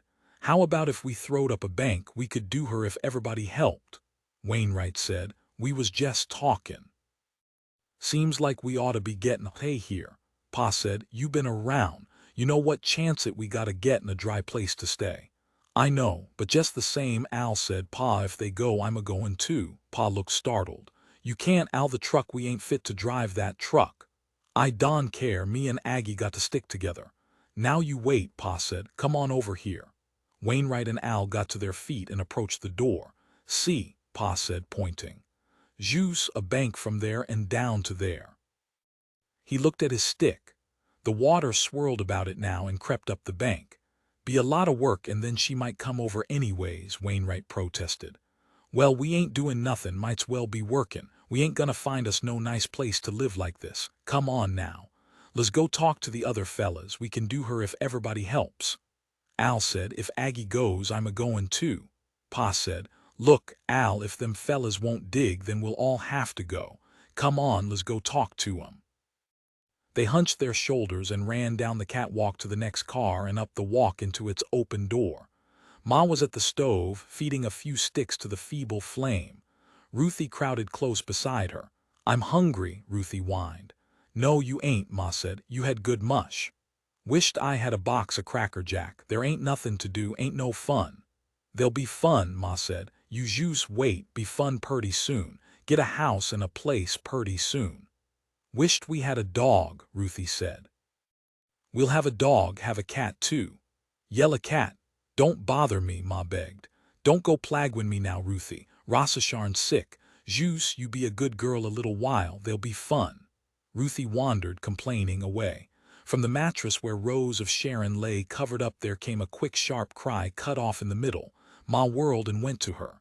Rose of Sharon was holding her breath and her eyes were filled with terror. "What is it?" Ma cried. The girl expelled her breath and caught it again. Suddenly Ma put her hand under the covers, then she stood up. "Mies Wainwright," she called. "Oh, Mies Wainwright." The fat little woman came down the car. "Want me?" "Look," Ma pointed at Rose of Sharon's face. Her teeth were clamped on her lower lip and her forehead was wet with perspiration and the shining terror was in her eyes. "I think it's come," Ma said. "It's early." The girl heaved a great sigh and relaxed. She released her lip and closed her eyes. Mrs. Wainwright bent over her. "Did it kinda grab you all over quick? Open up and answer me." Rose of Sharon nodded weakly. Mrs. Wainwright turned to Ma. "Yep," she said. "It's come early, you say. Maybe the fever brang it. Well, she oughta be up on her feet, oughta be walkin' around." "She can't," Ma said. "She ain't got the strength." "Well, she oughta." Mrs. Wainwright grew quiet and stern with efficiency. "I heaped with lots," she said. "Come on, let's close that door nearly. Keep out the draft." The two women pushed on the heavy sliding door, boosted it along until only a foot was open. "I'll get our lamp too," Mrs. Wainwright said. Her face was purple with excitement. "Aggie," she called, "you take care of these here little fellas." Ma nodded. "Tha's right. Ruthie, you and Winfield go down with Aggie. Go on now." "Why?" they demanded. "'Cause you got to. Rossasharn gonna have her baby." "I want to watch, Ma. Please let me." "Ruthie, you get now. You get quick." There was no argument against such a tone. Ruthie and Winfield went reluctantly down the car. Ma lighted the lantern. Mrs. Wainwright brought her Rochester lamp down and set it on the floor, and its big circular flame lighted the boxcar brightly. Ruthie and Winfield stood behind the brush pile and peered over. "Gonna have a baby and we're a-gonna see," Ruthie said softly. "Don't you make no noise now. Ma won't let us watch. If she looks this-a-way, you scrunch down behind the brush. Then we'll see." "There ain't many kids seen it," Winfield said. "There ain't no kids seen it," Ruthie insisted proudly. "Ani us." Down by the mattress in the bright light of the lamp, Ma and Mrs. Wainwright held conference. Their voices were raised a little over the hollow beating of the rain. Mrs. Wainwright took a paring knife from her apron pocket and slipped it under the mattress. "Maybe it don't do no good," she said apologetically. "Our folks always done it. Don't do no harm anyways." Ma nodded. "We used a plow point." "I guess anything sharp'll work long as it can cut birth pains. I hope it ain't gonna be a long one." "You feelin' alright now?" Rose of Sharon nodded nervously. "Is it common?" "Sure," Ma said. "Gonna have a nice baby, you just got to help us. Feel like you could get up and walk." "I can try." "That's a good girl," Mrs. Wainwright said. "That is a good girl. We'll heap you, honey. We'll walk with you." They helped her to her feet and pinned a blanket over her shoulders. Then Ma held her arm from one side and Mrs. Wainwright from the other. They walked her to the brush pile and turned slowly and walked her back, over and over, and the rain drummed deeply on the roof. Ruthie and Winfield watched anxiously. "When she goin' to have it?" he demanded. Don't draw 'em. We won't be let to look." Aggie joined them behind the brush pile. Aggie's lean face and yellow hair showed in the lamplight, and her nose was long and sharp in the shadow of her head on the wall. Ruthie whispered, "You ever saw a baby bore?" "Sure," said Aggie. "Well, when she gonna have it?" "Oh, not for a long, long time." "Well, how long?" "Maybe not 'fore tomorrow mornin'." "Shucks," said Ruthie. "Ain't no good watchin' now then." "Oh, look." The walking women had stopped. Rose of Sharon had stiffened and she whined with pain. They laid her down on the mattress and wiped her forehead while she grunted and clenched her fists, and Ma talked softly to her. "Easy," Ma said. "Gonna be all right, all right. Jus grip your hands. Now then take your lip and tie your teeth. Tha's good, tha's good." The pain passed on. They let her rest a while and then helped her up again, and the three walked back and forth between the panes. Pa stuck his head in through the narrow opening. His hat dripped with water. "What you shut the door for?" he asked. And then he saw the walking women. Ma said, "Her time's come." Then we couldn't go if we wanted to." "No. Then we got to build that bank." "You got to." Pa sloshed through the mud to the stream. His marking stick was 4 inches down. 20 men stood in the rain. Pa cried, "We got to build her. My girl got her pains." The men gathered about him. "Baby." "Yeah, we can't go now." A tall man said, "It ain't our baby. We kin go." Sure, Pa said. You can go on. Nobody's stopping you. They's only 8 shovels. He hurried to the lower part of the bank and drove his shovel into the mud. The shovelful lifted with a sucking sound. He drove it again and threw the mud into the low place on the stream bank. And beside him the other men ranged themselves. They heaped the mud up in a long embankment, and those who had no shovels cut live willow whips and wove them in a mat and kicked them into the bank. Over the men came a fury of work, a fury of battle. When one man dropped the shovel, another took it up. They had shed their coats and hats. Their shirts and trousers clung tightly to their bodies. Their shoes were shapeless blobs of mud. A shrill scream came from the Jode car. The men stopped, listened uneasily, and then plunged to work again. And the little levee of earth extended until it connected with the highway embankment on either end. They were tired now, and the shovels moved more slowly, and the stream rose slowly. It edged above the place where the first dirt had been thrown. Pa laughed in triumph. She'd come over if we hadn't built up, he cried. The stream rose slowly up the side of the new wall and tore at the willow mat. Higher. Pa cried. We got to get her higher. The evening came and the work went on, and now the men were beyond weariness. Their faces were set and dead. They worked jerkily like machines. When it was dark, the women set lanterns in the car doors and kept pots of coffee handy, and the women ran one by one to the Jode car and wedged themselves inside. The pains were coming close now, 20 minutes apart, and Rose of Sharon had lost her restraint. She screamed fiercely under the fierce pains. And the neighbor women looked at her and patted her gently and went back to their own cars. Ma had a good fire going now, and all her utensils, filled with water, sat on the stove to heat. Every little while Pa looked in the car door. All right, he asked. Yeah, I think so, Ma assured him. As it grew dark, someone brought out a flashlight to work by. Uncle John plunged on, throwing mud on top of the wall. You take it easy, Pa said. You'll kill yourself. I can't heap it. I can't stand that yellin'. It's like when I know, Pa said. But Juice, take it easy. Uncle John blubbered. I'll run away. By God, I got to work or I'll run away. Pa turned from him. How's she stand on the last marker? The man with the flashlight threw the beam on the stick. The rain cut whitely through the light. Comin' up. She'll come up slower now, Pa said. Got to flood purty far on the other side. She's comin' up, though. The women filled the coffee pots and set them out again. And as the night went on, the men moved slower and slower, and they lifted their heavy feet like draft horses. More mud on the levee, more willows interlaced. The rain fell steadily. When the flashlight turned on faces, the eyes showed staring and the muscles on the cheeks were welted out. For a long time the screams continued from the car, and at last they were still. Pa said, Ma'd call me if it was bore. He went on shoveling the mud sullenly. The stream eddied and boiled against the bank. Then from up the stream there came a ripping crash. The beam of the flashlight showed a great cottonwood toppling. The men stopped to watch. The branches of the tree sank into the water and edged around with the current while the stream dug out the little roots. Slowly the tree was freed, and slowly it edged down the stream. The weary men watched, their mouths hanging open. The tree moved slowly down. Then a branch caught on a stump, snagged and held. And very slowly the roots swung around and hooked themselves on the new embankment. The water piled up behind. The tree moved and tore the bank. A little stream slipped through. Pa threw himself forward and jammed mud in the break. The water piled against the tree. And then the bank washed quickly down, washed around ankles, around knees. The men broke and ran, and the current worked smoothly into the flat under the cars, under the automobiles. Uncle John saw the water break through.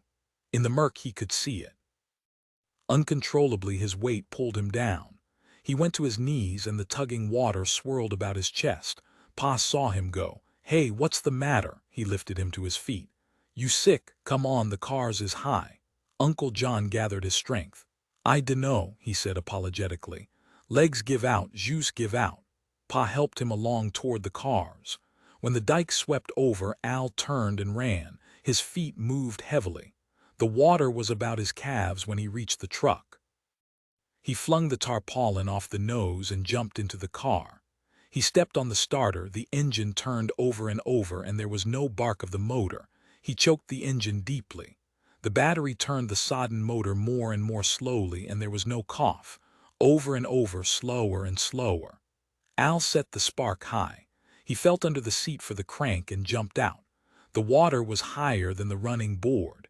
He ran to the front end. Crankcase was under water now.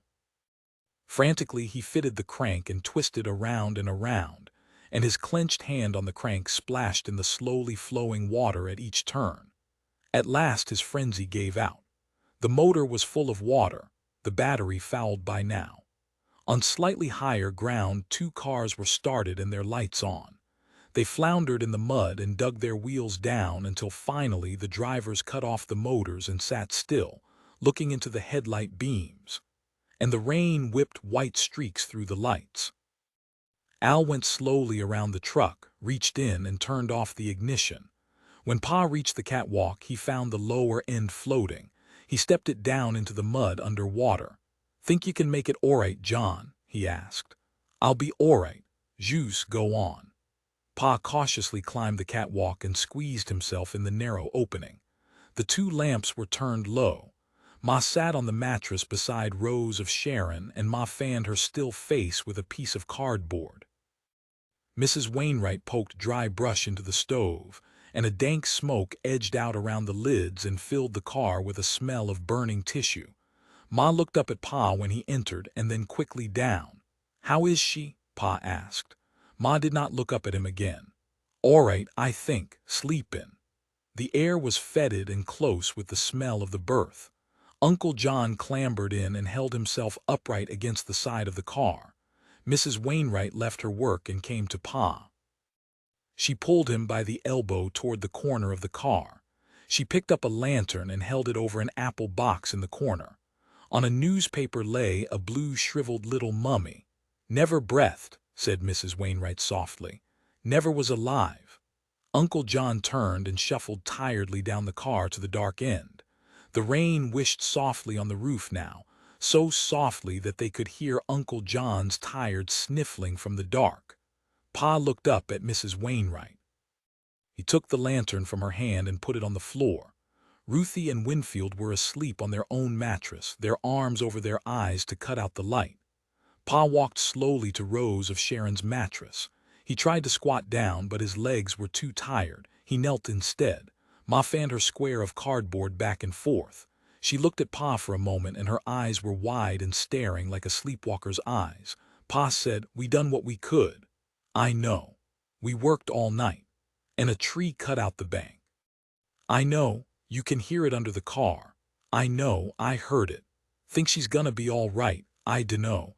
"Well, couldn't we have did nothing?" Ma's lips were stiff and white. "No, they was only one thing to do ever, and we done it. We worked till we dropped, and a tree rain's letting up some." Ma looked at the ceiling and then down again. Pa went on, compelled to talk. "I dunno how high she'll rise, might flood the car. I know, you know everything." She was silent, and the cardboard moved slowly back and forth. "Did we slip up?" he pleaded. "Is there anything we could have did?" Ma looked at him strangely. Her white lips smiled in a dreaming compassion. "Don't take no blame. Hush, it'll be all right. They's changes all over. Maybe the water, maybe we'll have to go. When it's time to go, we'll go. We'll do what we got to do. Now hush, you might wake her." Mrs. Wainwright broke twigs and poked them in the sodden, smoking fire. From outside came the sound of an angry voice. "I'm goin' in and see the son of a bitch myself." And then just outside the door, Al's voice, "Where you think you're goin'? Goin' in to see that bastard Jode." "No, you ain't. What's the matter with you? If he didn't have that fool idea about the bank, we'd 'a' got out. Now our car is dead. You think ours is burnin' up the road. I'm a-goin' in." Al's voice was cold. "You're gonna fight your way in." Pa got slowly to his feet and went to the door. "All right, Al, I'm comin' out. It's all right, Al." Pa slid down the catwalk.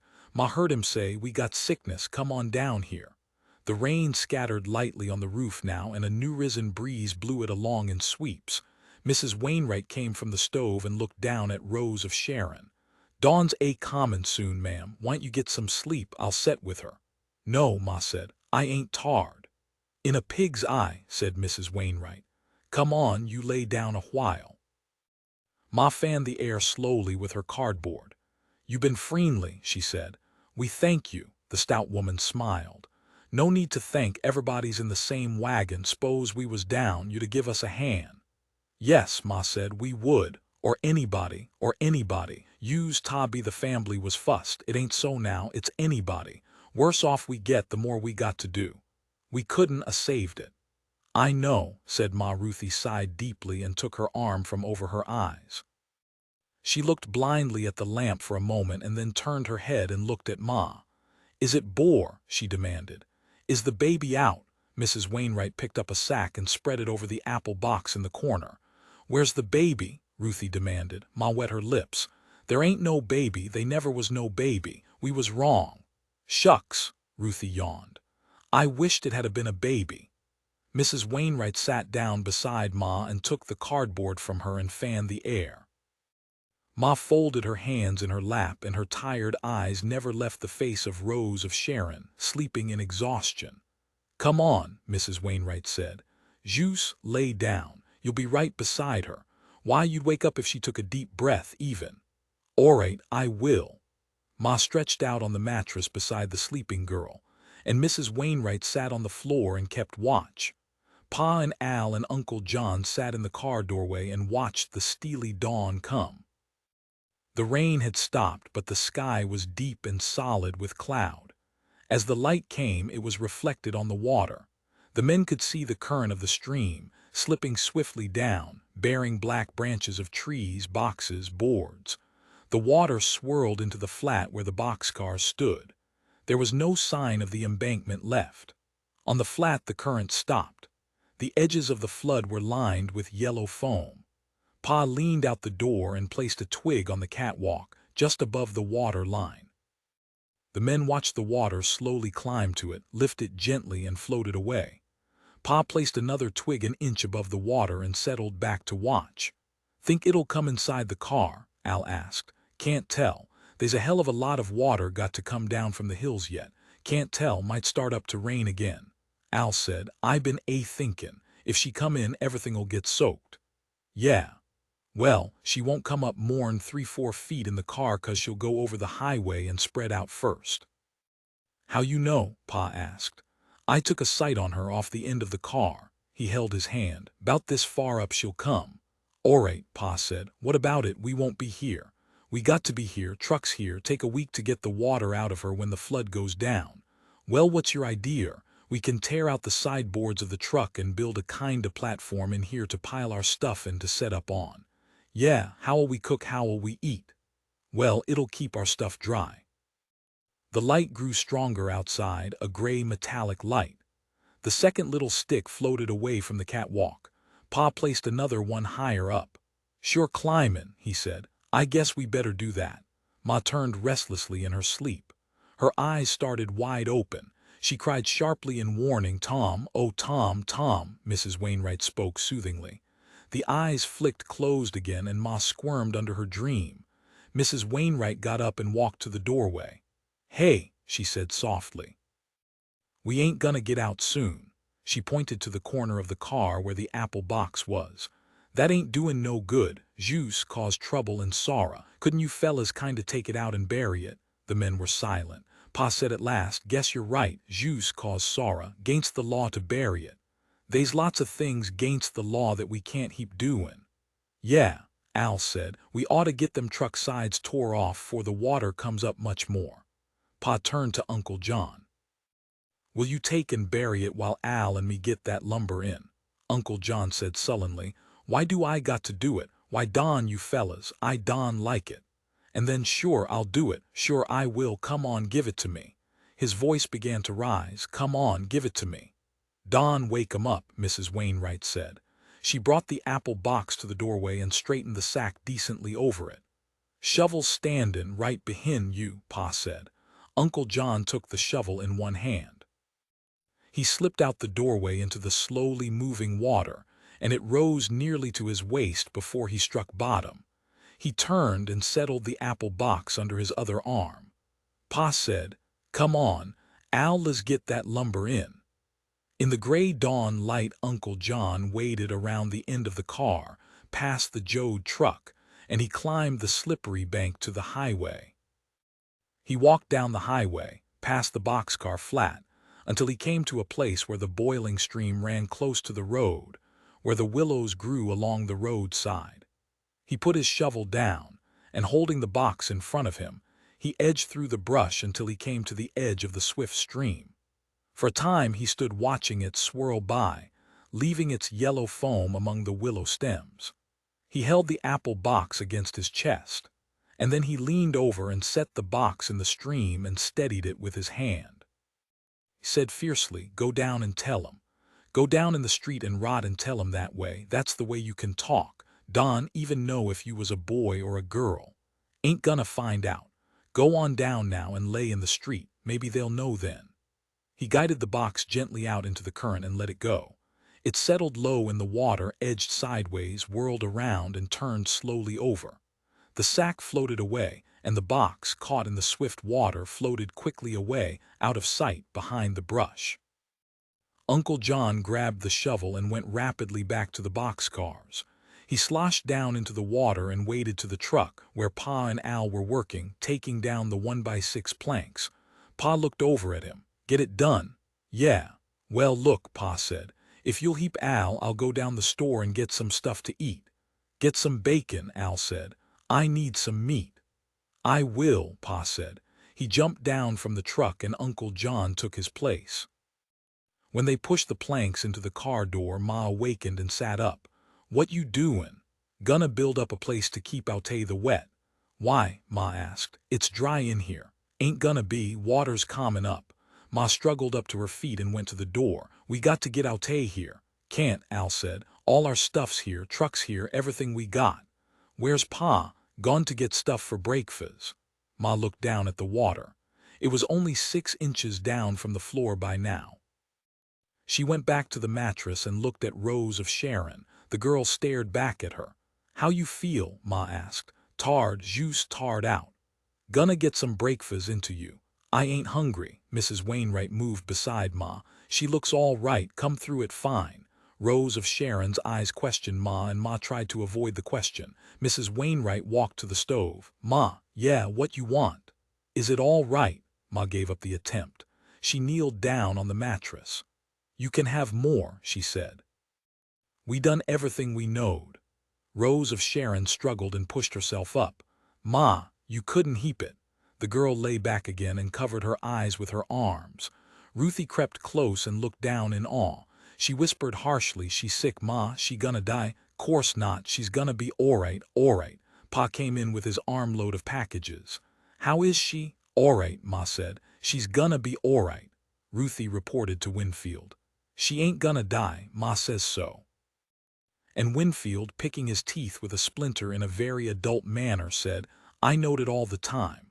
"How'd you know?" "I won't tell," said Winfield, and he spat out a piece of the splinter. Ma built the fire up with the last twigs and cooked the bacon and made gravy. Pa had brought store bread. Ma scowled when she saw it.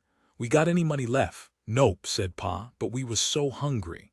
"And you got store bread?" Ma said accusingly. "Well, we was awful hungry, worked all night long." Ma sighed. "Now what we gonna do?" As they ate, the water crept up and up. Al gulped his food and he and Pa built the platform. 5 feet wide, 6 feet long, 4 feet above the floor.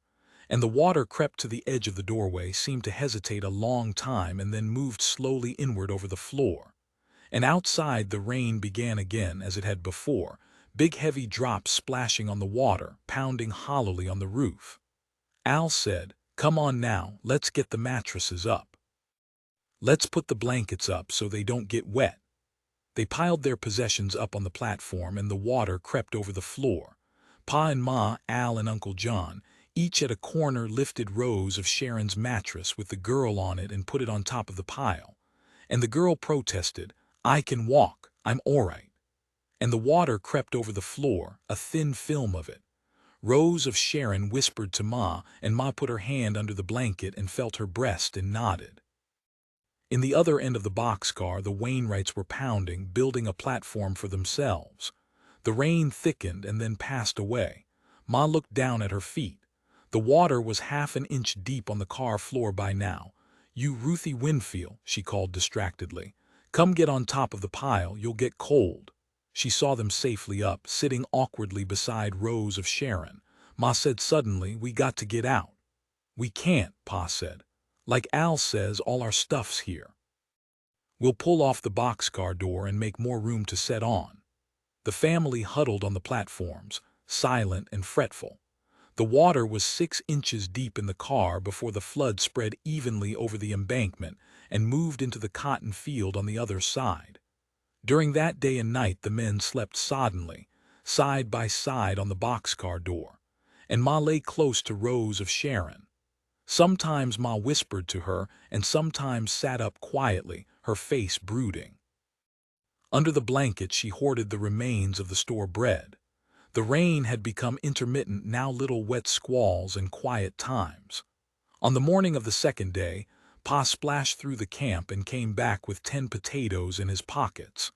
Ma watched him sullenly while he chopped out part of the inner wall of the car, built a fire, and scooped water into a pan. The family ate the steaming boiled potatoes with their fingers. When this last food was gone, they stared at the gray water, and in the night they did not lie down for a long time. When the morning came, they awakened nervously. Rose of Sharon whispered to Ma. Ma nodded her head. "Yes," she said, "it's time for it." And then she turned to the car door where the men lay. "We're gettin' out here," she said savagely, "gettin' to higher ground. And you're common or you ain't common, but I'm talkin' Rossasharn and the little fellas out here." "We can't," Pa said weakly. "All right, then. Maybe you'll pack Rossasharn to the highway anyways and then come back. It ain't rainin' now and we're a-goin'." "All right, we'll go," Pa said. Al said, "Ma, I ain't goin'." "Why not?" "Well, Aggie, why, her and me." Ma smiled. "Course," she said. "You stay here, I'll take care of the stuff. When the water goes down, why, we'll come back. Come quick 'fore it rains again," she told Pa. "Come on, Rossasharn, we're goin' to a dry place." "I can walk." "Maybe a little on the road. Get your back bent, Pa." Pa slipped into the water and stood waiting. Ma helped Rose of Sharon down from the platform and steadied her across the car. Pa took her in his arms, held her as high as he could, and pushed his way carefully through the deep water around the car and to the highway. He set her down on her feet and held on to her. Uncle John carried Ruthie and followed. Ma slid down into the water, and for a moment her skirts billowed out around her. "Winfield," said on my shoulder. "Al will come back soon's the water's down." "Al," she paused. If Tom comes, tell him we'll be back. Tell him be careful. Winfield, climb on my shoulder there. Now keep your feet still." She staggered off through the breast-high water. At the highway embankment they helped her up and lifted Winfield from her shoulder. They stood on the highway and looked back over the sheet of water, the dark red blocks of the cars, the trucks and automobiles deep in the slowly moving water. And as they stood, a little misting rain began to fall. "We got to get along," Ma said. "Rossasharn, you feel like you could walk." "Kinda dizzy," the girl said. "Feel like I been beat." Pa complained. "Now we're a-goin' where we goin'." "I dunno. Come on, give your hand to Rossasharn." Ma took the girl's right arm to steady her and Pa her left. "Goin' someplace where it's dry, got to. You fellas ain't had dry clothes on for 2 days." They moved slowly along the highway. They could hear the rushing of the water in the stream beside the road. Ruthie and Winfield marched together, splashing their feet against the road. They went slowly along the road. The sky grew darker and the rain thickened. No traffic moved along the highway. "We got to hurry," Ma said.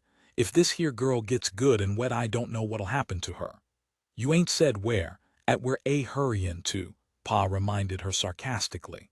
The road curved along beside the stream. Ma searched the land and the flooded fields. Far off the road, on the left, on a slight rolling hill, a rain-blackened barn stood. "Look," Ma said. "Look there. I bet it's dry in that barn. Let's go there till the rain stops." Pa sighed. "Probably get run out by the fella owns it." Ahead beside the road, Ruthie saw a spot of red. She raced to it, a scraggly geranium gone wild, and there was one rain-beaten blossom on it. She picked the flower. She took a petal carefully off and stuck it on her nose. Winfield ran up to see. "Lemme have one," he said. "Sir, it's all mine. I found it." She stuck another red petal on her forehead, a little bright red heart. "Come on, Ruthie, lemme have one. Come on now." He grabbed at the flower in her hand and missed it, and Ruthie banged him in the face with her open hand. He stood for a moment surprised, and then his lips shook and his eyes welled. The others caught up. "Now what you done?" Ma asked. "Now what you done?" "He tried to grab my FLR." Winfield sobbed. "I only wanted one to stick on my nose." "Give him one, Ruthie. Leave him find his own. This here's mine. Ruthie, you give him one." Ruthie heard the threat in Ma's tone and changed her tactics. "Here," she said with elaborate kindness. "I'll stick on one for you." The older people walked on. Winfield held his nose near to her. She wet a petal with her tongue and jabbed it cruelly on his nose. "You little son of a bitch," she said softly. Winfield felt for the petal with his fingers and pressed it down on his nose. They walked quickly after the others. Ruthie felt how the fun was gone. "Here," she said. "Here's some more. Stick some on your forehead." From the right of the road there came a sharp swishing. Ma cried, "Hurry up. They's a big rain. Let's go through the fence here. It's shorter. Come on now. Bear on, Rossasharn." They half dragged the girl across the ditch, helped her through the fence. And then the storm struck them. Sheets of rain fell on them. They plowed through the mud and up the little incline. The black barn was nearly obscured by the rain. It hissed and splashed, and the growing wind drove it along. Rows of Sharon's feet slipped, and she dragged between her supporters. "Pa, can you carry her?" Pa leaned over and picked her up. "We're wet through anyways," he said. "Hurry up. Winfield, Ruthie, run on ahead."